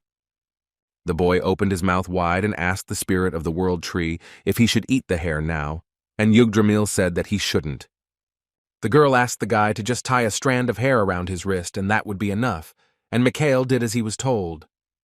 The protagonist closed his eyes and concentrated to feel how part of Yggdrasil's essence connected with his body. The guy immediately felt some changes, as if a magical power had awakened in the strand of hair of the girl on his hand. A second later, the strand glowed with a green aura. The hero's wrist was wrapped in magical golden threads, and part of the essence of the spirit of the world body merged with him. A stream of bright green mana began to swirl around Mikhail Valfurgis's body. He closed his eyes and was ready to accept part of the tree spirit. The young magician opened his eyes, feeling how the energy of the entire world seemed to be flowing through his body. Valfurgis's magic circles turned green, and he felt his magic power being restored and his wounds healing. The guy tried to move his hand, and all his movements left behind a bright green trail of magical energy. The glow around the young magician's body became brighter and brighter, Strength filled the hero, and the former fatigue after the battle disappeared somewhere. The protagonist felt mana gradually filling his entire body, and this would not have seemed strange if he had not had to absorb Yugi's essence. From the concentration of mana, the main character began to lose his mind. The energy became brighter and brighter with each second. The speed of the guy's recovery was amazing. When the absorption of the Yggdrasil essence was successfully completed, Mikhail was glad that he had become one step higher. The reward from the spirit of the world tree helped our hero become the owner of the 6th magic circle, which made him even stronger. Meanwhile, in the fairy tale forest, everyone was celebrating the victory over the remains of the demon king. The elves were drinking to life, knocking mugs of beer together. The soldiers danced around the fire, shouting about 32 arrows in the air and rejoicing at their survival, while the hero watched them from afar. Mikhail did not share the general joy, but calmly drank beer on the side, surprised at how relaxed the elves turned out to be. The swordmaster Leon Pavlov was also having fun with the elves, also holding a mug of beer in his hand and blushing from intoxication. The guy looked at Cassandra and Aaron, who were standing nearby and chatting pleasantly with the elven archer, rejoicing in their victory. Watching this whole picture, our hero also smiled broadly because although the elves had suffered greatly, they were now much better off. The king of the fairies was also with his people. Although he was unable to dance due to his health, the man sat quietly to the side. Michael sat down next to him and received a question from the king about how he was feeling, to which he replied to the man that the leader of the elves and fairies had no less responsibility on his shoulders. Fairy King Jiren looked at his interlocutor with a soft smile on his face and said that he was feeling much better now. Watching the general merriment, Michael Valfurgis said that his son, King Jihad, had great talent. The boy advised the king to teach his son and then arrange a meeting with the spirit, and perhaps the spirit would make a contract with him. The Fairy King noted that our hero was truly concerned about his son Jihad and said that he was proud of his child. While Fergus listened silently to the Fairy King Jiren, and he remembered Jihad's words before Michael regressed. During the war with the demons, the 8th King Jihad often told Michael about his father, calling him a truly good elf. Now Mikhail understood that Jihad was telling the truth, and the main character was very glad that he was able to help them. The current Fairy King stood up from the bench, asked for forgiveness from Mikhail, and said that for now he was forced to interrupt the conversation with him. Jiren Hadas decided at that moment to turn to his people, asked for attention. The soldiers stopped and froze, looking at the king. The Fairy King began his speech by saying that with the revival of the World Tree, they were able to restore their lost honor. But as Jiren believes, this is not their merit, and the true savior of the kingdom of elves and fairies was the messenger of the World Tree. The man raised his fist and declared that here and now he wanted to proclaim them all as allies of Michael Walpurgis. The Fairy King solemnly announced to his people that from now on, the elves and fairies would not be locked in this fairy forest. The guards of the fairy forest completely agreed with the decision of their leader, also raised their fists up and began to loudly praise the messenger. The elves crowded together to throw Michael Valfurgis into the air and catch him again, shouting eternal glory to the messenger. The situation amused our hero, but Mikhail certainly did not expect such a development of events and the reaction of the elves. While the elves were throwing our hero into the air, a suspicion crept into his head that the guy had forgotten something important. From the dungeon behind the bars came the cry of the butler Morden, who had been arrested a few days ago and was now shouting that he had thought about his behavior. At this time in the capital, the Holy Father, a priest in a white cassock, stood in front of the window, preparing for the event in the church. The man with the beard was noticeably nervous. He sighed heavily, trying to pull himself together to start working in the church. Gathering his strength, the priest turned around and looked at the people who had gathered in the capital's church today. The man noted that everything was already in place when he looked at the long table filled with clergy. One of the church ministers approached His Grace, asking whether it was true that the Holy Father had already chosen a new candidate for the role of warrior. The priest in his head called the assembled company nimble old men and said that Archbishop Ali himself believed that the boy deserved such a title. The church minister with round glasses decided to object, because this Walpurgis, a candidate for the title of warrior, is the heir to a family of magicians. He tried to get through to the Holy Father that he himself should understand that a magician is not the best candidate for the position of a warrior. The priest in the white cassock replied that nothing had been approved yet, not wanting to justify himself to the minister of the temple. The man turned around, outraged that the priests suddenly decided they now had the right to contradict him. His Grace concluded that some of the church ministers were faced with high self-esteem, which influenced their behavior. The Holy Father made a statement that they all serve God's will. Therefore, they have no right to decide anything on their own. The priest said that their task as ministers of the church was to prepare the future warrior for the coming catastrophe. One of the priests slammed his hands on the table, loudly declaring that this was precisely why the proposal for a new candidate should be rejected. The man with the long gray beard believes that they cannot ruin another person's life out of a desire to survive, and it is wrong to say such a thing. The priest's words puzzled the Holy Father, and he thought that his claim was inappropriate, considering that he too would like to survive. The older man who began to protest the selection of a new candidate for the position of warrior was Archbishop Killian. With irritation in his expression and voice, the Holy Father said that if this guy surpassed the previous candidate, he would take his place. The man in the white robe explained that for the previous candidate, becoming a warrior was not the only path, and there were other ways to serve the Lord. Archbishop Killian looked like he completely disagreed with the words of the leader of the church, but he just clicked his mouth. Killian decided to give the Holy Father a short answer, not wanting to continue the argument, saying that we'll see, implying that the truth will come out later. There was nothing more to discuss, and the man in the white robe declared that he considered the meeting to be over. After the meeting, the Holy Father spent time alone in the church, thinking about the results of today's meeting, and they disappointed him. The man remembered Michael Valfurgis, who had insisted on this so much, and expressed hope that he could buy some time.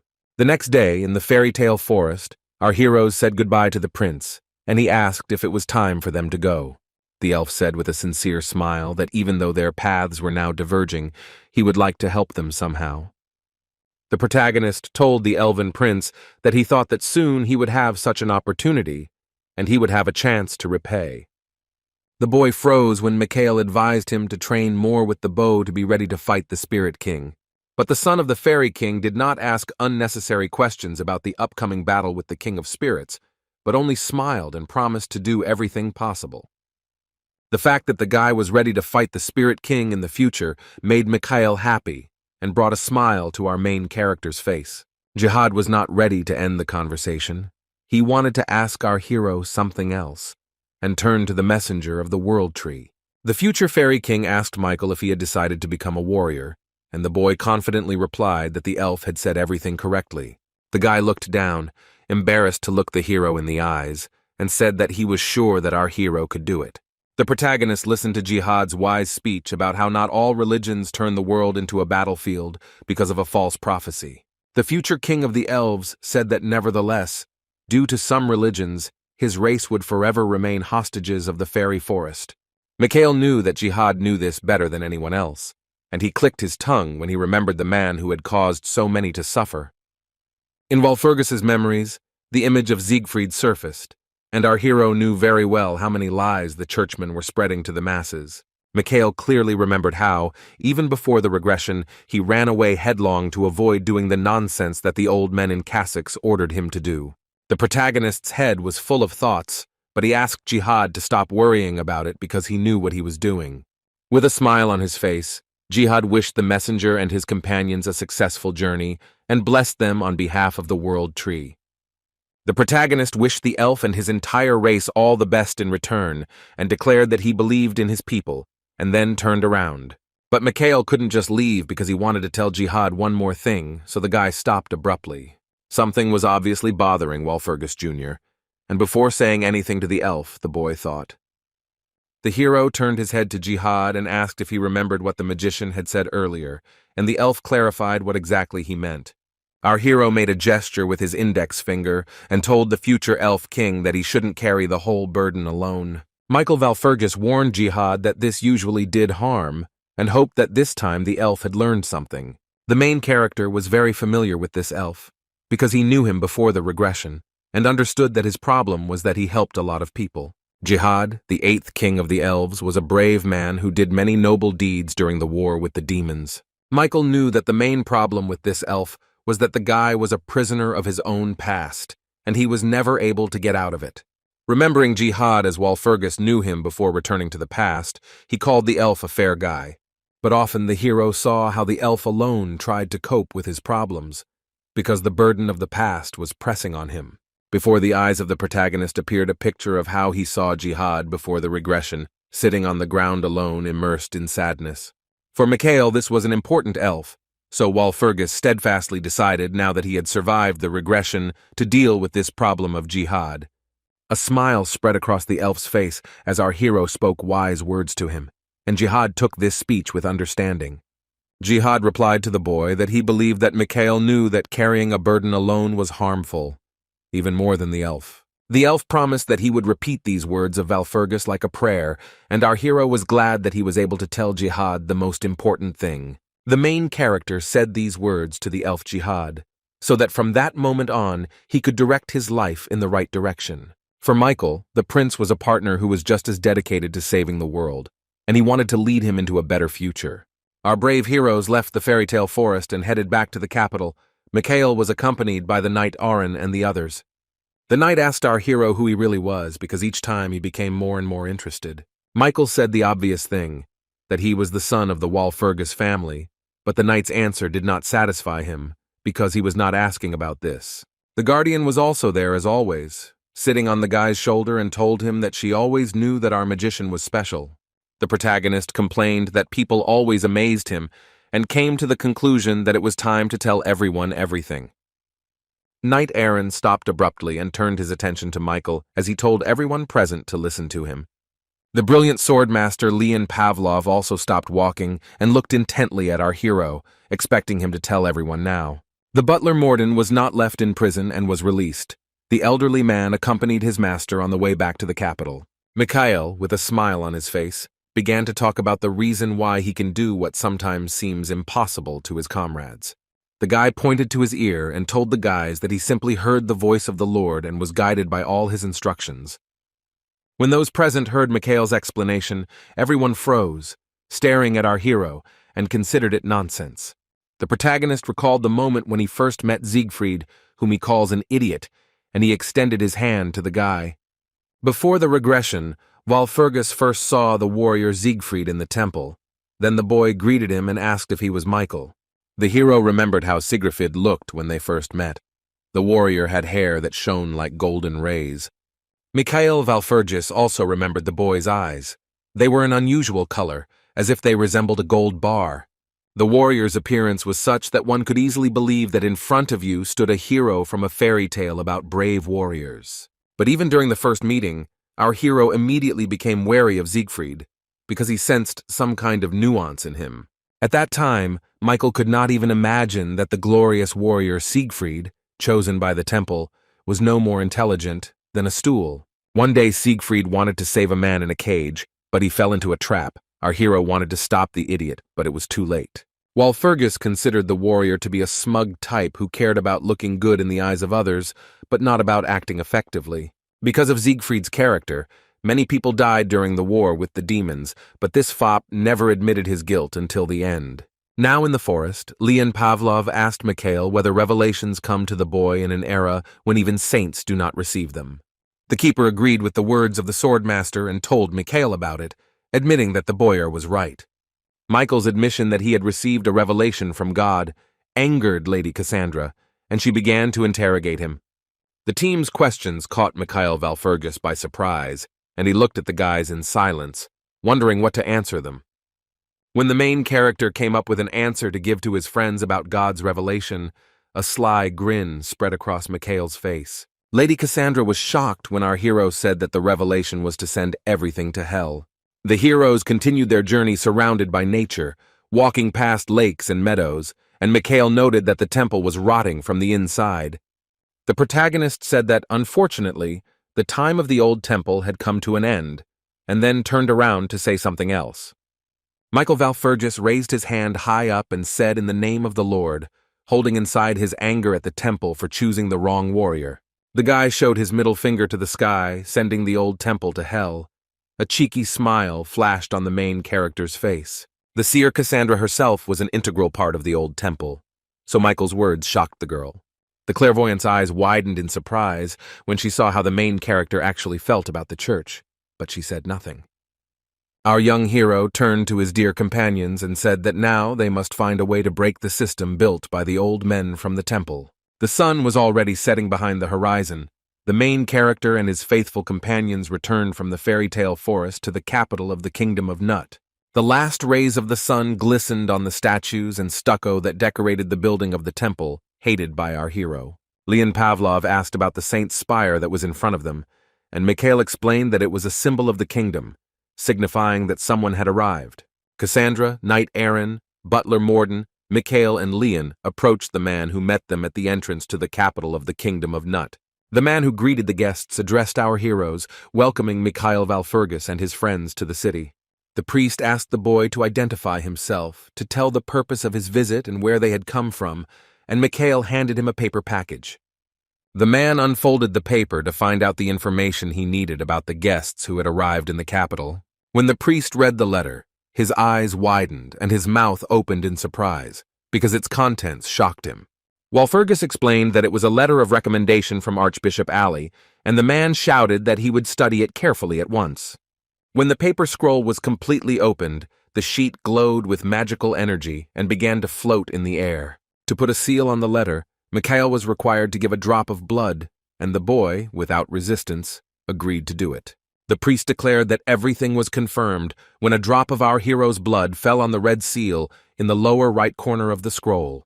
The man wished our hero a good journey and God's blessing, but the guy ignored this, turned around, and entered the city. When the main character and his friends passed the arch, Mikhail was declared a candidate for warriors, and the guy thought that this was true. The high-ranking officials in the Kingdom of Nut were very skeptical about the warrior's choice, but people are prone to change their minds. It didn't matter who was behind him or what his background was, because a warrior is a warrior, so the townspeople started to bombard Mikhail with questions. Liana Pavlova was amused by the situation, and he suggested that the main character attract the attention of all the people in the capital to himself. Valfurgis agreed, saying that it was worth showing the city's inhabitants in all their glory, and at that moment Leon Pavlov's expression changed. Walking along the streets of the capital, the main character had a sly smile on his face, and in his conversation he mentioned some kind of breeze. The keeper also smiled, looking at Mikhail, and understood what our hero was getting at, which she told him. The black seal on Mikhail's neck, which signified the keeper's protection, changed color and became green, glowing. The boy grabbed his staff from the branch of the world tree in his hand. The small red sphere on the tip of the weapon glowed brightly. The clergy and ordinary onlookers who were watching the main character opened their mouths in surprise. The man who met Michael Valfurgis and his faithful companions at the gate was also greatly shocked by what he saw. The protagonist closed his eyes, holding the staff in his hand. His body was surrounded by bright blue mana, like a powerful vortex of light. The townspeople realized that our hero possessed divine power, and the guy opened his eyes and wanted them to look and remember. In his head, Michael addressed the strange, hairless people who were watching him from afar, knowing that they had been sent by the old men from the temple. Butler Morden also noticed the suspicious man who was watching them and became wary. The man came up and whispered in his master's ear that there was some suspicious guy standing behind the crowd who had aroused his suspicions. But Mikhail ignored this fact, asking the butler if he would like to go on vacation for a couple of days, which was an unexpected offer for Morden. The guy explained that Morden had worked so hard all this time, and sometimes he needed to rest, and he wouldn't care what the man did. Mikhail winked at the butler with a smile on his face, saying that he could count flies, go to brothels, or solve mysteries. Morden felt a sudden awkwardness when his master suddenly suggested that he go on vacation and do whatever his heart desired. The man laughed artificially, saying that it was a bit unexpected, and did not immediately answer whether he agreed to go on vacation. The butler bowed before his master, finally replying that since that was the case, then so be it. He agreed to take a vacation. Leon Pavlov and Lady Cassandra and her protector standing behind them turned their attention to the protagonist when he addressed them. Michael Valfurgis looked at his team with a smile on his face, declaring that it was time for them to hit the road. Meanwhile, in the church, the priest who had met Michael the day before stunned Archbishop Killian with news of divine power. The Archbishop could not believe that our hero had divine power, because the Walfurgises are magicians, and they do not use it. As we know, mana and divine power cannot coexist in the body of one person, and the combination of these two powers is a fairy tale for children. Archbishop Killian knew this very well, and he understood that there was no logic in the fact that a mage had divine power. The girl who reported to the archbishop said that was not all, and Killian asked what else she wanted to say. The old man froze when the girl stated that they had received confirmation that Cassandra was also with the younger Walpurgis. Archbishop Killian could not believe his ears when he was told that a famous seer was accompanying a warrior candidate. The main character, immediately after arriving in the capital of the Kingdom of Nut, together with his team went to the temple, a majestic building in the center of the city. There they were met by a nice guy named Cian, who called himself a mid-level priest and promised to serve Lord Michael. Cian reported that His Holiness was already waiting for Mikhail, and our hero was surprised that the guy looked quite young for a mid-level priest. Walpurgis asked Cian to accompany him to His Holiness, and the priest felt awkward because his friends were also accompanying him. The meeting with the priest was private, and Mikhail could not take his friends with him, so he told them that they knew what to do. But a second later, Walpurgis changed his mind, deciding that before talking to His Holiness, he needed to talk to Cassandra. They stepped aside. The seer asked what was going on, and Mikhail said that she should understand that Killian had noticed the girl's presence. Looking down, the girl admitted that she had noticed this and told him that Killian was most afraid of her prophecy. Lady Cassandra did not know what to do in this situation, so she looked at the hero with pleading eyes and asked for advice. The girl shuddered in surprise when the main character, instead of giving advice, told Cassandra to decide for herself what to do. The protagonist explained to the girl that it was obvious that Cassandra knew everything she had to do, and there was nothing to think about. Cassandra looked at our hero with admiration when he reassured her, saying that he would accept any decision the seer made. After these words, Lady Cassandra was silent for a moment, trying to digest the shock of what she had heard, because Mikhail's phrase had impressed her. Cassandra pulled herself together, pulled the hood of her black robe over her head, turned around, and admitted that the protagonist was right. The girl's expression became serious. She was determined to make the right choice, saying that Mikhail could rely on her. Finally, Michael Walpurgis looked at the seer Cassandra with a smile, saying that they had agreed on everything. Looking uncertainly at the temple building, the main character said to himself that now he would have a difficult conversation with His Holiness. But before Walpurgis met with the priest, Lady Cassandra wanted to tell him something else, so she asked him to stay. The clairvoyant said that she could now tell the young magician for sure the reason why Cassandra decided to escape from the temple. The protagonist stopped and looked closely at Cassandra, warning that he was listening to her and was ready to find out the reason. Cassandra confessed to Michael why she had fled from the church, and after that, our hero went into the temple, slamming the front door behind him. The guy left Leon Pavlov, the knight Aaron, and the seer on the street. At first they stood and looked at the door behind which Mikhail disappeared. Knight Aaron asked Cassandra if she was sure this was a good idea, and the seer replied that she trusted Michael. Leon Pavlov decided to ease the tension by looking around and saying that everything looked absolutely magnificent. Cassandra was not surprised because it was the main temple of the country, but on her first visit the seer was also struck by the appearance of the building. Liana was surprised that even Cassandra was struck by the setting for the first time, and the girl explained that she had spent her entire childhood in the slums. Aaron wasn't thrilled that Lady Cassandra was now recalling her difficult childhood, but the girl reassured him that it was a long time ago. With sadness in her eyes, recalling those times, the seer admitted that at that time the temple seemed like a light at the end of the tunnel to her. The seer recalled a moment from her distant past when she sat alone on a city street in rags and cried loudly. Then the girl raised her eyes, full of tears, and in front of her, with his hands folded in front of him, stood an unknown man in a priest's cassock. The priest came to the aid of the poor girl, bent over her and wiped a tear from her cheek with his finger, astonishing her. The priest took Cassandra from the slums and brought her to the temple, which saved the child's life because she lived in deep poverty. Cassandra confessed to the children that she now wants the temple to remain in her memory the same as it was in her childhood. She recalled the moment when, as a child, she first visited the temple and looked with delight at the majestic building. Now Lady Cassandra would like the church to remain at least externally unchanged, and for its architecture and facade to remain the same. The seer explained to the knight Aaron and Leon Pavlov that she was doing what she thought was right, because that was what Michael advised her to do. A smile appeared on the girl's face as she was able to make her final decision, and she mentioned the prophecy again. Clenching her fist, Cassandra told the boys that if the priests and the people did not want to believe in the prophecy, she would do everything to change it. At this time, our brave hero had already entered the temple. He was slowly walking along the wide blue carpet to meet the priest.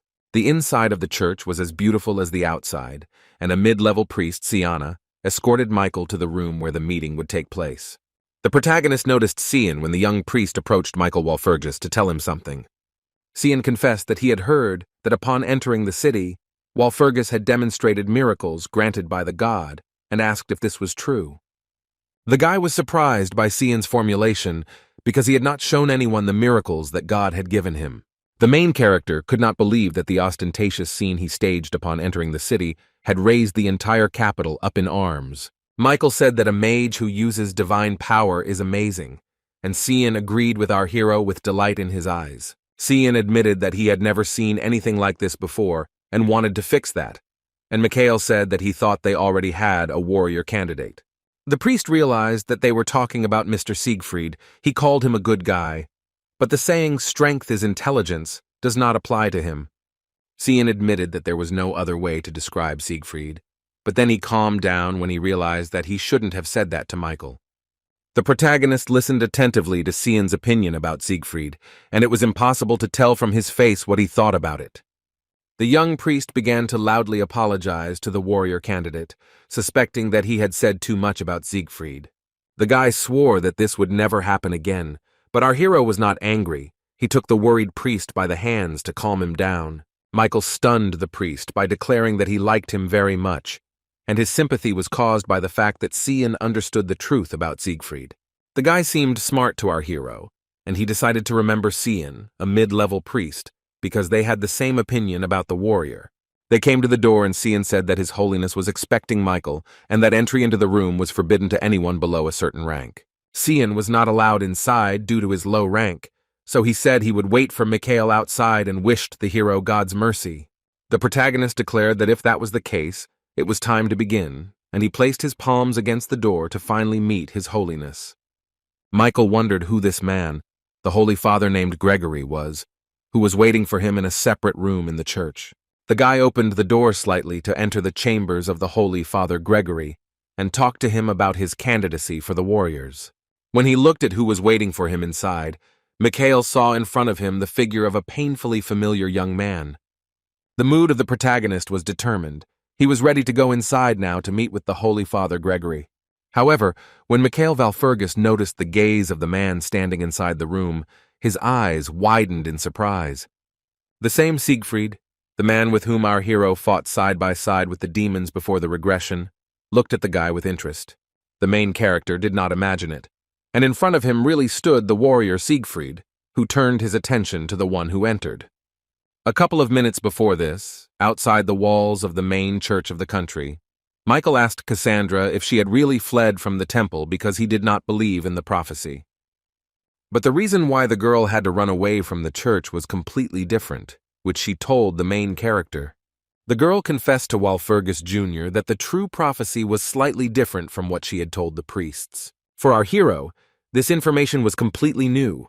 He became wary and asked what the difference was. The seer looked at Michael, ready to tell him how her real prophecy differed from the version told to the temple. She stated that according to her prophecy, while the demons were burning the entire world, terrible screams of people were heard, and blood flowed like a river. But an unusual beast, a powerful lion with a golden mane, decided to fight against the demonic entity.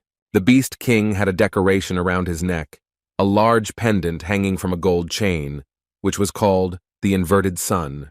Cassandra explained to Michael that the sun is a symbol of warriors, but there is another interpretation, namely that the warrior will be defeated.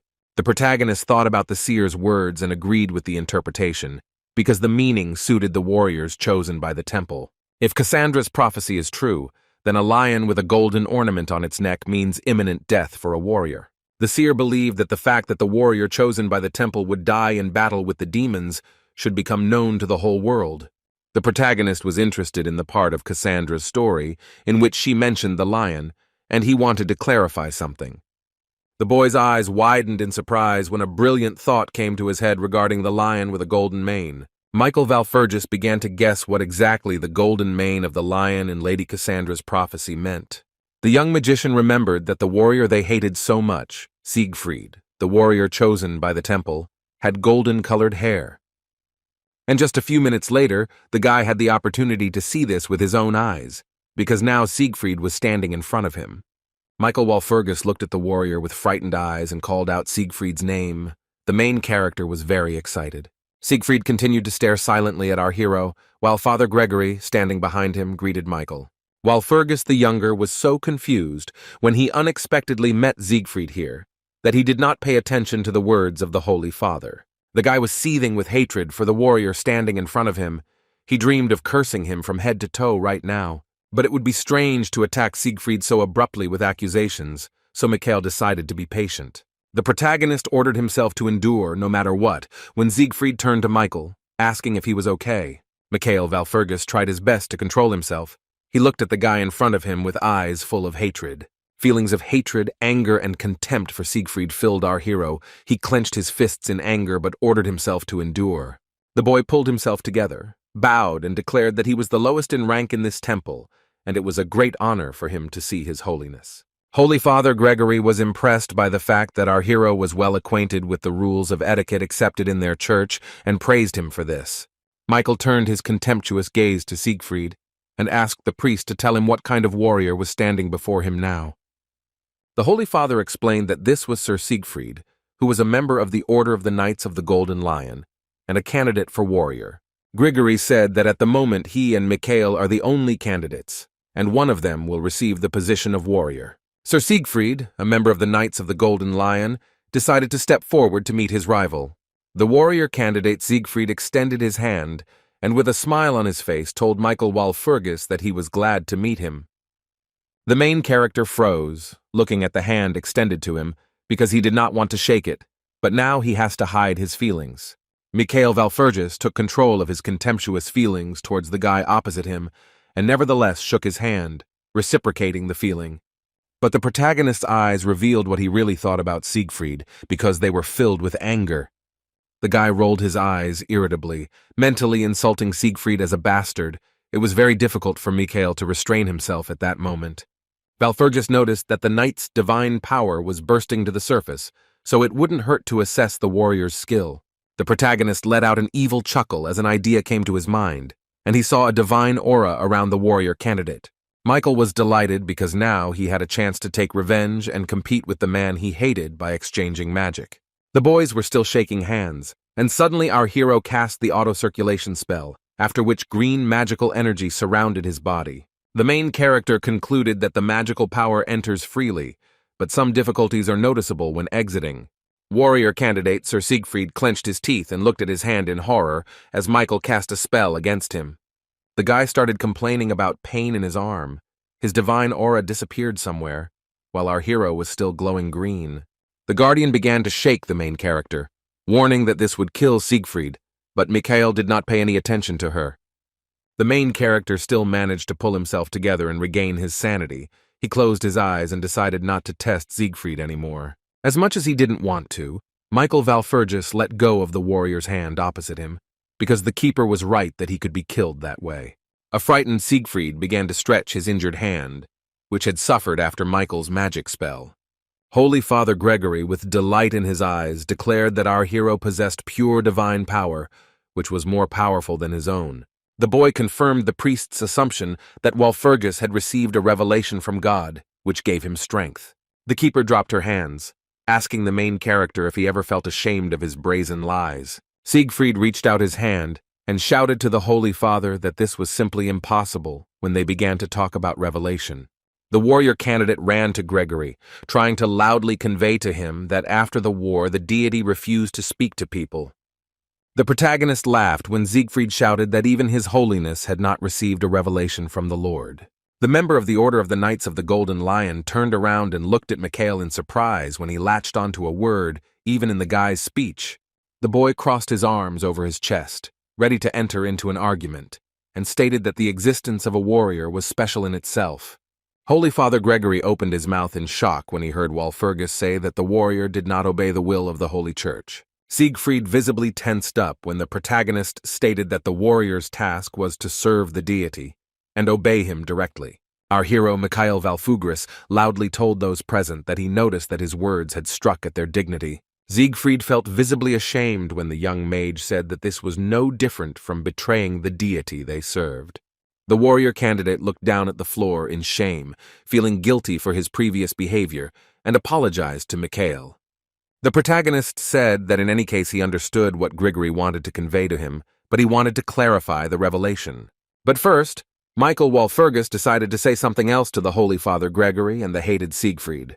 The guy told those present that there was something else regarding the revelation from the Lord that our magician had received.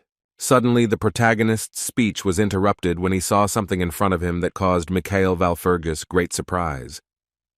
There was a girl sitting in front of the guy who was listening to him attentively. Mikhail did not understand who she was and how long she had been there. The girl with yellow ears on her head immediately noticed our hero's interested gaze and looked at him. The stranger looked at Mikhail ingratiatingly, asking if he saw her because the others present did not notice her.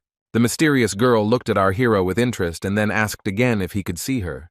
With a snap of her fingers, the stranger cast a magic spell to speak to Mikhail Valfurgis without prying eyes.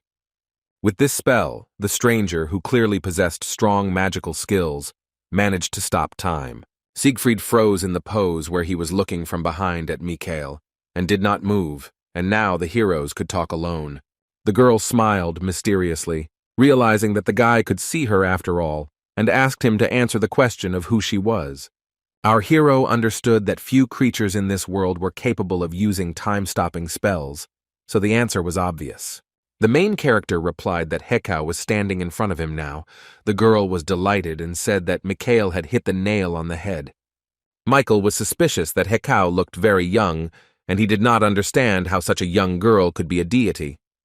Mikhail compared Hekau's age with his friend Vedorok, and the keeper asked the guy if he was thinking about any nasty things right now. The goddess Hekau noticed the presence of the keeper, looked at her, and said that she had not been seen at all before. The girl took Hekau's words as an insult, and raising one eyebrow, replied that it was not for her to talk about it. Hekau declared that she was a magical progenitor and half of Asari's power, and the humiliated breeze sadly said that she was apparently an empty space here. The keeper complained that Hekau was constantly bullying her, and at that moment the goddess grabbed the little girl by the hand. The girl with the ears screamed at the miniature keeper, telling her to stop, grabbed her with all her strength and threw her on the floor. The blow was so strong that Vedorok fell to the floor and immediately lost consciousness, so Hekau had the opportunity to talk to our hero alone. Hekau told Mikhail that she was glad to meet the heir. The guy's last words surprised him, but the girl knew that he inherited part of Asari. The goddess looked intently into the eyes of the main character. Something in his behavior aroused strong interest in the girl. Walpurgis the Younger looked at Hekau with distrust, which began to raise questions in the goddess Hekau. The main character sighed heavily when his new acquaintance began to make claims against him that there was no respect in the guy's gaze. Mikhail Valfurgis began to talk about how the world tree was drying up, and the god of demons was only becoming stronger. The main character's complaint to the goddess was that, despite all this, the girl was inactive, not solving the problems of humanity. Michael found the courage to tell the goddess to her face that it was most likely she who was showing disrespect with her attitude towards the world. Hekau found Walpurgis's accusations amusing and told our young hero so with a broad smile on her face. The girl said that if the main character is angry with her because she did not respond to his revelation, then she has her own reasons for this. Hekau's excuses did not please Michael Walpurgis very much, and he said, "Really?" But the girl only confirmed her words. The goddess tried to explain something to our hero, making a gesture with her hands near her mouth and forming a cross with her index fingers. Hekau told the protagonist that the goddess's words would not have reached him anyway if she had responded to his revelation then. The girl explained that although she was very close to the main deity, it was not enough, so her words would not have reached the guy. The young magician got angry at Hekau, saying that she was a deity herself, but the girl asked the heir to put off his excuses for later. Hekau said that in any case, for some reason, her voice stopped reaching her followers, and no one believed in her prophecy. The guy asked what was required of him then, assuming that the goddess wanted to receive a prize for the lowest trust rating.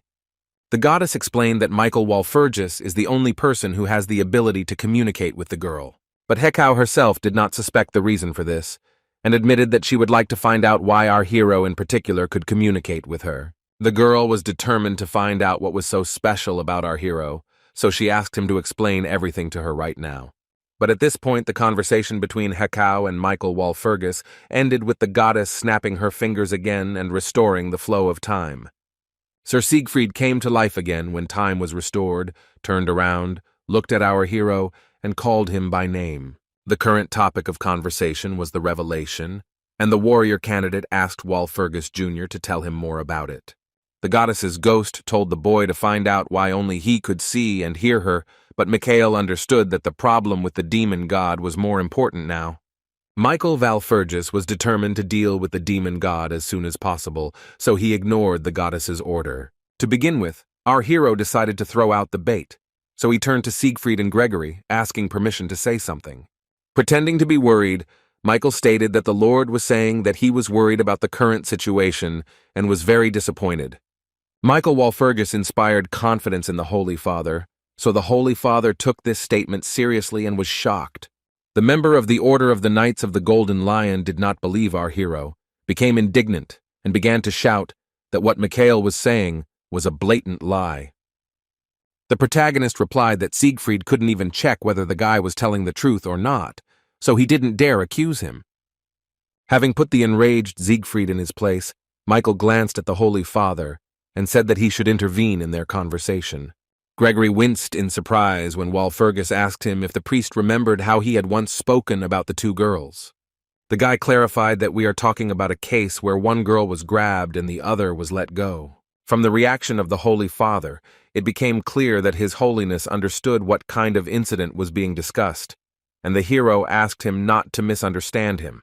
The protagonist admitted to himself that his speech sounded ambiguous, but the guy concluded that the Holy Father understood what Michael meant.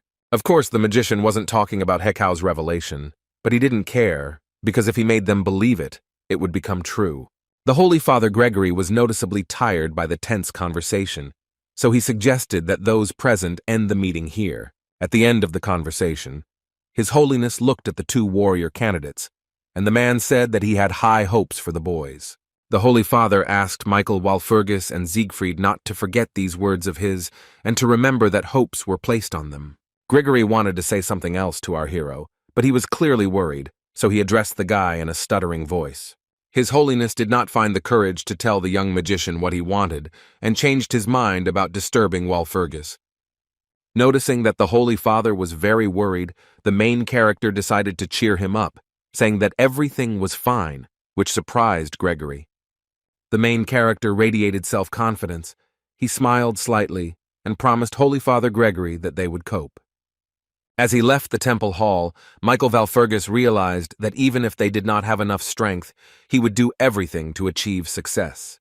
The long-awaited meeting with His Holiness Gregory ended successfully for Mikhail, and at sunset, he left the central temple. Looking at the back of his hand, our hero said that he even had a mark, and now he can't screw up because this is his only chance. The keeper, resting on the boy's shoulder, noticed that there were more marks, and even Hekau left hers. Veterok said that at this rate there wouldn't be a single living place left of the main character, and soon his entire body would be covered in various marks. The adventures of the protagonist continued, and now he needed to go to the seer Cassandra and the others. Meanwhile, Leon Pavlov, Cassandra and the knight had their own events. The young count became alarmed when he saw something in front of him. The swordmaster asked who it was when a tall and stately man in knightly armor appeared before them, and Aaron immediately drew his weapon. Knight Aaron looked at the man in front of him in full combat readiness, holding his sword, ready to defend himself in case of an attack. But the stranger did not look like he was preparing to attack. The man only looked at the knight with eyes full of sadness. A minute ago, the brilliant swordmaster was walking around the city, wondering why Mikhail was gone for so long, and froze when he saw something strange. The boy didn't understand who was standing in front of him when he saw the knight Arin in a fighting pose pointing his sword at some stranger. The knight with luxurious black hair asked Arin where the fortune teller was now because he wanted to see her. Arina was even more alarmed by the stranger's intention to meet with Cassandra, and the man gripped the hilt of his sword tighter. The knight was ready to attack the unknown man, asking who he was to ask Lady Cassandra for a meeting. The stranger asked the boys why they had returned and whether they still agreed that the will of the temple was the truth, and Arin answered no.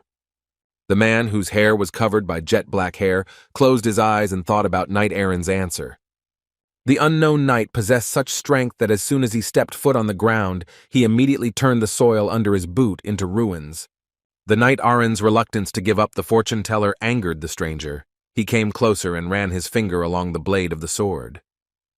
The big guy reduced the distance between him and Arin to a minimum, looked at the knight intently, and said that Cassandra was part of the temple. The stranger suggested that this was precisely the reason why the legendary fortune teller Cassandra was undoubtedly somewhere here. Through the holes in the mask, the man saw Arin's frightened look, sweat running down his face, and asked the knight not to worry. Holding the blade of Arin's weapon with his finger, the stranger informed the knight that it would not be his fault, so there was no need to worry. Leon Pavlov, noticing that some man was pestering Arin, ran up and put out his hand to increase the distance between them. The next generation's genius swordmaster glared at the stranger and ordered him to stop, protecting Arin. The man told Leon to get out of the way, but the boy replied that usually people lose their lives from just one look from Pavlov, but he decided to save it. When the boy said this, the stranger realized that in front of him was a promising knight of the empire named Leon Pavlov. The aggressive knight said that nothing could be done now and took his sword out of its sheath to attack the young count. Pavlov was shocked when he saw in front of him a cold weapon that was very familiar to him and said everything about its owner. From the sword on the man opposite, the count recognized the commander of the Holy Knights of the Kabay Temple, and the man opposite again asked Lian to get out of the way. But the brilliant swordmaster decided to protect the knight Ares to the end, so he once again refused to leave the path. Kabay closed his eyes and told the guy across from him that in that case he had only one option left to take. Pavlov wasn't scared. The guy was just excited by what was happening, and he was interested in what Kabay would do now. The young count drew his sword and was ready to attack, because he really wanted to know how much stronger the commander of the Holy Knights of the Temple had become. Kabay took his sword out of its sheath and raised his hand up. The knight did not attack Leon yet, but only looked at him reproachfully. A moment later, a fight began between Pavlov and the Order's commander. Leon tried to strike, but the man blocked it. Lady Cassandra appeared, and the fortune teller screamed loudly, ordering Liana Pavlov and the knight to stop fighting at once. The next generation genius swordmaster and Habe crossed swords upon hearing the seer's voice and stopped fighting. Kabay stopped because he saw Lady Cassandra in front of him, the girl he so wanted to meet. The commander of the Order of the Holy Knights greeted Cassandra. The fortune teller looked sternly at Kabay.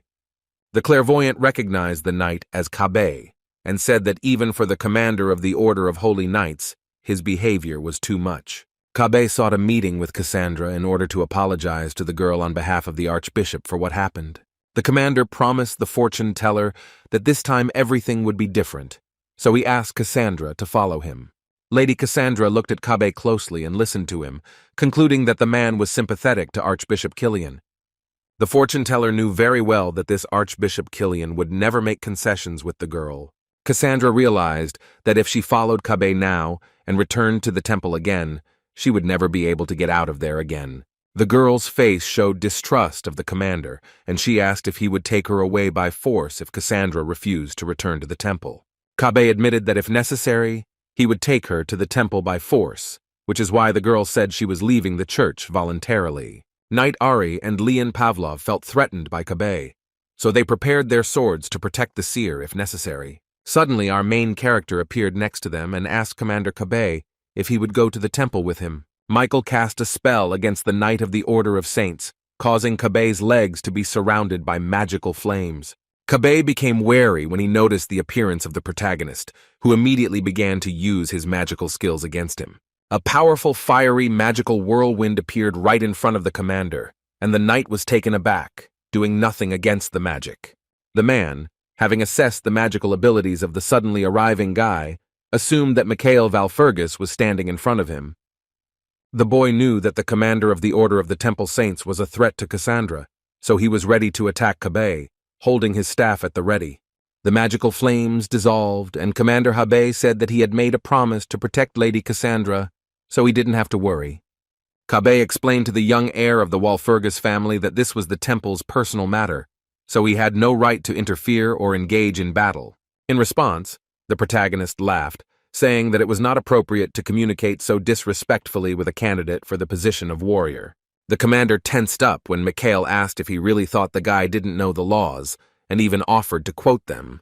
Walpurgis Jr. concluded that the captain of the Order of the Knights of the Saints simply did not know that the boy knew such details about the heroes. Michael knew that in practice, most of the laws that concern warriors are known to very few people. Kabe said that Cassandra left the temple without informing anyone, and our hero justified her by saying that she accompanied the warrior. The protagonist said that the task that the seer was performing was directly related to the temple, trying to justify the girl. The commander of the Order of the Knights of the Saints tensed when Michael said that he had no justification for taking Cassandra by force now. Our hero asked whether he should send a complaint about this directly to Archbishop Killian, and Kabe hesitated. Michael Valfergus pointed his finger at the knight and began to threaten that he should disappear now like darkness at dawn. Looking at the commander with a fierce gaze, the protagonist suggested that the knight stop this empty conversation. Our hero's argument was strong, and Kabe could not answer the guy in his defense, becoming sad. Kabe knew he was powerless in this situation, so he closed his eyes and sank into his disappointment. The order commander looked at the protagonist, behind whom stood Aaron and Leon, and said that he agreed to leave. Lady Cassandra stood to the side at this time and was visibly saddened by something. She held tightly to the fabric of her robe with her hand. Knight Aaron approached the girl he was so bravely protecting and touched the fortune-teller's hand with his palm. With this gesture, Aaron wanted to support the clairvoyant, who was worried about the tense meeting with Commander Kabe, and to calm her down. Kabe went on his way, and the protagonist turned to his team, looking up at the sky to tell them something. Our young hero looked at his faithful companions and informed them that they now needed to discuss something together. Michael Valfergus led Cassandra and Aaron into a luxuriously furnished hall. He stood in front of them with his arms crossed over his chest while they sat on chairs. Closing his eyes, the protagonist declared that he intended to first verify something, turning to the seer and her faithful companion. After this, Michael Walpurgis glanced at the knight and turned to Sir Helen to finally take off his helmet. The knight, who always wore a helmet and never took it off, was in no hurry to do so even now when the boy asked him about it. Aaron froze and stared at the main character when, completely unexpectedly, the guy asked him to take off his helmet. Mikhail clearly suspected Aaron of something, since he asked him about it. Walpurgis had long been tormented by vague doubts about the knight. Our hero was often tormented by the thought that he seemed to know the man who had been hiding behind the mask all this time. Walpurgis stared at Sir Helen, waiting for the knight to finally make the decision to show his face to everyone. Cassandra was not thrilled with the idea and tried to get through to Michael, saying that she didn't think it was necessary. But the knight interrupted her, saying that Lord Michael was right and Sir Helen could no longer hide it and the time had come to take off her helmet. Helen wrapped his hands around the metal knight's helmet, deciding to no longer hide his identity. Aaron took off his helmet and revealed his long hair, which shimmered with a golden hue, and said that her real name was Ida Nibirin. It turned out that all this time there was a girl hiding behind the iron armor, who, moreover, said that she was Siegfried's younger sister. It seems that the news did not make much of an impression on Mikhail, because he had already guessed who was hiding behind the image of Aaron. Ida Nibirin was stunned when Walpurgis immediately began to bombard her with questions about why she helped Cassandra escape from the temple. The girl decided to start her story from her childhood, sadly recalling how she and her brother survived as complete orphans. Ada and Siegfried faced hardships from childhood because their home was the slums and people considered them the scum of society. Nibirin recalled how, as a child, she often felt afraid and found herself in dangerous situations due to the cruelty of those around her. Remembering the angry faces of the criminals who bullied her, Ada said the world was too cruel to small children. Thinking about her childhood, Nibirin realized that she and her brother Siegfried were like toys in the hands of a cruel fate. The worst thing for the girl was that neither she nor her brother could get out of it. But one day they met a man. Walpurgis, listening attentively to Sister Siegfried's story, seemed to guess exactly what kind of man was being talked about. Ada confirmed Mikhail's suspicions. In childhood, she and her brother actually met the person our hero suspects. It was Archbishop Killian who approached the frightened orphans with a smile and offered to help the disadvantaged children. Now that everything was clear, what happened back then made sense, because Brother Ada's divine power was unusual. Since meeting Archbishop Killian, the life of Ada and Siegfried, according to the girl, has changed dramatically. The Holy Temple became a new home for the brother and sister. They no longer had to wander through trash cans in search of food and wear rags. But not everything was so rosy, because as Ada shared with Mikhail, at the same time the situation was becoming stranger and stranger. The clergy began to call her brother Siegfried a candidate for warriors, and all this caused Ada great anxiety. The character of the girl's older brother changed for the worse, and the selfish side of his nature began to appear more and more often. Ada noticed that with age, warrior candidate Siegfried became such an egoist that he stopped listening to other people altogether. Afterwards, the girl remembered the situation about what her older brother did first when he was declared a candidate for warriors. Cassandra looked down sadly as Ada told her that the boy had tried to attack the prophet and her entourage back then. This part of Mikhail's story interested him the most, and the guy asked if she wanted to say that he killed Cassandra's followers. Ada wanted to justify her brother, doubting that he was the one who committed the murders, and said that Killian enslaved Siegfried's mind and controlled him. Nibiruun explained that prophecies were ambiguous and could be interpreted in different ways, and Archbishop Killian took advantage of this. The girl, sighing heavily, said that Killian played on his sense of justice when he showed him the people whose lives were broken by the prophecy. Michael suspected that Archbishop Killian had something to do with Cassandra's disappearance, but he didn't think the old man was directly involved. From this conversation, the guy concluded that if what Ada said was completely true, then Walpurgis now knew Siegfried's weak points. After listening to Ada Nibiruun's story about her childhood and her brother, the main character summed it up with a smile on his face, saying that it was both funny and a sin. The archbishop and the warrior candidate rejected Hekao's own prophecy, and the problem the goddess spoke of must be related to this. The protagonist remembered the moment from his meeting with Hekao, when the girl showed him her index fingers crossed near her mouth. Digesting what he had heard, Mikhail Walpurgis came to the conclusion that nothing could be said for sure about Hekao and Killian yet. The main character had a question for the seer Cassandra, and he asked the girl if the fortune-teller was tired of being a victim. The girl admitted that she was tired of being in the position of a victim, but even if the truth was finally revealed, she saw no point in it. The clairvoyant was shaking with anger and tension when she said that Mikhail probably already knew what the girl was called by the people. Cassandra hung her head sadly when the protagonist said that the clairvoyant was known as a lying prophet. Walpurgis Jr. knew very well that Lady Cassandra suffered because almost no one believed in her prophecies. Mikhail stated that if Killian continued to act the same way, they would have to tell people the truth, and this could play into Siegfried's hands.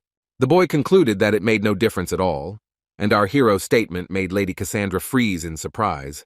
The young magician said that Siegfried was only attracting so much attention because of the image the Holy Temple had created for him.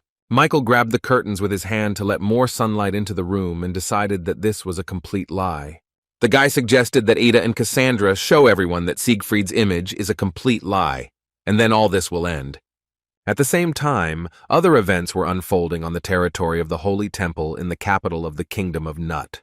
At the steps leading to the entrance to the church stood the warrior candidate Sir Siegfried, holding a sword in his hand and examining it. A member of the Golden Wolf Knights was tormented by doubts about whether he could truly become a worthy warrior if he were chosen. Siegfried turned his saddened gaze to the side when he heard his sister's voice, asking if maybe he shouldn't become a warrior. The boy turned around and saw his little sister there. She was looking at him with worried eyes and was worried about Siegfried. The warrior candidate looked away again, so as not to look at his sister, and then Ada began to reproach Siegfried for not knowing anything. After these words, Siegfried looked at his sister again. Her eyes were filled with tears. She looked at the guy with resentment. What the warrior candidate saw surprised him, because he hadn't even noticed since when his little sister had been looking at him with such a sad look. The guy looked down at the floor in shame when he realized that all his warm feelings for Ada were gone forever. Siegfried looked ahead again as he realized that his character had changed greatly during his stay in the temple. Ada looked at the knight reproachfully, and Siegfried understood that in the end, his path ended with him becoming a very insensitive person. And Siegfried was very curious about the reason why he eventually became so insensitive, and the guy swung his sword. The guy didn't want to dig into himself anymore and calmed himself with the thought that all this wasn't his fault.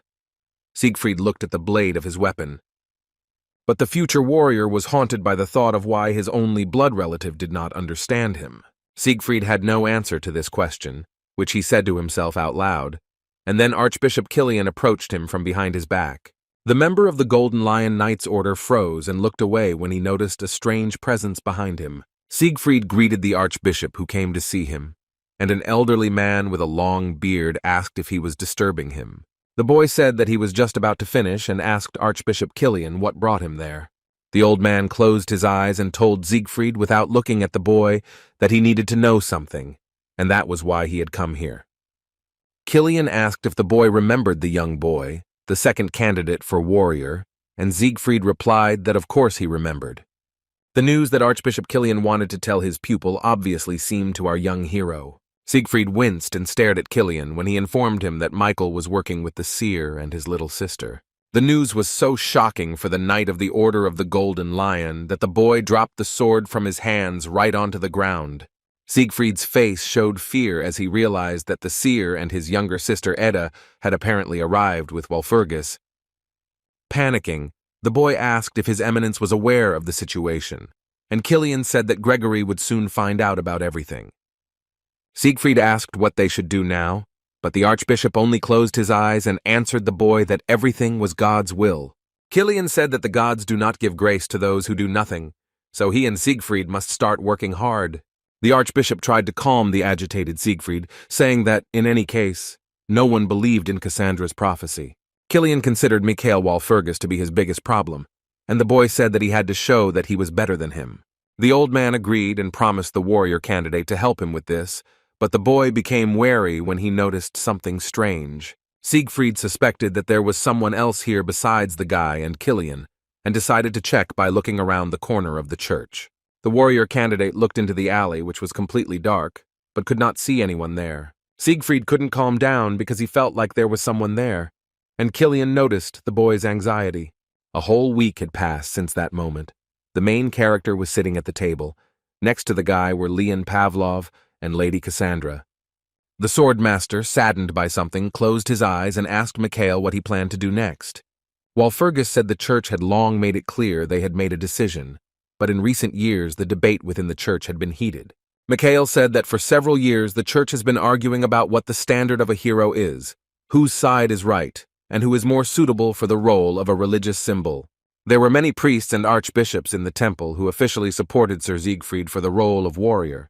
In that situation, Archbishop Killian also declared his support for Siegfried, and he was the most ardent supporter of this candidate. Siegfried was popular because he was a member of the Order of the Holy Knights and created a good image for the temple. Our protagonist was not at all surprised that many archbishops and priests voluntarily sided with Sir Siegfried. Walpurgis said it didn't matter, but Leon Pavlov was obviously very annoyed that they were stuck in the temple for a whole week. Pushing back his chair, the brilliant swordmaster said that he thought that Mikhail had a plan and knew what he was doing. The guy was very annoyed and angry at Walpurgis, because more than half of the votes were now for Siegfried. Walpurgis Jr. replied that it was rather absurd to talk about this now, and these words made Pavlov even more angry. The protagonist explained that these statistics do not include archbishops, who do not even interfere in the warriors' elections. There are high-ranking officials in the Holy Temple who have decided to remain neutral, including Archbishop Alea. Michael calmly explained to Leon that until there was certainty about the outcome of the elections, these archbishops would not do anything. Pavlov Jr. said that he meant that Sir Siegfried's victory was theoretically more likely than our hero's. The protagonist disagreed because Siegfried only wins if you believe the statistics, but statistics are usually wrong. Michael knew that the reasons why he decided to become a holy warrior were not so obvious, and there were several of them. One of the reasons Walpurgis set out to become a warrior was to kill one of the temple's archbishops. After some time, it became known that the incident that occurred was directly related to the devil. The protagonist remembered that after the archbishop was mysteriously killed, Everyone began to think in a hurry about choosing a warrior. Mikhail folded his hands, telling himself that he needed to sort out this whole situation. The guy wanted to change the events of the past in order to prevent the murder of the archbishop and catch the one behind it. Lady Cassandra turned her attention to Walpurgis when he asked what was going on with his request to the girl. The seer looked down sadly, reporting that she had checked and thought he would agree. The protagonist looked at the clairvoyant with suspicion in his eyes, knowing that the person with whom the request was connected could not refuse her. This man was one of the few who believed in Cassandra to the end, and at that moment, someone knocked on the door from outside. The door slowly opened, and the girl's eyes widened when she saw who had entered the room where she and the boys were sitting. A grin appeared on the protagonist's face, and he stated that the man had arrived, looking at the guest who had entered. It was a man with long hair and a beard, his face covered by a hood, and he was dressed in a gray robe. Lady Cassandra, judging by her reaction, was well acquainted with this man, and his appearance surprised the seer. The mysterious man turned his attention to the clairvoyant and gasped, preparing to say something to the seer. He removed his hood and apologized to Cassandra for having to show a different side of himself, but she said it was okay. The man who entered the room turned out to be the Holy Father Gregory, and it was clear from his face that the man was deeply saddened by something. After a long separation, the Holy Father hugged Cassandra a little and looked at Michael, and the girl explained that our hero was protecting her. Gregory wanted to ask how he could thank him for this, but the hero said that he was obliged to protect the seer. Walpurgis told Gregory that he could not have acted differently in the current situation, and the Holy Father again lowered his sad gaze downwards. Leaning his hands on the table, the guy said that he wanted to tell more about the revelation he had spoken about during their last meeting. The protagonist showed Gregory the mark on the back of his hand, which the goddess had left for him last time. What the Holy Father saw on Michael's hand shocked him, and he immediately realized that it was a mark left by the goddess Hekau.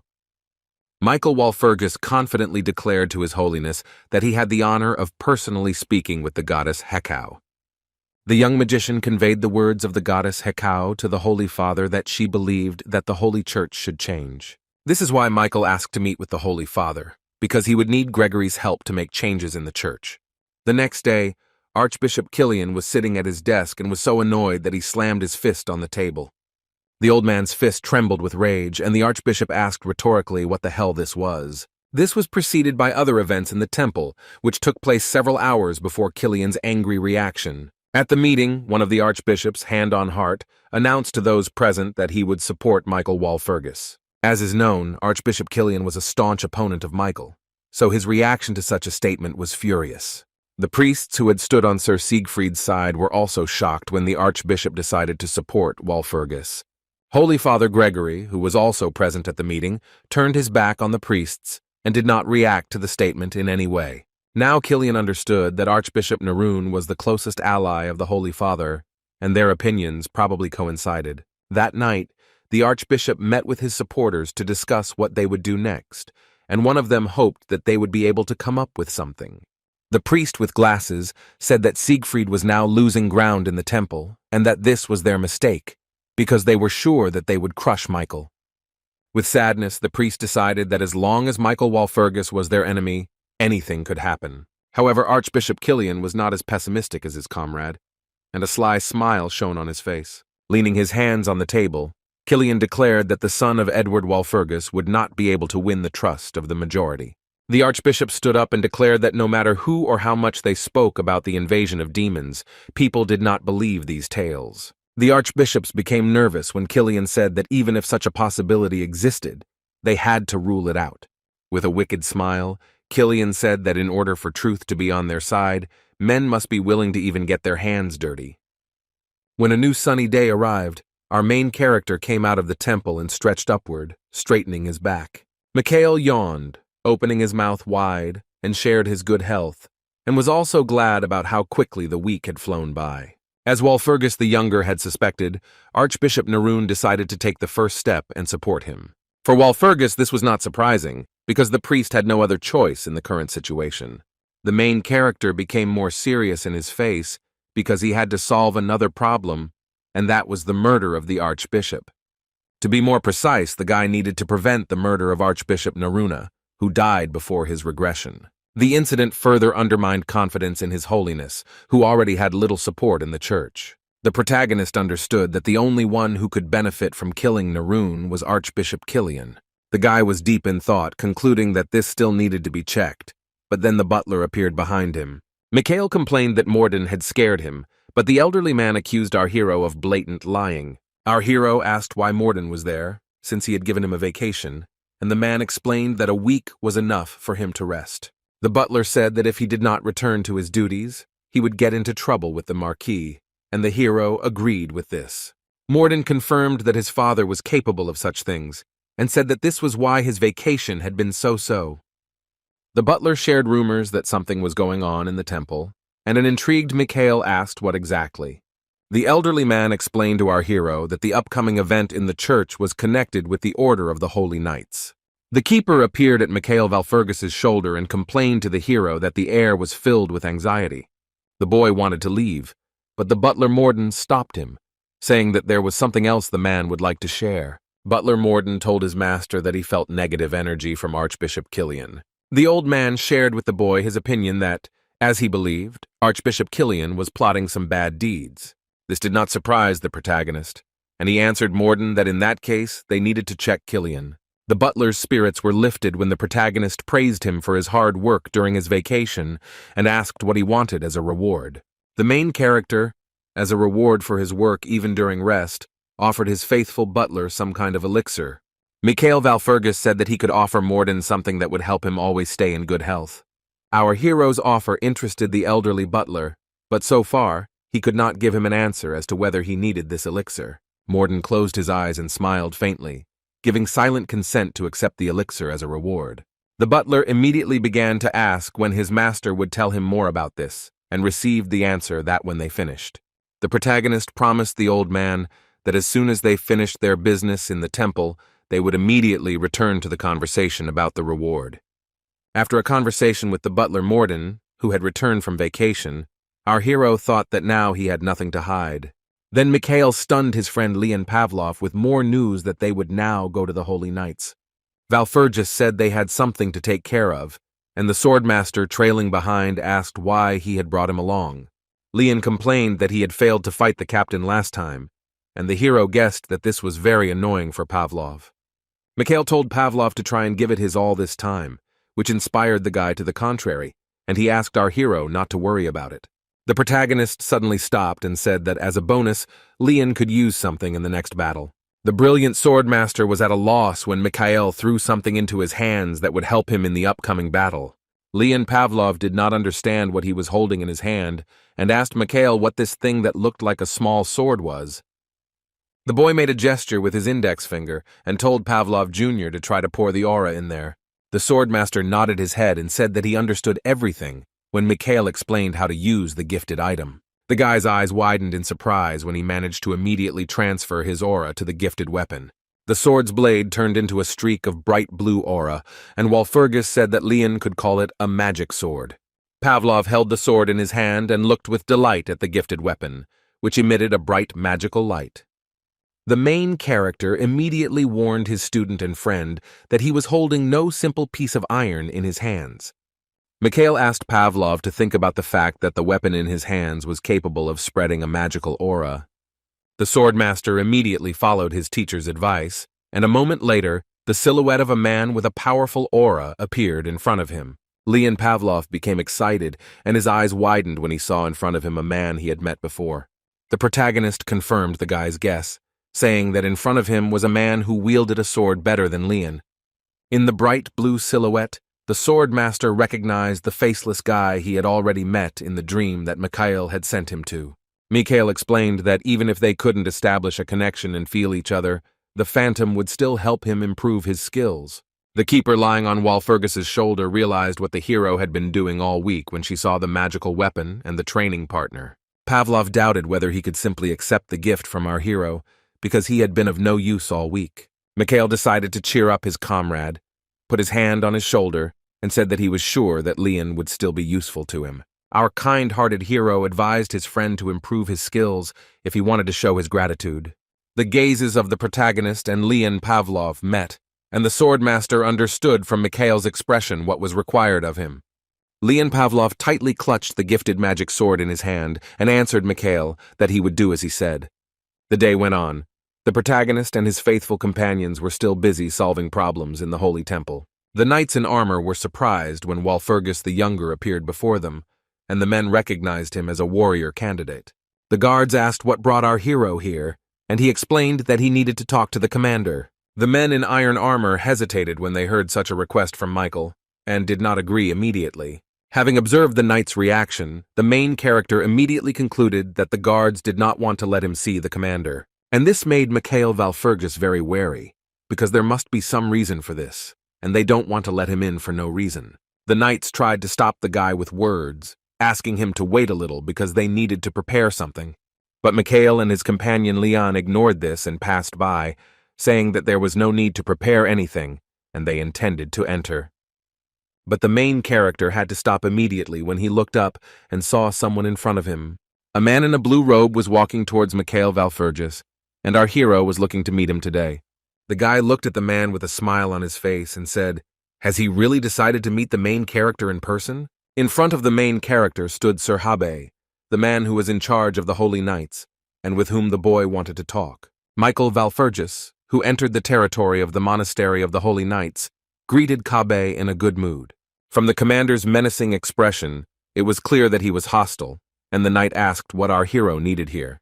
The guy put his hand on Leon Pavlov's shoulder, asking why the commander was speaking so rudely, and said that he had come on business. The protagonist introduced Leon Pavlov to Kabe, saying that this guy wants to have a rematch with the commander. The swordmaster confirmed when Mikhail asked if he was speaking correctly, and the youth's statement angered Kabe. Michael told the Knight of Saints that he was very sorry that after that incident with Cassandra, they never had the opportunity to meet again. Walpurgis added that he would like to say that their first meeting can hardly be called a fight, because in fact, it did not take place. The silently angry way Kabe was at this moment made Count Leon Pavlov chuckle. Looking confidently into the eyes of Commander Habe, the swordmaster accused the knight of simply being afraid to fight the boy. Commander Kabe closed his eyes, trying to contain his anger at the impudent guys, and again remained silent in response. The protagonist said that it turns out that last time the man swung his sword randomly. After these words, the knight could no longer contain his anger, and shouted at the uninvited guests that he did not mean it. Michael said that even though he was only a candidate for warriors, he had the right to know about the problems and corruption within the temple. Knight Kabe looked menacingly at our hero and advised him not to poke his nose into this matter. The main character did not lose his composure and asked the knight, not embarrassed to look him in the eye, whether he was threatening the guy now. The man replied that he was simply warning Mikhail, and after that he allowed him and Liana Pavlova to pass. At this time, training was taking place on the territory of the Monastery of the Holy Knights, and young fighters fought with swords among themselves. Commander Kabe led the protagonist and Leon Pavlov, who watched with interest what was happening there. The chief knight explained to Walpurgis that they did not stop training so as not to fall in the eyes of the Lord. Pavlov Jr. admitted that he once admired the Holy Knights, but seeing everything in reality, he feels strange. The guardian flying ahead warned our hero that she definitely sensed the energy of the goddess Hekau nearby. The girl with worried eyes said that Knight Kabe was right, and they had something to worry about. She drew Mikhail's attention to the Hekau symbols hanging in the distance, but the keeper saw something strange in this. Vedorok said that they had cleverly come up with it, and it was almost impossible to notice the oddity in the goddess's symbolism. The temple was served by priests with the strongest divine power in the world, so the demon spirit did not appear in the temple itself or the capital. The protagonist thought that this was simply impossible, because the devil was born with incredibly powerful strength. The devil was a powerful creature who, with his dirty tricks, gradually broke his prey. Michael Walpurgis admitted in his mind that the devil had put on a performance worthy of praise. However, our hero did not despair and knew that even the devil has his weaknesses, which definitely gives hope. The problem was that when someone deceives himself, at some point he forgets where the lie is and where the truth is. Michael understood that in such a case a person or any living being begins to act as if everything is true. The keeper looked at the protagonist with concern when he thoughtfully asked who it really was. The commander stopped abruptly when Walpurgis asked Sir Kabe if there had been any strange behavior with the knights lately. The man in knightly armor turned his head, looked at Mikhail, and replied that he had not noticed anything like that. The protagonist carefully analyzed Kabe's reaction to the question and concluded that this man was not lying. Whether the leader of the Holy Knights was telling the truth or a lie, Michael Valfurgis could tell by his eyes, and now they were not lying. And yet, our talented magician wanted to verify this for himself, so he made a hand gesture to use magic. The guy immediately closed his eyes and put 2 fingers to his forehead to use his magical skills to make sure of something. The protagonist cast the detection spell, and at that moment a black veil covered Walpurgis's eyes. With this spell, the main character was able to stop time and find what he needed. A whirlwind of wind formed around him. The guy looked around. The Holy Knights were training with swords in their hands on wooden dummies, which did not arouse interest. Then the main character went to the dining room, where there was no one at the tables, and nothing indicated the presence of anything strange. Then Michael noticed a guy standing outside in knight's armor and concluded that everything was calm everywhere. But Mikhail became alarmed when his body was visited by an unknown, strange feeling, and it clearly alarmed him. It didn't take Walpurgis Jr. long to figure out what exactly was causing this feeling. Michael's eyes were still covered by a black veil. He looked down, where the questionable sensation came from. Having analyzed everything, the main character concluded that something unusual was hidden in the basement of the knight's abode. After Michael Valfurgis deactivated the detection spell, he once again turned to Sir Cabe. He asked the man again if anything unusual had happened here at all, and the knight confirmed his earlier words. But the commander's answer did not calm Mikhail down. He decided to ask the knight another question regarding the strange thing. Walpurgis Jr. pointed his index finger downwards and asked Cabe what about the lower level. The protagonist asked whether the commander would be against it if Mikhail inspected the basement for any oddities. The fact that Mikhail intended to go down to the basement caused a strong reaction in Cabe, and the knight became very wary. At this moment, Cabe was caught, because from his eyes Mikhail realized that the man was clearly hiding something. The protagonist understood that Cabe, as a commander, could not help but know what was happening to his knights, but he should not jump to conclusions. Valfurgis suggested that there was something in the basement, but the commander, trying to hide his gaze, turned away and said that he didn't think so. In that case, Mikhail saw no problem in going down, but Cabe shouted that the guy couldn't go down there. The commander did not stop Walpurgis, but said that he would go with him, because it was better to go there with an escort. The leader of the Holy Knights tensed up when the protagonist made it clear that he didn't need an escort, saying that Cabe had more important things to do. Our hero jerked his thumb at Leon Pavlov, asking if Cabe was now questioning his swordsman friend's abilities. The commander replied that in any case he could not allow a candidate for warrior to go to the basement alone. Mikhail knew Siegfried well, and was sure that this guy, having already sensed something was wrong, was heading towards him. The protagonist waited silently, mentally counting down to when Sir Siegfried would burst in and interfere with our hero. Walpurgis the younger was absolutely right, and a few seconds later the warrior candidate Siegfried appeared asking what was going on. Siegfried's appearance did not surprise our hero at all. Upon seeing him, the guy only grinned, convinced that he was right. The knight was surprised when the protagonist pointed at him and said that he would go to the basement with him. Siegfried was outraged. He immediately asked Michael Walpurgis what he was doing here, looking at him reproachfully. The protagonist called out the name of his rival to convey something to the guy with golden hair and eyes. Michael pointed his finger at Siegfried once more, telling the warrior candidate that he would go with him. Siegfried froze when he heard these words from Walpurgis, and his wide eyes widened at our hero. Nevertheless, Siegfried agreed to go with our hero, and after some time, they were already descending into the basement. The warrior candidate was angry because he did not understand what was happening, since he had asked Mikhail 10 times already, and he was still silent. Valfurgis explained that there was something in this basement, but the guy didn't believe him because this room had been abandoned for a long time. Mikhail thought about the boy's words, and the keeper accompanying him also found it strange. But despite the fact that the basement was considered abandoned, our brave hero was determined to check it out. Siegfried followed Mikhail reluctantly, and from the expression on his face it was clear that the boy was frightened of something.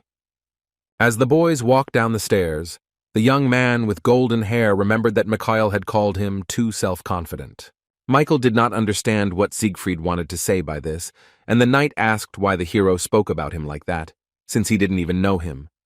The boys were still descending to the lower level, and Sir Siegfried continued to lament that the hero had called him self-confident. The main character got tired of listening to complaints from Siegfried, sighed irritably, and looked up. The guy stopped and looked at his opponent, asking if he thought everything the temple was doing was right. Siegfried explained that all archbishops had been given a special mission and they could not go against God, but Michael considered this a pathetic excuse. The main character asked the guy if he ever thought about how his actions affect the people close to him. The boy froze, sweating from the tension, when he realized that Walpurgis was now talking about him and his little sister. Siegfried replied that he always thought about his loved ones and tried to act carefully, but this only angered Mikhail. Our hero asked if that was why the young man had cast out the prophet, and he began to make excuses, but the magician became angry and told the idiot to shut up. The knight felt awkward when Mikhail asked him what kind of justice there could be if they had kicked the girl out. Walpurgis suggested that it was the archbishop who told Siegfried that Cassandra's prophecy would confuse minds, and so he decided to change the world himself. The protagonist then mentioned the path that Archbishop Kilian had sent the stupid and naive Siegfried onto. He asked the boy if he had ever thought that he could decide for himself what to do, but then suggested that they stop the pointless conversation. Mikhail asked the guy if he thought that our hero would say something nice to him after Siegfried's question. Siegfried was curious whether his younger sister Edda thought the same way as Mikhail, and asked the protagonist about it. The question angered Mikhail even more, and he asked if it would change anything if he answered the guy yes. The main character understood perfectly well that his sister's opinion would not change anything in the behavior of the stubborn Siegfried. Walpurgis believed that if this guy had been a person who was capable of change, all this would never have happened. To light the way ahead of him in the dark, abandoned basement, our hero cast the light spell. A bright ball materialized above Walpurgis's palm, allowing them to see what was in front of them. The lower level of the Knights of the Saints' abode did indeed look abandoned, with boxes and barrels standing inside. The boy with golden hair smiled when he was convinced that he was right, because the basement turned out to be empty. Siegfried stated that there was no one there, but this only irritated our hero, and the guy was ordered to shut his mouth. The protagonist called Veterok, and the keeper immediately put her hands forward, telling Mikhail that he could rely on her. Michael Walpurgis grabbed his staff from the branch of the world tree to use it to analyze the basement.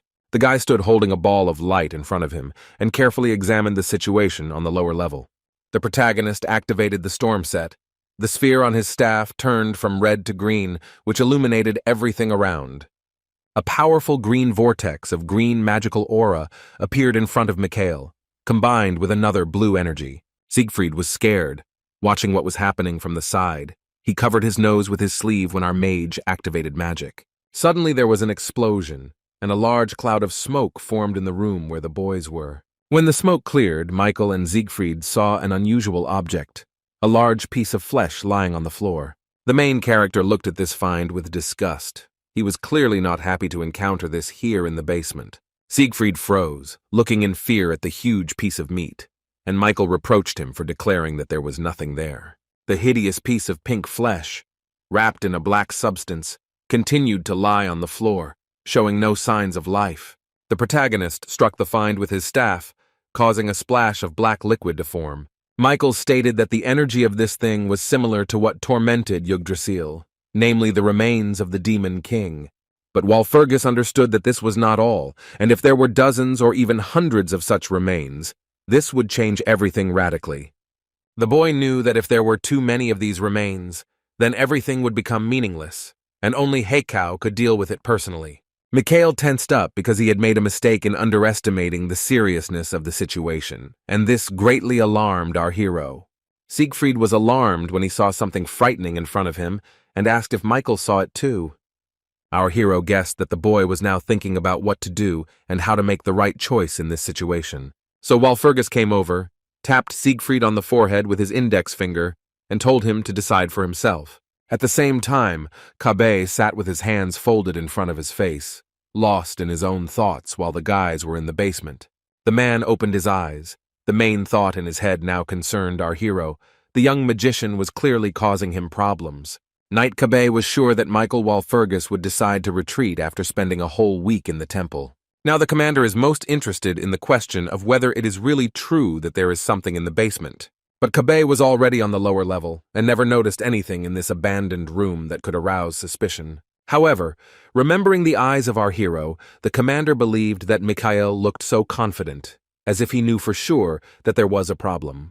Kabe stopped denying that there was definitely nothing in this basement, and now he was not 100% sure that he was right. The man was distracted when Leon approached him with his magic sword and asked how long the captain was going to sit in armor. Pavlov was eager to give his captain a rematch and asked Kabe when they could finally fight. Kabe irritably replied to the boy that, as he had already told him earlier, what happened that day was not a duel. Liana Pavlova was not satisfied with Kabe's answer.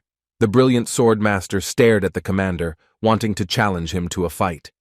The commander, looking at the boy, realized that it was unlikely that he would be able to simply get rid of the annoying Leon Pavlov. The knight stood up from the steps and told the swordmaster that he did not hold the title of Commander of the Holy Knights for nothing. The commander of the Holy Knights pulled out his sword from its sheath, and the weapon instantly began to glow with Kabe's special aura. Kabe's body also glowed with a powerful magical aura so that his face could not be seen, and he declared to Lian that he was no match for him. The commander's behavior did not frighten the younger Pavlov, but only provoked the boy, and he laughed. The guy pulled out the magic sword that Mikhail had given him earlier, and invited Kabe to check if he was his equal. Determined for a duel, Leon Pavlov offered the commander of the Holy Knights to prove in practice that he was a good fighter. The guy was very interested in fighting Kabe because he considered the man a worthy opponent. Leon Pavlov couldn't call the commander of the Holy Knights a master, but he admitted that the man's skills were quite good.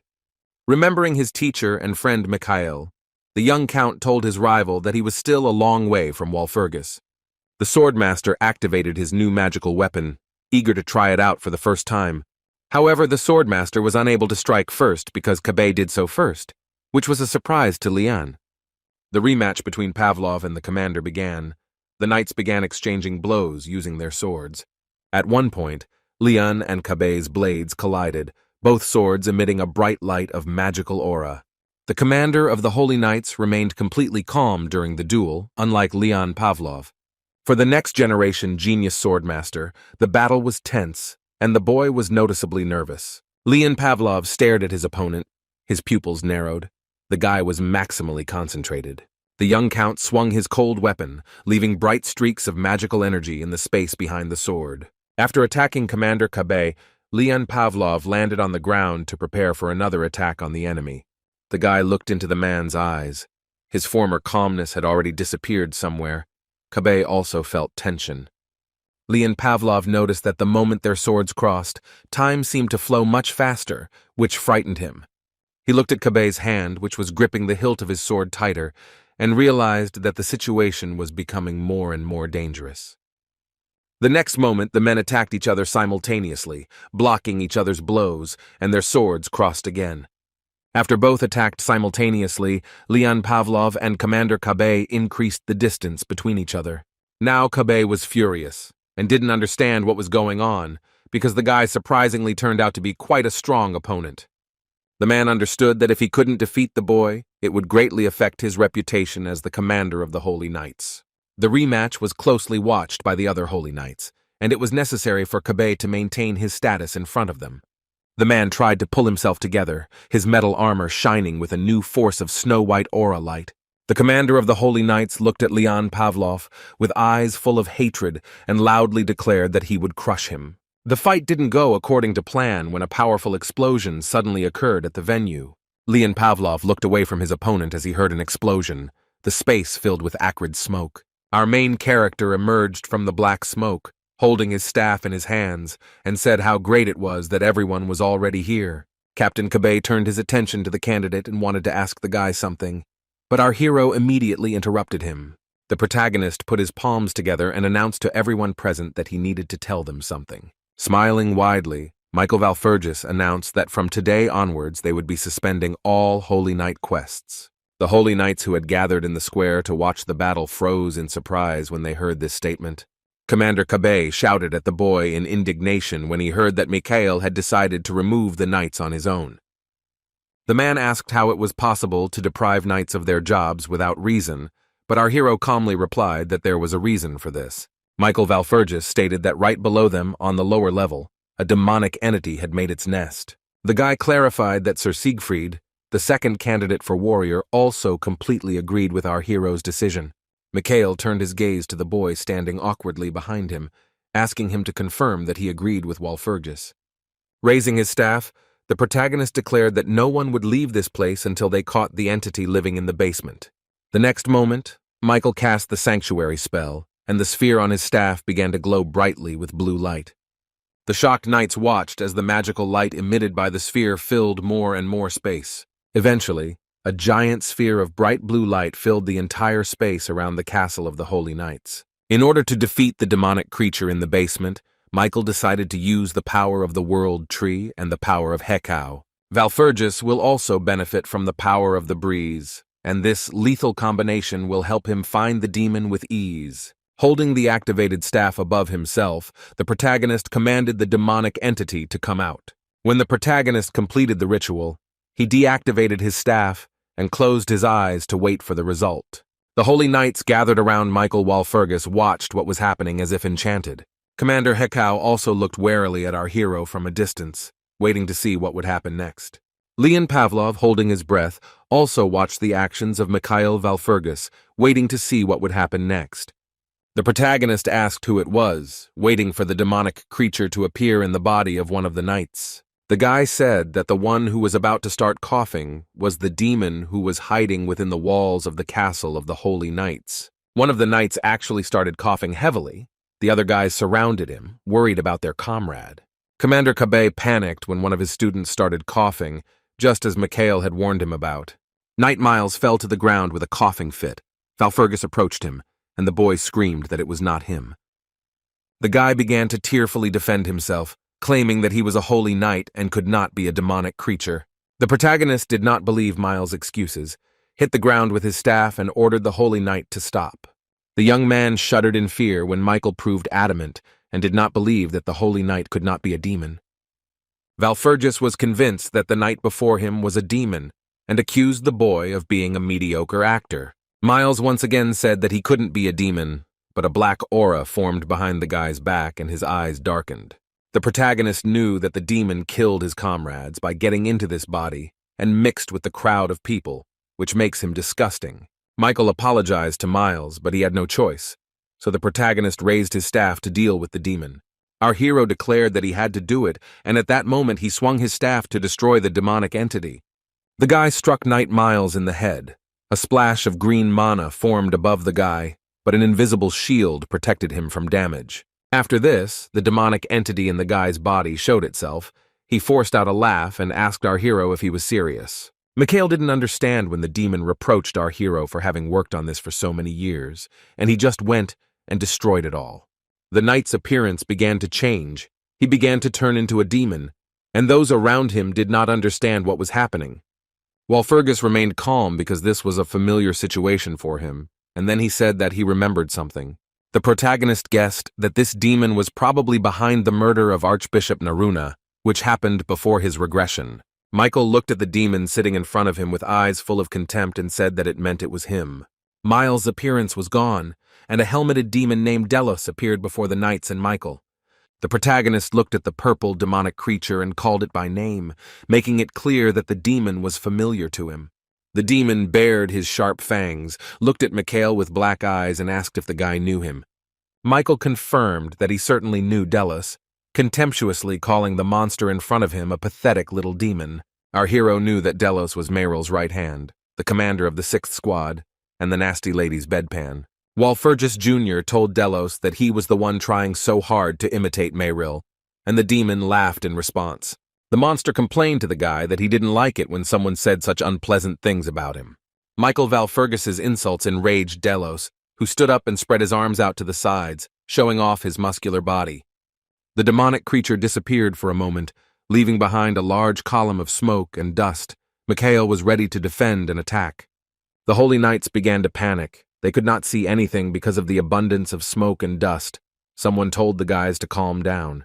For the main character, the main thing was that they managed to catch the demon Delos, and now he will not be able to kill Archbishop Narun. The guy realized that now the demonic monster was aiming at someone closer, someone he could kill right now. Walpurgis knew that the demon's target was someone like a warrior candidate. and Delos was already running to attack the boy. The demon Delos jumped out of the cloud of smoke, ran up to our hero and grinned evilly at him, showing off his sharp fangs. The demonic creature attacked Michael from behind as the boy realized that Delos was now targeting him. The monster's sharp claw was already centimeters from Valfergus's neck, but the rim of green mana managed to protect Mikhail from damage. To counter the demon, the protagonist, surrounded by smoke and green mana, decided to use the storm set. The demon was noticeably frightened when he saw in front of him the powerful magical energy emitted by our hero. The protagonist used the full power of the storm set against Mayril's right hand, and a whirlwind of green magical energy struck the demon. Valfergus's powerful mana made it impossible to attack further. He panicked and did not understand how this could have happened. The next moment, Delos saw our hero's palm in front of him, which clearly wanted to grab the demon. The demonic creature grunted, helpless as Michael grabbed it by the neck with his hand. Delos began to kick and try to free himself as our strong hero lifted the demon into the air with just one hand. While Fergus held Delos in the air and through him tried to reach out to Mayril, the commander of the 6th Squad. The main character knew very well that this lady from the underworld was now watching him, which he said. Michael Valfergus admitted, looking Delos in the eye, that he had no idea what plans Mayril was currently making. With a menacing expression on his face, the guy asked the lady to believe that all her plans were not destined to come true. Afterwards, our hero cast the divine spear spell, and a huge magical blue spear flew from the sky to the earth. The guy let go of Delos and stepped aside, using his hand to remotely direct the spear straight into the demon's body. The Holy Knights, amazed by what they saw, silently watched what was happening, their mouths open in surprise. Sir Siegfried had a similar reaction, standing frozen as he watched what the protagonist was doing to the demon Delos. The demonic beast began to writhe in pain, trying with a trembling hand to tear the divine spear from its body. The protagonist extended his hand, which was illuminated by a bright light, and said that therefore Mayril should now wait for her turn. Finally, Michael Valfergus cast the cleansing spell. The entire space was filled with bright light, and the demon began to dissolve into the air. With his palm, our hero controlled the final destruction of the monster from hell, leaving only small fragments of Delos. Sir Siegfried watched the demon's slaying in fascination, admiring his rival's abilities. Looking at Mikhail, the boy understood that this was a warrior, a man who destroys evil and shows humanity the right path. The boy with golden hair pressed his lips together, realizing the bitter truth that Mikhail was superior to him. Siegfried realized that he had always been just a fellow candidate who was there, and that he could not compare to Mikhail. The Knight of the Order of the Golden Lion often communicated with Miles, but he was unable to even notice traces of the demon's presence in him. Sir Siegfried looked down at the floor, realizing how pathetic he was, and that he was definitely not worthy of becoming the temple's chief warrior. But the guy decided to drive all bad thoughts out of his head, clenched his fists, and immediately began to deny all the conclusions he had made earlier. The warrior candidate was firmly convinced that any deficiency in a person could be compensated for. The boy was given new hope by the conviction that God does not reject those who make a lot of efforts. Siegfried once again set his mind to winning, telling himself that if he tried harder, he would definitely succeed. However, the knight immediately remembered Michael's question about whether Siegfried thought he could save the world alone. The warrior candidate grimaced from an excess of negative emotions. He was angry at Mikhail and himself for his weakness. The Knight of the Order of the Golden Lion clenched his fist so hard that blood began to drip from his palm, and the boy thought how stupid this all was. At this time, the protagonist touched what was left of the demon Delos with his staff and asked if everyone had seen what was happening. Valfergus warned the boys that the demons were cunning and pretended to be friendly, and they needed to be vigilant to avoid becoming prey. The knights were curious about how the boy identified the demon, and Michael asked if he would have claimed the title of warrior if he had no training. While Fergus Jr. admitted to the stunned holy knights that, to be honest, he was a little disappointed with them. And the reason for the disappointment is that the guys couldn't recognize the demon in their comrade, and it would be a different matter if they were ordinary people. But the guys standing in front of the main character are holy knights who are so proud of having such a status. Kabe cried out that this was not so when our hero accused the knights of crawling at the feet of the archbishops and carrying out their orders. The commander stood up for the crew and loudly declared that as knights serving Hakao, they were obliged to remain neutral. But the main character had an argument against this statement, and Mikhail asked about the raid on the temple that was carried out by the knights. Outraged by the accusations, Kabe wanted to object, telling the main character about the prophecy, but the magician interrupted him. Valfurgis said he could understand if they did that and thus truly got rid of the demons, but the outcome was different. Mikhail stated that the outcome of the raid on the temple was different, and Commander Kabe, dropping his hands, began to hesitate and stutter. Our hero waved his hand and said that he had nothing more to talk about with them, because they were nothing but worthless soldiers. The boy wanted to get confirmation of his last words from the second candidate for warriors and asked Siegfried if he had said it correctly. Siegfried broke out in a sweat from the tension when Michael said that he too was a candidate for warriors and must agree with our hero's opinion. The knight in the red cloak shrugged, looking down at the floor, and agreed that the protagonist was right. Mikhail Valfurgis closely watched the actions and behavior of his main competitor, expecting some more words from him. Suddenly Sir Siegfried shouted the word, but at the top of his voice, wanting to object to our hero. The heir of the Walpurgis family turned around, asking Siegfried if he had anything else he wanted to say to Michael. The boy plucked up the courage to declare that he wanted to personally test the strength of the second warrior candidate, Mikhail Valfurgis. Sir Siegfried frowned, looked menacingly straight into the face of our hero, and declared that he challenged him to a duel. The main character looked at the knight Siegfried with a wary gaze, and did not immediately agree to the duel. Michael was not against fighting one-on-one with Siegfried, and after some time the guys were already standing opposite each other with weapons in their hands. Walpurgis asked the boy if he wanted to find out who had the longer sword, and asked Siegfried to remember that he would have to pay for it. Our hero advised the guy to assess the risks and understand what his insolence might cost him, but Siegfried was ready to fight. Michael pointed his finger at the warrior candidate to show him the price he would have to pay for his insolence. Valfurgis said that if he loses, the knight will have to give our hero the pendant of the Holy Spirit that he wears. Siegfried hesitated, wondering whether he should agree to such conditions for a duel with the main character. But the knight of the Order of the Golden Lion was determined and answered Mikhail that he agreed to give up the pendant in case of loss. Walpurgis Jr. was not in the best mood because he had already given away the absolute defense from the storm set. The guy understood that he now lacked one of his main trump cards, but he did not find this to be something scary, being confident in his strength. Michael smiled, looking his opponent in the eye, because he knows Sir Siegfried like the back of his hand, and for him he is an easy opponent.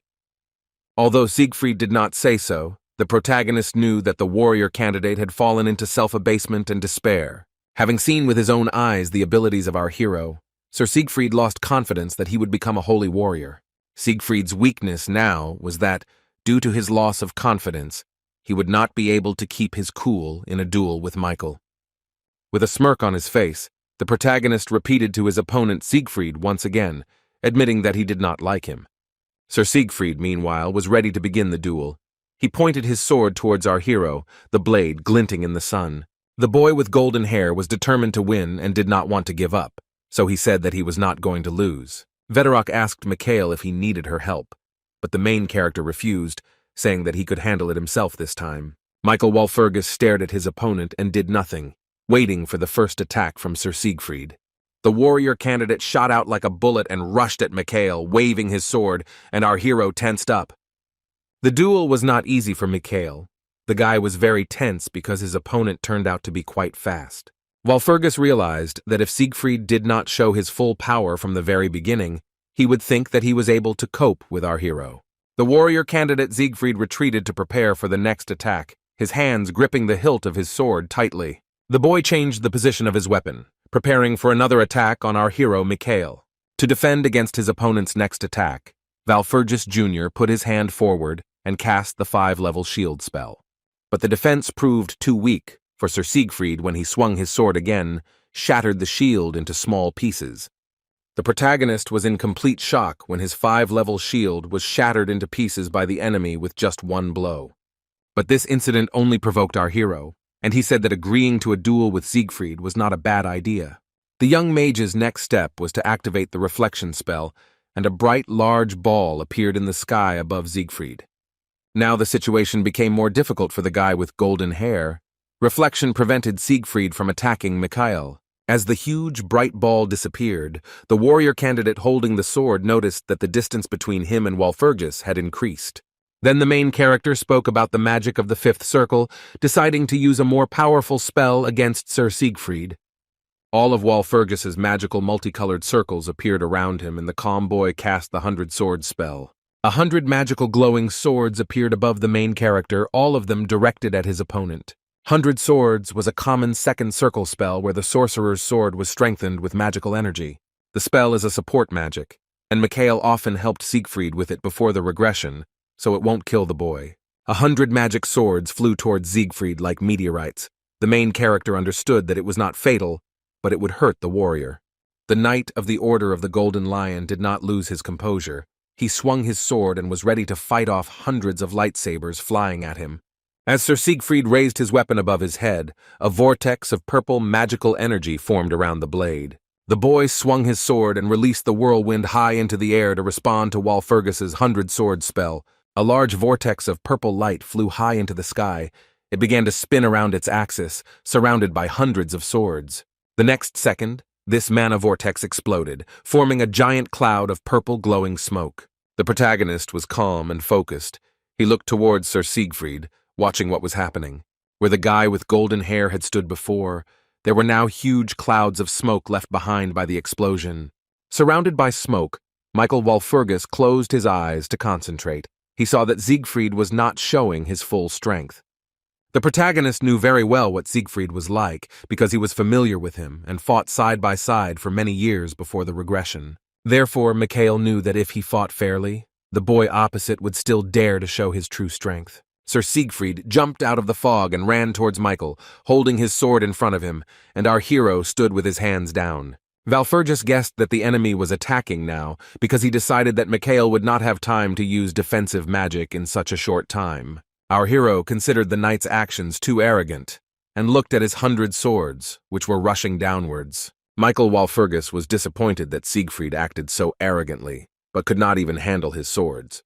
The golden-haired boy panicked as he looked up and saw a whole flock of magical swords aimed at him. Walpurgis took advantage of the situation, pointed his palm at Siegfried, and cast the spell 5 levels slowing. The warrior candidate became nervous because now, due to Michael's spell, he could not move as quickly as before.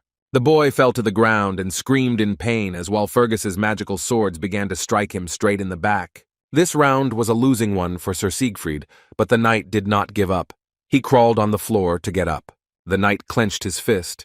He told himself that he could, even though after such a strong blow he could not immediately rise to his feet. Siegfried lay flat on the floor in front of our hero, trying with all his might to rise, and told Michael that it was not over yet. Walpurgis agreed with his opponent that this was not the end, and pointed his index finger to the sky. The Knight of the Order of the Golden Lion looked at his opponent with uncomprehending eyes, not understanding what he wanted to tell him by this. Michael, looking Siegfried in the eye with contempt, informed him that there were still 10 swords that had not yet flown towards him. The previous swords had already caused severe damage to Siegfried, so the boy found himself in a hopeless situation and was very scared. Sir Siegfried began to panic and scream. He could not get up, and the fact that 10 more swords would fly at him instilled wild fear in the boy. The protagonist placed his index finger on his opponent's mouth, signaling him to be quiet and stop screaming. Walpurgis, with a sly grin on his face, warned the warrior candidate, looking menacingly into his eyes, that the night would be long. Siegfried began to sweat from the horror he was experiencing and told our hero that it was not even dark outside yet. The protagonist commanded the remaining magic swords to attack Siegfried, and the boy with golden hair screamed in pain. The attack knocked Siegfried out of his strength, and he fell face down on the floor again, his face covered in bruises. The duel between Michael Walpurgis and Sir Siegfried was watched by other holy knights, who were excited by what was happening. Leon Pavlov overheard the knight's complaints that the swords could have killed the guy, and that Mikhail was a very cruel man, and Leon agreed with them. The duel ended with Mikhail's victory, and as the boys had agreed, the warrior candidate handed our hero a large gold pendant. Sir Siegfried approached the agreement responsibly and gave the main character the pendant on a gold chain without any arguments. Mikhail picked up the pendant and examined it, promising the guy that he would use the jewelry wisely, and the wind called it a beautiful thing. The Holy Spirit pendant was a holy relic whose main function was to enhance divine power and accelerate regeneration. The thing was really useful, and Walpurgis immediately put the pendant on his neck because he knew that this thing had other bonuses. But for now, the guy wasn't going to use these bonuses. For now, it was enough for him to strengthen his divine power.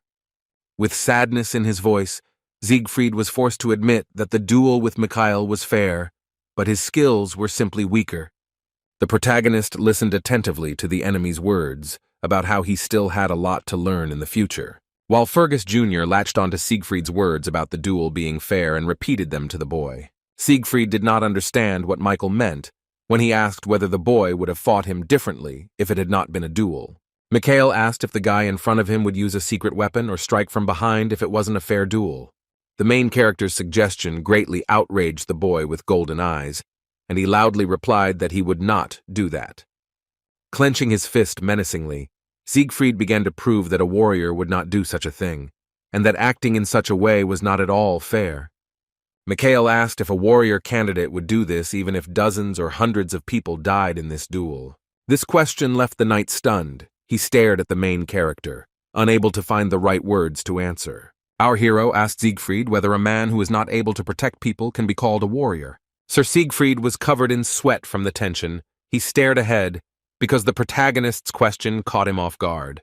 The guy began to hesitate and stutter, and out of anger he clenched his fist so hard that his hand began to shake because he was angry at our hero's words. Realizing that Mikhail Walpurgis's claim was objectively justified, Siegfried relaxed his hand out of disappointment and impotence.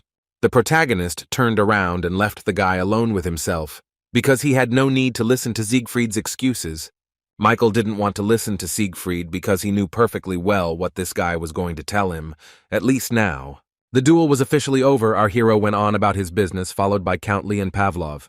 The swordmaster heard Mikhail, who was walking ahead, quietly telling himself something, and asked what he was muttering. Without turning around, Mikhail replied that he did not understand what Leon was talking about, and they explained to him what he meant by his words about Siegfried. Leon Pavlov admitted that, after watching the duel between Siegfried and Mikhail, the second candidate looks good, although a bit idiotic. Our hero explained to his friend that he would not have taken such a risk in this fight if he had been a simple man. But now Walpurgis Jr. has been given the status of a warrior candidate, and that comes with more responsibility than Leon realizes. Leon Pavlov's eyes widened, and he was at a loss when he heard these explanations from his teacher and comrade. The protagonist stopped abruptly and stared at something in front of him, and Pavlov asked why he had stopped walking. Mikhail Walpurgis clicked his tongue in irritation, and it was clear from his face that the young magician was very angry. Ahead, our keen-eyed hero saw the silhouette of the archbishop, and did not understand why the old man had come here alone. The protagonist immediately recognized the elderly man standing in the distance as Archbishop Kilian, who was talking about something with other priests. Wary, Michael assumed that Archbishop Kilian had come here because of the fortune-teller Cassandra. Leon Pavlov came closer and also noticed Archbishop Kilian, asking Mikhail why this old man came here. The swordmaster exclaimed indignantly and complained that he was the last thing he needed here, and asked our hero what they should do now. Michael said that he would have to meet him face to face, and soon Kilian noticed the presence of the guys and was surprised. The archbishop saw that our hero was standing right in front of him, looking intently at him, and behind him stood Leon Pavlov. The elderly man became wary. He did not immediately say anything to Mikhail Walpurgis, but he did not run away from him either. Archbishop Kilian decided to talk to the young man, approaching the main character closer. The fact that the priest decided to approach Mikhail Walpurgis caused surprise on the face of our hero. The protagonist did not say anything to the archbishop. He only looked at the old man with eyes full of distrust of the man in front of him. Archbishop Kilian also paused before speaking, the old man carefully studying the face of the boy opposite him. But after that, a fake smile from ear to ear shone on the face of the elderly man with a long gray beard in greeting. The main character decided to play along with the hypocritical archbishop, and also smiled broadly to show his friendliness. Kilian took Michael by the hands and asked if this was their warrior candidate, and Walpurgis greeted the archbishop. Still holding our hero's hands in his own, Kilian said that he didn't think he'd see the guy here, and he was lucky. The main character decided to respond to these words with a hearty laugh. He smiled broadly and laughed artificially. Walpurgis said that Kilian was not only lucky but also blessed, because he returned safe and sound, without succumbing to the devil's prophecy. The former smile immediately disappeared from the bearded, gray-haired old man's face when the main character mentioned the devil's prophecy in his speech. Michael explained that devils and madmen are essentially the same thing, and that the temple's hostility towards the prophet is not hidden. The boy asked what Killian would do if it suddenly turned out to be true, and called it strange that the servant of God did not believe in the prophecy. Archbishop Killian remained silent in response to the young magician's questions, but Michael was determined to get an answer from the old man. The old man felt very awkward and closed his eyes when Walpurgis said that he was not a stupid man. The priest released Michael Walpurgis's hands from his and informed the warrior candidate that he was now forced to leave him. But before that, Killian wanted to tell Walpurgis something, and shared his opinion that such expressions were not acceptable for a future warrior. Archbishop Killian couldn't believe his ears when the boy cheekily replied with a smile on his face that he didn't care. The protagonist pointed his finger to the sky and told the elderly man that it was not he who would choose the holy warrior. Michael Walpurgis said, pointing to the sky, that the responsibility for choosing the chief warrior lies with the goddess Hekau. Our hero's argument was strong, so Archbishop Killian did not argue with Michael on this matter. Archbishop Killian replied to the boy that in that case, as they say, we'll see, and that was the end of the conversation. The face of the keeper nicknamed Breeze twisted when she smelled some foul aroma. The stench was so unbearable that the girl covered her nose with her hands and asked Mikhail what smelled so bad. The main character turned his attention to the source of the foul aroma. He, like Veterok, noticed a nauseating smell. The guy concluded that if that nauseating smell wasn't coming from Archbishop Killian, then it was one of those two guys. The keeper guessed why they smelled the stench, but Mikhail interrupted her, saying that he himself understood everything. Our hero remembered Delos, whom he destroyed the other day. He was a demon killer, and before the regression there were many rumors about him. But there was one funny fact about Delos. This demon had a twin brother who looked exactly like him. The protagonist knew that Delos' infamous twin brother was named Lotus. When Killian returned to the temple, he was informed of the incident with the Holy Knights, and he asked how such a thing could have happened. The young clergy reported to the archbishop that because of this incident, all the knights' work had been suspended. The news infuriated the elderly man, and out of rage and anger the archbishop kicked the furniture with a scream. The man was so furious when he heard that the knights' work had been stopped that he began to destroy everything around him. Seeing the mood the archbishop was in, the priests said they would leave him, and Killian suspected Walpurgis of the problem. Another unknown guy with long blonde hair entered the room where the archbishop and the young priests were. The guy in black greeted Archbishop Killian, and the old man looked menacingly at the guest and noted that he had arrived quickly. The guy who entered the room turned out to be Haran. He also had a direct relationship with the temple, since he was the high priest. Haran asked if he could have done otherwise, since Killian wanted to see him, and the old man told him about the suspension of the knights' activities. The news that the knights would stop taking on missions for an indefinite period of time shocked Haran, and his eye became the eye of a reptile for a second. A moment later, the boy's normal eyes returned, and the shocked high priest asked Killian if he was serious. The archbishop blamed everything on Michael Walpurgis, saying that this lousy magician was ruining all the man's plans. Killian asked Haran what his intuition was saying, but the boy corrected him, saying that it was his premonition. With a smile on his face, the young high priest admitted that, unfortunately, God had not yet shown him the future. These words upset Archbishop Killian even more. He folded his hands and rested his face on them, closing his eyes in despair. But the archbishop was pleased that Haran's visions were at least real, unlike Cassandra's, and he assumed that the Lord was being cautious for now. The old man said that he would no longer take up the high priest's time and allowed the boy to go, and Haran agreed to leave. Haran was not against ending the conversation. After these words, the guy immediately turned around and walked towards the exit of Killian's chambers. The high priest said the thought out loud that they had last communicated not so long ago, but so much had already happened. The latest news had left Haran wildly irritated, and as he left, the young man admitted how much it was irritating him. At the same time, other events were unfolding in the building of the main temple, in which our main character participated. Butler Morden heard the news from Mikhail that there were more demons in the city, and the boy confirmed that there was still one left.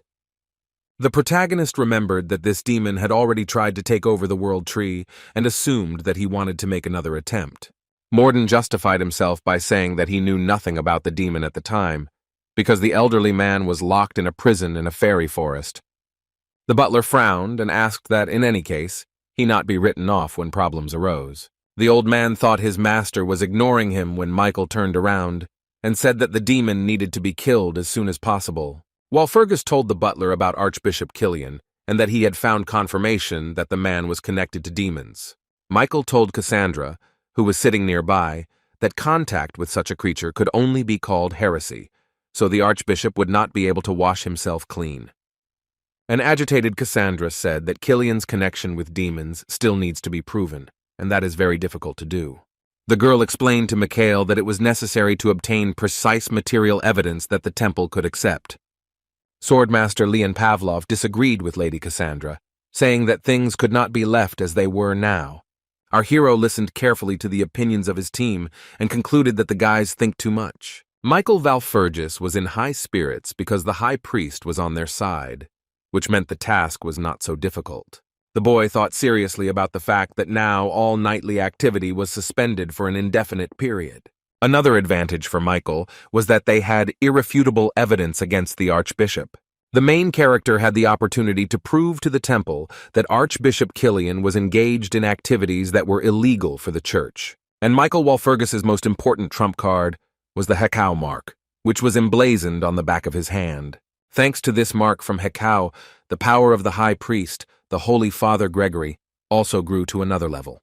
Michael said that, if you think about it, in 3 days there will be an examination for the qualification of a warrior, and Leon added that on that day all the archbishops will gather. Walpurgis smiled because he knew that he would have a great chance to catch Killian in disloyalty to the temple and kill the demon. Cassandra was taken aback and began to stutter in surprise when Michael said that he needed the help of a fortune teller. The protagonist reminded the girl that he had already told her that he completely trusted Cassandra and would always be on her side. Michael was firmly convinced that the prophecy of the fortune teller Cassandra must not only be respected, but also protected. To avoid making the same mistakes, Walpurgis cannot allow the clairvoyant to end up in the same position as before the regression. Although Mikhail tried to encourage the girl, she was still very unsure of her abilities and tried to object to the hero. Lady Cassandra, in response to a request for help, confessed to Walpurgis Jr. that she had never spoken to God before. The clairvoyant explained that her only experience was that she had small visions. The protagonist replied that an ordinary person would not be able to receive even small visions while trying to cheer up the girl. The girl's eyes widened in surprise when our hero said that she was endowed with a gift that connected her with God. An unsure Cassandra asked Mikhail if he thought she could handle it, and the protagonist had no doubt about it. The fortune teller asked Walpurgis when she needed to help him, and the boy replied that in 3 days. Lady Cassandra wanted to ask what would happen if something happened, but Michael interrupted her and told her not to even think about it. Walpurgis pointed his finger to the sky and reassured the clairvoyant, saying that he had already made arrangements with the one who was there, above them. Our talented magician confessed to the fortune teller that it was an incredible, one might even say divine conversation. At this time, Archbishop Nurin spent time alone, walking under the windows of the holy temple. The old man with a beard closed his eyes and was glad about how calm the morning was, which he said to himself. The unusual calm made Archbishop Nurin remember the good old days of the past. The priest recalled the times when he helped little Cassandra, a girl with no hobbies, understand the varieties of tea. Little Cassandra and Nurin often spent time together reading books, the man telling her about the popularity of tea leaves in different regions. The archbishop taught the girl a lot, for example, how to properly store leaves, and together they even came up with a personal way to preserve the taste of tea. But what caused melancholy in Naruna's soul was the fact that the man had failed to protect the fortune teller Cassandra at the right moment. The old man was very sorry about this and could not help the girl when she ran into trouble because of her predictions. The man was left with sadness in his eyes and simply watched as Cassandra was driven out of the temple because he had no other choice. Before Archbishop Naruna's eyes was still the cup of tea from which the man had often drunk before while spending time with Cassandra. Now the archbishop was distressed, not understanding what to do next. The soul of the priest was tormented by longing for the seer. Suddenly Narin heard an unfamiliar voice, which, when he asked what to do, answered that everything needed to be returned to its place. The elderly man looked away with caution, not understanding who had just told him this. When Archbishop Narun turned around, he saw our main hero in front of him, and recognized the guy as Mikhail. Immediately, without further ado, the young mage and warrior candidate told the man that they needed to talk about something. The protagonist noted that thanks to the efforts of Archbishop Naruna, he and his team spend their time in the temple comfortably. The confused old man, not understanding what Mikhail wanted to talk about, asked Walpurgis what brought him here. With his hands on his hips, Michael reminded the archbishop that in just 2 days, the election of a warrior would take place in this place. Archbishop Narun said he was mindful of the warrior election, and that all the priests would gather to express their opinions. Walpurgis said he realized that the majority would support Sir Siegfried, and Narun looked guiltily at the floor, wanting to say something about that. The old man was noticeably saddened by something. He was silent for a long time, lost in thought before saying anything to our main character. The main thought in the archbishop's head was connected with Michael Walpurgis. The man looked at the smiling guy in front of him. The old man knew that Mikhail Walpurgis was a man who was damaging his family's reputation. Also, the priest Narun knew that the boy bore the title of a groom who was abandoned by his bride right at the altar. It was strange for the archbishop to meet the warrior candidate like this, after all the rumors the man had heard about him. The protagonist froze in surprise when the elderly man admitted that in real life, Mikhail Walpurgis was completely different. Narun bowed his head down before our hero and asked him if he could ask him for one favor. The archbishop asked the protagonist to take care of Cassandra even if the guy fails to gain the title of warrior. Naruna's wording seemed somewhat rude to our hero, and he looked at the saddened face of the old man opposite. The young magician did not like the fact that the man almost directly told him that Mikhail would not be able to become a warrior.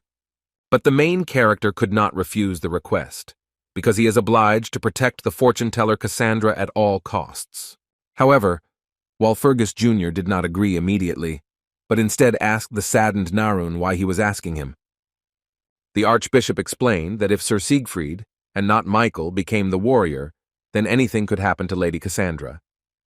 And all because Cassandra is a seer whom no one believes, and in this scenario, only a painful death awaits the girl. The old man said that if the fortune-teller finally left the holy temple, she would have the opportunity to find her own happiness. Archbishop Narun thought about how much pain the fortune-teller had endured and shared this thought with our hero. The boy was noticeably surprised when the priest said that he did not want to increase the pain that had befallen the girl.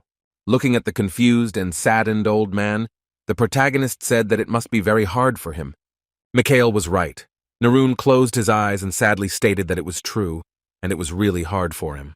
The protagonist made a gesture with his thumb, pointing it in his direction to say something to the old man opposite.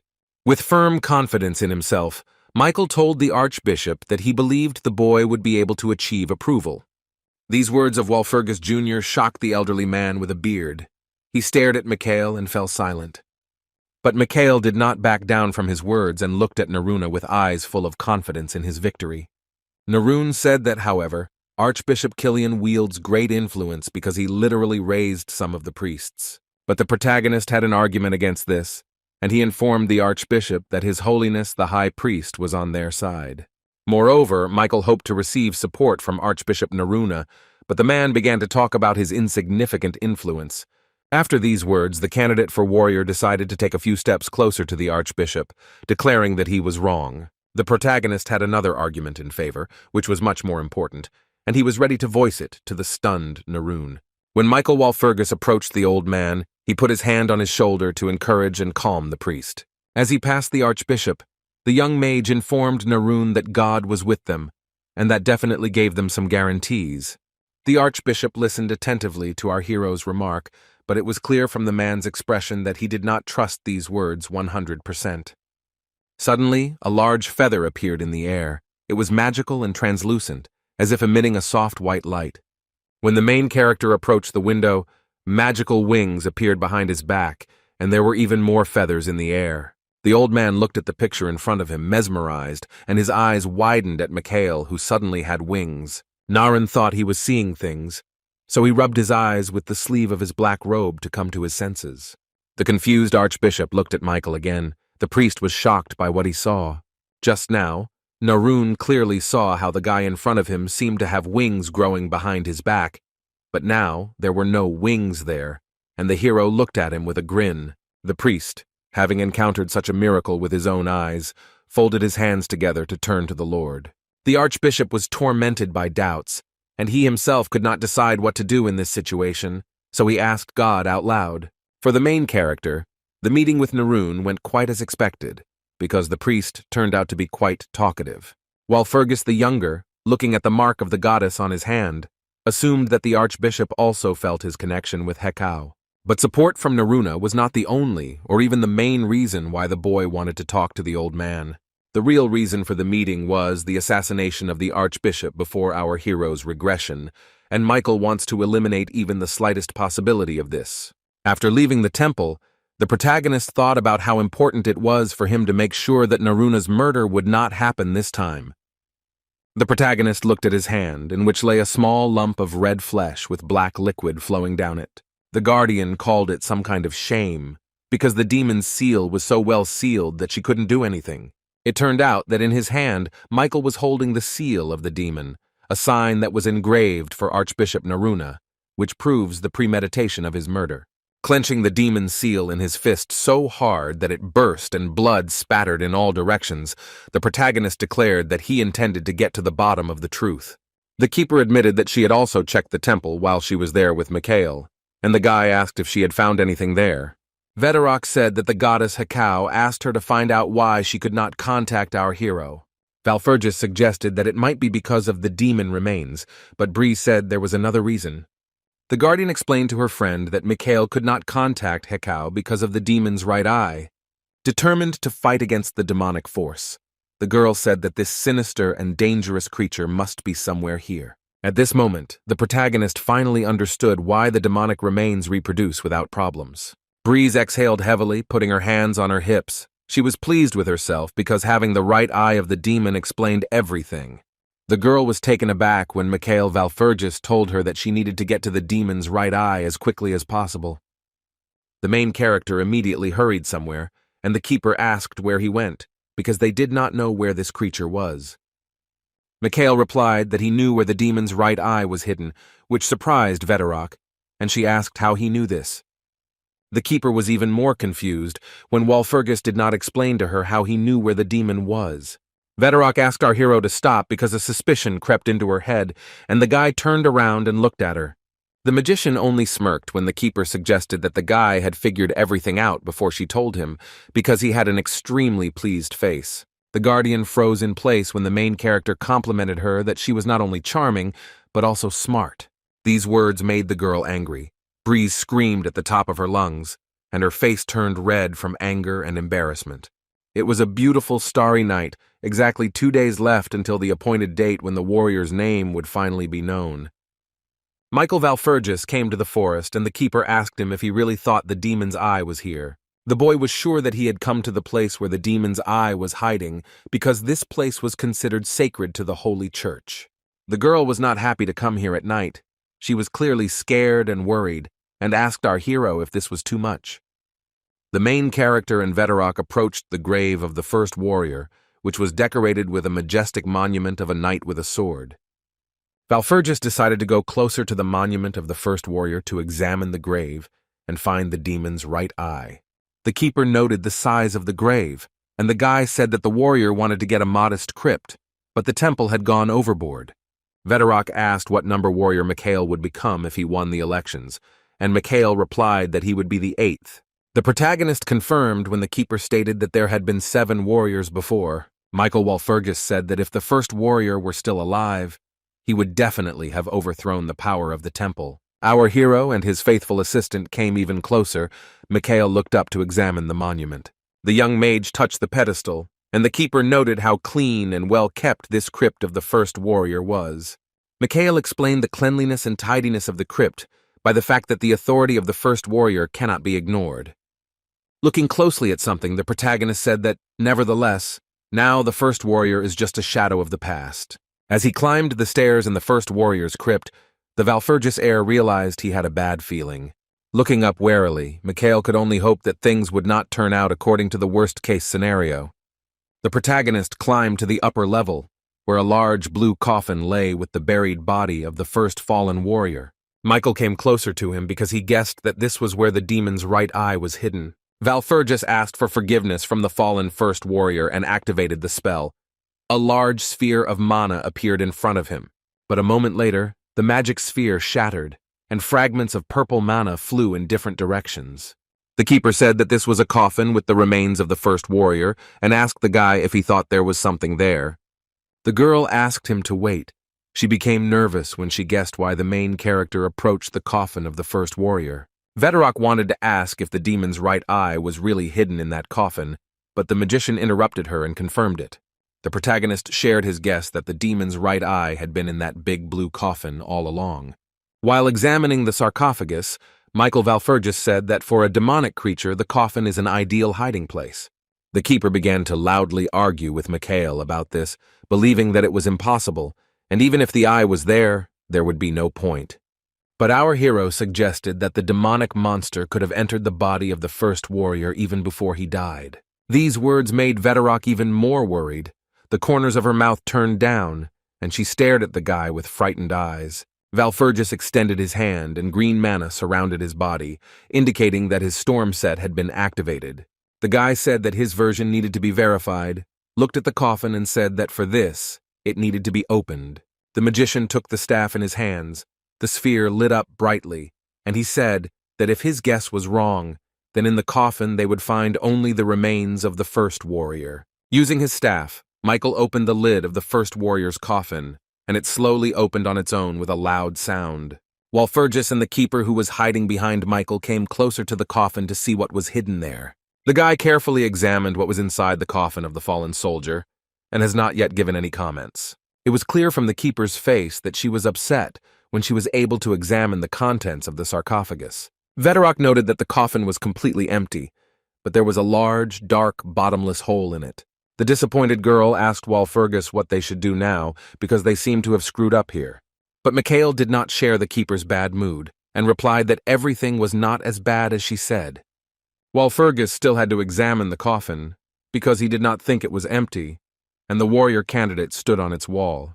The main character, looking down where there was a big black hole, said that everything was even completely the opposite, because now they know the truth. After these words, Michael Valfurgis took another step forward to jump straight into that mysterious hole in the coffin. Not knowing what awaited him at the bottom of this hole, the guy bravely jumped down, without feeling a shred of fear. Before dealing with the demon, he told the keeper that the guy was now going to solve the problem. In the dark room, the flame of a single candle crackled, with drops of hot wax dripping down it. In this room, the high priest Haran spent his time alone. He uttered the name of Delos, the demon who was killed by our hero. With sadness in his eyes, Haran, his face covered by platinum-colored hair, said that he thought his brother Delos was no more. The next moment, the boy's normal gray eye turned into a purple reptilian eye with a narrow pupil. Haran said to himself that he was sure that the damned Michael Valfurgis was behind the death of his brother Delos. The high priest thought that it would not be difficult for him to use Archbishop Killian for his own purposes, but the image of our hero stood before his eyes. The blondie, as Haran called him, caused a storm of negative emotions in him, and the guy broke the glass in which he saw the image of Mikhail. Glass fragments scattered all over the room after the impact, because Haran was angry that with the appearance of the hero, all his plans went awry. Haran called this situation with Mikhail Valfurgis unpleasant. Small shards of glass flew onto the floor, missing the boy's body. Looking at the broken glass lying on the floor, the high priest wondered how he could destroy our hero. Haran was stunned and tensed when he suddenly and for no apparent reason felt something was wrong. The high priest realized that the feeling was connected to the grave of the first warrior, but he did not understand what exactly was causing this strange sensation. When Haran realized what exactly was going on, a sinister smile spread across his face and the boy laughed. A loud, angry, uncontrollable laugh erupted in the dark room, in the middle of which stood a guy in a black suit. Afterwards, Haran fell silent, bent down and clasped his head in his hands, experiencing strange feelings from beyond the grave. Baring his fangs and showing his reptilian eyes, the high priest could not believe what was happening. Haran said, who knew he could handle it so easily, referring to our hero, who had already descended into the hole under the grave. The next moment, the candle flame that illuminated the room of the high priest Haran went out, and the room was plunged into darkness. At this time, Mikhail Valfurgis and his assistant Vedorok descended into the hole under the grave. It was pitch dark inside. The main character and the keeper found themselves in a spacious room.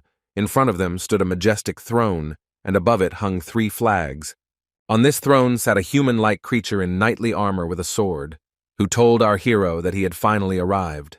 The monster sitting on the throne had the red eye of the demon that Breeze had spoken of, and he told Michael that he had been waiting for him. The man in knight's armor held a sword in his hand. The creature looked like a living corpse. His skin was lifeless gray. The main character guessed from his clothes and weapons who was sitting in front of him and wanted to say so, but he was interrupted. The mysterious man had an iron tiara on his head and said that he was once the first warrior. The body in which the first warrior had once lived extended a petrified brown hand to our hero, which trembled. The man had only one eye, and the other eye socket was empty, and he apologized to Michael, calling him a descendant. He said that everything he would do from now on would be at someone else's will, and his hand was surrounded by a purple magical light.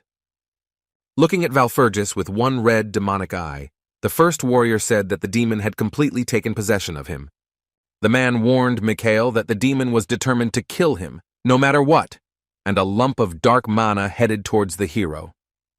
The protagonist did not lose his composure and extended his hand to prepare to defend himself from the attack of the demonic entity. With ease, Mikhail Valfurgis managed to block the blow of the demonic mana whirlwind without even straining himself. Our hero looked at the remains of the first warrior with a smile and treated his situation with understanding, calling him senior. The trembling, reanimated corpse of the first warrior asked again about the elder, and the guy explained that he was, after all, a candidate for warrior. Valfurgis admitted that it was a great honor for him to meet the first warrior, albeit under such circumstances. The first warrior apologized for appearing in such an unworthy manner, and the demon inside him began to control the magical symbols. Using its finger, the demonic creature materialized a magic circle in front of itself to attack Michael again. The protagonist stepped back when he saw a fiery stream of mana fly out from the large magic circle. Our talented magician jumped up and managed to cast the shield spell, and managed to protect himself from the whirlwind of magical fire. However, the power of the fire whirlwind was no joke, so cracks appeared in the main character's shield after the very first blow. Now our hero tensed up when he noticed that the enemy's magical power had destroyed his strong shield.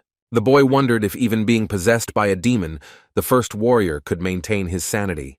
The protagonist looked at the living corpse sitting opposite him, and noticed how the first warrior's entire body had completely dried up. From the deplorable state of the remains of the first warrior, it was clear that there was not a single functioning muscle there. Michael Valfurgis came to the conclusion that the demon inside the man makes the warrior's lifeless body move. The guy, surrounded by clouds of smoke, told him that he hadn't used his aura yet, and asked if he was trying to hold back. The man extended his trembling, withered hand and answered our hero that it was not that he was trying to restrain himself. The first warrior decided to share with Mikhail Valfurgis the secret that once upon a time in life he too was a magician. This information surprised the main character because he did not know that the first warrior had magical abilities. The saddened living corpse of the first warrior sat with his head resting on his hand.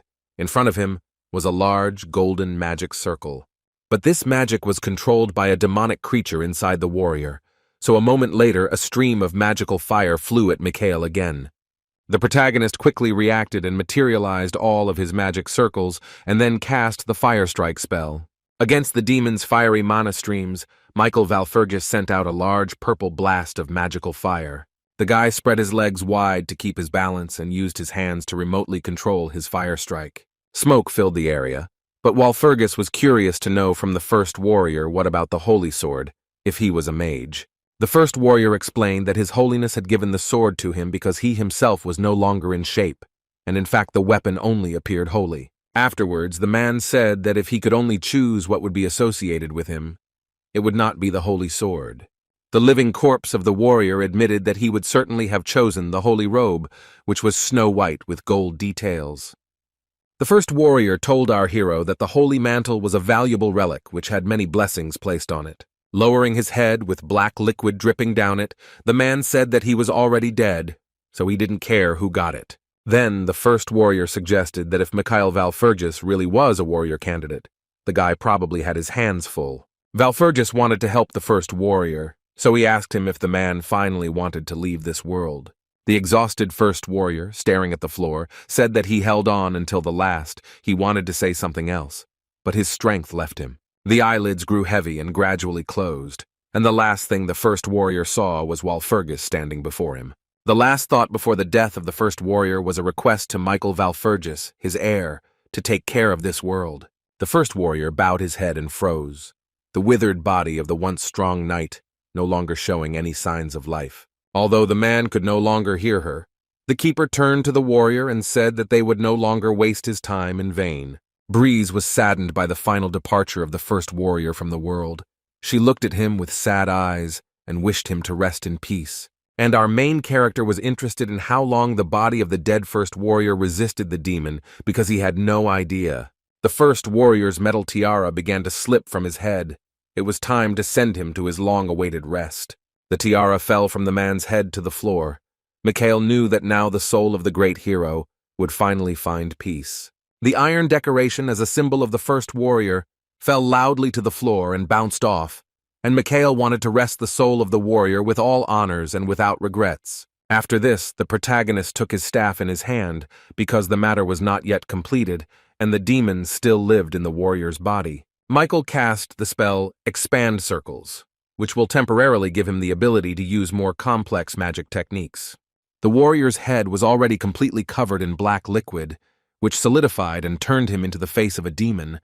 Now the body of the first warrior was controlled by a demonic creature, which opened its one eye and looked at Michael. The demon, whose head had grown horns and whose mouth had sharp fangs, stood up and laughed loudly, because now only he owned this body. The protagonist, being on guard, watched from afar the actions of the revived demon, who stood staggering opposite. After this, the monster threw its demonic mark towards Mikhail Valfurgis, which flew towards him at high speed. A piece of red flesh, wrapped in many black ribbons of dark demonic mana, approached our hero. The black demonic shadows were almost at Michael's face, but something stopped them, and they did not attack Walpurgis. Since Mikhail received the 6th circle of magic, a lot has changed because it is a serious level. But for him, everything was special. The main character could skillfully use the spell Expanding Circles, so the 8th circle spells were also available to the guy. As his first spell in the battle against the demon, Michael decided to use the Ice Throne, and a drop of water formed on his finger. Walpurgis Jr. extended his index finger, and a tiny drop of water separated from his body and froze in the air. Some processes were taking place in the small drop of water that was levitating in the air, which indicated that the spell had been successfully applied. After some time, the drop of water turned into a large and beautiful snowflake, and even smaller ones appeared around it. With the help of a tiny snowflake, our hero was able to create hundreds of huge, sharp pieces of ice, which he directed against the demon. The spell was complex and unusual, so Guardian Breeze, who was watching it all, called it amazing. A moment later, the smile disappeared from the girl's face. Her eyes became frightened, and the keeper became wary.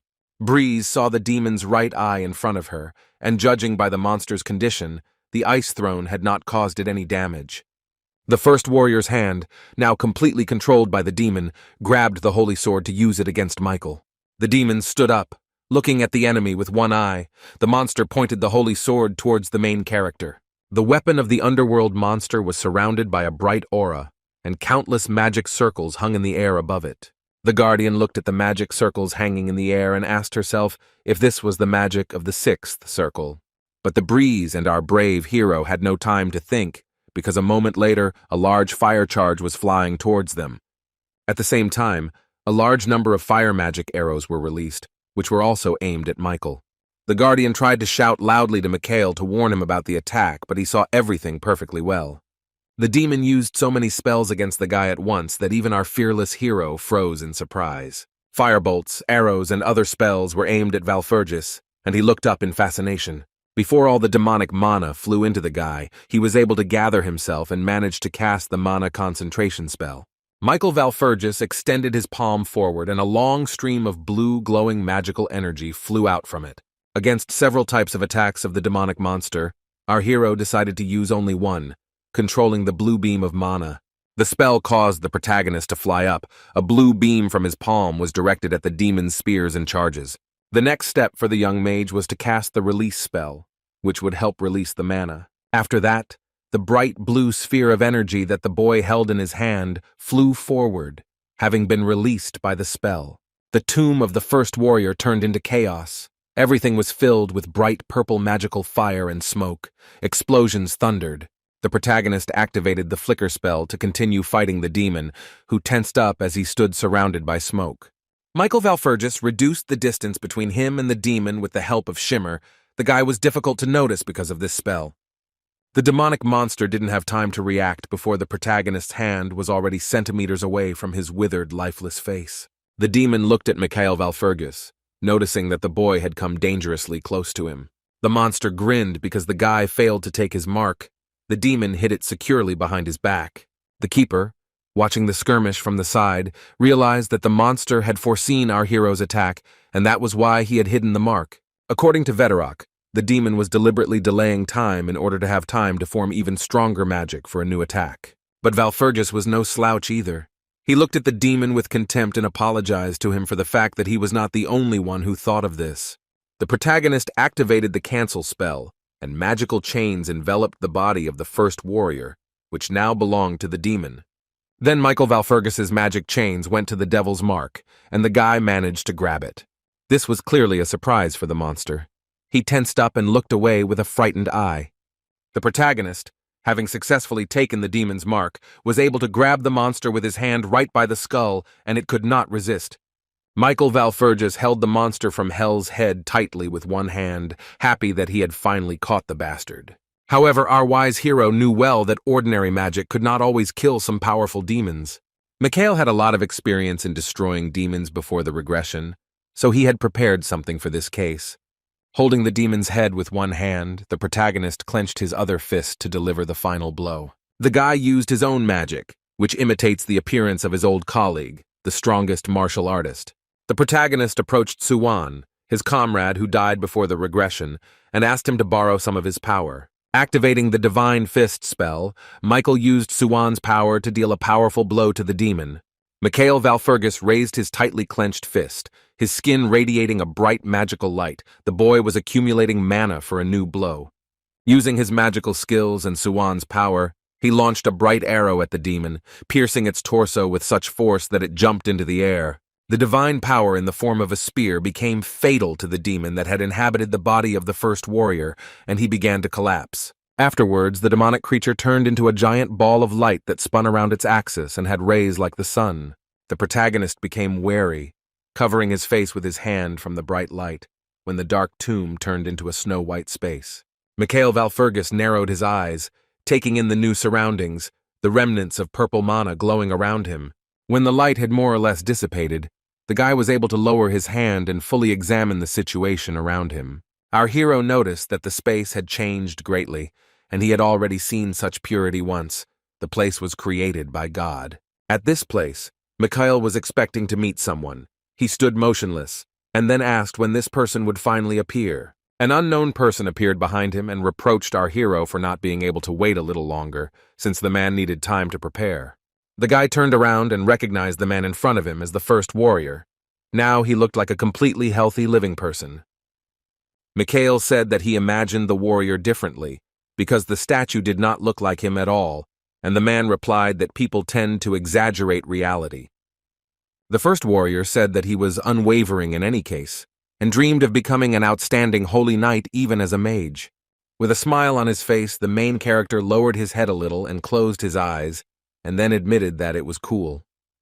Looking into the eyes of the saddened first warrior, the protagonist told him that he hoped the man was well.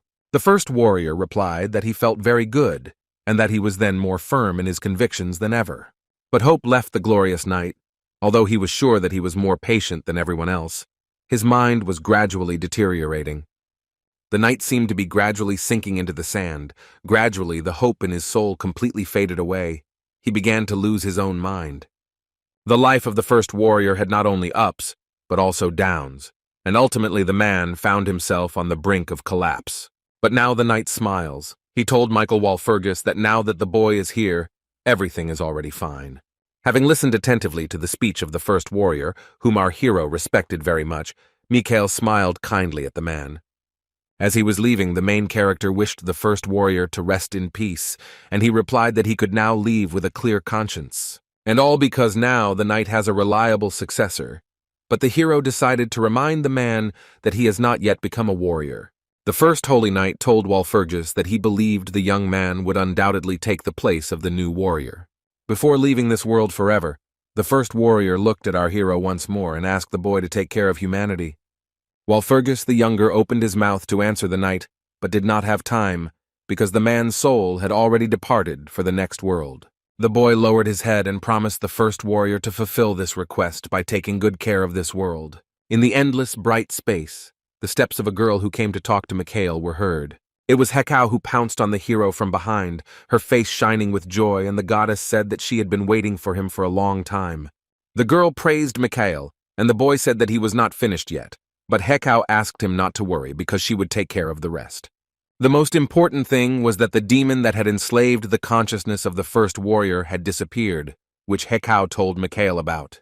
Making a gesture with her index finger, the goddess declared that all that remained now was to re-establish contact with the children. Hekau began to praise Mikhail, hitting him hard on the back, and asked what he wanted, promising to give everything that the magician's soul wanted. The main character thought about the goddess's offer, what to ask for as a reward, because he can get anything he wants. The joy on Hekau's face disappeared somewhere when Michael Walpurgis only said the name of the fortune-teller Cassandra in response. The young magician asked as a reward to bless the girl to whom the goddess showed her prophecy. Michael Walpurgis told Hekau that because of her and this prophecy, Cassandra had already suffered many misfortunes. In response to the request, the goddess Hekau calmed the guy down, saying that in any case she was going to do it for Cassandra. The girl said that she had to fulfill Michael's specific wish, because Cassandra's blessing was not a reward for him. The guy was silent for a minute, scratching his chin with his fingers, trying to think of what he could ask for as a reward.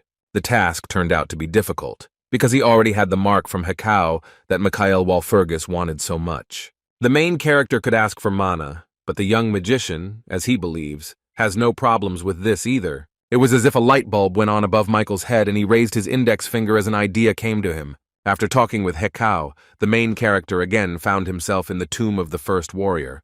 He was lying on the floor, his arms spread out to the sides. The guy sat down and looked around, and then concluded that he had returned right to the grave of a glorious knight.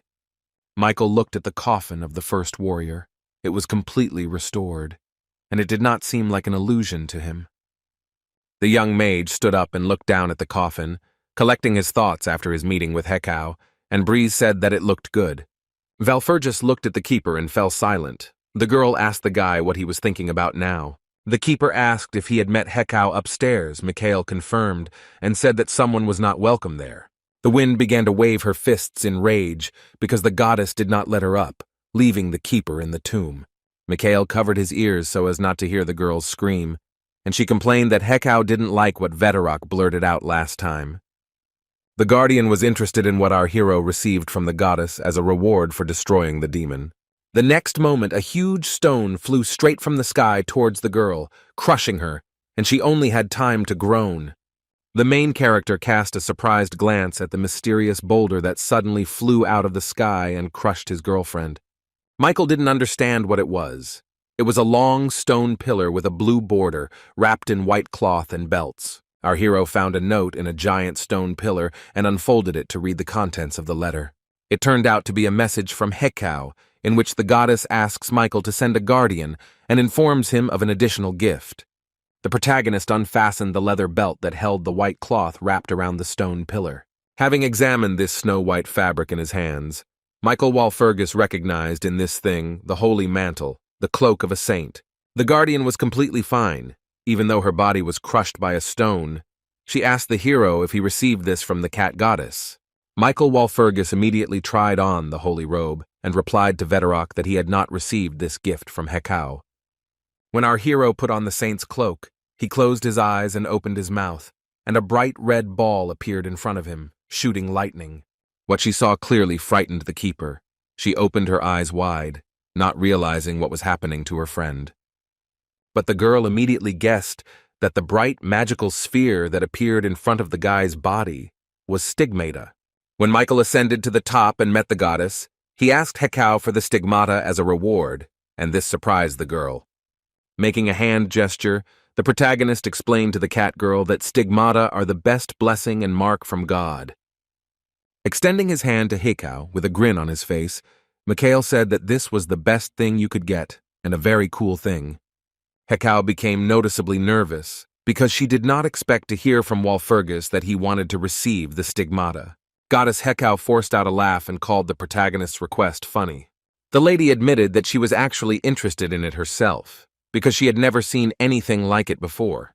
She said that there was a man who was offered the stigmata, but he refused, and the first warrior justified himself by saying that he simply was not sure that he could preserve himself. Hekau came closer to our hero, looked at him with interest in her eyes, and said that in his case, everything could be different. The goddess Hekau told Michael Walpurgis that the boy, even without the stigmata, was partially at the stage of a demigod. The protagonist looked at the girl intently, not saying anything in response when she mentioned his demigod stage. This was partially true, because it only happened for a moment, when the guy reached the 10th magic circle before regression. Hekau decided to ask again if Mikhail really wanted to receive the brand as a reward, and the guy confidently answered yes. The goddess agreed to fulfill the request, asked the young magician to give her hand, and began to cast a spell over her. The girl with cat ears warned that she would now awaken the engraved pattern and give Mikhail new abilities. Hekau said the effects may not be fully evident at first, but Walpurgis will become stronger over time. A single drop of blood fell from the finger of the goddess Hekau. This was necessary to activate the pattern and endow Michael with new abilities. The girl told our hero with a smile that after the effect awakened, it would continue to develop. A drop of the goddess. Hekau's blood fell onto the inside of our protagonist's palm, smearing his skin. Instantly, Mikhail felt unbearable pain, his hand turned black, and numerous fiery lightning bolts formed on his skin. The protagonist screamed loudly in pain. His body was pierced by agony, his entire skin darkened and covered with orange lightning. Hekau watched this calmly, and even with a smile, realizing that if she could destroy the fate prepared for her, she would achieve what she wanted. The girl looked our hero straight in the eye with her gray eyes, and promised that she would always protect Mikhail. The main character's gaze was also directed at the goddess Hekau, and the guy thought that he would always rely on the girl. The saint's snow-white robe, adorned with golden chains, flew high into the starry night sky. Looking at his new thing now, Michael Walpurgis did not understand what these symbols were at the bottom of the saint's cloak. On the hem of the robe, white, mysterious symbols glowed, and the guy guessed that this was memory magic. Memory magic is when some spell is attached to an item and can be used immediately. It belongs to the 7th circle, but in this case it has improved characteristics. The main character was happy to receive such a gift, because he got a saint's cloak with a spell of the 9th circle of magic. The keeper was furious, asking if the boy had really been branded, and called the goddess a proforsetka with ears. Vedorok screamed, claiming that accepting such things was dangerous, and in the worst case, Mikhail risked destroying all of humanity. After the moralizing from the keeper, Walpurgis turned his gaze to the side. Something began to alarm our hero. He suggested that Vedorok get out of here because something was bothering him, and the keeper agreed to leave. The guy already wanted to leave this place, but he remembered that not all the work at the grave of the first warrior was finished, so he stopped. Michael Walpurgis turned around, looking at the coffin of the first warrior, and said that he almost forgot something. Meanwhile, in the night forest, there was another man who was not in the mood for sleep. He was standing by a tree, leaning his hand on a post. It was Haran who was watching the crypt of the first knight of the temple. The guy said that this could not be, not believing his eyes. The high priest was shaking with anger. Haran was furious with Mikhail Walpurgis and the abilities of our magician. Haran lowered his head and shut up, his cheeks puffed out. The guy's mouth filled with blood. The high priest was no longer in the mood for anger. The guy fell to his knees. The man began to literally vomit blood. The crimson liquid began to erupt in a powerful stream onto the ground. Haran was devastated because he could no longer sense the demon's presence there, and he knew that the remains had completely disappeared from the capital. The high priest was horrified, because Lady Merrill would certainly not forgive him if the whole plan went awry. But the guy with long platinum hair did not give up. He decided to do something much more significant now. With difficulty, Haran managed to get to his feet, and then remembered that in 2 days there would be a general meeting of all the archbishops. But the archbishop was not enough for the guy. He bared his sharp, bloody fangs and said that he would kill the Holy Father Gregory. The plan was outlined. Now Haran needed to quickly leave the forest to prepare for the imminent murder of the high priest. But the high priest did not even suspect that someone had heard his conversation with himself, and it was Michael, who was sitting nearby. All this time, the main character and his faithful companion sat on a tree, watching Haran think out loud. Someone threw a glass goblet on the table in anger and started swearing loudly. The room was filled with the sound of breaking glass. The angry old man turned out to be Archbishop Killian, who was clearly annoyed about something as he stood at the red table. The enraged man blamed Michael Valfergus for all his troubles, not understanding why he had to suffer so much because of some slippery bastard. Archbishop Killian raised his hands in helplessness and asked if the Lord himself was against him. Looking up at the sky, the old man with the long beard turned to the Lord, asking why he had then sent Haran to the archbishop. Killian was absolutely convinced that God was speaking to him by sending this boy to the priest. The archbishop believed that it was thanks to Haran that everything was actually moving in the right direction. The old man was sure that if he had trusted the prophecy of a girl named Cassandra, nothing would have worked out for him, so she was banished. Killian was furious. He started screaming at the top of his lungs that he thought they had figured everything out already. So what the hell was this happening? The archbishop calmed down a little and said that this vile Walpurgis could not be allowed to take control of everything. The implementation of his plan was the most important thing for the man, so he intends to fight, even if he has to resort to the most vile means. Grandfather heard a familiar voice from another room. Someone asked the archbishop if he was there. Haran entered Archbishop Killian's office with a beaming smile on his face, and the old man immediately greeted him joyfully. Killian understood that if the Holy Father or even the archbishops had not received an indisputable revelation, they could turn the tide right now. For the archbishop, the boy was his last hope, and he asked Haran if he had received any kind of prophecy or sign from God. The high priest, with a smile on his face, convinced the old man that such prophecies or signs from God had come to him. Haran told the man that according to a sign from the Lord, Holy Father Gregory had taken the wrong path. The boy also lied to Killian that mages like Walpurgis should not disturb the temple, and the old man replied that he thought so too. The guy in the black suit extended his hand towards Killian and asked the priest what they would do in such a case. The archbishop froze and stared at Haran as he came closer and touched the older man's face. The priest hesitated, not knowing what to answer, and the young minister of the temple replied that they must do everything possible. The young man clarified that they must do everything in their power for his sake, and his teeth turned into sharp demonic fangs. Haran loomed over Killian, his eyes red and glowing, warning that the old man should be prepared to get his hands dirty as well.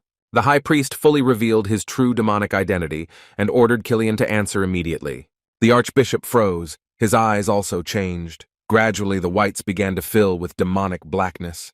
Killian lost his mind. He recognized Haran as his master and said that they could now change the future for the sake of the temple. The long-awaited day of testing the warrior candidate arrived.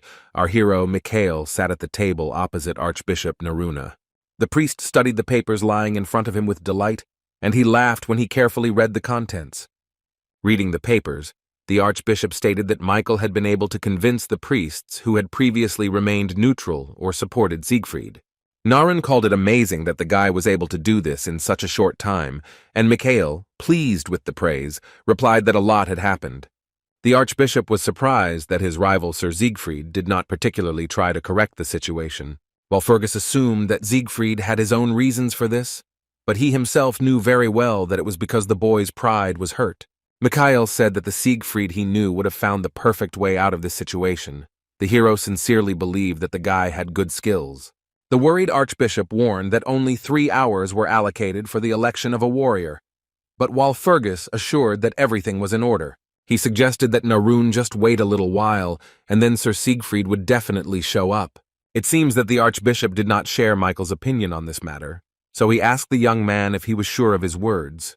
Walpurgis chuckled at this question, because he knew Siegfried like the back of his hand and had spent a lot of time with him before the regression. Michael asked the priest Naruna if he could act dishonorably as a candidate for Holy Warrior. Archbishop Narun looked at our valiant hero with eyes full of delight, admiration, and respect for the boy. Hearing these words from the main character, the man lowered his head, closed his eyes, and quietly laughed. Finally, the archbishop said that there could be no better solution than to choose Michael as a warrior, and our hero left the office. The main character left the temple and went around the corner where Siegfried was already standing, telling Walpurgis that he was waiting for him. Michael's first question to Sir Siegfried was whether the boy had thought about the words our hero had previously spoken. The guy with golden hair admitted that he thought about his words and even didn't sleep at night because of it. The Knight of the Order of the Golden Lion clenched his fist and told our hero that Siegfried was not the only one who thought so. According to Siegfried, Sir Habe said that the knights denied it, as did he, but after a while they admitted their mistake. The commander of the Holy Knights was forced to admit his mistake and apologize to Michael and the fortune-teller. Just like the commander, the other knights apologized, but some continued to be angry and deny. But this could not continue for long, because the problem with the demons had already come to light, and there was no point in denying it. There was a demon under the noses of the Holy Knights, who was probably planning something more than just capturing the knights.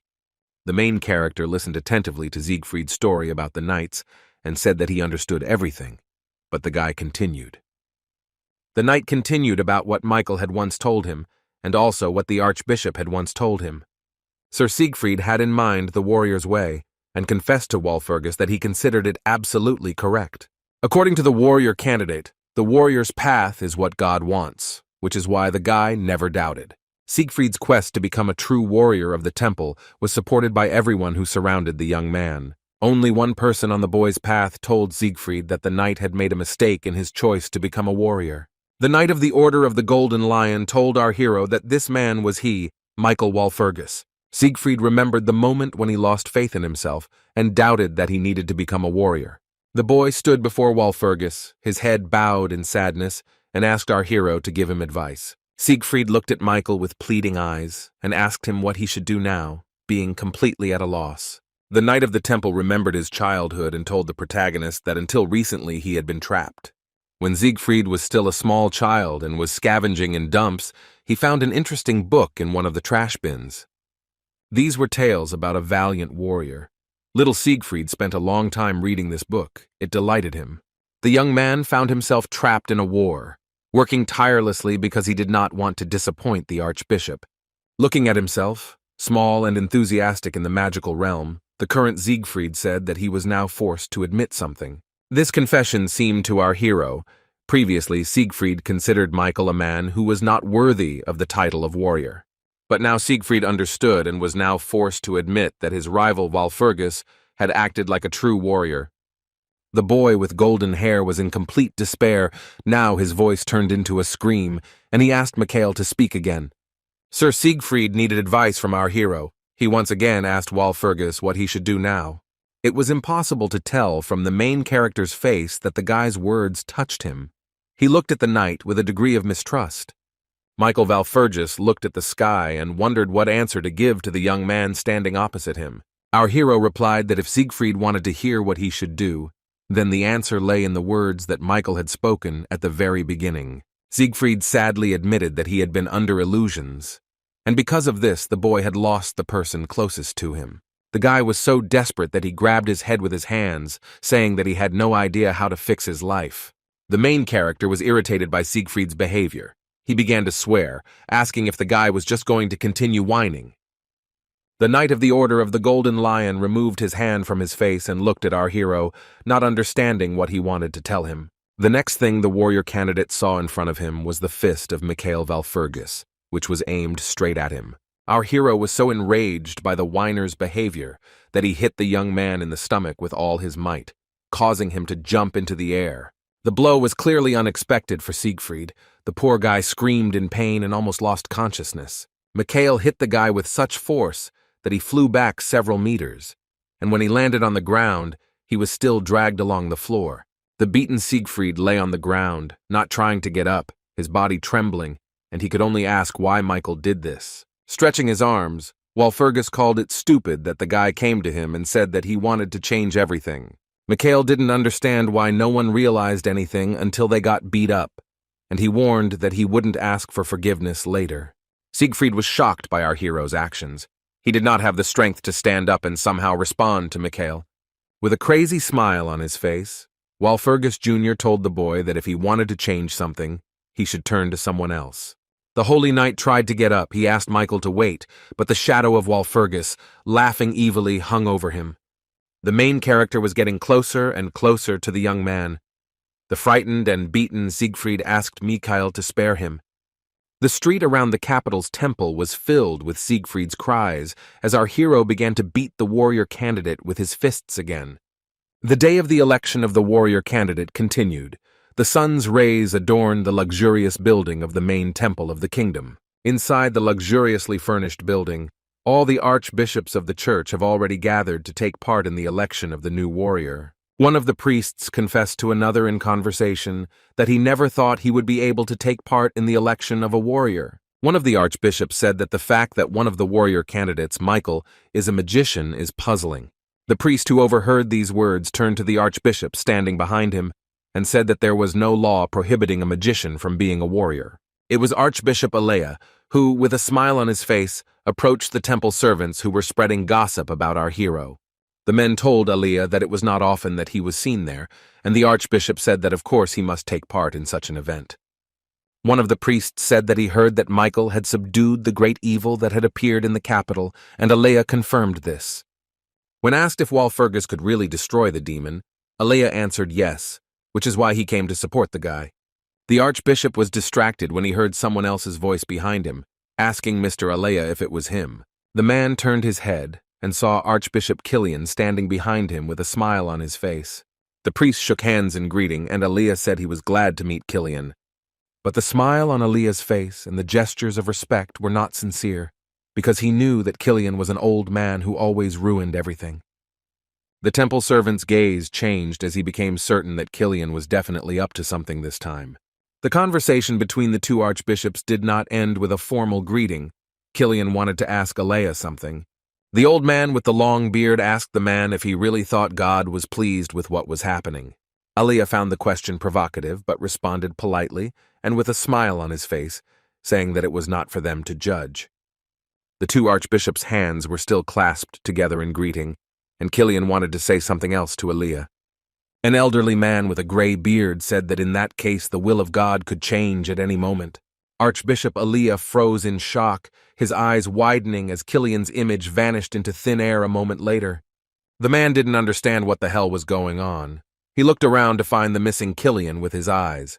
The priest broke out in a sweat as he began to guess why his interlocutor had disappeared so suddenly. Our main character, after having beaten Siegfried up properly, dragged the guy by his cloak, walking near the holy temple. The boy's entire face was covered in bruises, his eyes were swollen, and he asked if it was really necessary to beat him so badly. Michael responded indifferently that it was vitally necessary. Then the hero beat Siegfried not only with his hands, but also with his feet. Walpurgis admitted that, in fact, if Cassandra had not come then, the guy would have gotten it even worse. But Siegfried was not angry, but rather sad, and asked Michael what he lacked to receive the title of warrior. The main character sighed heavily and was irritated that it had started again, and again Siegfried was pestering him with these conversations. The knight with golden hair and eyes almost cried, realizing that he was truly worthless. Michael Walpurgis continued to drag the poor boy along with him while he cried loudly about his worthlessness. The protagonist looked away, noticing the boy's sobs, but did not console him. He continued walking towards the temple, dragging Siegfried along with him, thinking what a disgrace this warrior candidate was.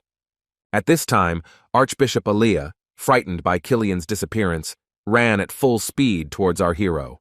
The young magician stopped and became worried when he saw the priest running towards him, shouting Michael's name. The archbishop stopped in front of our hero, out of breath, and the guy asked what had happened because the man didn't look very well. The protagonist froze in surprise and widened his eyes when the archbishop shouted that they had some kind of problem. At this time, Archbishop Killian was spending time alone, standing in the middle of one of the spacious halls of the Holy Church. The old man said that he finally began to hear the voice of the Lord, because before the man had never heard revelations from him. The man was dumbfounded when he suddenly heard the voice of God in his head again, repeating that he was wrong and that God had always been with him. Killian's hand was shaking and covered in blue veins. A voice in his head said that it was time to hold a trial, and the archbishop himself would be the judge. Lady Cassandra burst into the room, ran up to the priest, and told Killian to stop it. The priest laughed when he saw the formidable face of the fortune-teller in front of him and asked if the prophet had come here. Lady Cassandra looked sternly at the archbishop and told the old man not to cross the line. Archbishop Killian did not look the girl in the eye. He did not consider it necessary to answer the fortune-teller. The old man did not argue or prove anything to the prophet. The man knelt down on one knee to continue his ritual. Someone else appeared in the spacious hall of the temple. This man also ordered Killian to stop, aiming his sword at him. It was Ada, and Killian asked what the hell the girl was doing, but the knight knew that the old man understood perfectly well. An angry Ada angrily asked the archbishop if he was now pretending not to understand anything. The elderly cleric with a beard decided to ignore the girl. He closed his eyes and remained silent. Remembering her recent conversation with Mikhail Valfurgis, Ada realized that our hero was right in his statements. Then, smiling, Walpurgis told the girl that Archbishop Killian would definitely do something on election day. The knight named Ada was now interested in only one thing. How did the main character know this? Archbishop Killian stood up and turned his back to the girls, and Ada gave him an ultimatum. Either he surrendered or she would make him do it. The girl's threats caused nothing but laughter in the priest, because he was sure that God was on his side.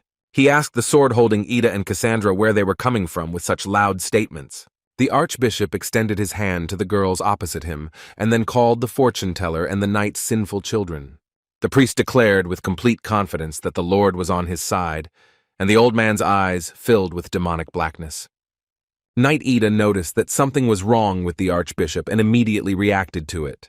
Killian, whose essence had been captured by the demon, released a blast of purple mana against Ada and the prophet. Lady Cassandra was worried about the girl, shouting her name, because this charge of magical energy was directed straight at her. The girl with golden hair didn't have time to defend herself, and a stream of mana flew into her body so that she fell to the floor. The knight looked at Killian in shock, realizing that what had just happened was definitely not the use of divine power. Killian's eyes were covered in blackness. Black demonic energy was flying around the man, and the girls asked what he was doing. The old man with the beard spread his arms out to the sides and asked Ada and Cassandra a counter-question. Hadn't he spoken about this before?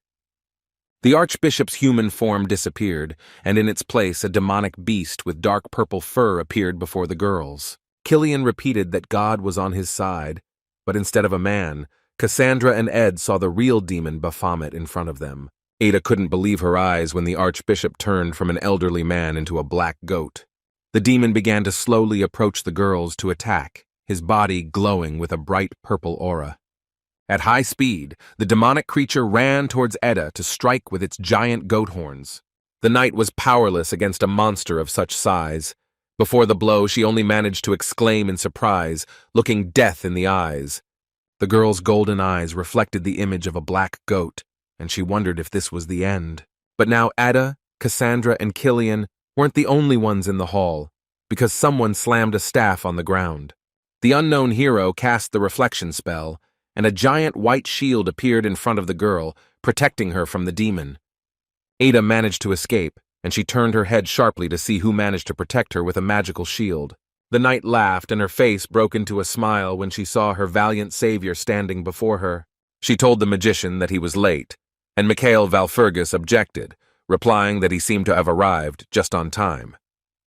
The protagonist realized what was happening here and prepared to fight one-on-one with the demon that had captured Killian. Michael Valfurgis once again slammed his staff down on the floor to cast another spell against the demonic monster.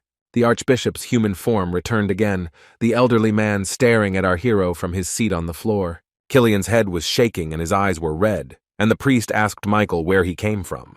The protagonist looked at the old man with disdain and asked what it was like to become a vessel for a demon. The archbishop sincerely did not understand what the young man was talking about and asked Mikhail Walpurgis again. Then the priest noticed that Michael had not come alone, but with his pupil, Sir Siegfried.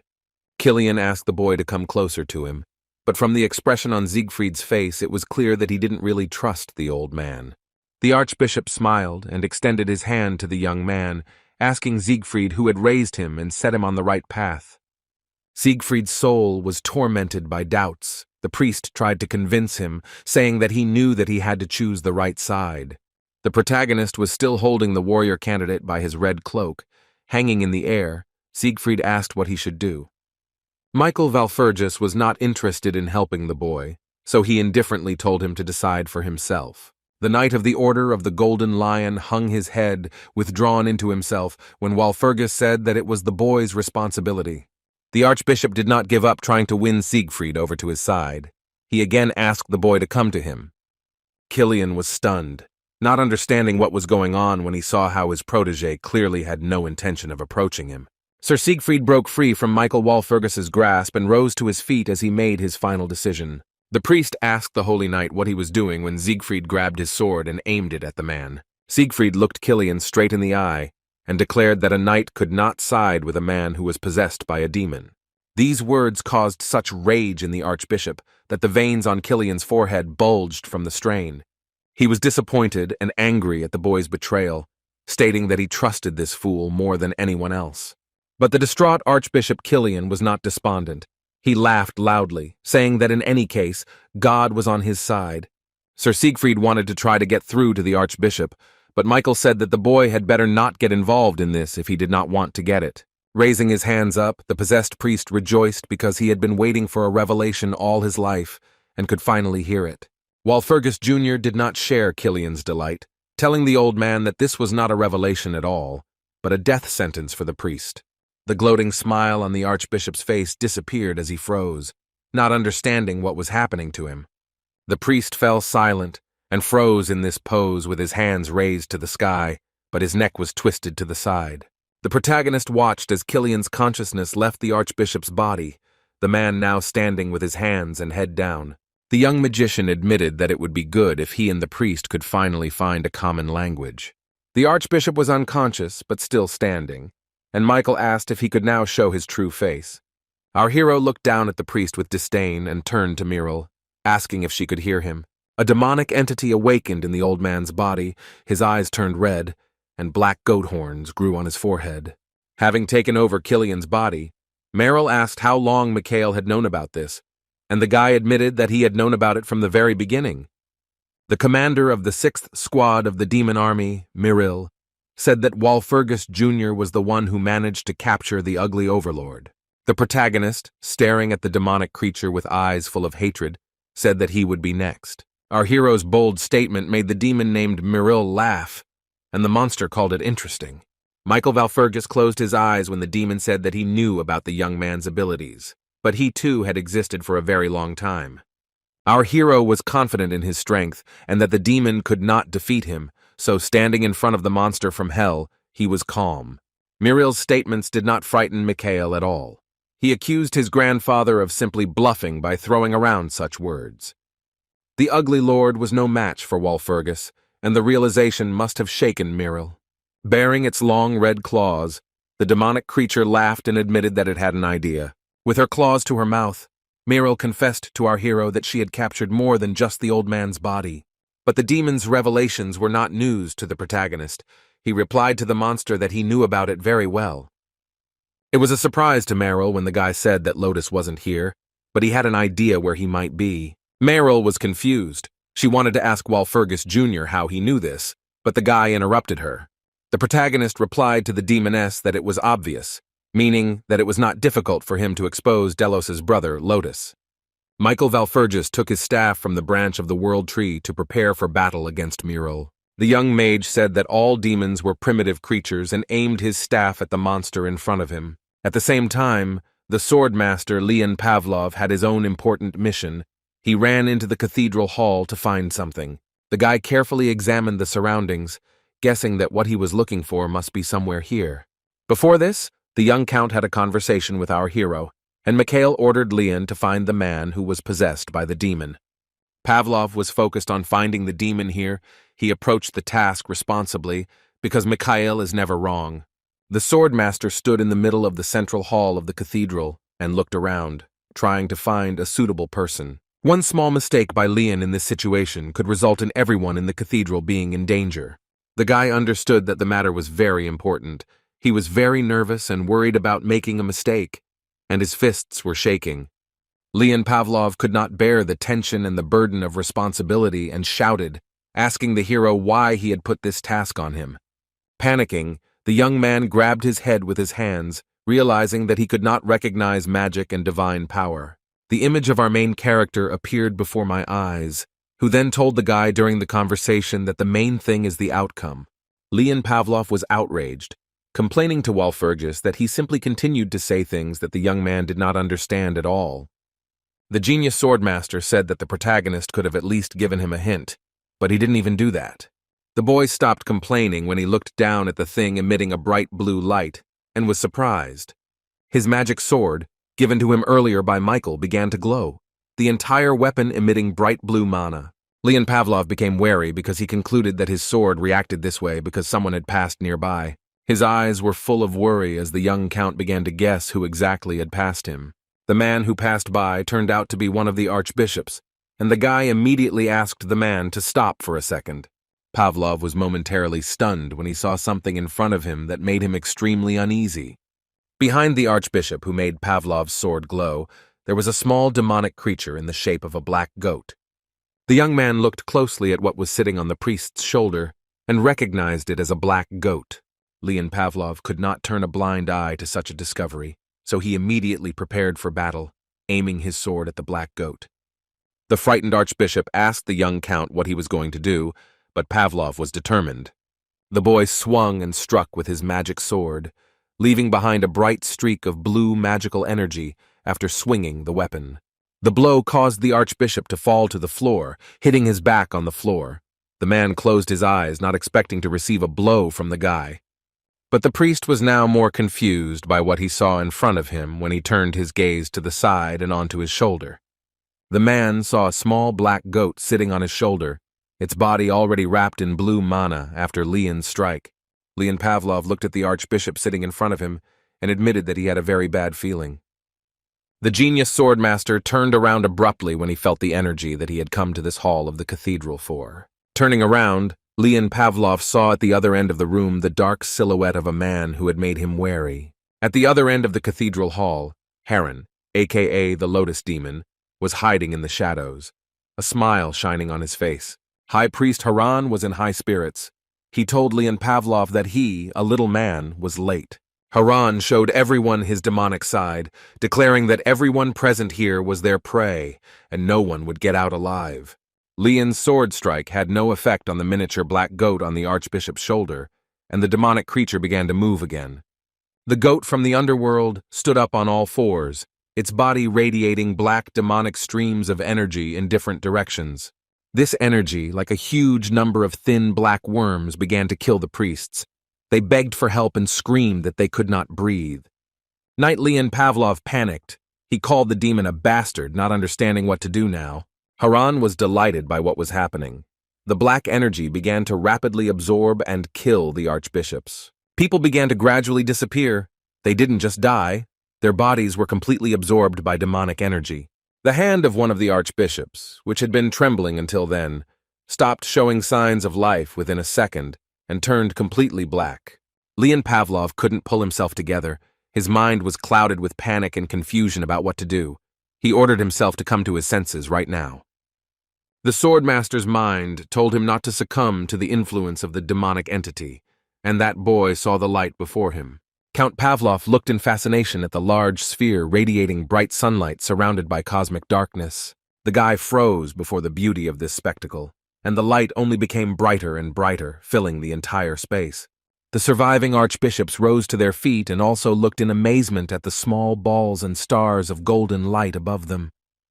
One of the priests looked up and froze in shock when he saw before him something that amazed his imagination. Realizing that something divine had descended upon the cathedral, the archbishop humbly fell to his knees before this spectacle. Everyone present in the hall either fell to their knees or raised their hands up, watching the miracle. The archbishops, whom the demon Lotus had managed to turn into demonic black goats, also obediently listened to the voice of the Lord.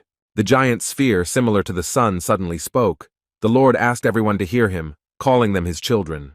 The goddess appeared in human form, saying that for a long time darkness had clouded their eyes, but a talented man had broken through this veil. When the goddess ordered everyone to stand up, Leon Pavlov rose to his feet, but noticed that his body was moving on its own. The swordmaster was in a state of shock because he didn't understand at all what was happening now. Pavlov guessed that most likely Mikhail Valfurgis knew that this would happen, which is why he sent the guy to catch the demon alone. Leon wondered if our hero had really met with God. The guy's abilities amazed him. But now it didn't matter. The swordmaster looked at the sphere of light and asked the Lord what he should do.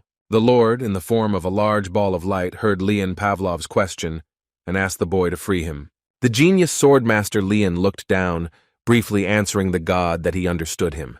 The young man took out his magic sword, which glowed with a blue aura, and said that he would get down to business. At the very beginning of time there were only two elements, one of which was light and the other was darkness. The first one simply existed, while the second one developed and created its own little world.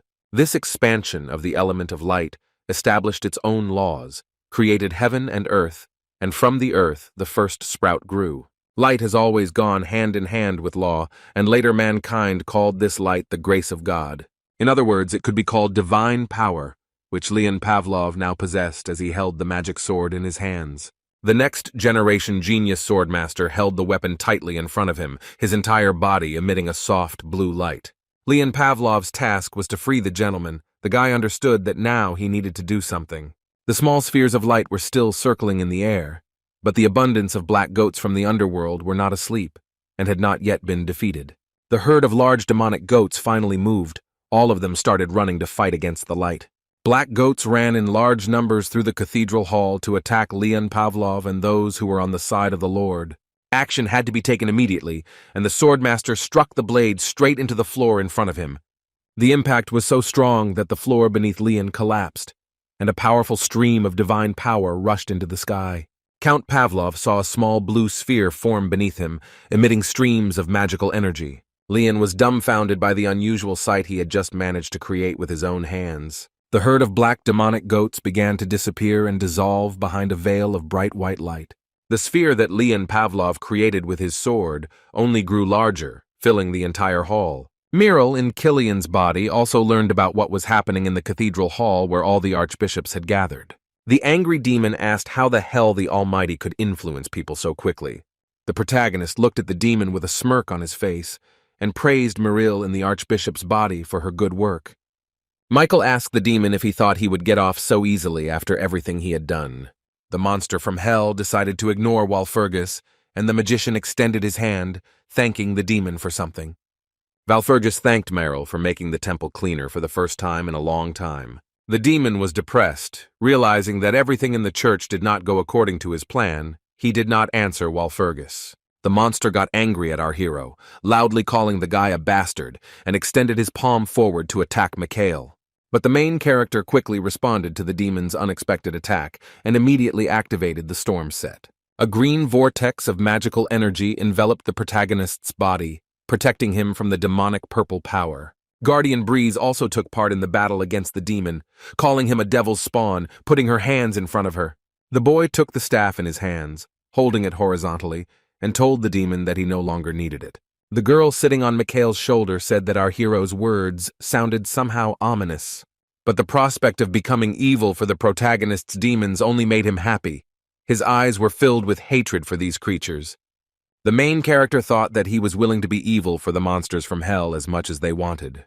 The fact that Walpurgis had suddenly gone quiet alerted Veterok, and she asked Mikhail what he was up to again. The dumbfounded guy confessed to his friend that he felt like he had started to think like a real demon. The keeper's mouth fell open, and she stared at Mikhail when she heard him make such an unusual confession. The girl understood that the guy was now mistaken, and in fact his thoughts did not look demonic, so she smiled. Flying forward, the keeper told the protagonist not to flatter the demon by comparing him to himself. Mikhail and Veterok were distracted by a conversation between themselves, so the demon-possessed Killian called out to the boys. The demon in the old man's body shouted at them that they were scum and jumped high above the floor to attack the heroes again. The protagonist was always on guard, so he managed to cast the divine shield spell to protect himself. Michael Valfergus looked into the demon's eyes and warned the monster not to even think about escaping. The demon Merrill in the body of Archbishop Killian unnaturally twisted her neck to the side, surprised by the guy's words. The demonic creature raised its hands up, its palms shaking with anger. The monster ordered Walpurgis to finally shut up. The hellish monster declared that he would kill everyone here, and then spread his arms out to the sides, and his energy began to shine with renewed vigor. The demon's essence began to consume Archbishop Killian more and more, turning into a full-fledged monster. Watching this calmly from the side, our quick-witted hero realized that the demon had completely lost control of himself. But this did not concern destructive power, but you just need to understand that the guys are in the temple. At that moment, the goddess Hekau, whose body was translucent, appeared behind the hero and touched him. The temple was a holy place where the power of God was immutable, and the hall was filled with devotion to the Almighty, and Hekau spoke. Michael Valfergus only smiled faintly when he noticed the presence of the goddess Hekau behind him, and heard her voice. The work of destroying the demon had to be continued immediately, and the protagonist struck the ground with his staff. The young magician's body was enveloped in divine power, and our hero declared to the demon in front of him that he had missed his chance. The protagonist, using his skills, launched such a powerful stream of divine power that it rushed high into the sky. This stream of bright blue energy was destructive to the demon. Mikhail could only watch the monster die. The cathedral hall was filled with smoke. Michael Valfergus silently watched the screams of pain and the suffering of the dying demon. Merrill's image began to dissolve in the divine light, leaving only the demon's hand and the last words that he remembered him.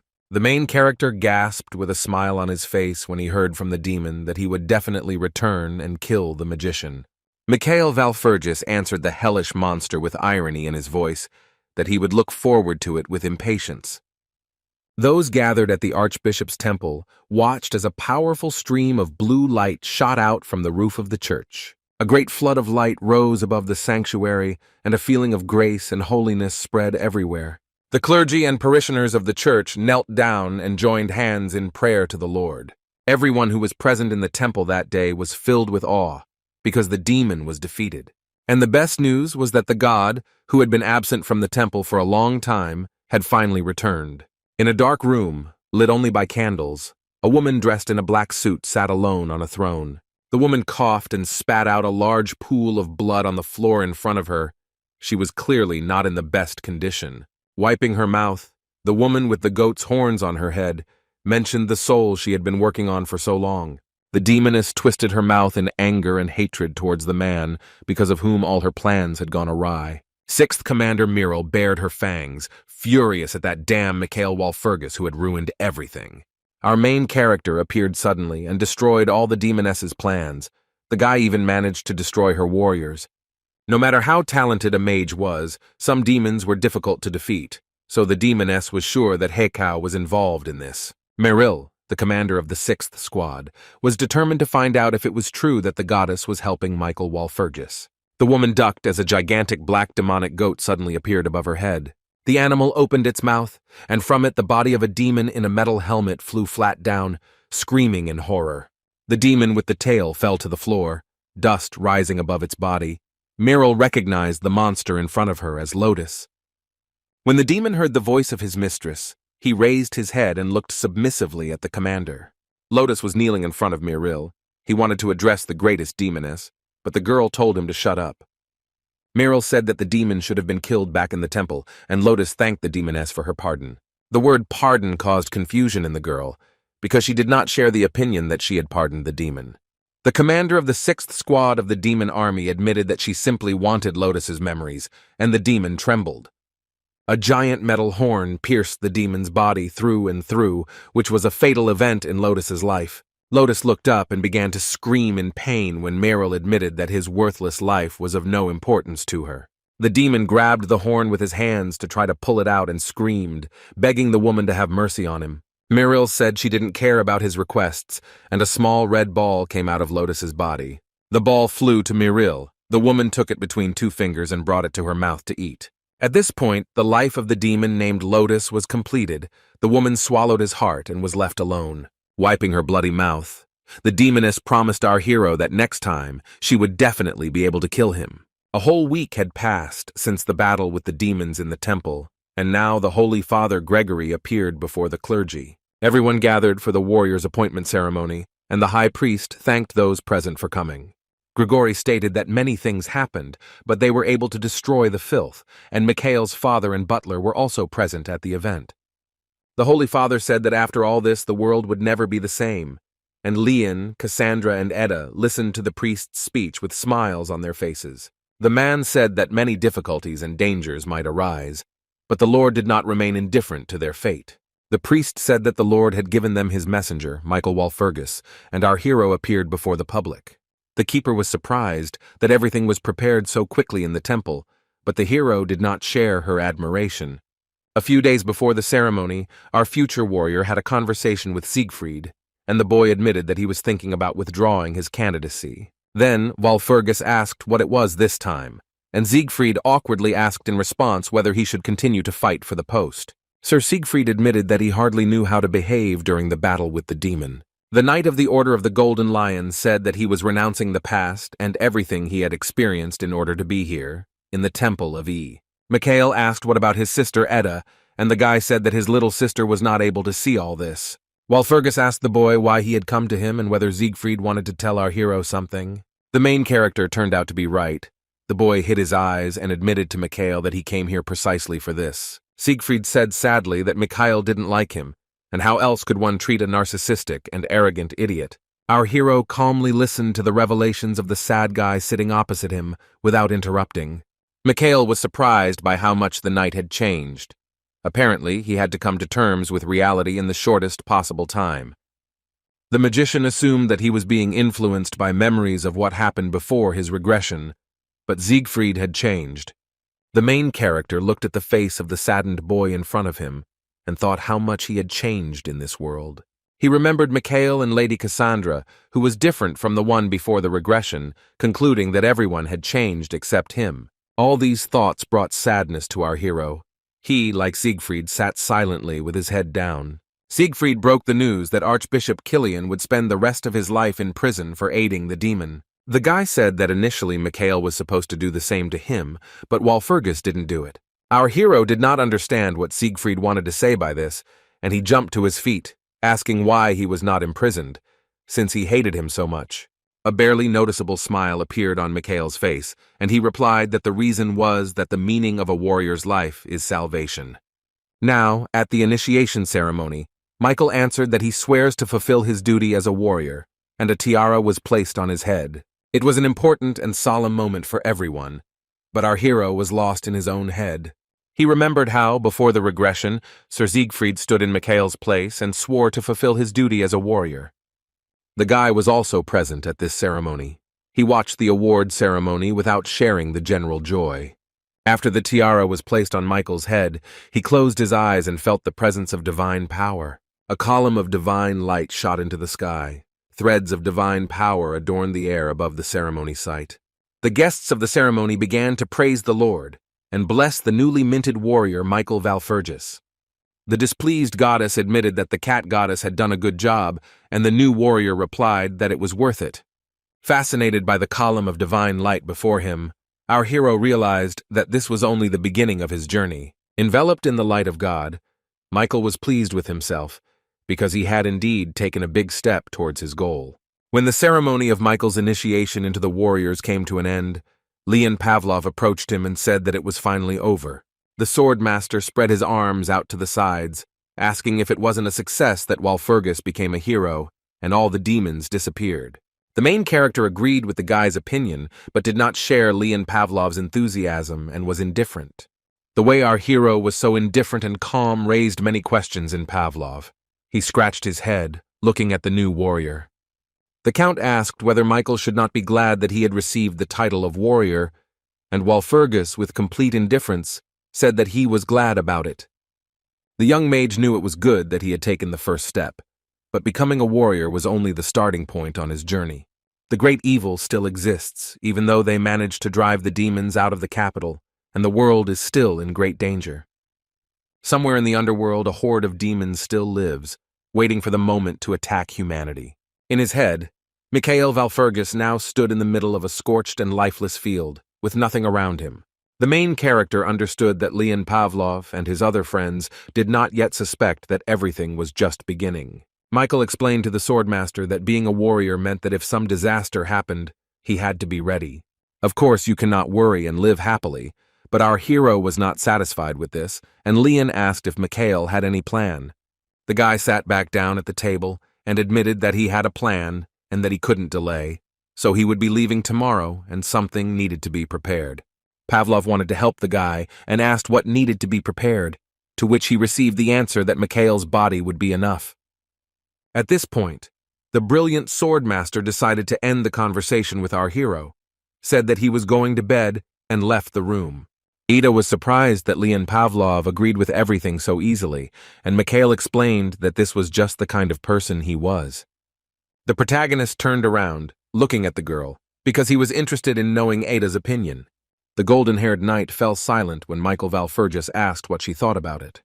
The girl admitted that if she had a choice to follow our hero or stay in the temple, she would choose the latter. The boy nodded his head in understanding when Ada explained that she needed to look after her brother. With a smile on her face, the girl sighed and agreed with Mikhail when he asked her to let him know if anything happened. The protagonist noticed another girl in the room when she asked what about her. A confused Lady Cassandra turned to Michael. The seer sat on the stairs with her hands folded. Michael Valfergus told the fortune-teller that it would be better for the girl to also stay here in the temple. The girl asked if our hero was asking her to stay in the church only because she was a fortune-teller. With sadness in her voice, the seer said that her power was severely limited, so the girl was of little use. The protagonist reassured the clairvoyant, saying that it was not at all that she would be useless to the magician in his future adventures. Lady Cassandra's eyes widened in surprise when the boy explained that he simply didn't want to be looked down upon. Until now, the prophetess Cassandra was a girl who was believed to communicate with God. Because of this fact, the girl was treated with disdain, because no one believed in the truthfulness of Cassandra's prophecies. While Fergus Jr. told Cassandra that he hoped to become the man he was before, and even better. The fortune-teller grabbed the hem of her skirt and became angry, shouting that prophecies were just following fate. In fact, because the prediction is following the judge, people unknowingly rejected Cassandra's prophecy. The girl was fluttering the hem of her skirt with her hands. She wanted to say something again about her predictions, but stopped. The protagonist listened calmly to Lady Cassandra, and then paused to choose an appropriate answer. Michael sighed and explained that this was not the case, and that prophecies only gave clues about things we did not initially know about. Cassandra's eyes filled with tears from resentment. The girl asked our hero what he meant by these words. Mikhail Valfergus advised the fortune-teller to stop seeing everything only in a negative light and start thinking positively. The new magician said that their task now was to correctly interpret the prophecy and prepare for the upcoming events. Judging by Ed's smile, she agreed with this. To calm Cassandra, who was crying bitterly, Michael approached the girl and stroked her head. The guy gave the fortune-teller confidence by saying that Cassandra's role in all of this was very important. The girl looked with admiration at Valfergus, whose words instilled new hope in Cassandra's soul. In a more cheerful voice, the girl answered the hero that she understood everything and began to wipe the tears from her cheek. The fortune-teller took control of her emotions, pulled herself together, and promised Mikhail that she would try. When it got dark, Mikhail spent time alone with the keeper. Vedorok said that this was a very sweet excuse, but the hero did not understand why. The girl said she knew he had a chance to make Cassandra dependent, but he didn't go down that path. The keeper thanked Valfergus for being the only one who believed in both Cassandra and herself. Moreover, as Vedorok believes, our new warrior gave the fortune-teller the right to choose, and now she can decide everything for herself. Vedorok fell silent and plunged into her thoughts, which brought a smile to the face of the cute, petite girl. Unexpectedly, the keeper admitted that she was very lucky that she and Mikhail Valfergus met. The girl immediately regretted that she had opened up, and her face turned red as a tomato from embarrassment. The breeze immediately began to tug at the protagonist's cheek, screaming that this was not what he thought. Unable to bear the embarrassment, the keeper decided to return to the mark on the guy's neck, turned into a stream of green light, and disappeared. When the girl had already disappeared, the main character believed Vedorok that she wanted to tell him something different from what he thought. Michael was left alone with himself. The newly chosen warrior raised his head and looked at the night sky above the capital. A bright full moon of gigantic proportions shone in the sky, and our hero knew that he was connected to this satellite of the Earth. Valfergus and the moon have much in common because the night light is associated with the experience he gained thanks to his teacher. Before the regression, when twilight came, our hero learned magic from his mentor, and then the moon appeared in the sky. The protagonist continued to stare at the moon, which reminded him of the times he spent with his teacher. Mikhail had to come back to reality when the guy heard the question of what he was doing here and turned around. It was the butler, whom the boy immediately asked how his vacation was going, and Morden shared that, to some extent, he was having fun. With his hands behind his back, the old man said that he had seen a lot and thought about a lot, and that was enough to make a decision. The protagonist was eager to know what Morden's final answer would be, so he asked the butler about it. The elderly man, completely gray from old age, closed his eyes and began his story for Mikhail. The butler told his master that once in the distant past, there was a magical school that used the moon as a symbol.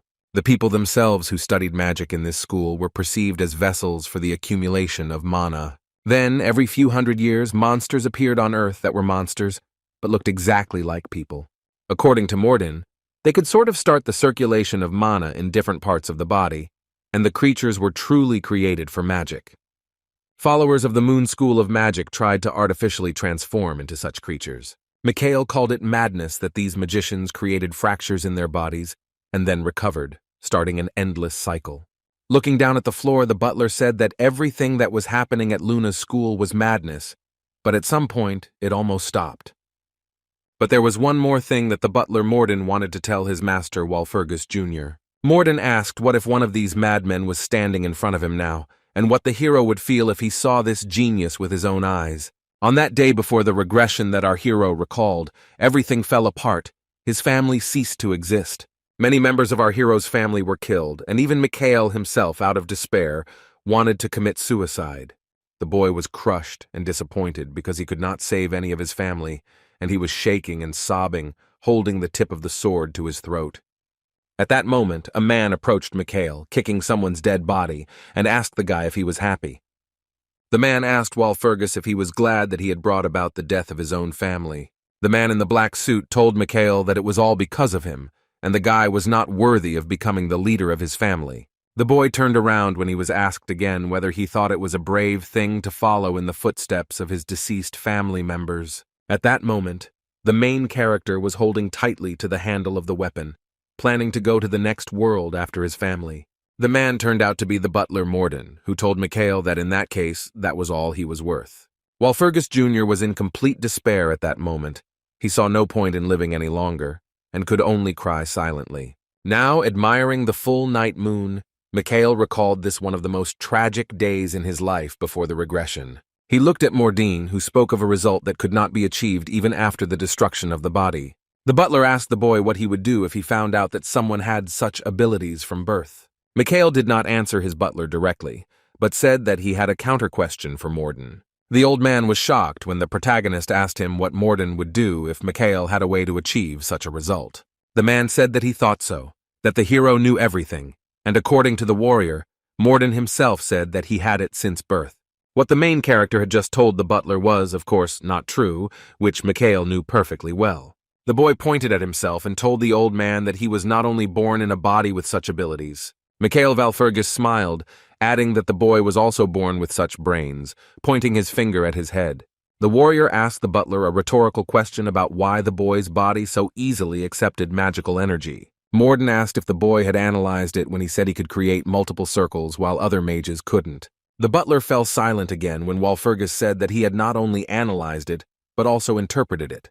The elderly man said that Mikhail is now only 20, and the boy began studying magic only 3 years ago. The protagonist folded his arms across his chest, answering that the secret might lie in talent, or it might not be there at all. Morden said that some people are born with skills that other mages cannot develop even after countless attempts. These words of the elderly butler made the man himself laugh, and he asked what kind of absurdity this was. Mikhail Walpurgis listened to the elderly man standing opposite him with complete indifference in his eyes. The newly minted warrior closed his eyes and concluded that our world was full of paradoxes, and Morden asked what he meant. Our hero asked the butler whether the statement that a man's body is no different from a bag of bones was true. Mikhail admitted that he loved to look into the eyes, and this was his innate talent. And just like the butler, he felt something in Morden. Butler Morden was dumbfounded, listening attentively to Mikhail Valfergus's speech, and without taking his eyes off, looked at the boy. The old man did not argue when the protagonist said that he thought the struggle for this knowledge had also destroyed Morden. The gray-haired man hid his saddened gaze when our warrior said that the butler had managed to achieve at least a little success. Hiding his hands behind his back, Morden agreed with his master's words that he had had some success in life. The butler said that he was called the Twilight Magician, and he managed to defeat the sorcerers who laughed at his talent. Morden was unable to obtain the magic of the Eighth Circle because side effects appeared, and the body decomposed inside. In order to effectively develop his magical skills, the butler had to overload his body greatly. Our hero asked whether it was true that, even taking this into account, Morden had already lived for quite a long time. The butler explained that he was still alive only because he had abandoned the idea and stopped developing his abilities as he had before. With his hand on his heart, the old man said that he had given up his desire to rise to the Eighth Circle and had stopped using magic unless necessary. Closing his eyes, Morden told his master that Mikhail now knew that his butler's body was at its limit. The main character listened with understanding in his eyes to his butler's words about how he was currently unable to do anything. The butler's eyes widened, and he looked at Mikhail with hope when the warrior said that this situation could be corrected. Morden didn't believe it, claiming that his body was truly in an unusable condition, but our hero repeated that it could be fixed. The man insisted that he knew his body better than anyone else, but Mikhail said that it was not for nothing that God called him a warrior. The butler looked at the protagonist with fear as he continued to insist that Morden could still be helped. Holding out his palm, the protagonist declared that with the help of God, the word impossible does not exist. The guy decided to start working on healing his elderly butler right now. He brought his hand to Morden's forehead. He told the old man to get some sleep, and the man, losing his balance, wanted to ask the hero what he was doing, but he didn't have time. The protagonist cast the sleep spell to put the butler to sleep, and the old man no longer argued with Mikhail. The first seconds after the spell, the butler was still trying to fight off sleep. Morden's eyes were still open. He tried to reach the master by telling him something, but the spell worked successfully, and the butler passed out. The boy grabbed the man with his hand so that he wouldn't fall and told Morden that his character hadn't changed at all. The protagonist looked at the sleeping Morden and suggested that the butler begin what Mikhail had planned. At this point, the butler was already unconscious, his body hanging on our hero's arm, and Morden fell asleep. To begin working on improving Morden's physical condition, Mikhail carried him into the bedroom and laid him on the bed. The guy began to knead his right hand, saying how long ago it had been and how refreshing the feeling was. Inspired, while Fergus said it was time to return to Michael, who could modify bodies. The young mage unbuttoned the white shirt of the sleeping Morden. The elderly man's body was muscular but covered in huge scars. Mikhail came closer and took a closer look at the mutilated body of his butler Morden. The boy knew that the very fact that the body could resonate with mana was a great blessing for a mage. The protagonist remembered how, even before the regression, he had a conversation with Morden, and the man admitted that he was not born with such abilities. Standing over the sleeping body of the butler, the hero said that the man he knew eventually lost his mind and was unable to overcome this limitation. As remarkable as Michael's analytical gift and insight were, he didn't have much time. But now the protagonist had more than enough time. His palm began to emit magical energy, and he was ready to begin healing. The protagonist was given the opportunity to correct the mistake he made before the regression because he had now returned to the past. And the guy returned 20 years ago, not so that his loved ones would repeat their fate, so the magician laid his hands on Morden's body. Michael Valfergus, whose body emitted a blue aura, promised the peacefully sleeping butler that he would return twilight to him. Our talented magician announced the beginning of the twilight restoration ceremony. The room filled with blue magical energy. The main character worked all night to improve the physical condition of his butler, and a sunny morning arrived. After a long, deep sleep, the old man came to his senses. He slowly opened his eyes and looked exhausted after the procedure. The man tried to sit up and groaned out of habit, knowing that his back hurt every morning, so he automatically began to massage it. Morden was surprised when this morning turned out to be different from most of his life, and it felt different. The butler was shocked when he realized that his back pain now practically did not bother him. He was curious about what else had changed in his body. The man began to stretch his hands, checking how his joints worked. The elderly man felt so great that within a minute he was standing on his head on the bed, meditating Australian style. The sensations were extremely strange and unusual for Morden. He did not understand where such lightness in his body came from. The butler's eyes widened as he realized what had happened the night before and the changes he faced as he entered the new day. The man began to wave his hand, checking the current state of his magical skills. Morden stared at his hand, thinking about the circulation of mana. His body currently showed no signs of active magical energy. The old man began to shake his right palm, examining the new changes in his body, and then suddenly stopped. The butler turned around and addressed his master. Mikhail Valfurgis was no longer asleep and was sitting at the table, busy with his own affairs. Morden concluded that the boy had managed to do it, and Walpurgis asked who else could have done it. While buttoning his shirt, the butler looked questioningly at the warrior when the boy advised the old man to be careful at first. Walpurgis Jr. threw Morden a bottle of green pills that he had to take because his body wasn't used to them yet. Morden caught the pills, and Mikhail told him to take them one at a time per day, and also to learn the correct training method. The butler began to examine the jar in his hand, which our hero called the most important, and asked the guy what it was. The boy turned his head, a slight smirk appearing on his face as he explained to Morden that the pills were the fruits of the world tree. The old man couldn't believe his ears. He froze in shock when he heard that the guy gave him the fruits of the legendary world tree.